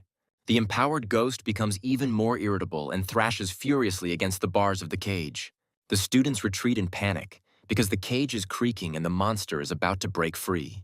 The instructor is alarmed to realize that something needs to be done before this thing breaks out and causes a bloodbath. With incredible strength, the ghost bends the bars of the cage, and now nothing can stop him. The hero, with a cold grin, reminds the insolent beast of the taste of the Path of Thunder, and his hand bursts into red flame. The ghost freezes, and the students realize in horror that this mysterious stranger has complete control over it. The young man easily passes through the bars of the cage and mockingly asks if he passed the test. The instructor is shocked, because this man not only passed the test, but advanced the ghost to perfection. The instructor enthusiastically declares that the abilities he has demonstrated allow him to compete with the best cultivators of the 9th level. Mr. Bai, the association's vice president, suddenly appeared and noted with admiration that it was a feast for the eyes. The instructor greets the vice president with reverence, and he invites the mysterious stranger to come with him. A terrifying realization dawns on the instructor, and he cannot believe that this young man could be the vice president's own student. In his office, the vice president respectfully addresses the guest from Longjiang and asks him to take off his mask. Mr. Bai explains with a smile that there are few young people with such characteristics, and they are easy to recognize. Taking off his mask, the hero realizes with a cold grin that the investigation was conducted very thoroughly, and his identity has already been revealed. The vice president asks the young man with a serious expression if he has heard of the 4 kings. The 4 kings are the 4 beast kings, the most powerful creatures that have ever existed on Blue Star. Insidious and destructive, they razed countless cities to the ground and became the #1 enemy of all mankind. The blood they have shed is enough to drown mountains, and their names strike terror into all who hear them. The vice president explains with concern that each of the four kings possesses power no less powerful than that of the kingdom of fate. The hero is shocked, because the kingdom of fate is the highest of the three legendary kingdoms. The young man has difficulty realizing that even with his full strength, he is only in the realm of the vast sea. In the distant past, four kings were gravely wounded by a great warrior who, at the cost of his life, sealed them beneath the abyss cave. Now they are guarded by young masters of legendary rank, and since then they have never invaded human lands. The hero suspiciously asks if the seal has been broken, but the vice president confidently replies that it has not. The vice president reports with alarm that an abnormal migration of ferocious animals has been discovered in the desert area. The young man recalls the recent attack on the train and realizes that this was the very same anomalous phenomenon. Mr. Bai is alarmed that this could threaten the safety of civilians and decides to call a conference to prepare countermeasures. The hero notes with understanding that the fosterers are more interested in taming than killing, since it is they who give power. The vice president regretfully admits that the wasteland is too vast and they still have no results. The hero realizes with disappointment that instead of wasting time on investigation, he should have focused on gaining strength. The vice president explains with a grin that opening the spirit is a secret art, accessible only to those at the peak of the 9th stage. Mr. Bai states that the young man is definitely suitable and will likely become the second person in history to touch the legendary and holy spirit. The hero asks who was the first, and the vice president tells of a great warrior who fought single-handedly against four kings. Inspired by the story, the young man enthusiastically asks to be taught the opening of the spirit before it is too late. The vice president regretfully declines, reminding him that to achieve the 7th level he must write a 50,000-word dissertation. The hero is irritated and does not understand why they cannot open the back door for him, since he thinks so highly of it. Mr. Bai firmly states that the more critical the situation, the more they must follow the rules. Having resigned himself to his fate, the hero sadly realizes that writing his dissertation will take an eternity, but immediately finds a solution. Meanwhile, in her room, Zhongling Tong desperately tries to finish her project, realizing that she lacks real-life examples. Mentor Dean happily accepts the gift of 20-year-old wine, promising to consider giving it priority in return. Teacher Dean greets his student with a smile, but his gaze is fixed on the humiliated girl receiving the massage. The girl apologizes bitterly, admitting that her opponent was too strong and she was unable to discern the information. The crushing blow sends the girl flying, her face contorted in pain and humiliation. With icy contempt, the teacher calls his student trash, incapable of handling even such a trifle. The girl tells with horror that her opponent started with the first level test and easily reached the 7th. Teacher Ding sips his wine with unperturbed calm, already knowing this and expecting something else. The girl anxiously reports that her opponent has left with Elder Bai, and this news makes the teacher tense. The teacher suspiciously realizes that the old man also has his eye on this golden egg, and his patience is running out. With cold calm, the teacher orders his humiliated student to leave, and the girl obediently leaves. Teacher Ding gives an order to his faithful servant, and he readily accepts it. With cold determination, the teacher orders that the golden egg be taken care of by any means necessary, and his words leave no doubt. The Lion King title rank, Fan Longshan, readily accepts the order, his body enveloped in a golden aura. The hero eagerly examines the new goods in the system, realizing that it would be wise to stock up on traps first. The young man is surprised to discover 2 new rings for catching animals, one of which gives a chance to catch even the king of the beasts. Without wasting any time, the hero decides to contact the girl using her ID card to find her address. A stranger suddenly appeared with a friendly smile and grabbed the hero by the shoulder, inquiring about his conversation with the elder. The hero pushes the impudent man away with contempt, not understanding who he is and what he wants. Flames flare up around them, and passers-by realize with horror that this guy has gotten involved with a titular rank. In an instant, the hero grabs his opponent and forcefully slams him into the ground, demonstrating his complete superiority. Passers-by are in shock, as they cannot believe that this titled master was thrown to the ground like a bag of trash. The defeated warrior realizes that he did not sense any star power and assumes that his opponent used secret techniques. The enraged Lion King unleashes his true power, his body becoming engulfed in blue flames. With a devilish grin, He declares that his opponent is worthy of being his rival and calls upon his beasts. 4 giant red-gold lions appear on the battlefield, their fiery aura making everyone tremble. The spectators are terrified because before them are beasts of the 9th stage, possessing the pedigree of the king, and even with wings. The Lion King proudly explains that he tamed them as children, and now, by infusing them with dragon blood, he has made them even more powerful. The hero, with a cold grin, understands that his opponent has already asserted himself, and the time has come to show him his true strength. The youth summons his dragon dog of great dispersion, and its gigantic figure eclipses the sun. With one blow, the mighty dog knocks back all 4 lions, demonstrating his complete and crushing superiority. The giant dragon dog pins the fallen lions to the ground, its golden aura leaving them no chance. The Lion King is horrified and cannot believe that his mighty lions were so easily subdued by a mere dog. A terrifying realization dawns on the warrior, and he understands that this aura can only belong to the king of beasts. Panicked, the Lion King tries to justify himself, muttering that it was all a mistake, but his words are drowned out by fear. Meanwhile, in his office, the vice president listens with interest to the screams coming from the next room. Strange and frightening things are happening in the experimental building for teachers. In one of the cages sits a small 5th stage ghost dragon, its eyes full of fear. The teacher regretfully announces that this beast will be brought to the test tomorrow, and its fate is sealed. Unwilling to accept such injustice, the teacher injects the dragon with a mysterious serum. A sudden transformation turns the little dragon into an enraged monster, and its roar shakes the entire building. Teacher Dean is surprised to see the Lion King, not understanding how he returned so quickly. The defeated Lion King falls to his knees, and the young man, with a cold grin, announces that this egg has come for his soul. The teacher is surprised to recognize his recent acquaintance, not understanding what he has been doing for the past 2 days. The hero mockingly reminds that he was being watched all this time, and his words leave no doubt. The young man recounts with disdain how the students saw their teacher adding ingredients to the evaluation animals. The enraged teacher hits his students hard, accusing them of daring to spy on him. The teacher disdainfully declares that his shoes are dirty, and the humiliated students are ready to clean them. The teacher, with feigned sympathy, explains that he is doing this for their own good, because without difficulties they cannot survive. The hero is surprised to realize that this old geezer isn't so bad after all, but then he notices a crowd gathered to kill him. The teacher says with a cold smile that there is no need to silence him, because people will believe the cultivator of the 10th level peak. The arrogant warrior looks at his opponent with disdain, confident that he will still have to humble himself and beg him to teach him. With a sly smile, the teacher invites the hero to join them, promising to make him the strongest grower in the world. The sudden blow sends the teacher flying, and his body is slammed into the ground with force.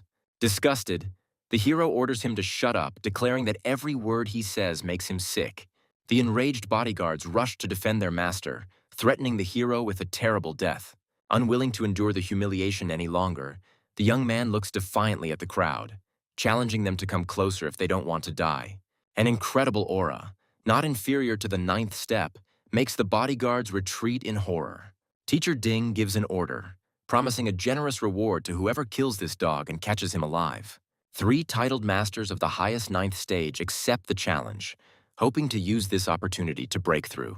With a furious roar, the 3 warriors rush into the attack, promising that their enemy will not have time to take a breath. With icy calm, the hero repeats for the last time that if they take even 1 step forward, they will die.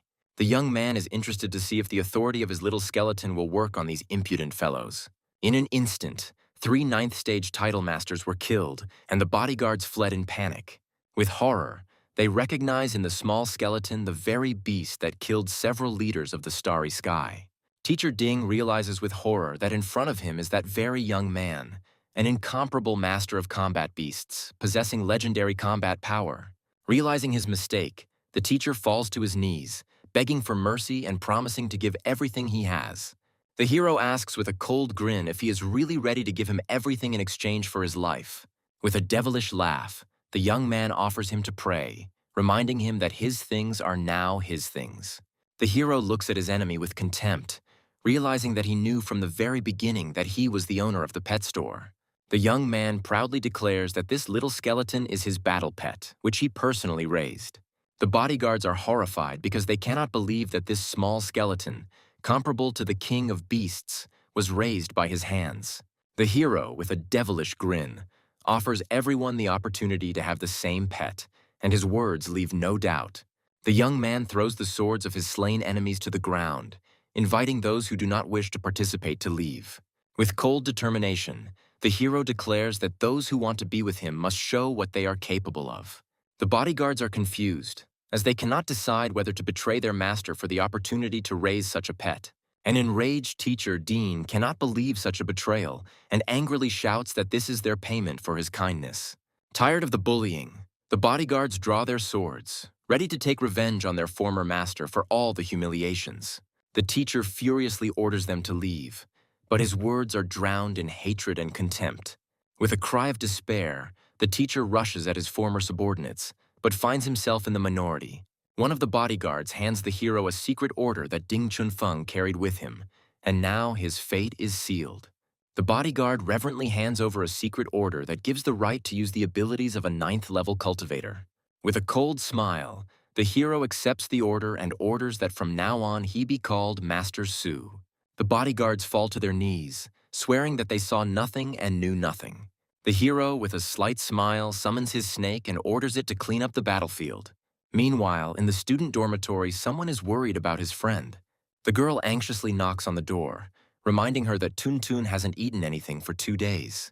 In despair, the girl doesn't know what to do, because tomorrow she has to present a report on a new project. The rector is furious because he only warned Teacher Dean yesterday, and now he doesn't understand what's happening in the 8th grade. The secretary reports that the teacher's communicator is not responding and has not been seen since yesterday. The rector, with cold calm, orders that the location of the missing teacher be determined using his data. The rector anxiously asks where the others are, but his secretary only silently works on her laptop. The secretary regrets to inform you that Teacher Dean has gone missing and his whereabouts have not been found. The rector is furious because he cannot believe that a highly qualified specialist could disappear without any reason. The teachers mockingly assume that the old fox got his comeuppance, but they cannot understand who dared to do such a thing. Unwilling to wait any longer, the rector uses his power to find the missing teacher. To his horror, he cannot detect any sign of his presence for 100 miles, and his heart fills with anxiety. The rector calls upon his faithful servants, ready for the most decisive actions. With fury in his eyes, he orders a strict check of everyone who has had contact with the teacher and the beheading of any obstacle.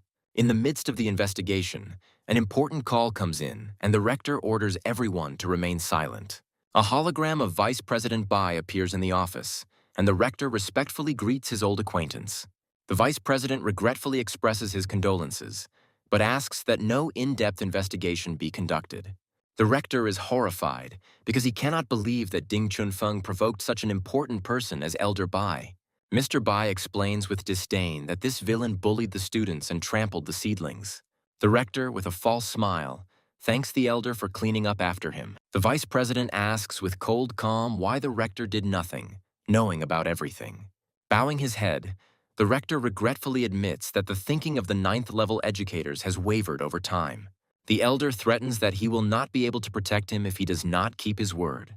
Before disappearing, the vice president reminds them that a storm is approaching and it is their duty to protect the seedlings. The announcement of the instructor's early retirement and the splitting of classes evokes mixed feelings among students. The girl desperately realizes that if she is expelled from the class she tried so hard to get into, it will be unfair. The arrogant student looks at the girl with disdain, calling her a soft-legged shrimp who is no good for their class. A friend stands up for her comrade, reminding the impudent ones that she was just running errands for the teacher. With a grin, the girl declares that they won't see them after the meeting anyway, and leaves, leaving the losers behind. The girl looks at her friend with gratitude, but she suggests staying away, afraid of becoming a target. With tenderness, her friend reminds her that it was she who taught her the theory of domestication, and everyone is simply jealous of her. The girl bitterly admits that she feels helpless and asks to be left alone. Unwilling to accept her despondency, her friend grabs her hand forcefully, declaring that she needs to sort out the placement first. Meanwhile, in the library, the hero approaches the counter with a whole stack of books ready for new discoveries. The girls who suddenly appeared were surprised to recognize their new acquaintance, and the friend did not let her companion go until she saw the results. A friend sympathetically tells the hero that Teacher Dean not only abandoned the dissertation, but also assigned her a cursed project. The girl, irritated, cannot understand who even came up with this stupidity and how growing up can be connected with death. The hero offers his help with a slight smile, stating that he is looking for a person with extensive experience in writing dissertations. The girl regretfully replies that she would be happy to discuss such things, but class assignments will begin soon. The hero is surprised to realize that, instead of causing shock, the death of the educator has become a matter of course. The young man is relieved to realize that someone from the association has taken action, and now he can calmly pretend that nothing happened. A friend anxiously explains that out of 100 students, only the top 30 will be chosen as instructors for other classes. The remaining 70 students will be thrown into Daisy's class, and the friend confidently declares that they will definitely pass. The girl looks at the floor in despair, sure that she will not succeed, and her heart is filled with pain. The hero looks at the poisoned girl with sympathy, remembering her humiliation and pain. A friend recalls with horror that in Daisy's class there are terrible living conditions and a lot of hard work, which in the academy is called physical education. A friend bitterly explains that in Daisy's class, one instructor has more than 1,000 students, and they have almost no opportunity to practice cultivation. The hero sympathizes with the fact that the students of Daisy's class dream of getting into Tianzi's class, but few of them are lucky enough to meet someone who can help them. With cold determination, the young man asks to show him Daisy's class, and his words surprise the girls. The academy is divided into two areas, one where the instructors and students of the Tianzi class live and study, and the other where the students of the Daisy class and servants live and study. Trucks bring in mountains of animal carcasses, and workers rush to sort them out before they spoil. The students of Daisy's class hopefully rummage through the pile of corpses, trying to find something useful for their research. One of the students finds the perfect specimen for his project, a dirty but still usable wolf. Another student finds a live animal and his heart fills with joy because now he can practice taming it every day. The students of Tianzi's class look with disdain at the poor souls who learn from what they left behind. The suddenly frozen hero, with cold calm, asks the girls to go ahead, while he himself stays behind to sort out something important. The girl asks in surprise if he really cares about things like the fate of lower-class students. The hero notes with a serious expression that the Dragon Academy, the best in the region, should not be so overloaded with students. The girls regretfully admit that this is how it has always been, and that is how they met. Suddenly, one of the students flies to the side, and the girls realize in horror that this is not a simple coincidence. An arrogant student contemptuously beats his friend, shouting that he does not hear his groans. Tired of the bullying, another student, bat in hand, prepares to deliver the finishing blow. The girls are horrified because they understand that these scumbags are going to kill him. The hero suddenly appears and stops the blow with a cold grin, asking who he is to disturb his fun. The beaten boy, with tears in his eyes, begs the hero to leave, explaining that he is one step away from entering Tianzi's class. With a devilish grin, the impudent man reminds that a small resource can make a difference in this place. The friends watch the cruelty with horror, realizing that what is happening is beyond all bounds. A mysterious young man challenges the heroine to take matters into her own hands. The offenders revel in their power, humiliating the weak and boasting of the high position of their leader. A confident hero with golden eyes offers a dangerous deal, putting the fate of a beaten boy on the line. The enraged opponent accepts the bet, enthusiastically raising the stakes to the limit. The young man's desperate decision shocks his companions, as he has challenged the strongest student. Fear makes her friend advise her to retreat, offering a humiliating apology for the sake of salvation. Arrogant enemies block the way, mocking any chance the heroes have to escape unpunished. The young man tries to instill confidence in the girl, reminding her of her true calling to save others. A steely determination lights up in the heroine's eyes, and the girl makes a fateful decision. The arrogant enemy promises to teach a harsh lesson by taking everyone to a place known only to him. The protagonist envelops his companions in a fiery aura, guaranteeing absolute safety. Tuntun listens to the boy's final instructions, fully concentrating on the upcoming argument. A gloating opponent announces the rules of a brutal competition in a huge arena. The arrogant young man mockingly hints at his opponent's weakness, anticipating an easy victory. The hostile crowd shouts insults, trying to break the girl's will before the fight even begins. The friend doubts Tuntun's powers, but the hero sees in her an unbending desire to overcome herself. The angry girl accuses the young man of recklessness, and he responds with a mysterious parable. The mysterious guy begins the story by illustrating it with the story of a fish in a transparent jug. The fish desperately beats against the invisible glass, symbolizing a hopeless struggle with one's own limitations. The wounded fish gives in, believing that its glass prison is the entire existing world. The young man finishes the instructive story, but his companion sees only the threat of cruel reprisal in case of loss. Tuntun awakens her true self, and the ghostly spirit of a mighty blue dragon appears behind her. The enemy is stunned by the girl's sudden transformation, but his shock quickly gives way to a furious desire to destroy her. The duel begins, and the opponents simultaneously engage in a mental battle with the ferocious beasts. The overconfident enemy smirks, confident of his victory thanks to his secret knowledge of the creature's weaknesses. The heroine finishes taming surprisingly quickly, calmly watching as her new pet devours the meat. Tongtong's incredible success shocks her rival, and her friend is delighted to realize that the girl has regained her former strength. The opponent also copes with the task and, with anticipation, announces the beginning of the next stage of the battle, cultivation. The protagonist notices a deadly trap in the arena and realizes the need to warn Tuntun immediately. The enemy throws his enhanced beast, the enraged berserker bear, into battle.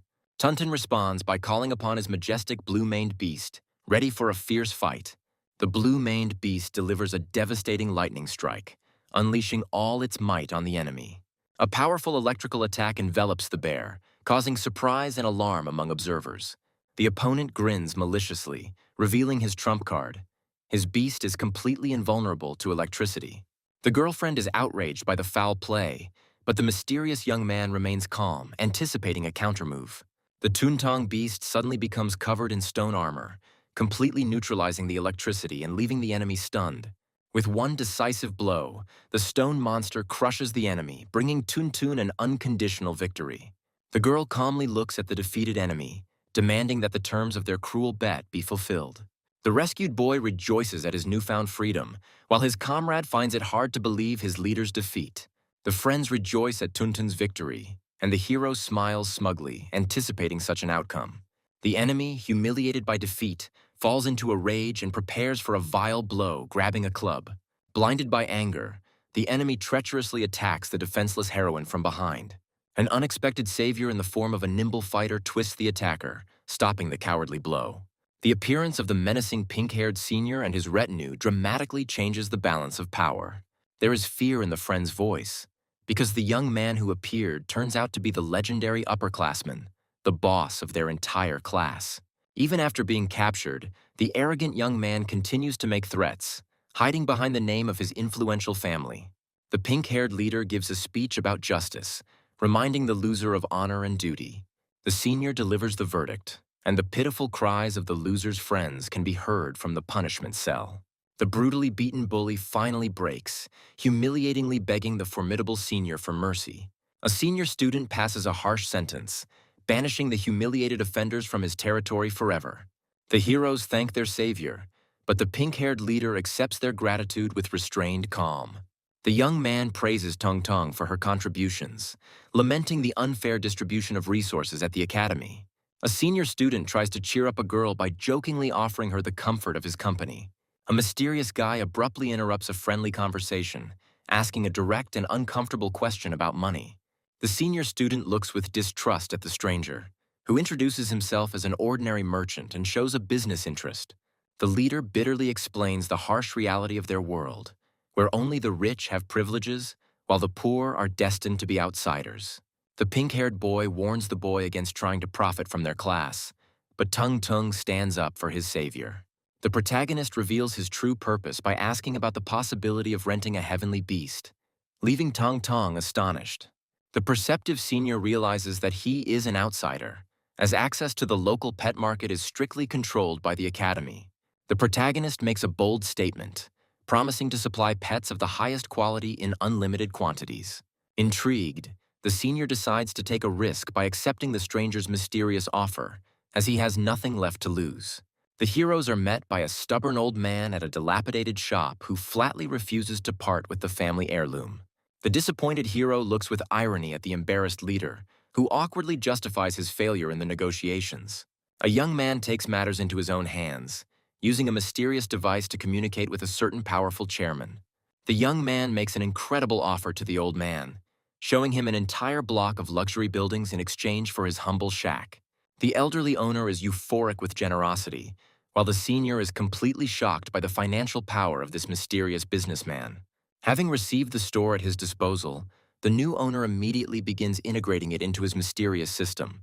With a sly grin, the young man prepares to activate the mysterious chaos spirit pool, heralding momentous changes. Meanwhile, the beaten Feng Shui appears before his mentor, and the question of impending retribution hangs in the air. Feng Shui reports to the instructor, slandering the lower-class residents and portraying them as ruthless criminals. A beaten bully falsely begs the teacher for protection, portraying himself as an innocent victim of unprovoked aggression.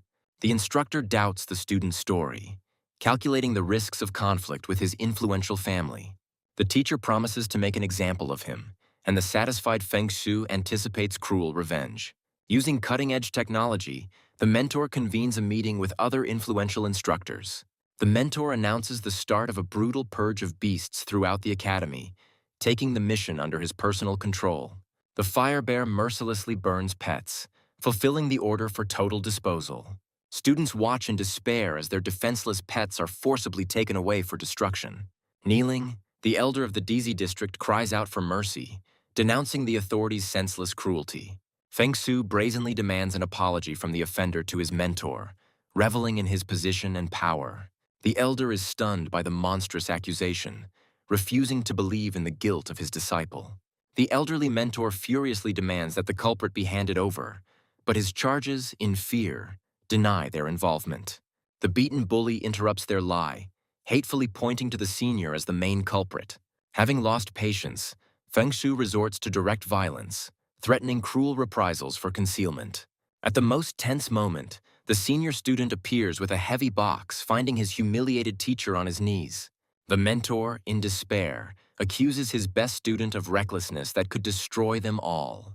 Surrounded by his minions, Feng Shui relishes the moment, mockingly greeting the arriving hero. A senior student with cold fury in his eyes prepares for battle as the enemies with clubs close in on him. With a powerful blow from the box, the pink-haired youth enters into an unequal fight, sending the first opponent flying. Suddenly, a pack of ferocious pets bursts out of the mysterious cargo, ready to tear apart their offenders at the command of their master. The sudden appearance of three heavenly beasts at once plunges the elder and Feng Shui into a state of utter stupefaction. The pink-haired leader grins and proclaims the end of dependence, as they now have their own powerful resources. The student's bold statement astonishes the old mentor, causing him to believe the almost impossible. The young man gestures to the astonished teacher a picture of prosperity, a new shopping street full of happy residents and their mighty pets. The old teacher raises his hands to the sky in delight, while his student can only with difficulty comprehend this incredible picture of universal prosperity. The confident leader demonstrates the full abundance of the new store, which, in addition to animals, also offers rare types of food. The appearance of the rarest food, available only to the elite, causes shock and dark suspicions in the instructor and Feng Shui. The elder realizes that the shopkeeper offers high-quality resources at affordable prices, giving their class real hope. A humiliated Feng Shui desperately points to the shop, accusing its owner of smuggling and calling on the instructor to destroy the source of lawlessness. In response to the call, a giant golden dragon emerges from the depths of the store, leading a squad of enforcers ready to carry out any order. A giant golden dragon bursts onto the scene, its mere appearance causing terror and panic among the attackers. Feng Shui is stunned by the chilling divine aura emanating from this incredible creature. The mysterious owner appears from the depths of the store, his calm figure instantly capturing everyone's attention.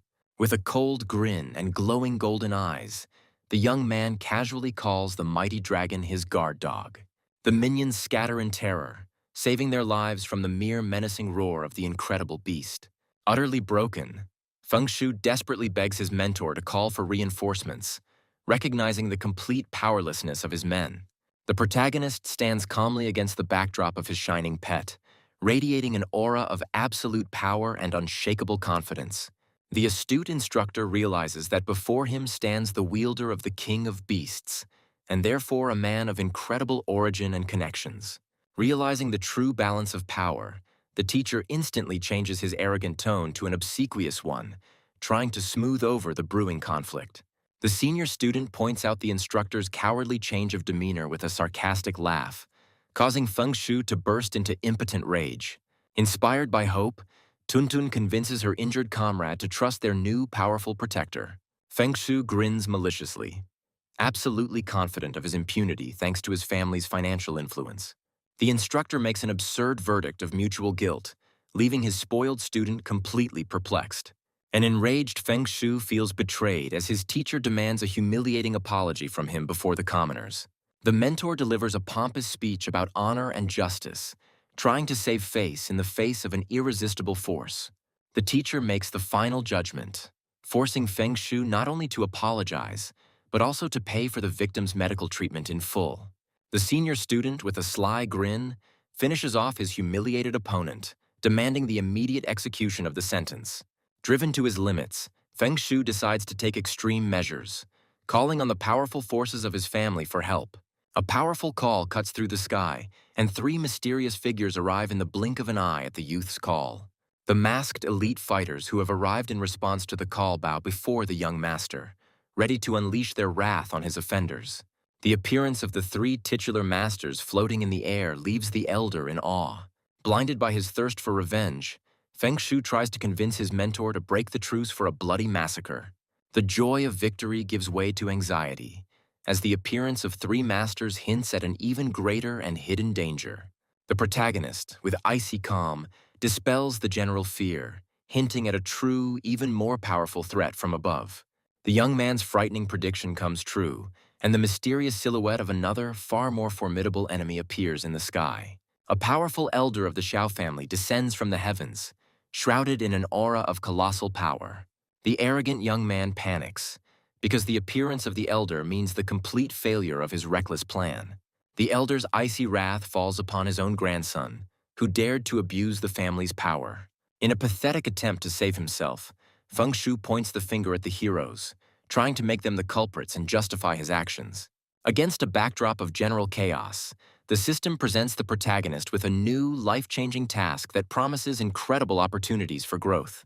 An unknown force shakes the earth to its foundations, taking the heroes by surprise and knocking them off their feet. A giant fist of pure stellar energy descends from the heavens, heralding imminent destruction. An enraged Elder Xiao accuses the heroes of insulting his family, preparing to unleash his righteous wrath upon them. Feng Shu gloats, anticipating a brutal reprisal, because his grandfather, the family's most powerful genius for the past century, has finally intervened. The local elder desperately begs for mercy, trying to reach the mind of the powerful master. The arrogant master rejects any pleas, demanding that you first accept his crushing blow. In response to the threat, the hero's golden dragon assumes its true, majestic form, preparing to meet the attack. The pet's incredible transformation leaves the elder and his spoiled grandson in a state of absolute shock. The protagonist looks at the enemy with icy contempt, believing that only brute force can teach the arrogant fool a lesson. The crushing power leaves the hero's friends in awe, as the mighty 9th-level master was defeated with a single blow. The enraged elder scolds his wayward grandson, who, in pathetic excuses, places all the blame on the hero's deceptive appearance. Satisfied with the resolution of the conflict, the hero casually turns to the instructor, finally asserting his dominant position.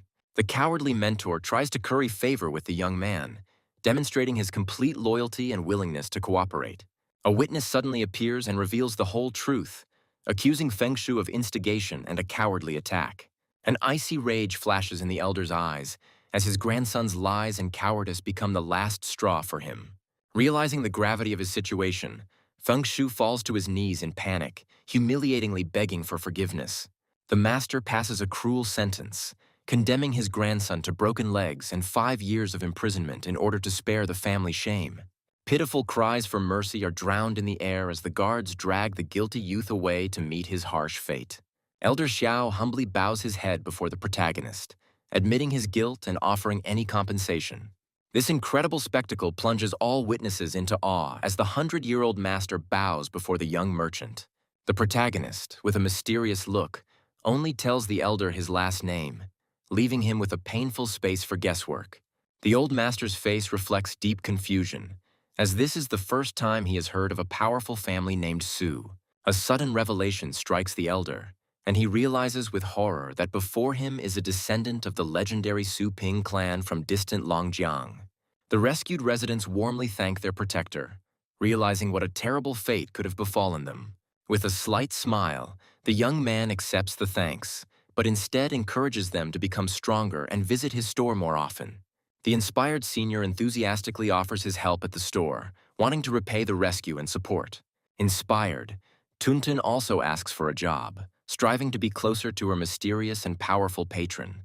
The next morning, Elder Xiao tries to make amends by presenting the hero with a briefcase filled to the brim with gold bars. The young man coldly rejects the generous gift, demonstrating complete indifference to wealth and leaving the donors perplexed.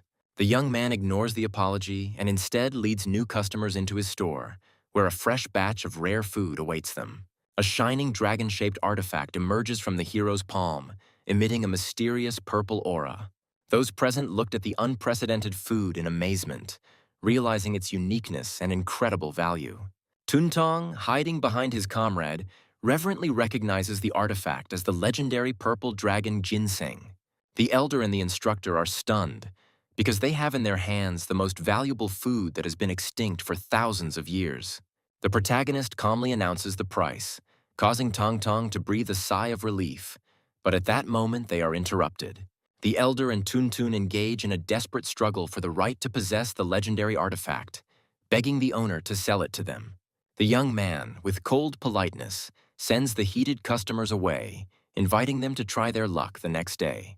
Desperation drives the instructor and the elder to make crazy bets, as they are ready to give away entire fortunes for the precious food. The incredible offers leave students shocked, as colossal resources and access to cutting-edge technology are at stake. A young man watches the auction, pondering the far-reaching consequences that the sale of this artifact will entail. The instructor and the elder, dreaming of fame and fortune, are already making grand plans for the legendary find. Tuntun timidly offers her idea, considering it insignificant in comparison to wealth, but the young man is ready to listen to the girl with interest. The girl reveals a hidden secret, because this ginseng is the key to reviving an entire era of the lost art of cultivation.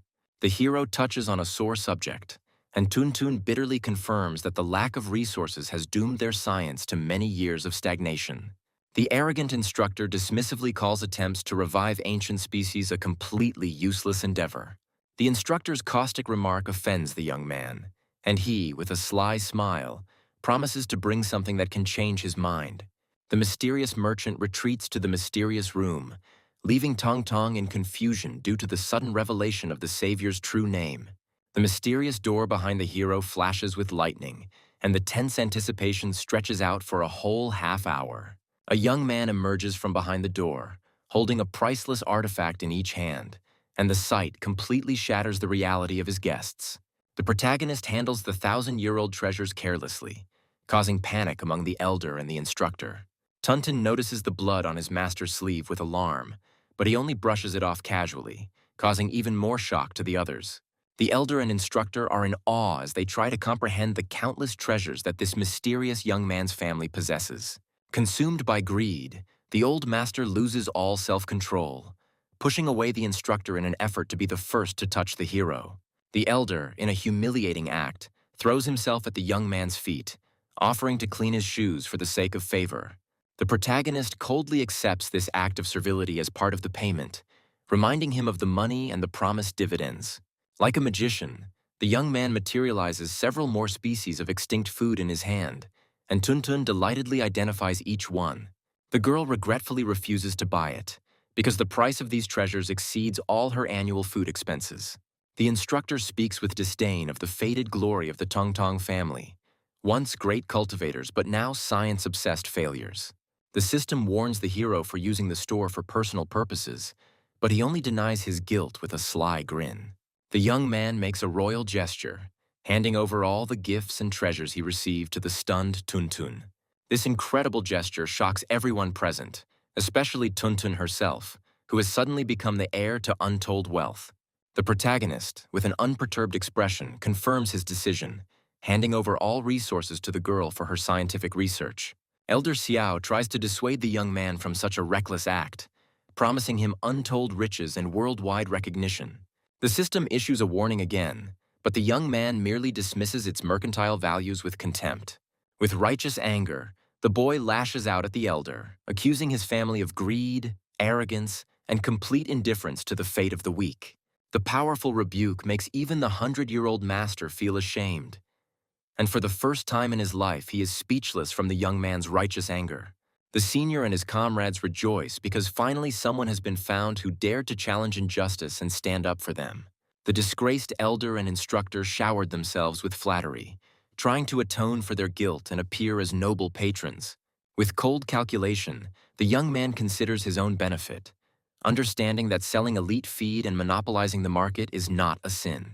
A fire of ambition lights up in his eyes, and the hero mentally voices his grand plan, in which investing in Tong Tong is only the first step. The grand plan bears fruit, justifying all actions in the eyes of a doubting system. The next day, the atmosphere in the classroom is tense due to the shocking video being shown. The friends decide to hide in the dorm until the tests, trying to avoid the impending threat. Looking for some fun, the bored bully notices the girls entering and an evil glint lights up in his eyes.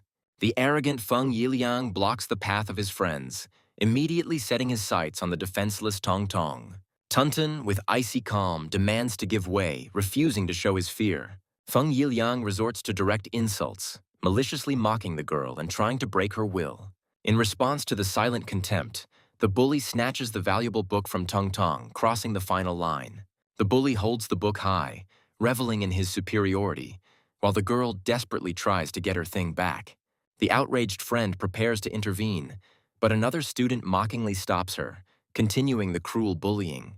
A vicious bully mockingly offers a deal, demanding a humiliating confession in exchange for her item. The sadist eagerly awaits her tears, reveling in every moment of her helplessness. A sudden intervention interrupts the bullying, and the steely grip of an unknown savior takes the offender by surprise. The mysterious protector easily neutralizes the bully, returning the book to the girl and offering his protection. The defeated bullies are perplexed and try to understand the reason for such a strange intercession on the part of the bodyguard. Dirty speculations give birth in the heads of hooligans to a vile theory about a patron, explaining her sudden protection. The thirst for revenge pushes the bullies to a new plan, and they decide to secretly follow the girl in order to get compromising photos. The pursuers, hiding in the bushes, watch in bewilderment as their target heads to the scientific institute. Inside the institute, a desperate colleague turns to Tong Tong for help after encountering an insurmountable problem in raising tigers. Looking inside, the bullies are surprised to find a whole gathering of lower-class students, something they never expected. Tong Tong instantly identifies errors in treatment, demonstrating deep knowledge in the art of cultivation. The spying hooligans are enraged, deciding that the girl is illegally using the academy's resources for her experiments. The menacing bodyguard once again thwarts their dastardly plans, catching the spies off guard. The bully tries to portray himself as a fighter for justice, but the guard only contemptuously ridicules his stupidity. Feng Yiliang bursts in, threatening Tong Tong with expulsion for allegedly using the equipment illegally. The girl calmly shows official documents, completely destroying all accusations and shocking the bully. A friend gently leads Tong Tong away from a pointless argument, reminding her of the importance of their joint scientific project. The name of the Purple Blood Dragon project stuns the bullies, as its success guarantees the girl a bright future. A sensational discovery is presented at a scientific conference. A giant snail grown using a new method amazes the imagination. Experts are excitedly analyzing the data, confirming the incredible stability and resilience of the new species of celestial beasts. Confident of success, the scientist eagerly awaits recognition for his innovative skills. The jury delivers a crushing verdict, giving him humiliatingly low scores for his work. The pathetic result plunges the smug scientist into a state of complete shock and denial. In desperation, the scientist tries to stop the judges, looking for the reason for his crushing failure. The judge dismisses the work with cold contempt, considering it to be nothing more than outdated and useless old junk. A grand conference of cultivators brings together the city's elite because everyone's future is at stake. A charming host announces the beginning of a grand event taking place within the walls of the prestigious Dragon Academy. The rector of the Dragon Academy addresses the participants with hope, wishing them luck in finding investors and fame. The powerful vice president of the association announces the main prize, which promises the winner membership in an elite society. The news of this incredible opportunity creates a frenzied excitement among the crowd, as everyone dreams of following in the footsteps of their legendary predecessors. The young man looks at others with envy, but his friend quickly brings him down to earth, reminding him of the unattainability of his dreams. Instructor Shi greets the guests with a polite look, allowing them into a closed area for special participants. Young instructors discuss their cunning plans to snatch up talent, anticipating the coming struggle. At this time, the main character confidently heads towards the arena, ready to use any opportunity to win. The appearance of a mysterious young man in the elite training grounds causes a wave of confusion and gossip among the instructors. Instructor Shi only watches the whispers with a smirk, because the general confusion only plays into his hands. The presentation of another participant ends in complete failure, as his optical camouflage technology receives only 3 points. The judge points out the primitiveness of the method with cold contempt, advising the author to return to basics. The humiliated participant desperately tries to stop the departing investor, but his pleas go unanswered. The conference's strict rules leave no chance for an easy victory, as even the strongest participants have yet to score high scores. The cold-eyed judge reminds us of the harsh rules, leaving no chance for the weak. Despair grips the participants and they panic and try to avoid the inevitable assessment. Amidst the general fear, Tong Tong's determined voice breaks the silence, drawing attention to itself.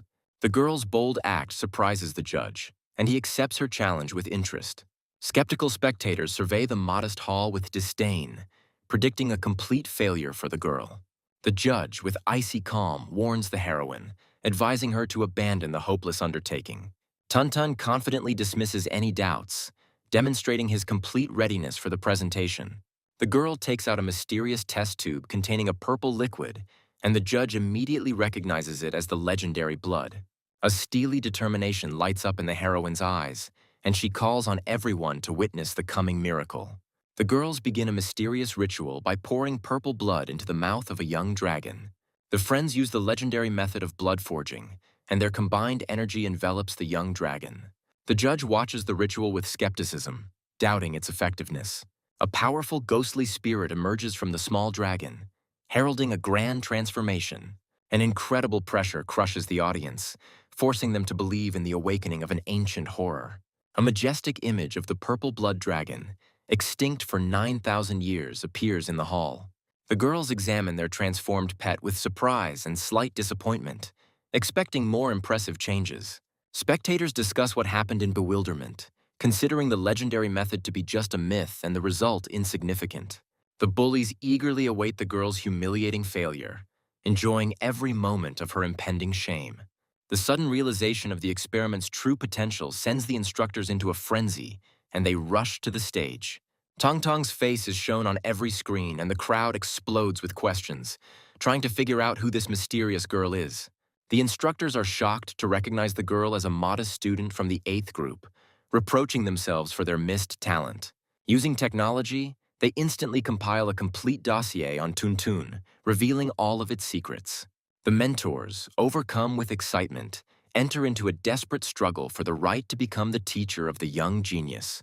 Heavyweights, the association's vice president and the Dragon Academy's rector, enter the race for talent.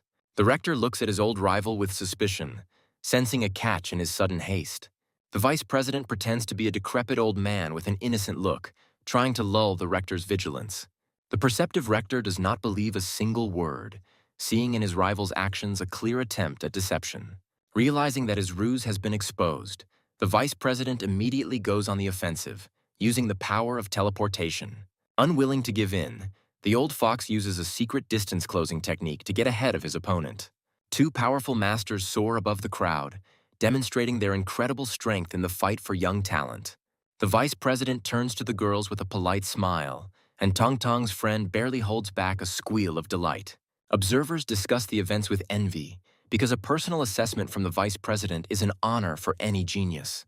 The old master looks at the transformed dragon with admiration, recognizing its superiority over all known species. Every detail of the beast's appearance screams of its royal origin, confirming the success of the incredible experiment. The vice president gives the highest rating of 9.5 points, opening the doors to the world of the elite for the girl. The old master makes his move, offering Tuntong the patronage of the entire association and personal mentorship. The academy's rector enters the fray, trying to retain a prized student with promises of unlimited resources and support. Spectators watch the battle of the titans in amazement, as the proposals made to the girl exceed all conceivable expectations.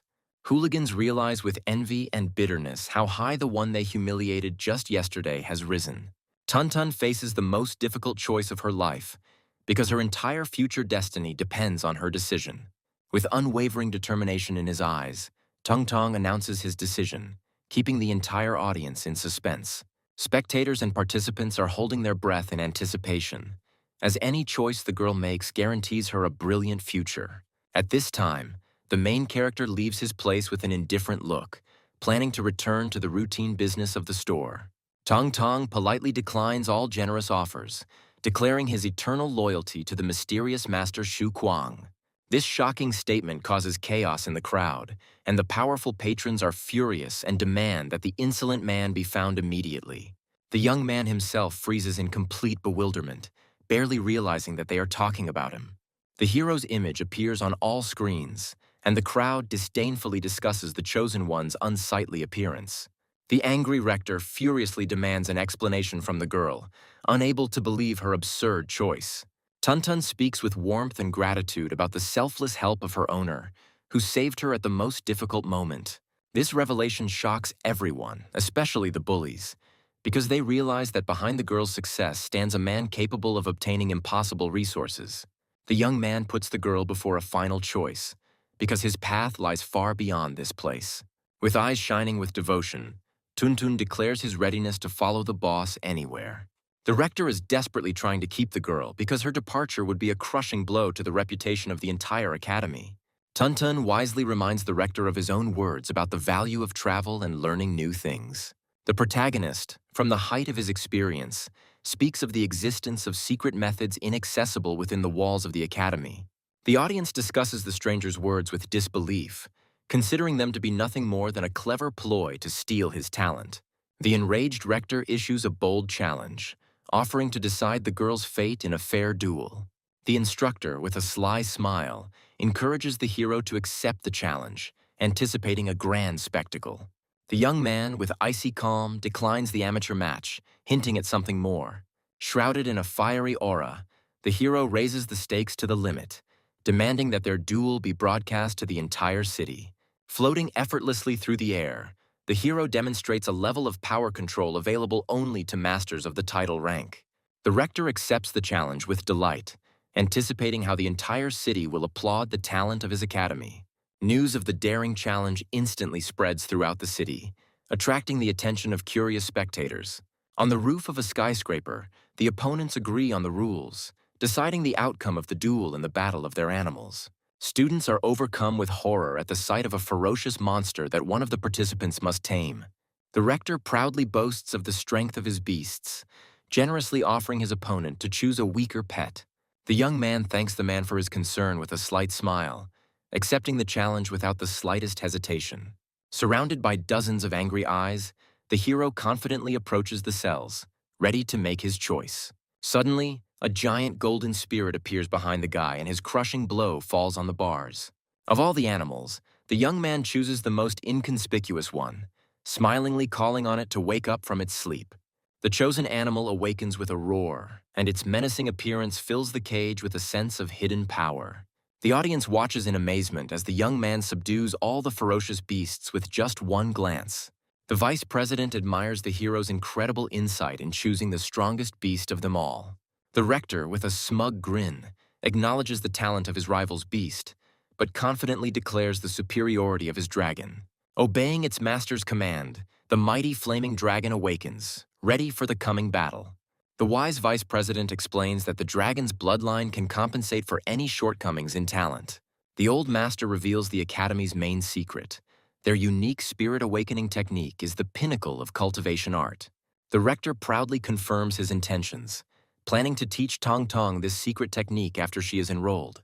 Confident of victory, the rector takes out a mysterious pouch, preparing to demonstrate his main advantage. A shining artifact, a century-old dragon bone capable of granting incredible power, bursts from the rector's hands. The rector releases the powerful dragon soul from the bone, preparing for the decisive stage of the duel.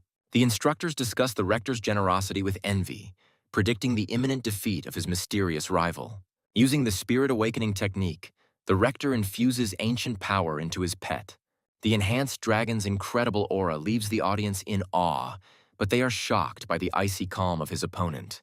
Instead of preparing for battle, the young man calmly feeds his beast rare grass, causing confusion in everyone. Having prepared the pet, the hero confidently begins his own, much more mysterious ritual. The skies above the city suddenly darken and lightning flashes through the storm clouds. The vice president is horrified to realize that something beyond comprehension is unfolding before him, a legendary gift from the Holy Spirit. The youth calls upon the power of the heavens, and his beast instantly masters the powerful flying flash technique. The speed and power of this cultivation shocks everyone, because the hero achieved the impossible in a matter of seconds. Two mighty beasts, the blazing fire dragon and the iron ice scythe, are ready for a deadly fight. Spectators doubt the young master's strength, as his beast shows no visible changes. Only the wise vice president understands that the young man has touched the very source of the element, granting his pet incredible power. The name Su Ping flashes through the old master's mind, and he realizes with horror that the young man may be connected to the Holy Spirit. The tension reaches its peak, and the two mighty beasts launch a furious attack, preparing to decide the outcome of the duel. The battle begins, and the flaming dragon unleashes a sea of incinerating fire on its opponent. The fire beast attempts to surround its opponent with flames, creating a real inferno on the battlefield. The temperature in the arena reaches critical levels, and the ice beast finds itself in a deadly fiery trap. The dragon delivers the finishing blow, unleashing a fiery slash capable of incinerating everything in its path. A devastating attack hits the ice beast, and the spectators freeze in horror, predicting its imminent death. The audience admires the rector's skill and is ready to enroll as his students. The smug rector revels in his apparent victory, delivering a sermon to Tong Tong. The girl shyly reminds the arrogant rector that the duel is far from over. The ice beast disappears without a trace from the ring of fire, but the hero, with a confident grin, knows its exact location. A sudden demonic wind rises and extinguishes the flames, leaving the rector perplexed as he tries to understand what has happened. The rector uses his powers to enhance his vision, trying to detect the invisible enemy. The wise vice president advises everyone to switch to the high-speed camera to see the true picture of the battle. Even at 1,000,000 frames per second, the camera struggles to capture the blurry silhouettes of the ice beast rushing at incredible speed.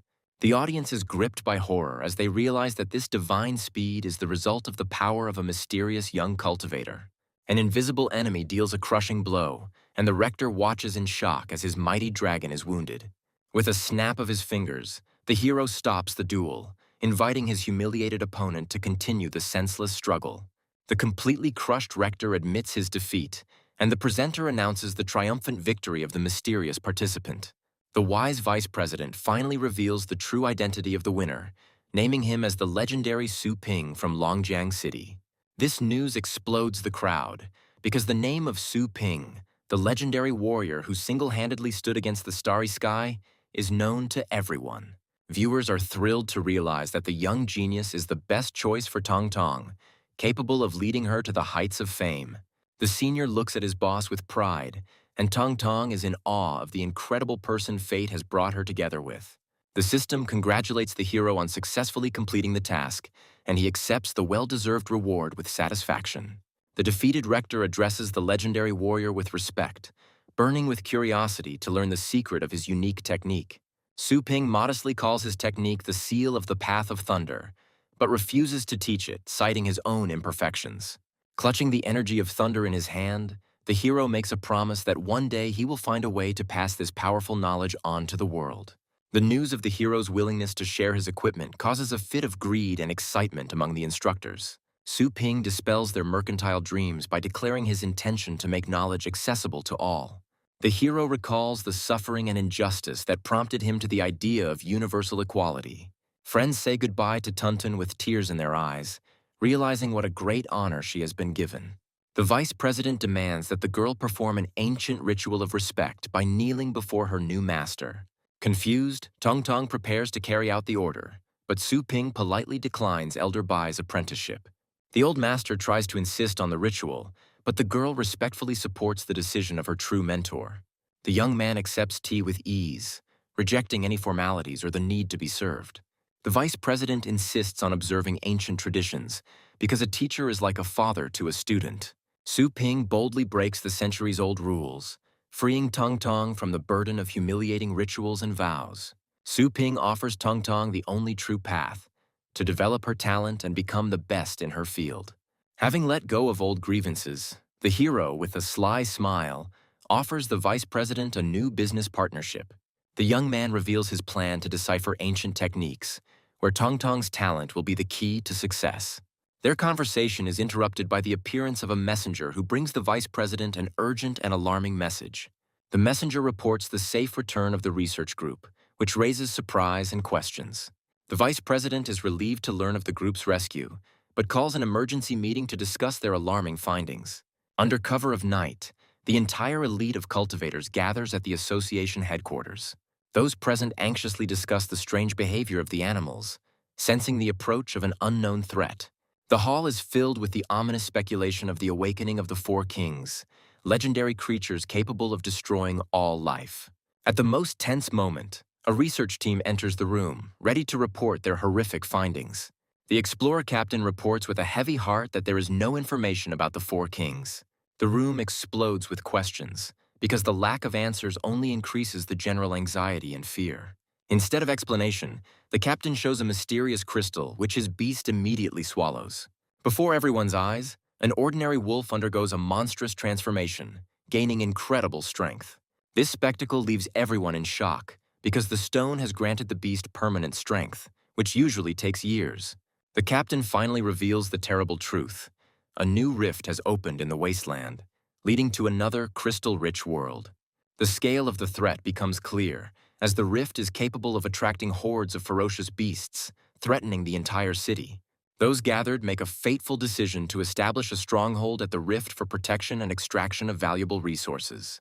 The captain proposes a risky plan to destroy the beasts, but it requires reinforcements from elite warriors. One of those present, with a sly smile, points to the ideal candidate to lead this deadly mission. The assembled crowd turns to Su Ping with hope, seeing him as the only one capable of leading the dangerous mission. The captain of the explorers looks at the young hero with doubt, questioning his real capabilities. Su Ping is wisely cautious, advising that one should first study the crystals thoroughly before making risky decisions. The captain dismisses the doubts, but the hero insists on the need for a longer investigation to identify hidden threats. The wise vice president supports Su Ping, reminding everyone of the importance of considering not only the pros but also the cons of new discoveries. The captain reluctantly hands over the crystal samples for examination, feeling that the young upstart is undermining his authority. The old master accepts the situation with philosophical calm, seeing it as an opportunity for the younger generation to prove themselves. After 5 hours of research, the scientists report that the crystals are completely safe, confirming the captain's correctness. The captain looks at Su Ping with triumph, reveling in his victory and emphasizing the futility of his warnings. The assembled support the captain, mockingly pointing out to the young hero his place and incompetence. Despite his recent humiliation, Su Ping continues to ask the captain direct and uncomfortable questions about the situation in the rift. The captain gives evasive answers, citing magnetic interference and a lack of information about the local population. The hero falls into thought, realizing the futility of further questioning and the need to act. After weighing all the risks, the young man decides to venture into the rift, as access to an incredibly powerful resource is at stake. Su Ping makes his move, offering to personally accompany the expedition and help fight the beasts. The captain scornfully rejects the offer, demanding at least 15 top-ranking masters as reinforcements. The wise vice president interrupts the captain with a grin, preparing to open his eyes to the true state of affairs. The old master proudly introduces Su Ping as a new legendary master whose strength surpasses dozens of ordinary warriors. This revelation plunges the overconfident captain into a state of complete shock and disbelief. Utterly crushed by his own ignorance, the captain humbly apologizes to the legendary warrior, acknowledging his unrivaled strength. The vice president orders the death-defying expedition to begin at dawn the next day. A combat helicopter flies over a crimson forest, approaching the location of a mysterious rift. The experienced warrior, master of battle beasts Silver Owl, expresses doubts about the correctness of the chosen course. Her stern partner, Frost Wolf, reminds her of her decision to take the shorter but more dangerous route. The captain explains that the rift is hidden in a cave, and the dense forest makes it impossible to detect from a satellite. Despite many years of experience, the captain feels resentfully distrusted by his subordinates. Su Ping's intuition tells him that the captain is hiding something, and an oppressive tension hangs in the air. A surprise attack from the forest forces the pilot to take evasive action, and the helicopter finds itself in mortal danger. Experienced warriors instantly activate their combat modes, preparing for the inevitable fight.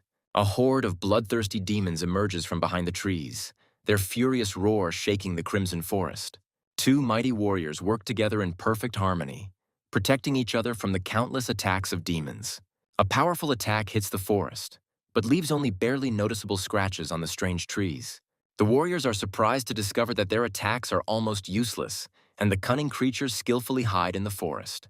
A demon suddenly appears and attacks the warrior from behind, and Su Ping warns her of the danger at the last second. An unknown creature grabs the hero with its tentacles, but he only looks at the threat with cold calm. Silver Owl confidently rejects Su Ping's help, considering the monsters too weak a threat for masters of their level.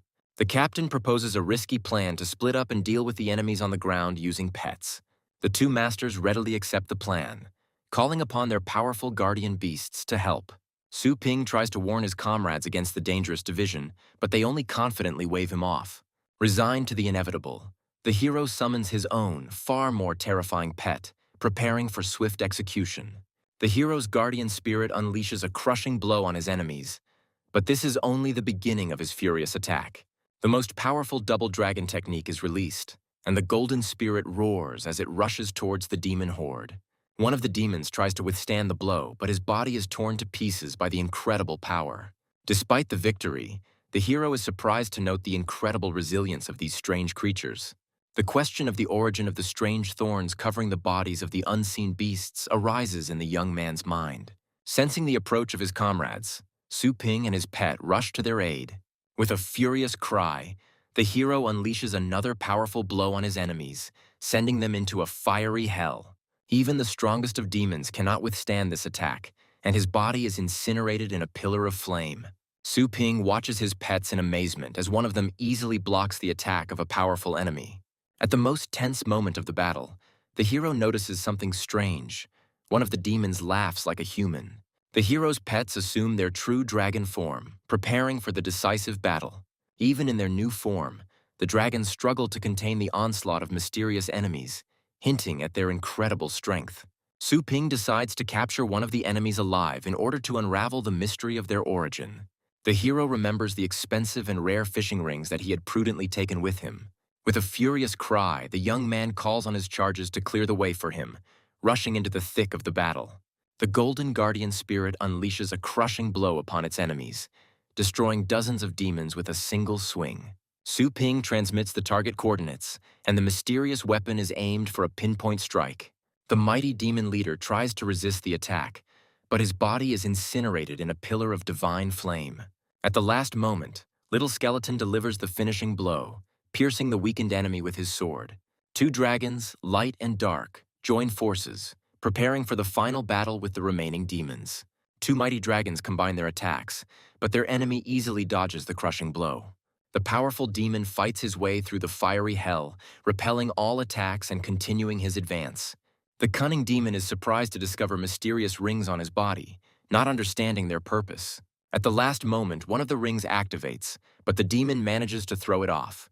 The little skeleton watches the enemy's futile attempts with a sly grin, anticipating his imminent defeat. Suddenly, the chains activate and bind the demon, who screams in agony, trying to escape from the deadly trap. The hero watches with regret as the valuable specimen perishes, reproaching himself for his delay. Wounded but alive, his comrades struggle back. amazed that Su Ping single-handedly dealt with the threat. The dragons look at their wounded allies in surprise, realizing the full force of the recent battle. Su Ping heads deeper into the forest with a grim expression, realizing that these cunning and powerful creatures will still have many surprises in store for them. The hero looks at the defeated enemy with surprise, who doesn't have a single scratch on him despite the powerful attack. With slight annoyance, the young man admits that he had to put in a lot of effort just to force the enemies to retreat. The captain realizes his mistake with horror, apologizing to Su Ping for his arrogance, which almost cost them their lives. The hero's icy gaze draws attention, and he asks a direct question about the conversation he overheard before the crash. Silver Owl sheepishly admits that she had expressed doubts about the captain's information, and this was the cause of their disagreement. The captain admits his mistake with a false smile, trying to hide his true motives and make amends. Su Ping suggests returning to the city for reinforcements, and the captain happily agrees, seeing this as a chance for salvation. Suddenly, giant hands appear and grab the two warriors, and their joy turns to mortal terror. At the last second, they see themselves kidnapped by a powerful dark dragon, and their hope of salvation fades. Standing on the head of his golden dragon, Su Ping regretfully informs them that for their own safety, they will have to endure for a little while. Filled with suspicion, Su Ping decides to stay to personally investigate the secrets of this cursed forest. There is a tense anticipation at the association headquarters, and the vice president is alarmed to see only 3 returning. A mighty dragon lands in the city, gently lowering wounded but living warriors to the ground. Having opened the portal, Su Ping gives strict orders to isolate the rescued people, forbidding them from any contact with the outside world. This order shocks everyone because the hero is going to subject honored veterans to humiliating house arrest. Those gathered are perplexed and try to understand the reason for such cruel treatment of the association's heroes. The captain can hardly contain his anger, not understanding why Su Ping is punishing them so harshly for just one mistake. Silver Owl accepts the blame with dignity, ready to bear any punishment for the failure of the operation. One of the council members tries to challenge the hero's decision, pointing out the lack of evidence and the unreasonableness of his actions. Su Ping admits there is no evidence, but asks to give him time and trust his intuition, because too much is at stake. The vice president obeys Su Ping's order without hesitation, demonstrating his complete trust in him. Left alone, the old master demands an explanation from the hero, sensing that a terrible secret is hidden in this expedition. Su Ping materializes the chest badges in his hands, asking a direct question about their origin. The vice president confirms with surprise that these warriors were the first he had ever sent into the rift. The hero displays 2 sets of signs, and this fact causes even more bewilderment in the old master. With cold fury in his eyes, the young man says that he witnessed the brutal death of real warriors. Su Ping makes a terrifying guess. The man in the room claiming to be Silver Owl is an imposter. The hero's suspicions grow stronger, because he is sure that among the returning group there is an evil spirit hiding, taking the form of people. Their conversation is interrupted by the appearance of a messenger who brings an urgent and important message. The messenger reports that news of the crystals has already spread, and all the cities are sending their troops to search for them. 2 mighty beasts clash in a furious battle on the streets of Yakuza City. One of the beasts suddenly gains incredible strength and easily defeats its equally strong opponent. The defeated one, perplexed, tries to understand how his opponent was able to increase his power so dramatically. The winner proudly displays the mysterious crystal, revealing the secret of his sudden power. The news of the miraculous ore instantly spreads through the crowd, causing general excitement and greed. Consumed by a thirst for profit, one of the warriors calls on everyone to unite to extract valuable crystals. His cautious companion expresses doubts, as the mysterious rift may contain a mortal danger. The desperate warrior rejects all warnings, seeing the risky expedition as his only chance for a breakthrough. Arriving at the place, the adventurers encounter an unexpected obstacle. Guards block their path. The association officially bans entry into the Scarlet Forest until the investigation is complete. But rumors of returning squads only fuel interest. The security guard announces with icy calm that the enrollment is closed, condemning all latecomers to disappointment. The crushing pressure of the 9th-level master makes the crowd retreat in terror, not daring to disobey. Latecomers bitterly realize their loss because they missed a chance that could have changed their whole life. Despair gives way to helplessness, as it is simply impossible to resist the powerful masters of the association. The sudden appearance of a mysterious woman in a red cloak gives new hope to the crowd. Her words about the injustice and greed of the association ignite a spark of rebellion in the hearts of people. The stranger's fiery speech stirs up anger in the crowd, and she urges them not to miss their only chance at greatness. Inspired warriors scream with fury about their lost glory, ready to do anything to achieve their goal. The woman announces that she knows a secret way around it and invites everyone to take the risk and follow her. This proposal causes a storm of delight in the crowd, and the desperate warriors readily accept her leadership. One of the rescued warriors warmly thanks the mysterious stranger for giving him the chance. With a devilish grin and glowing red eyes, the woman introduces herself by the mysterious name of Andy. Meanwhile, the vice president imposes a lockdown on the rift in an attempt to contain the growing chaos. Su Ping expresses doubts about the ban's effectiveness, fearing it will only fuel further discontent. Clutching a mysterious ring in his hand, the hero decides to interrogate his own captive to find out the truth. The demon suddenly appeared and looked at his captor in surprise, not understanding how he ended up there. The enraged monster rushes into attack, promising to tear its enemy to pieces. Su Ping easily blocks the blow and breaks the demon's fingers with a crunching sound, demonstrating his overwhelming strength. Holding the broken enemy, the hero begins his interrogation, demanding immediate answers to his questions.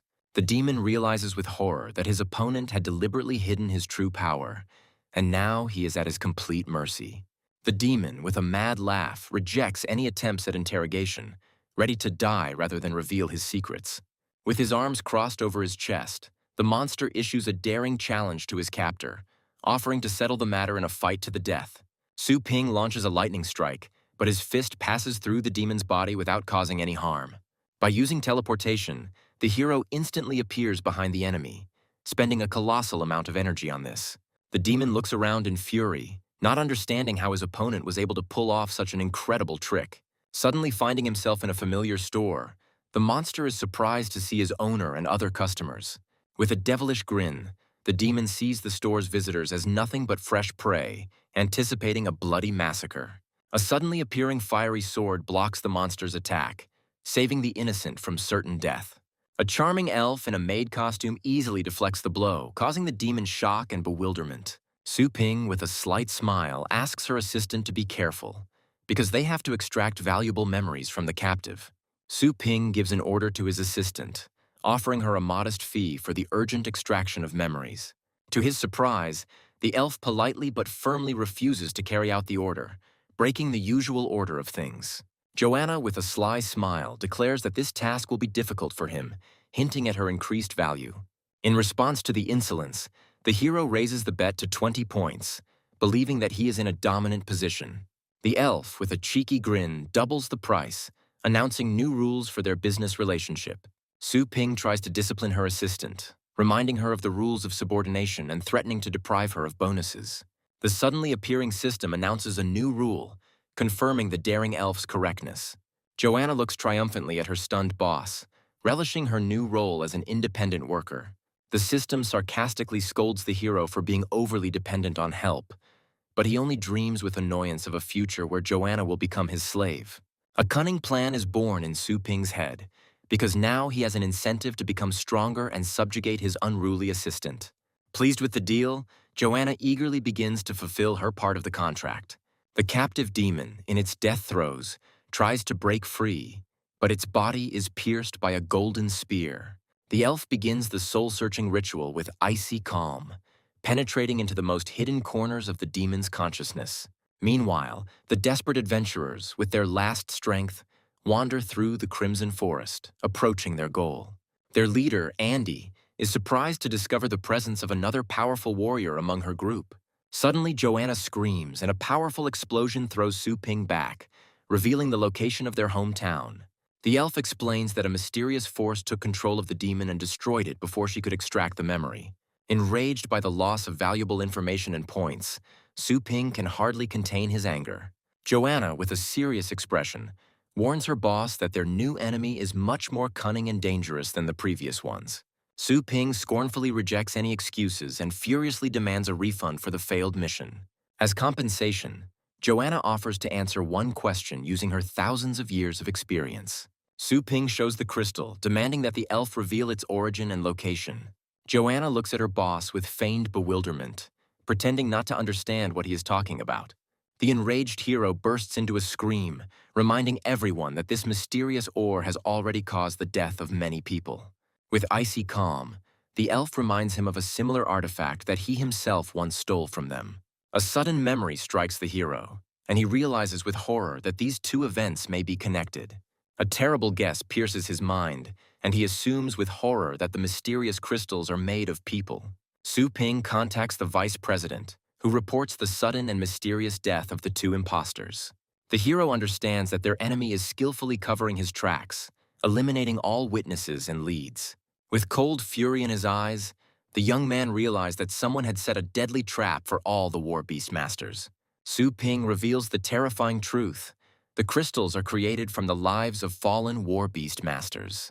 The vice president notices something strange in the pool of blood left behind by the imposter's self-destruction. A familiar thorn emerges from the bloody pool, and the old master recalls with horror a similar creature from the Scarlet Forest. The hero confirms his guess by demonstrating the same spike, and now he has irrefutable proof. After putting all the evidence together, Su Ping comes to a shocking conclusion. All these creatures belong to one of the four kings. This revelation horrifies everyone, because the four kings are mythical creatures from the abyss who have never set foot on their land. The hero, with cold logic, argues about the impossibility of their appearance, because for creatures of such power, there simply are no gates. One of those present tries to explain haltingly that the abyss is not a place, but something else. He talks about a man-made depression in the northernmost desert, whose depth reaches 8,000 meters. The bottom of this pit is hidden in a stellar rift, and it is this place that is the gateway to the terrifying abyss. Finally, the terrible secret is revealed. The abyss is an entire planet that serves as a prison for the four kings. A sudden revelation hits Su Ping, and he realizes with horror that this man-made prison may not be secure. It turns out that the rift is protected by the Star Sea, a powerful barrier of stars that prevented the kings from breaking through. In ancient times, a great warrior sacrificed himself to create this seal by pressing a powerful artifact into the earth. The thought of a force capable of creating such a barrier fills the hero with awe and horror. The vice president anxiously speculates that one of the kings may have found a way to escape by developing a power capable of resisting the seal. The old master voices his worst nightmare. What if the other kings have already broken through the seal and landed on their planet? This thought seems incredible, because the entrance to the abyss is guarded by legendary masters who stand guard over humanity. Four mighty warriors stand atop the obelisks, ready at any moment to repel anyone who dares threaten their world. Su Ping, horrified, voices the terrible guess that the real guards are dead, and in their place there are now only pitiful doubles. The mysterious Andy rips apart the flesh of one of her creations, demonstrating her terrifying power. Her minions report an attempted espionage by a powerful being that has attracted the attention of their master. It turns out that Su Ping himself was the spy, and now his hometown of Longjiang has become the object of close attention. With a devilish smile, Andy sends his creations, carrying mysterious crystals, on a new mission. An oppressive silence falls over the room, and everyone realizes with horror that Su Ping's guess may be true. The vice president issues a series of decisive orders, mobilizing all forces to check and detain possible imposters. He calls for help from the powerful organization, the Tower of Spades, to confirm his worst fears. The old master reminds Su Ping with a heavy heart that they are all just helpless ants in front of the king's power. The vice president places full responsibility for the investigation on the hero, as the fate of their world depends on its success. Joanna readily offers her help in the coming disaster, but Su Ping rejects her, preferring to act alone. A worried Su Ping tries to contact his combat team, but their location remains unknown. Suddenly, his loyal subordinates appear, joyfully greeting their master and brother. The hero is surprised to learn that his crew has been loafing around the city on the captain's orders due to strange events in the desert. The exchange of information reveals that the captain's caution and the services of the pet store played a key role in their safety. The girl proudly reports on the growing popularity of their store, as neighboring cities are already offering lucrative contracts. Su Ping teases her sister with a warm smile, surprised by her suddenly awakened business acumen. Gently stroking his sister's head, the hero completely entrusts her with all matters related to expanding their family business. An embarrassed but happy girl scolds her brother with feigned severity for ruining his hair. An unexpected call from Tong Tong interrupts their conversation, and the girl anxiously inquires about his condition. Tun Tun recalls her recent success, but regretfully notes that her serum is currently only capable of transforming 1% of the bloodline. Tun Tun proudly announces a major breakthrough, as they can now increase the beast's combat power by up to 80%. Inspired, Su Ping immediately offers his pet for an experiment and learns that the girl is already waiting for him at the store. The hero is surprised to learn that his materials allowed Tun Tun to resume research into her ancestors and achieve such a quick result.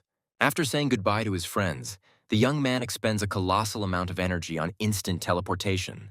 In the blink of an eye, Su Ping is in his shop, stunning Tong Tong with his incredible speed. With eyes shining with excitement, the hero is interested in the next projects, ready to provide any resources.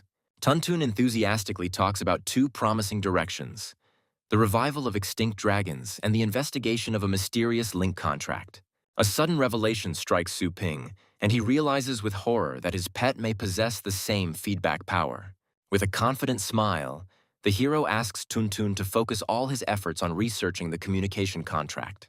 Meanwhile, a crowd gathers behind the building, attracted by the strange aura and the premonition of something grand.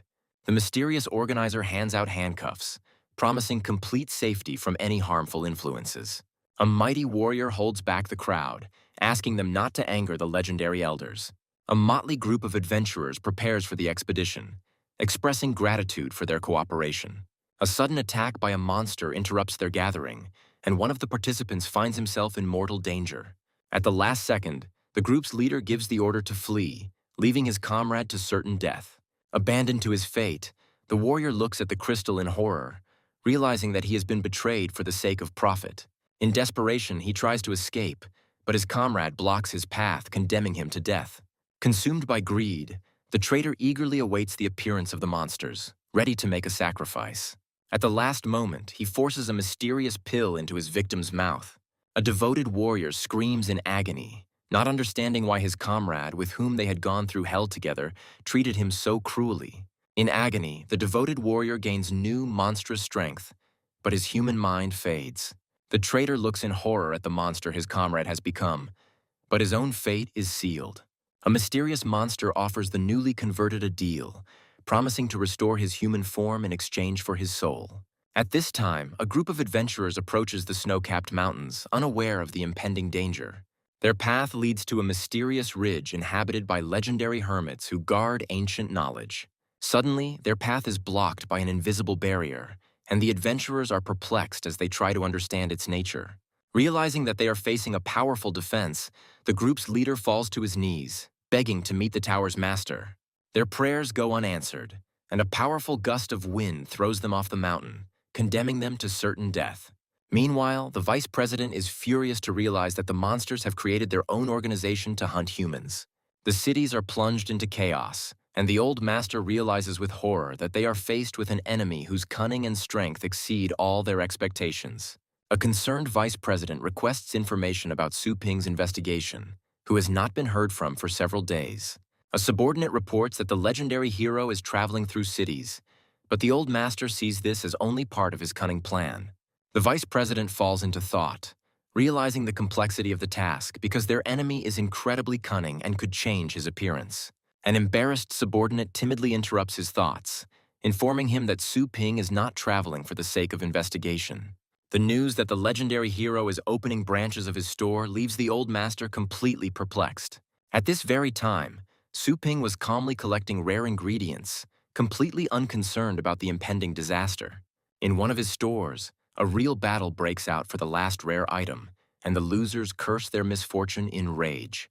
Desperate buyers stage a frantic auction, willing to pay a fortune for the precious food. At the most tense moment, Su Ping himself appears, and his calm aura instantly calms the raging crowd. With one movement of his hand, the hero restocks the store shelves, and shining ingredients pour out onto them as if from a cornucopia. The store shelves are instantly filled with the rarest goods, causing awe among onlookers. One of the customers looks back in shock, but the hero has already disappeared without a trace, leaving behind only an empty silhouette. Using the teleporter, Su Ping instantly travels to another city, continuing his lightning tour of the branches. Like a deity, the hero appears in yet another store, causing surprise and delight among local customers. With a slight grin, the young man boasts of his incredible speed, as today he has already managed to visit 7 cities. A sudden call from his sister interrupts his triumph, and the girl reports a staff shortage in the new branches. Su Ping is adamant that all retail outlets must be managed by their own trusted people. The hero reveals his grand plan to create an entire army of skilled workers devoted to their family. With confidence in his voice, he announces the creation of a training base where they will train new employees for their growing empire. An unexpected call from the association's headquarters interrupts his thoughts, and a barrage of angry accusations falls upon him. The association's representative desperately reports that the survival of all humanity is at stake. Before Su Ping's eyes, a horrific scene unfolds. Half of the cities already lie in ruins. Every day, hundreds of martial artists fall victim to mysterious creatures that mercilessly devour them. The most terrible thing is that some of the high-ranking masters went over to the enemy side, hunting down their former comrades. Bian's army is spreading across the world like a plague, and those who refuse to join face certain death. In response to accusations of inaction, Su Ping asks with cold irony whether they have checked the rate of population decline. The vice president orders an immediate comparison of the number of missing and dead with the total number of travelers. The results of the analysis shock everyone. Out of all the cities, only 13 show a low level of attrition. The astute old master immediately finds a common thread. All these cities have Su Ping's pet shops. This discovery leaves everyone in awe, as they realize that the hero's shops serve as true refugees in this chaos. Suddenly, the spotlight falls on Su Ping's sister, who is the acting director of the entire pet store chain. Su Ping introduces her sister with a touch of irony, revealing that she was the one who came up with the idea for the shelters. This revelation comes as a shock to everyone, as no one expected that such a young girl would be behind such a grandiose project. The hero proposes a daring plan to save the surviving cities and place their inhabitants in safe zones under the protection of his stores. With cold calculation, the young man explains that this move will force the traders to choose between hunger and betraying their new masters. The vice president is skeptical of this plan, fearing that their weakened forces will not be able to withstand a direct attack. Su Ping remembers the peak tower, and the old master reveals to him the secret of the most powerful organization on the planet. The news of the existence of a whole dozen legendary masters leaves the hero perplexed. The vice president explains that only a few of the legends have pledged allegiance to humanity, while the rest live for their own pleasure. Su Ping realizes with disdain that these powerful hermits act only on their own whims, bearing no responsibility for the fate of the world. The vice president reflects bitterly on the inaction of the legendary masters, who are dooming the world to destruction. The old master, with philosophical calm, acknowledges his powerlessness before the will of higher beings. An unexpected report interrupts their conversation. A huge wave of beasts has been discovered near the city of Longjiang. This news terrifies everyone because their hometown could be wiped off the face of the earth. The vice president immediately suggests sending reinforcements, since Longjiang is where Su Ping's main store is located. The hero's sister confidently declares that their city is capable of repelling the attack on its own thanks to the increased level of its masters. The old master anxiously reminds us that, in addition to the beasts, there are other, more hidden threats to consider. The girl realizes with horror that the vice president is hinting at the possible intervention of Bian's forces. The elder confirms her worst fears, because if they miss the moment, the enemy may unite with the beasts. The news that the wave will reach the city in 2 days forces them to make an immediate decision to send troops. Su Ping stops the meeting to express his opinion. In one of the base cities, an alarm is raised due to the approaching wave of animals. The operator anxiously confirms the signal has been sent and tracks the movement of a huge group of animals towards the city of Longjiang. In response to the threat, orders are issued from the city of Shenguang to all nearby bases to immediately send reinforcements. The mysterious blonde man pats the cameraman on the shoulder approvingly, pleased with his quick reaction. Having carried out the order, the operator is horrified to realize that inevitable death awaits him. The traitor mercilessly kills everyone in the command center, regretting the wasted time. With a devilish grin, he reveals his insidious plan, as the order to attack Longjiang was given by Lord Bian himself.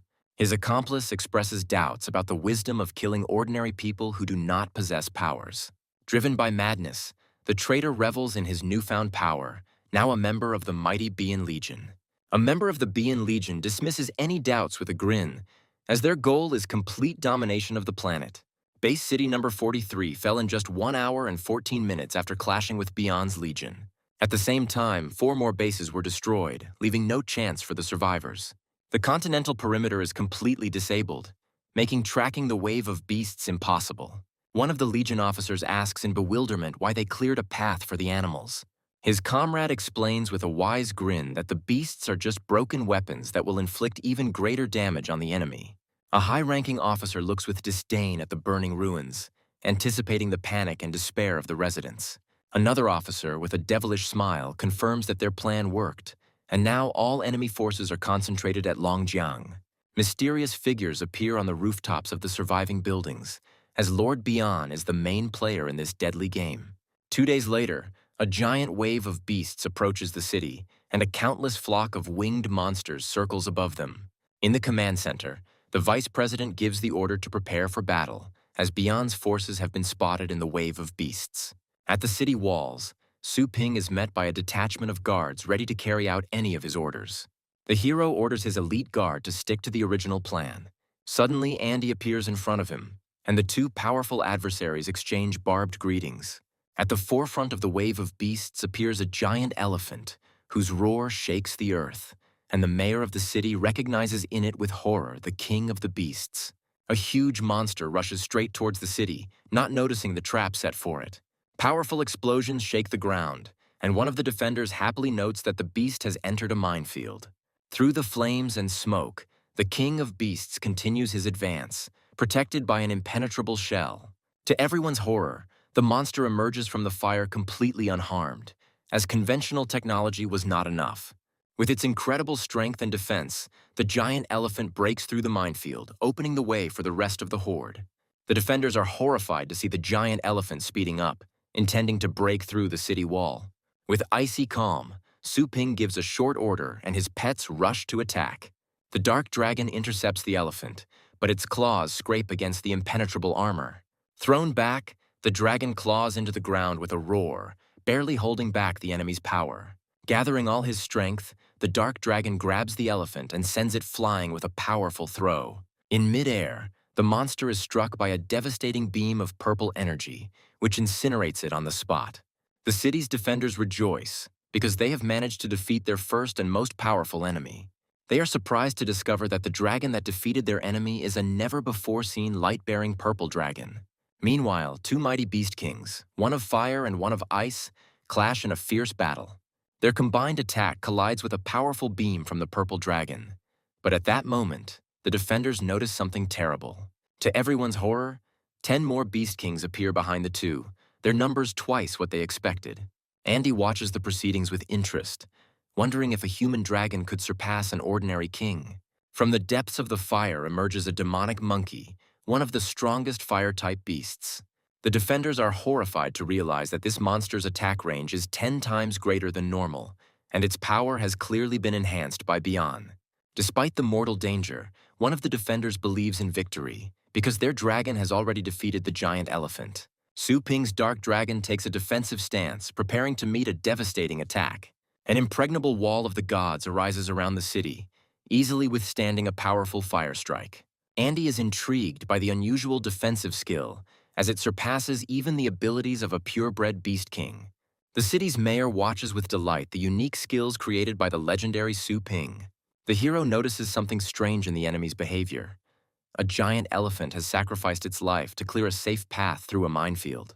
Instead of surrounding the city, the beasts continue to attack one by one, causing confusion among the defenders. One of the warriors assumes that Bian is testing their strength, but quickly realizes that his supporters are not here. Meanwhile, the suburbs are teeming with animals, but there is not a single Bian soldier among them, which raises even more questions. The command center is horrified to realize that Bian did not use all of his forces to attack Longjiang. At the same time, in another defenseless city, portals appear from which Bian's warriors emerge. Hordes of monsters and soldiers descend upon the defenseless city, sowing chaos and destruction. Shocking information arrives at the Longjiang command center. Bian has attacked 11 other cities where Su Ping's shops are located. Andy watches the scene with a devilish grin, because their cunning plan worked, and now it's too late. She proclaims that Longjiang's defenders are trapped, doomed to watch the rest of the world burn in flames. The mayor of the city falls to his knees in despair, realizing his complete powerlessness before the treachery and power of Bian. The mysterious assistants report to Su Ping that everything is ready according to his orders. With a confident grin, the hero declares that it is not too late to fight back against the treacherous Bian. On the second battlefield, a barrage of bombs rains down from the sky, sowing chaos and destruction. The monster riders are horrified to see the approaching aerial attack. The Guardians' powerful bombs engulf enemy troops, but their defensive barriers withstand the impact. The attacker's leader is perplexed as to how a B-level city could obtain such a powerful weapon. Meanwhile, warships take off from near-Earth orbit, heading towards the main city of the starry sky. Drop capsules with troops land on the battlefield, and the enemy looks on in horror at the new reinforcements. Elite fighters surround enemy troops, leaving them no chance of escape. The command center watches with delight as Su Ping's brilliant plan distracts the enemy and delivers a crushing blow. The two powerful leaders, Su Ping and Andy, look at each other with a smirk as they prepare for the decisive battle. At this time, a logistics train rushes underground, unaware of the chaos happening on the surface. The workers on the train hear a strange roar, reminiscent of the roar of countless animals. Despite the alarming sounds, they continue their work, aware that a battle of unprecedented proportions is unfolding on the surface. The tremors from the battle reach even the underground tunnels, and the workers are horrified to realize the power of the Beast King. One of them screams in panic that this is Bian's doing, and now they have no chance of winning.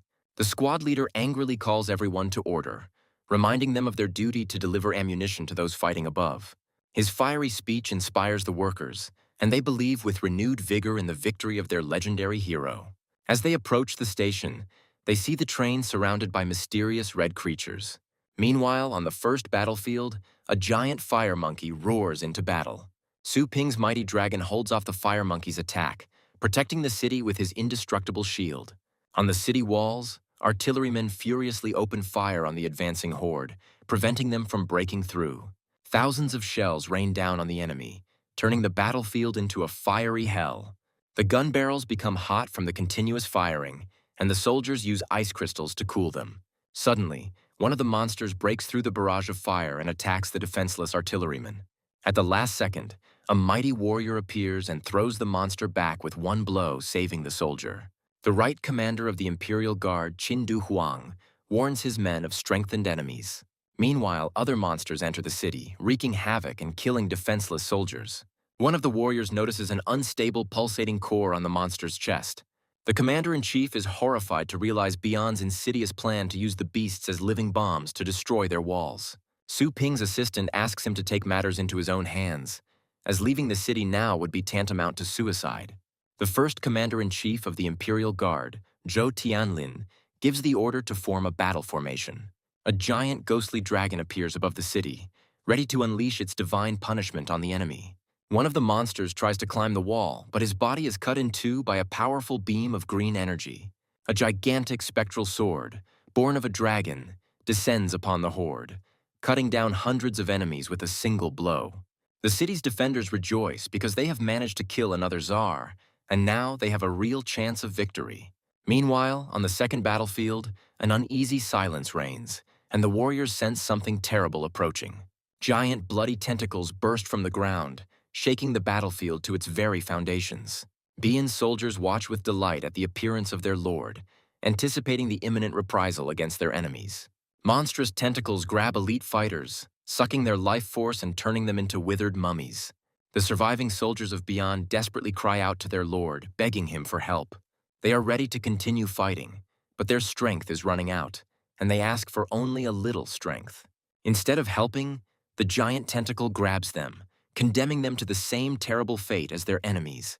The last survivor screams in terror, not wanting to be abandoned and lose the strength he had worked so hard to gain. With a slight smile, Andy returns to the first battlefield, where her loyal servants are eagerly awaiting her. She rises into the air on giant tentacles, preparing to unleash her true power upon the city. Su Ping summons his purple dragon with fury in his eyes, preparing for the final battle. Giant tentacles grab the dragon, trying to crush it with their monstrous strength. The city's defenders watch the scene with alarm, and one of them calls upon his own dragon for help. The green ghost dragon rushes to the rescue, but its attack bounces off the impenetrable flesh of the tentacles. One of the commanders rushes into the attack with fury, but his blow only leaves a shallow cut. The little skeleton rushes along the tentacle at incredible speed, preparing to deliver a crushing blow.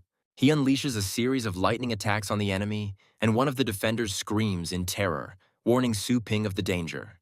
Teaming up with his dragon, Little Skeleton launches a final decisive attack. At this time, the ghostly dragon tries to cover its master, but his shield can hardly hold back the enemy's onslaught. The city's proud defense collapses in an instant, and the defenders realize with horror their complete powerlessness. With a devilish smile, Andy reveals his true power, which belongs to Lord Bien himself. Suddenly, the system announces that Little Skeleton has entered the store and his time has come. Countless tentacles rain down on him, but the hero remains unharmed, as he is completely invulnerable within the magazine's range. With a devilish grin, Little Skeleton looks at his enemy, for now his death has truly come. Andy looks at her enemy with contempt, not believing in his ability to bring her death. A giant creature spawned by Beyond looms over the city, ready to wipe it off the face of the earth. The defenders look at the monster in despair, realizing their complete powerlessness before its colossal power. An enraged Andy takes out her wrath on Su Ping, who dared to threaten the great death penalty. The hero, with a defiant grin, offers his enemy to test him if he does not believe in his strength. The defenders are horrified to realize that Su Ping is willing to sacrifice the entire city to lure Beyond into a trap. The giant monster unleashes a crushing blow on the city, and a fireball rushes towards the defenseless walls. Overcome with despair, the city's mayor prepares for a quick death, seeing no chance of salvation.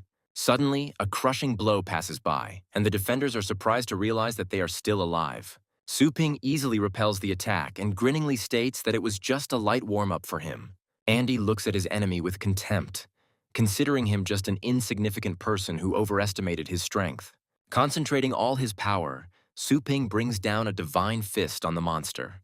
A crushing blow breaks through the enemy's defense, and Andy watches in horror. With a furious cry, the hero launches into a final attack, demanding that Beyond return his fist to him.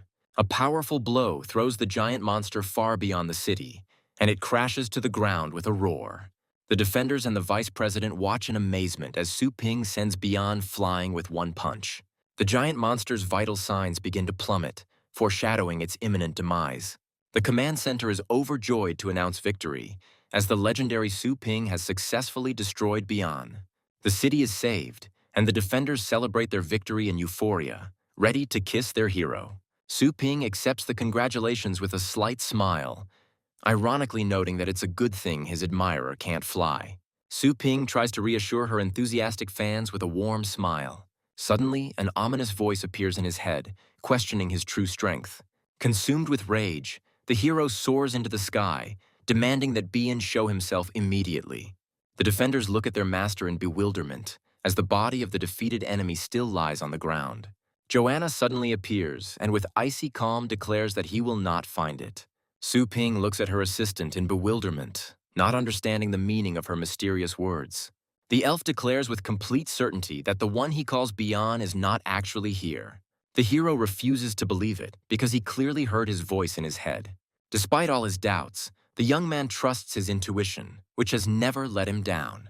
With fury in his eyes, Su Ping rushes towards Joanna, demanding an immediate explanation.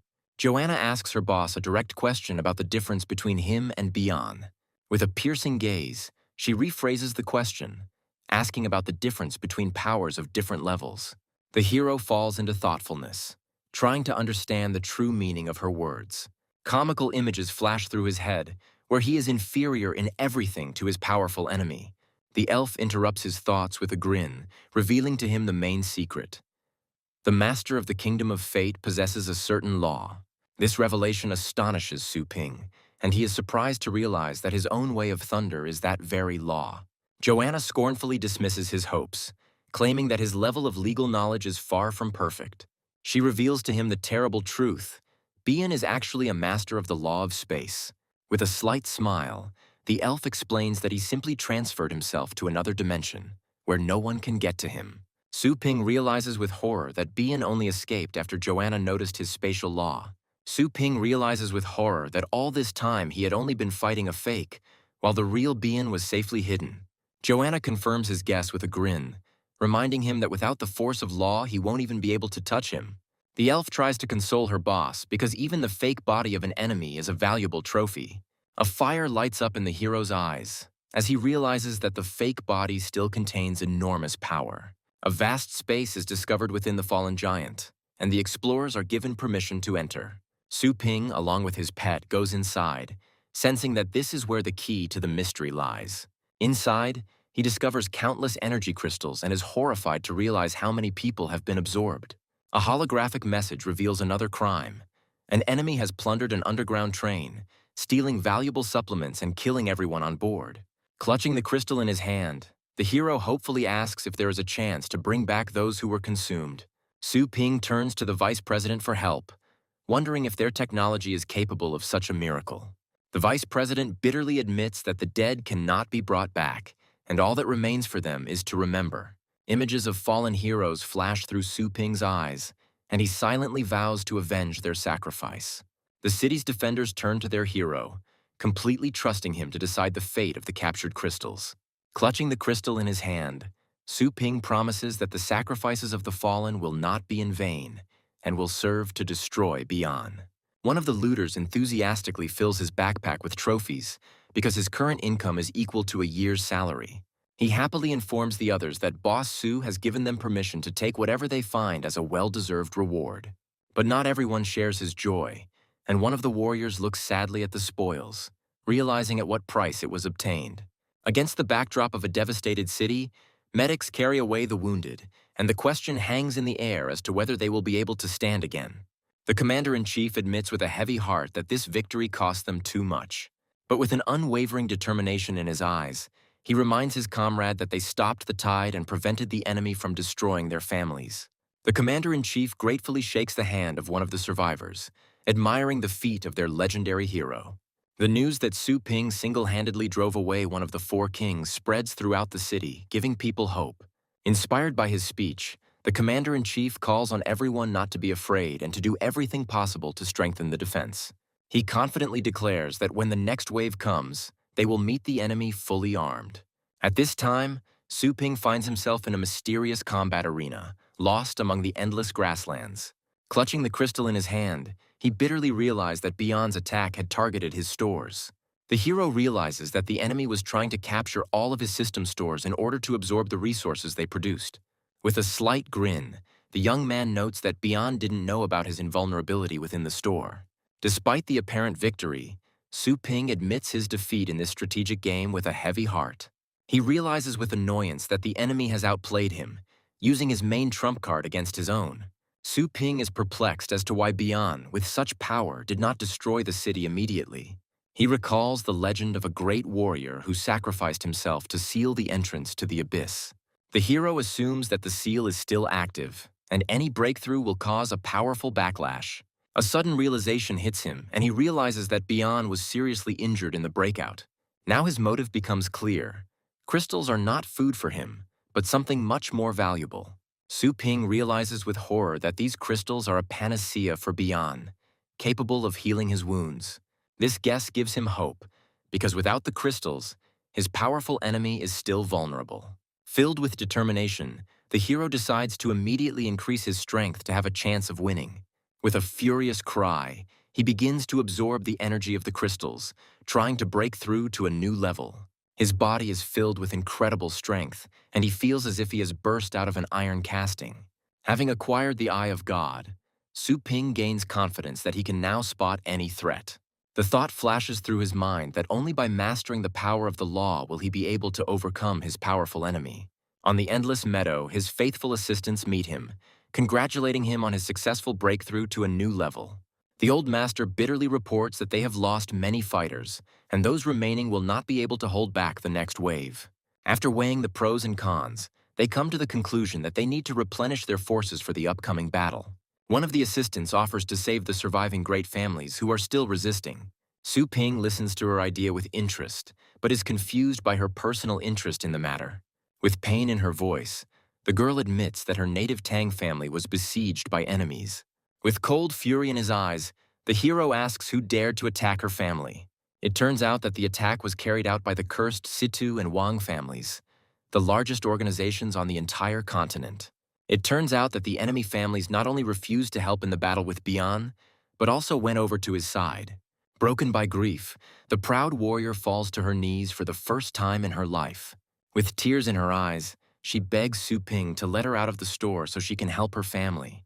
The girl is ready to do anything just to get a chance to save her loved ones from certain death. The image of the always arrogant and proud Tang Ruyan flashes through her mind, and she can't believe her current humiliation. This spectacle seems strange and unnatural to her, because she is ready to give up her dignity for the sake of others. Su Ping looked at her doubtfully, knowing that even if he let her go, she wouldn't be able to do anything. The girl admits her powerlessness, because she cannot overcome two powerful families alone. But with an unbending determination in her eyes, she declares that at the very least she intends to take her sister away. Touched by her devotion, Su Ping agrees to help, asking only for a list of names and locations of those who need to be rescued. Su Ping looks at the girl in bewilderment, not understanding why she would risk herself to save her family. With a hint of disdain, she replies that being saved by him would be like being in the hands of the devil himself. The hero simply brushes off her words with a grin and decides to contact Tuntun. He immediately takes an interest in the progress of the research on the communications contract, because his future depends on it.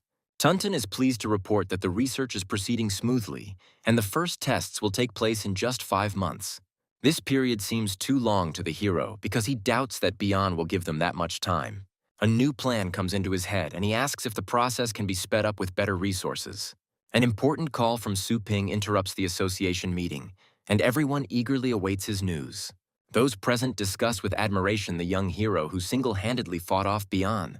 They see in him new hope, because in their declining times, the appearance of such a powerful master is a real stroke of luck. Su Ping makes a shocking demand to mobilize all the world's scientific resources for his project. With a sweet smile, he announces that the project must be completed within 1 month, leaving everyone petrified.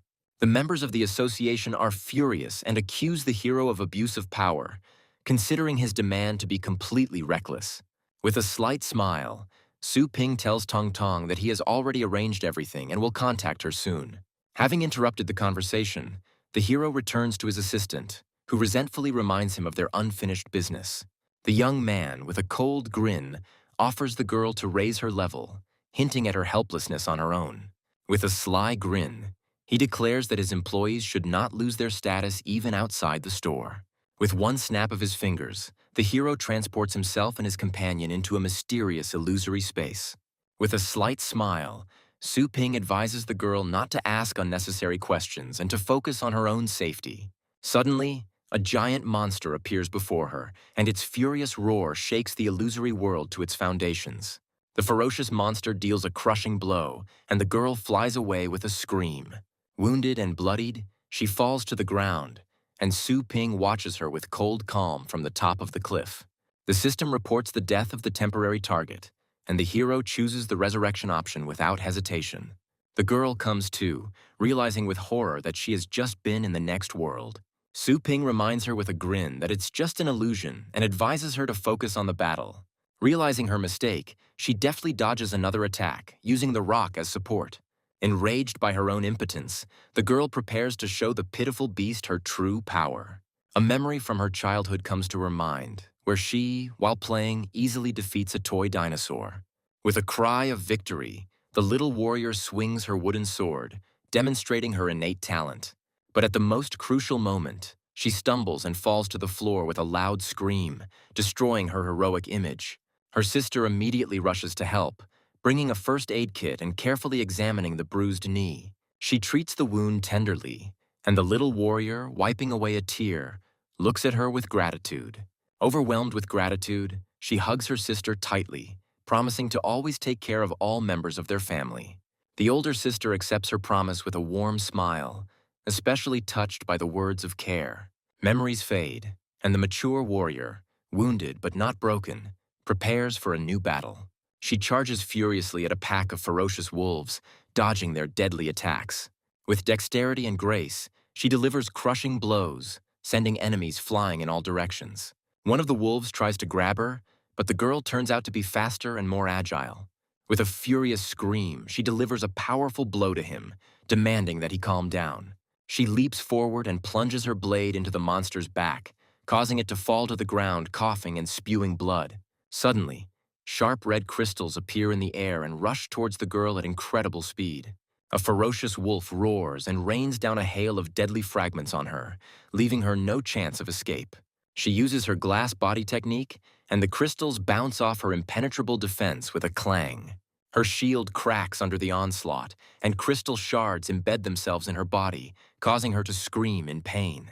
Grabbing her bloody blade, the girl pierces the monster's paw with fury in her eyes. She screams and thrusts her blade deeper, causing the beast to howl in unbearable pain. Seized by battle madness, the warrior stands over the fallen enemy, her eyes glowing red. With a furious cry, she throws her bloody blade, giving the enemy no chance to escape. The blade pierces the wolf's body, and he falls to the ground with a roar, defeated and exhausted. With a wild laugh, the girl pulls her blade out of her enemy's body, reveling in her bloody victory. She furiously rips her blade from the monster's mouth, splashing its blood all around. Exhausted but not broken, the girl falls to the ground next to her fallen enemy. Su Ping is surprised to note that despite the long break, Tang Ruyan's fighting skills are still at their best. Watching her refined movements, he realizes that she hasn't been idle in her free time. The deadly cultivation awakened her hidden potential, and now she is capable of defeating even a 9th-stage strongman. With a slight smile, the hero decides to add a little heat by using the fruit of the spiritual tree to enhance it. Golden energy envelops the girl's wounded body, healing her wounds and filling her with new strength. She rises into the air, and at that moment the system announces the end of the exploration and the closure of the zone. Losing consciousness, the girl whispers her sister's name, promising to save her soon. Coming to her senses, she was surprised to find Su Ping next to her, who calmly watched her transformation. The girl is surprised to learn that she only slept for an hour, and the hero asks her to sit still. While on the back of a flying dragon, he warns with a stern look that they are no longer in an illusion, and death will be real. They've been messing around for too long, and only one night has passed in the real world, so the hero asks for directions. With determination in her eyes, the girl points to Yato's base city, which will be their first target. Using a mysterious scroll, Su Ping begins a ritual to strengthen his companion's sword. With a slight grin, he declares that he cannot let her go empty-handed, since he himself is guilty of the death of her animals. The girl is surprised to feel incredible energy emanating from the sword, capable of piercing even her impenetrable body. This incredible sharpness reminds her of the legendary weapon once wielded by the god of the sea. The thought flashes through her mind that this sword is a legendary treasure, capable of crushing even the king of beasts. Confused and grateful, she accepts this priceless gift with trepidation, not believing her luck. Su Ping angrily declares that the sword is an ancient treasure and he is only giving it away temporarily. Having summoned the little skeleton, the hero prepares to split the missions. He orders his faithful servant to watch the girl so that she does not lose the precious sword. With a slight smile, she asks if he minds if she goes alone. The hero waves his hand in irritation, reminding her that he spent a lot of effort leveling her up. He explains with disdain that he has always been against their family for their cruelty and greed. A sudden signal interrupts their conversation, and the hero decides to split up. Jumping off the dragon's back, the girl screams in panic because she doesn't have any flying pets. Su Ping merely waves her goodbye, advising her to focus on controlling her star power. Overcome with despair, she falls down, but suddenly her body is enveloped in a golden glow, and she is surprised to realize that she can fly. Having gained new strength, the girl clutches her trusty sword in her hand, ready for the coming battle. Filled with determination, she flies towards her destiny, vowing that her family will never forget this day. Chaos descends upon her hometown, and two mighty dragons clash in a furious battle amid the burning ruins. The defenders are horrified to discover that the rival families have unleashed the Beast King into the city, dooming everyone to death. One of the dragons delivers a crushing blow, piercing its opponent through and through. Mysterious figures appear on the back of the fallen beast, looking with disdain at the weakened defenders. The head of the Tang family, Tang Lingzhan, furiously summons his flying army, preparing to repel the invaders. One of the enemy warriors notes with a grin that they are not as naive as they seem. On the back of the giant beast sit the heads of hostile families, who look with disdain at the futile attempts at resistance. They mockingly remind him that they know about all the secret treasures of the Tang family, and now the fun is just beginning. Like a comet, the girl rushes across the sky, kicking away her trusty sword. As she approaches the city, she is alarmed to hear the sounds of battle coming from Yato's direction. A giant ghostly bell rises above the ruins of the city, from which an ominous spirit emanates. The warriors are horrified to discover that the bell, like a bottomless pit, is absorbing all their star power. The head of the Tang family hatefully realizes that before him is a demonic artifact capable of absorbing blood and flesh. The head of the Situ family, with a devilish grin, praises his enemy's insight, presenting him with a soul-devouring bell. Deprived of strength, the city's defenders become easy prey and are mercilessly beaten by their enemies. Overcome with despair, the head of the Tang family chooses death over humiliation, but his suicide attempt is thwarted. With fury in his eyes, he vows that his family will avenge this vile betrayal. The head of the Wang family sneers at his threats, as he plans to bury the entire Tang family today. The head of the Wang family reminds with a smile that the Tang family is famous for its two beautiful princesses. He thinks with apprehension about their power, because if the sisters unite, they will become invincible. Consumed by greed, he grabs one of the sisters and angrily demands that the other one be given to him. The captured girl barely endures the torture, but refuses to reveal the location of her sister. In her death throes, she mentally begs her sister not to return, sacrificing herself to save her. Suddenly, a shining sword falls from the sky, easily destroying the mysterious bell. The head of the Tang family looks at the debris in horror, not believing that their main treasure was destroyed so easily. The enraged head of the Situ family demands that the impudent man who dared to spoil his fun be found. The shining sword rushes through the ranks of enemies, mercilessly cutting them apart. Grabbing her sword, the mysterious savior declares that she has come of her own accord, her voice echoing across the battlefield. With fury in her eyes, the warrior declares that she cannot stand by while her clan is being killed. The head of the Tang family is horrified to realize that his daughter has reached the 9th stage and has attained a title rank. The enraged head of the Situ family dismisses any concerns, not seeing the young girl as a serious threat. He contemptuously gives the order to seize the arrogant girl and promises to arrange a public execution for her. Dozens of enemy warriors surround the girl, but she prepares for battle with icy calm. With a sneer, she notes their slowness and delivers a crushing blow. Her shining sword pierces the ranks of enemies, leaving only death and destruction in its wake. The head of the Wang family looks at what is happening in horror, not believing that the mysterious sword is capable of piercing the star shield. One of the warriors calls for the destruction of the demonic bell while the young lady distracts the enemies. The head of the Tang family readily accepts the challenge, and his warriors launch a desperate attack. The head of the Tang family, with fury in his eyes, urges his daughter to join forces and destroy the vile enemies. With unwavering determination, the girl rushes at the giant beast, blocking its deadly attack. One of the enemies smirks and summons his trump pet, not intending to give up so easily. Like lightning, the warrior rushes past, dealing a crushing blow to her opponent. The enraged head of the Wang family vows to personally rip the skin off the arrogant girl who dared to slaughter so many of his people. In response to his threats, a giant monster falls from the sky, crushing the enemy ranks with a single blow. The loyal warriors of the Tang family rush to defend their mistress, ready to die for her.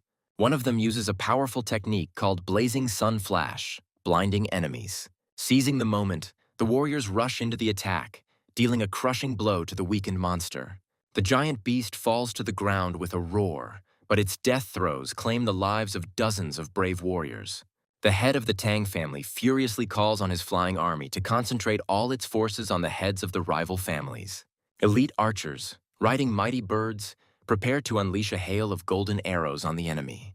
The head of the Situ family orders his beast to release a poisonous cloud to thwart the attackers.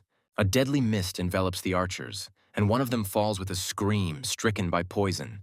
At this time, two giant monsters attack Ruyan, trying to crush her with their monstrous strength.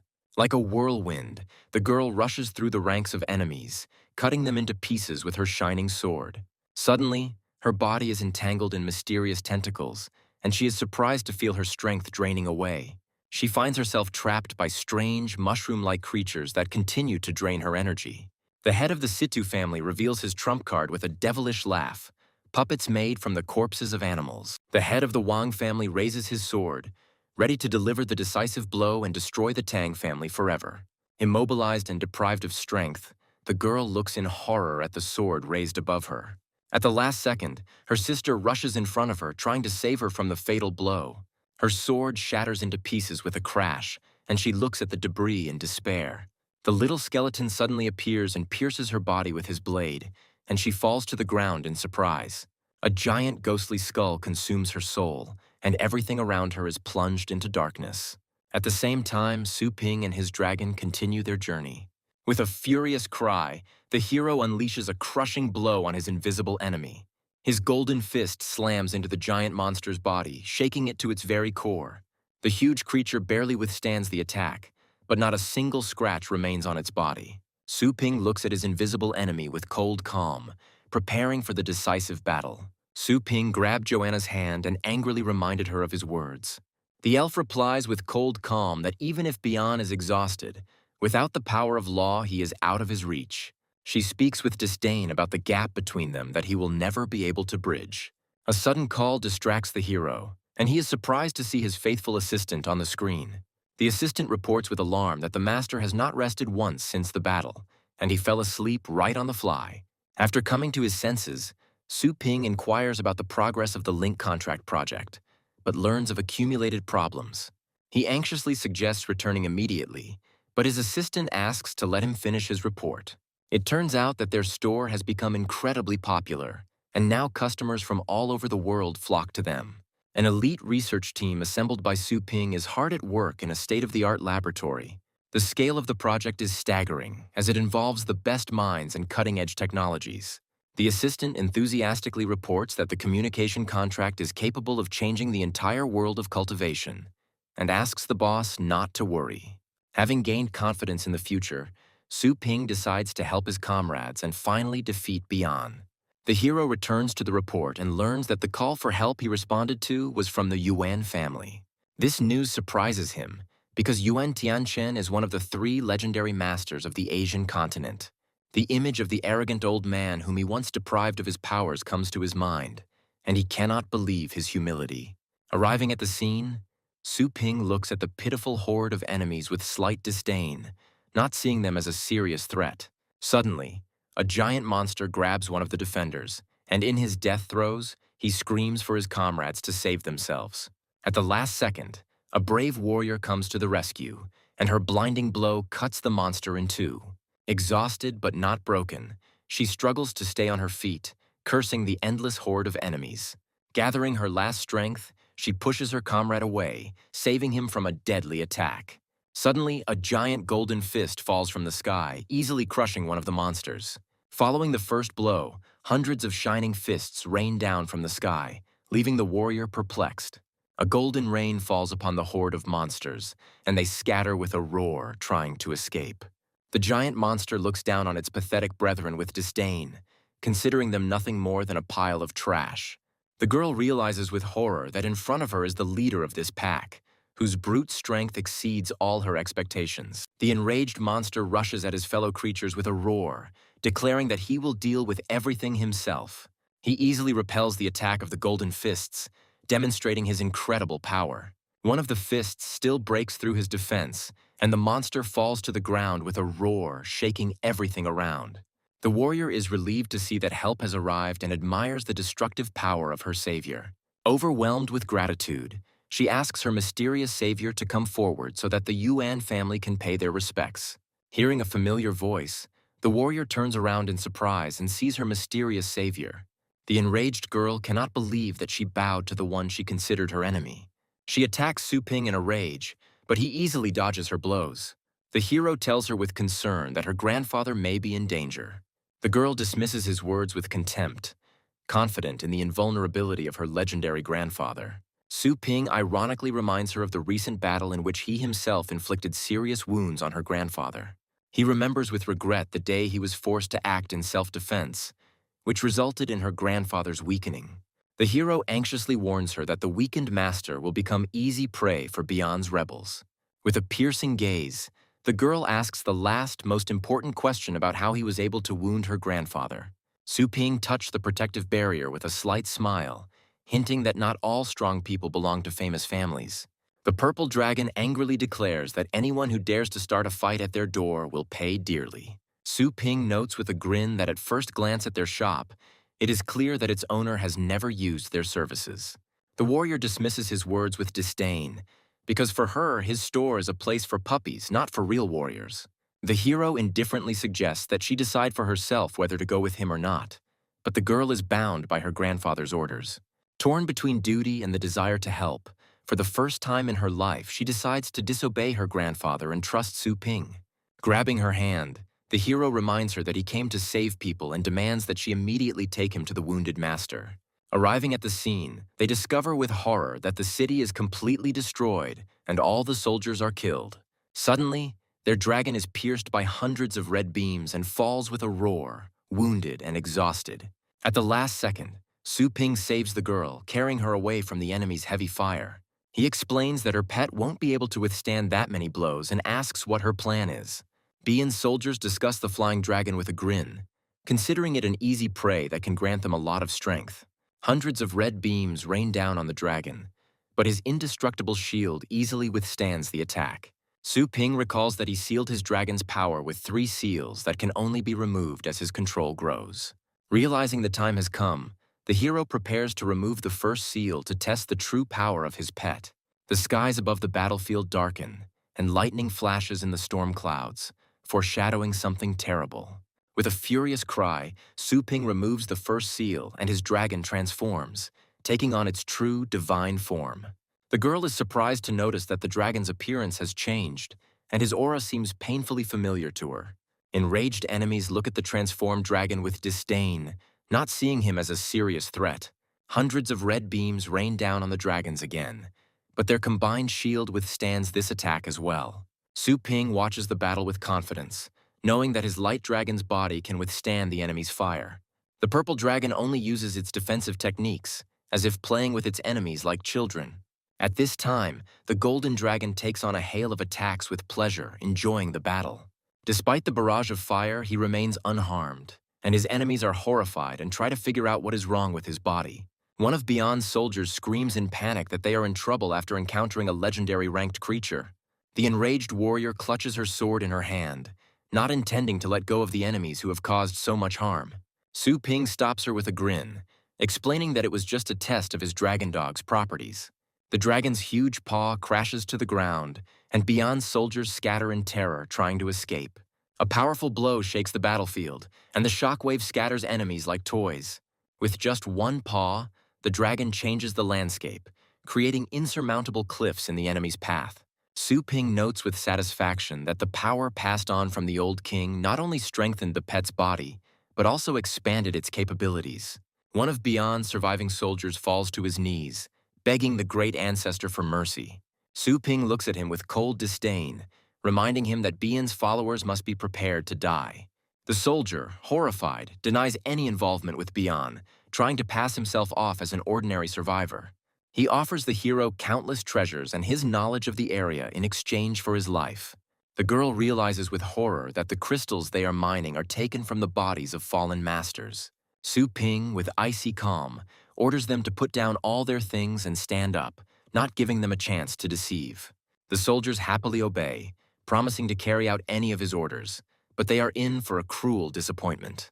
The mighty dragon lets out a deafening roar, and its power falls upon the pathetic traitors. In their death throes, their bodies disintegrate into bones, and they realize with horror their mistake. Su Ping looks at the crystals with cold disdain, declaring that it is not worth thinking that you can return as if nothing happened. The girl watches in horror as the hero absorbs the crystals, not understanding how he is different from Beyond's people. Su Ping ignores her doubts and demands that she bring him to her grandfather immediately. Surrounded by the souls of the fallen, he declares with unwavering determination that the only way to stop the disaster is to deal with Beyond. The girl looks at her savior with awe, realizing that he personally took on this deadly task. The dragon flies through the storm clouds, heading towards the Yuan family residence. Upon arriving, they are horrified to discover that the entire city is engulfed in flames, and only ruins remain of the residence. The girl, in despair, cannot believe what has happened, because her grandfather's protective magic was indestructible. Casting aside all doubts, Su Ping and his companion rushed down to personally check what had happened.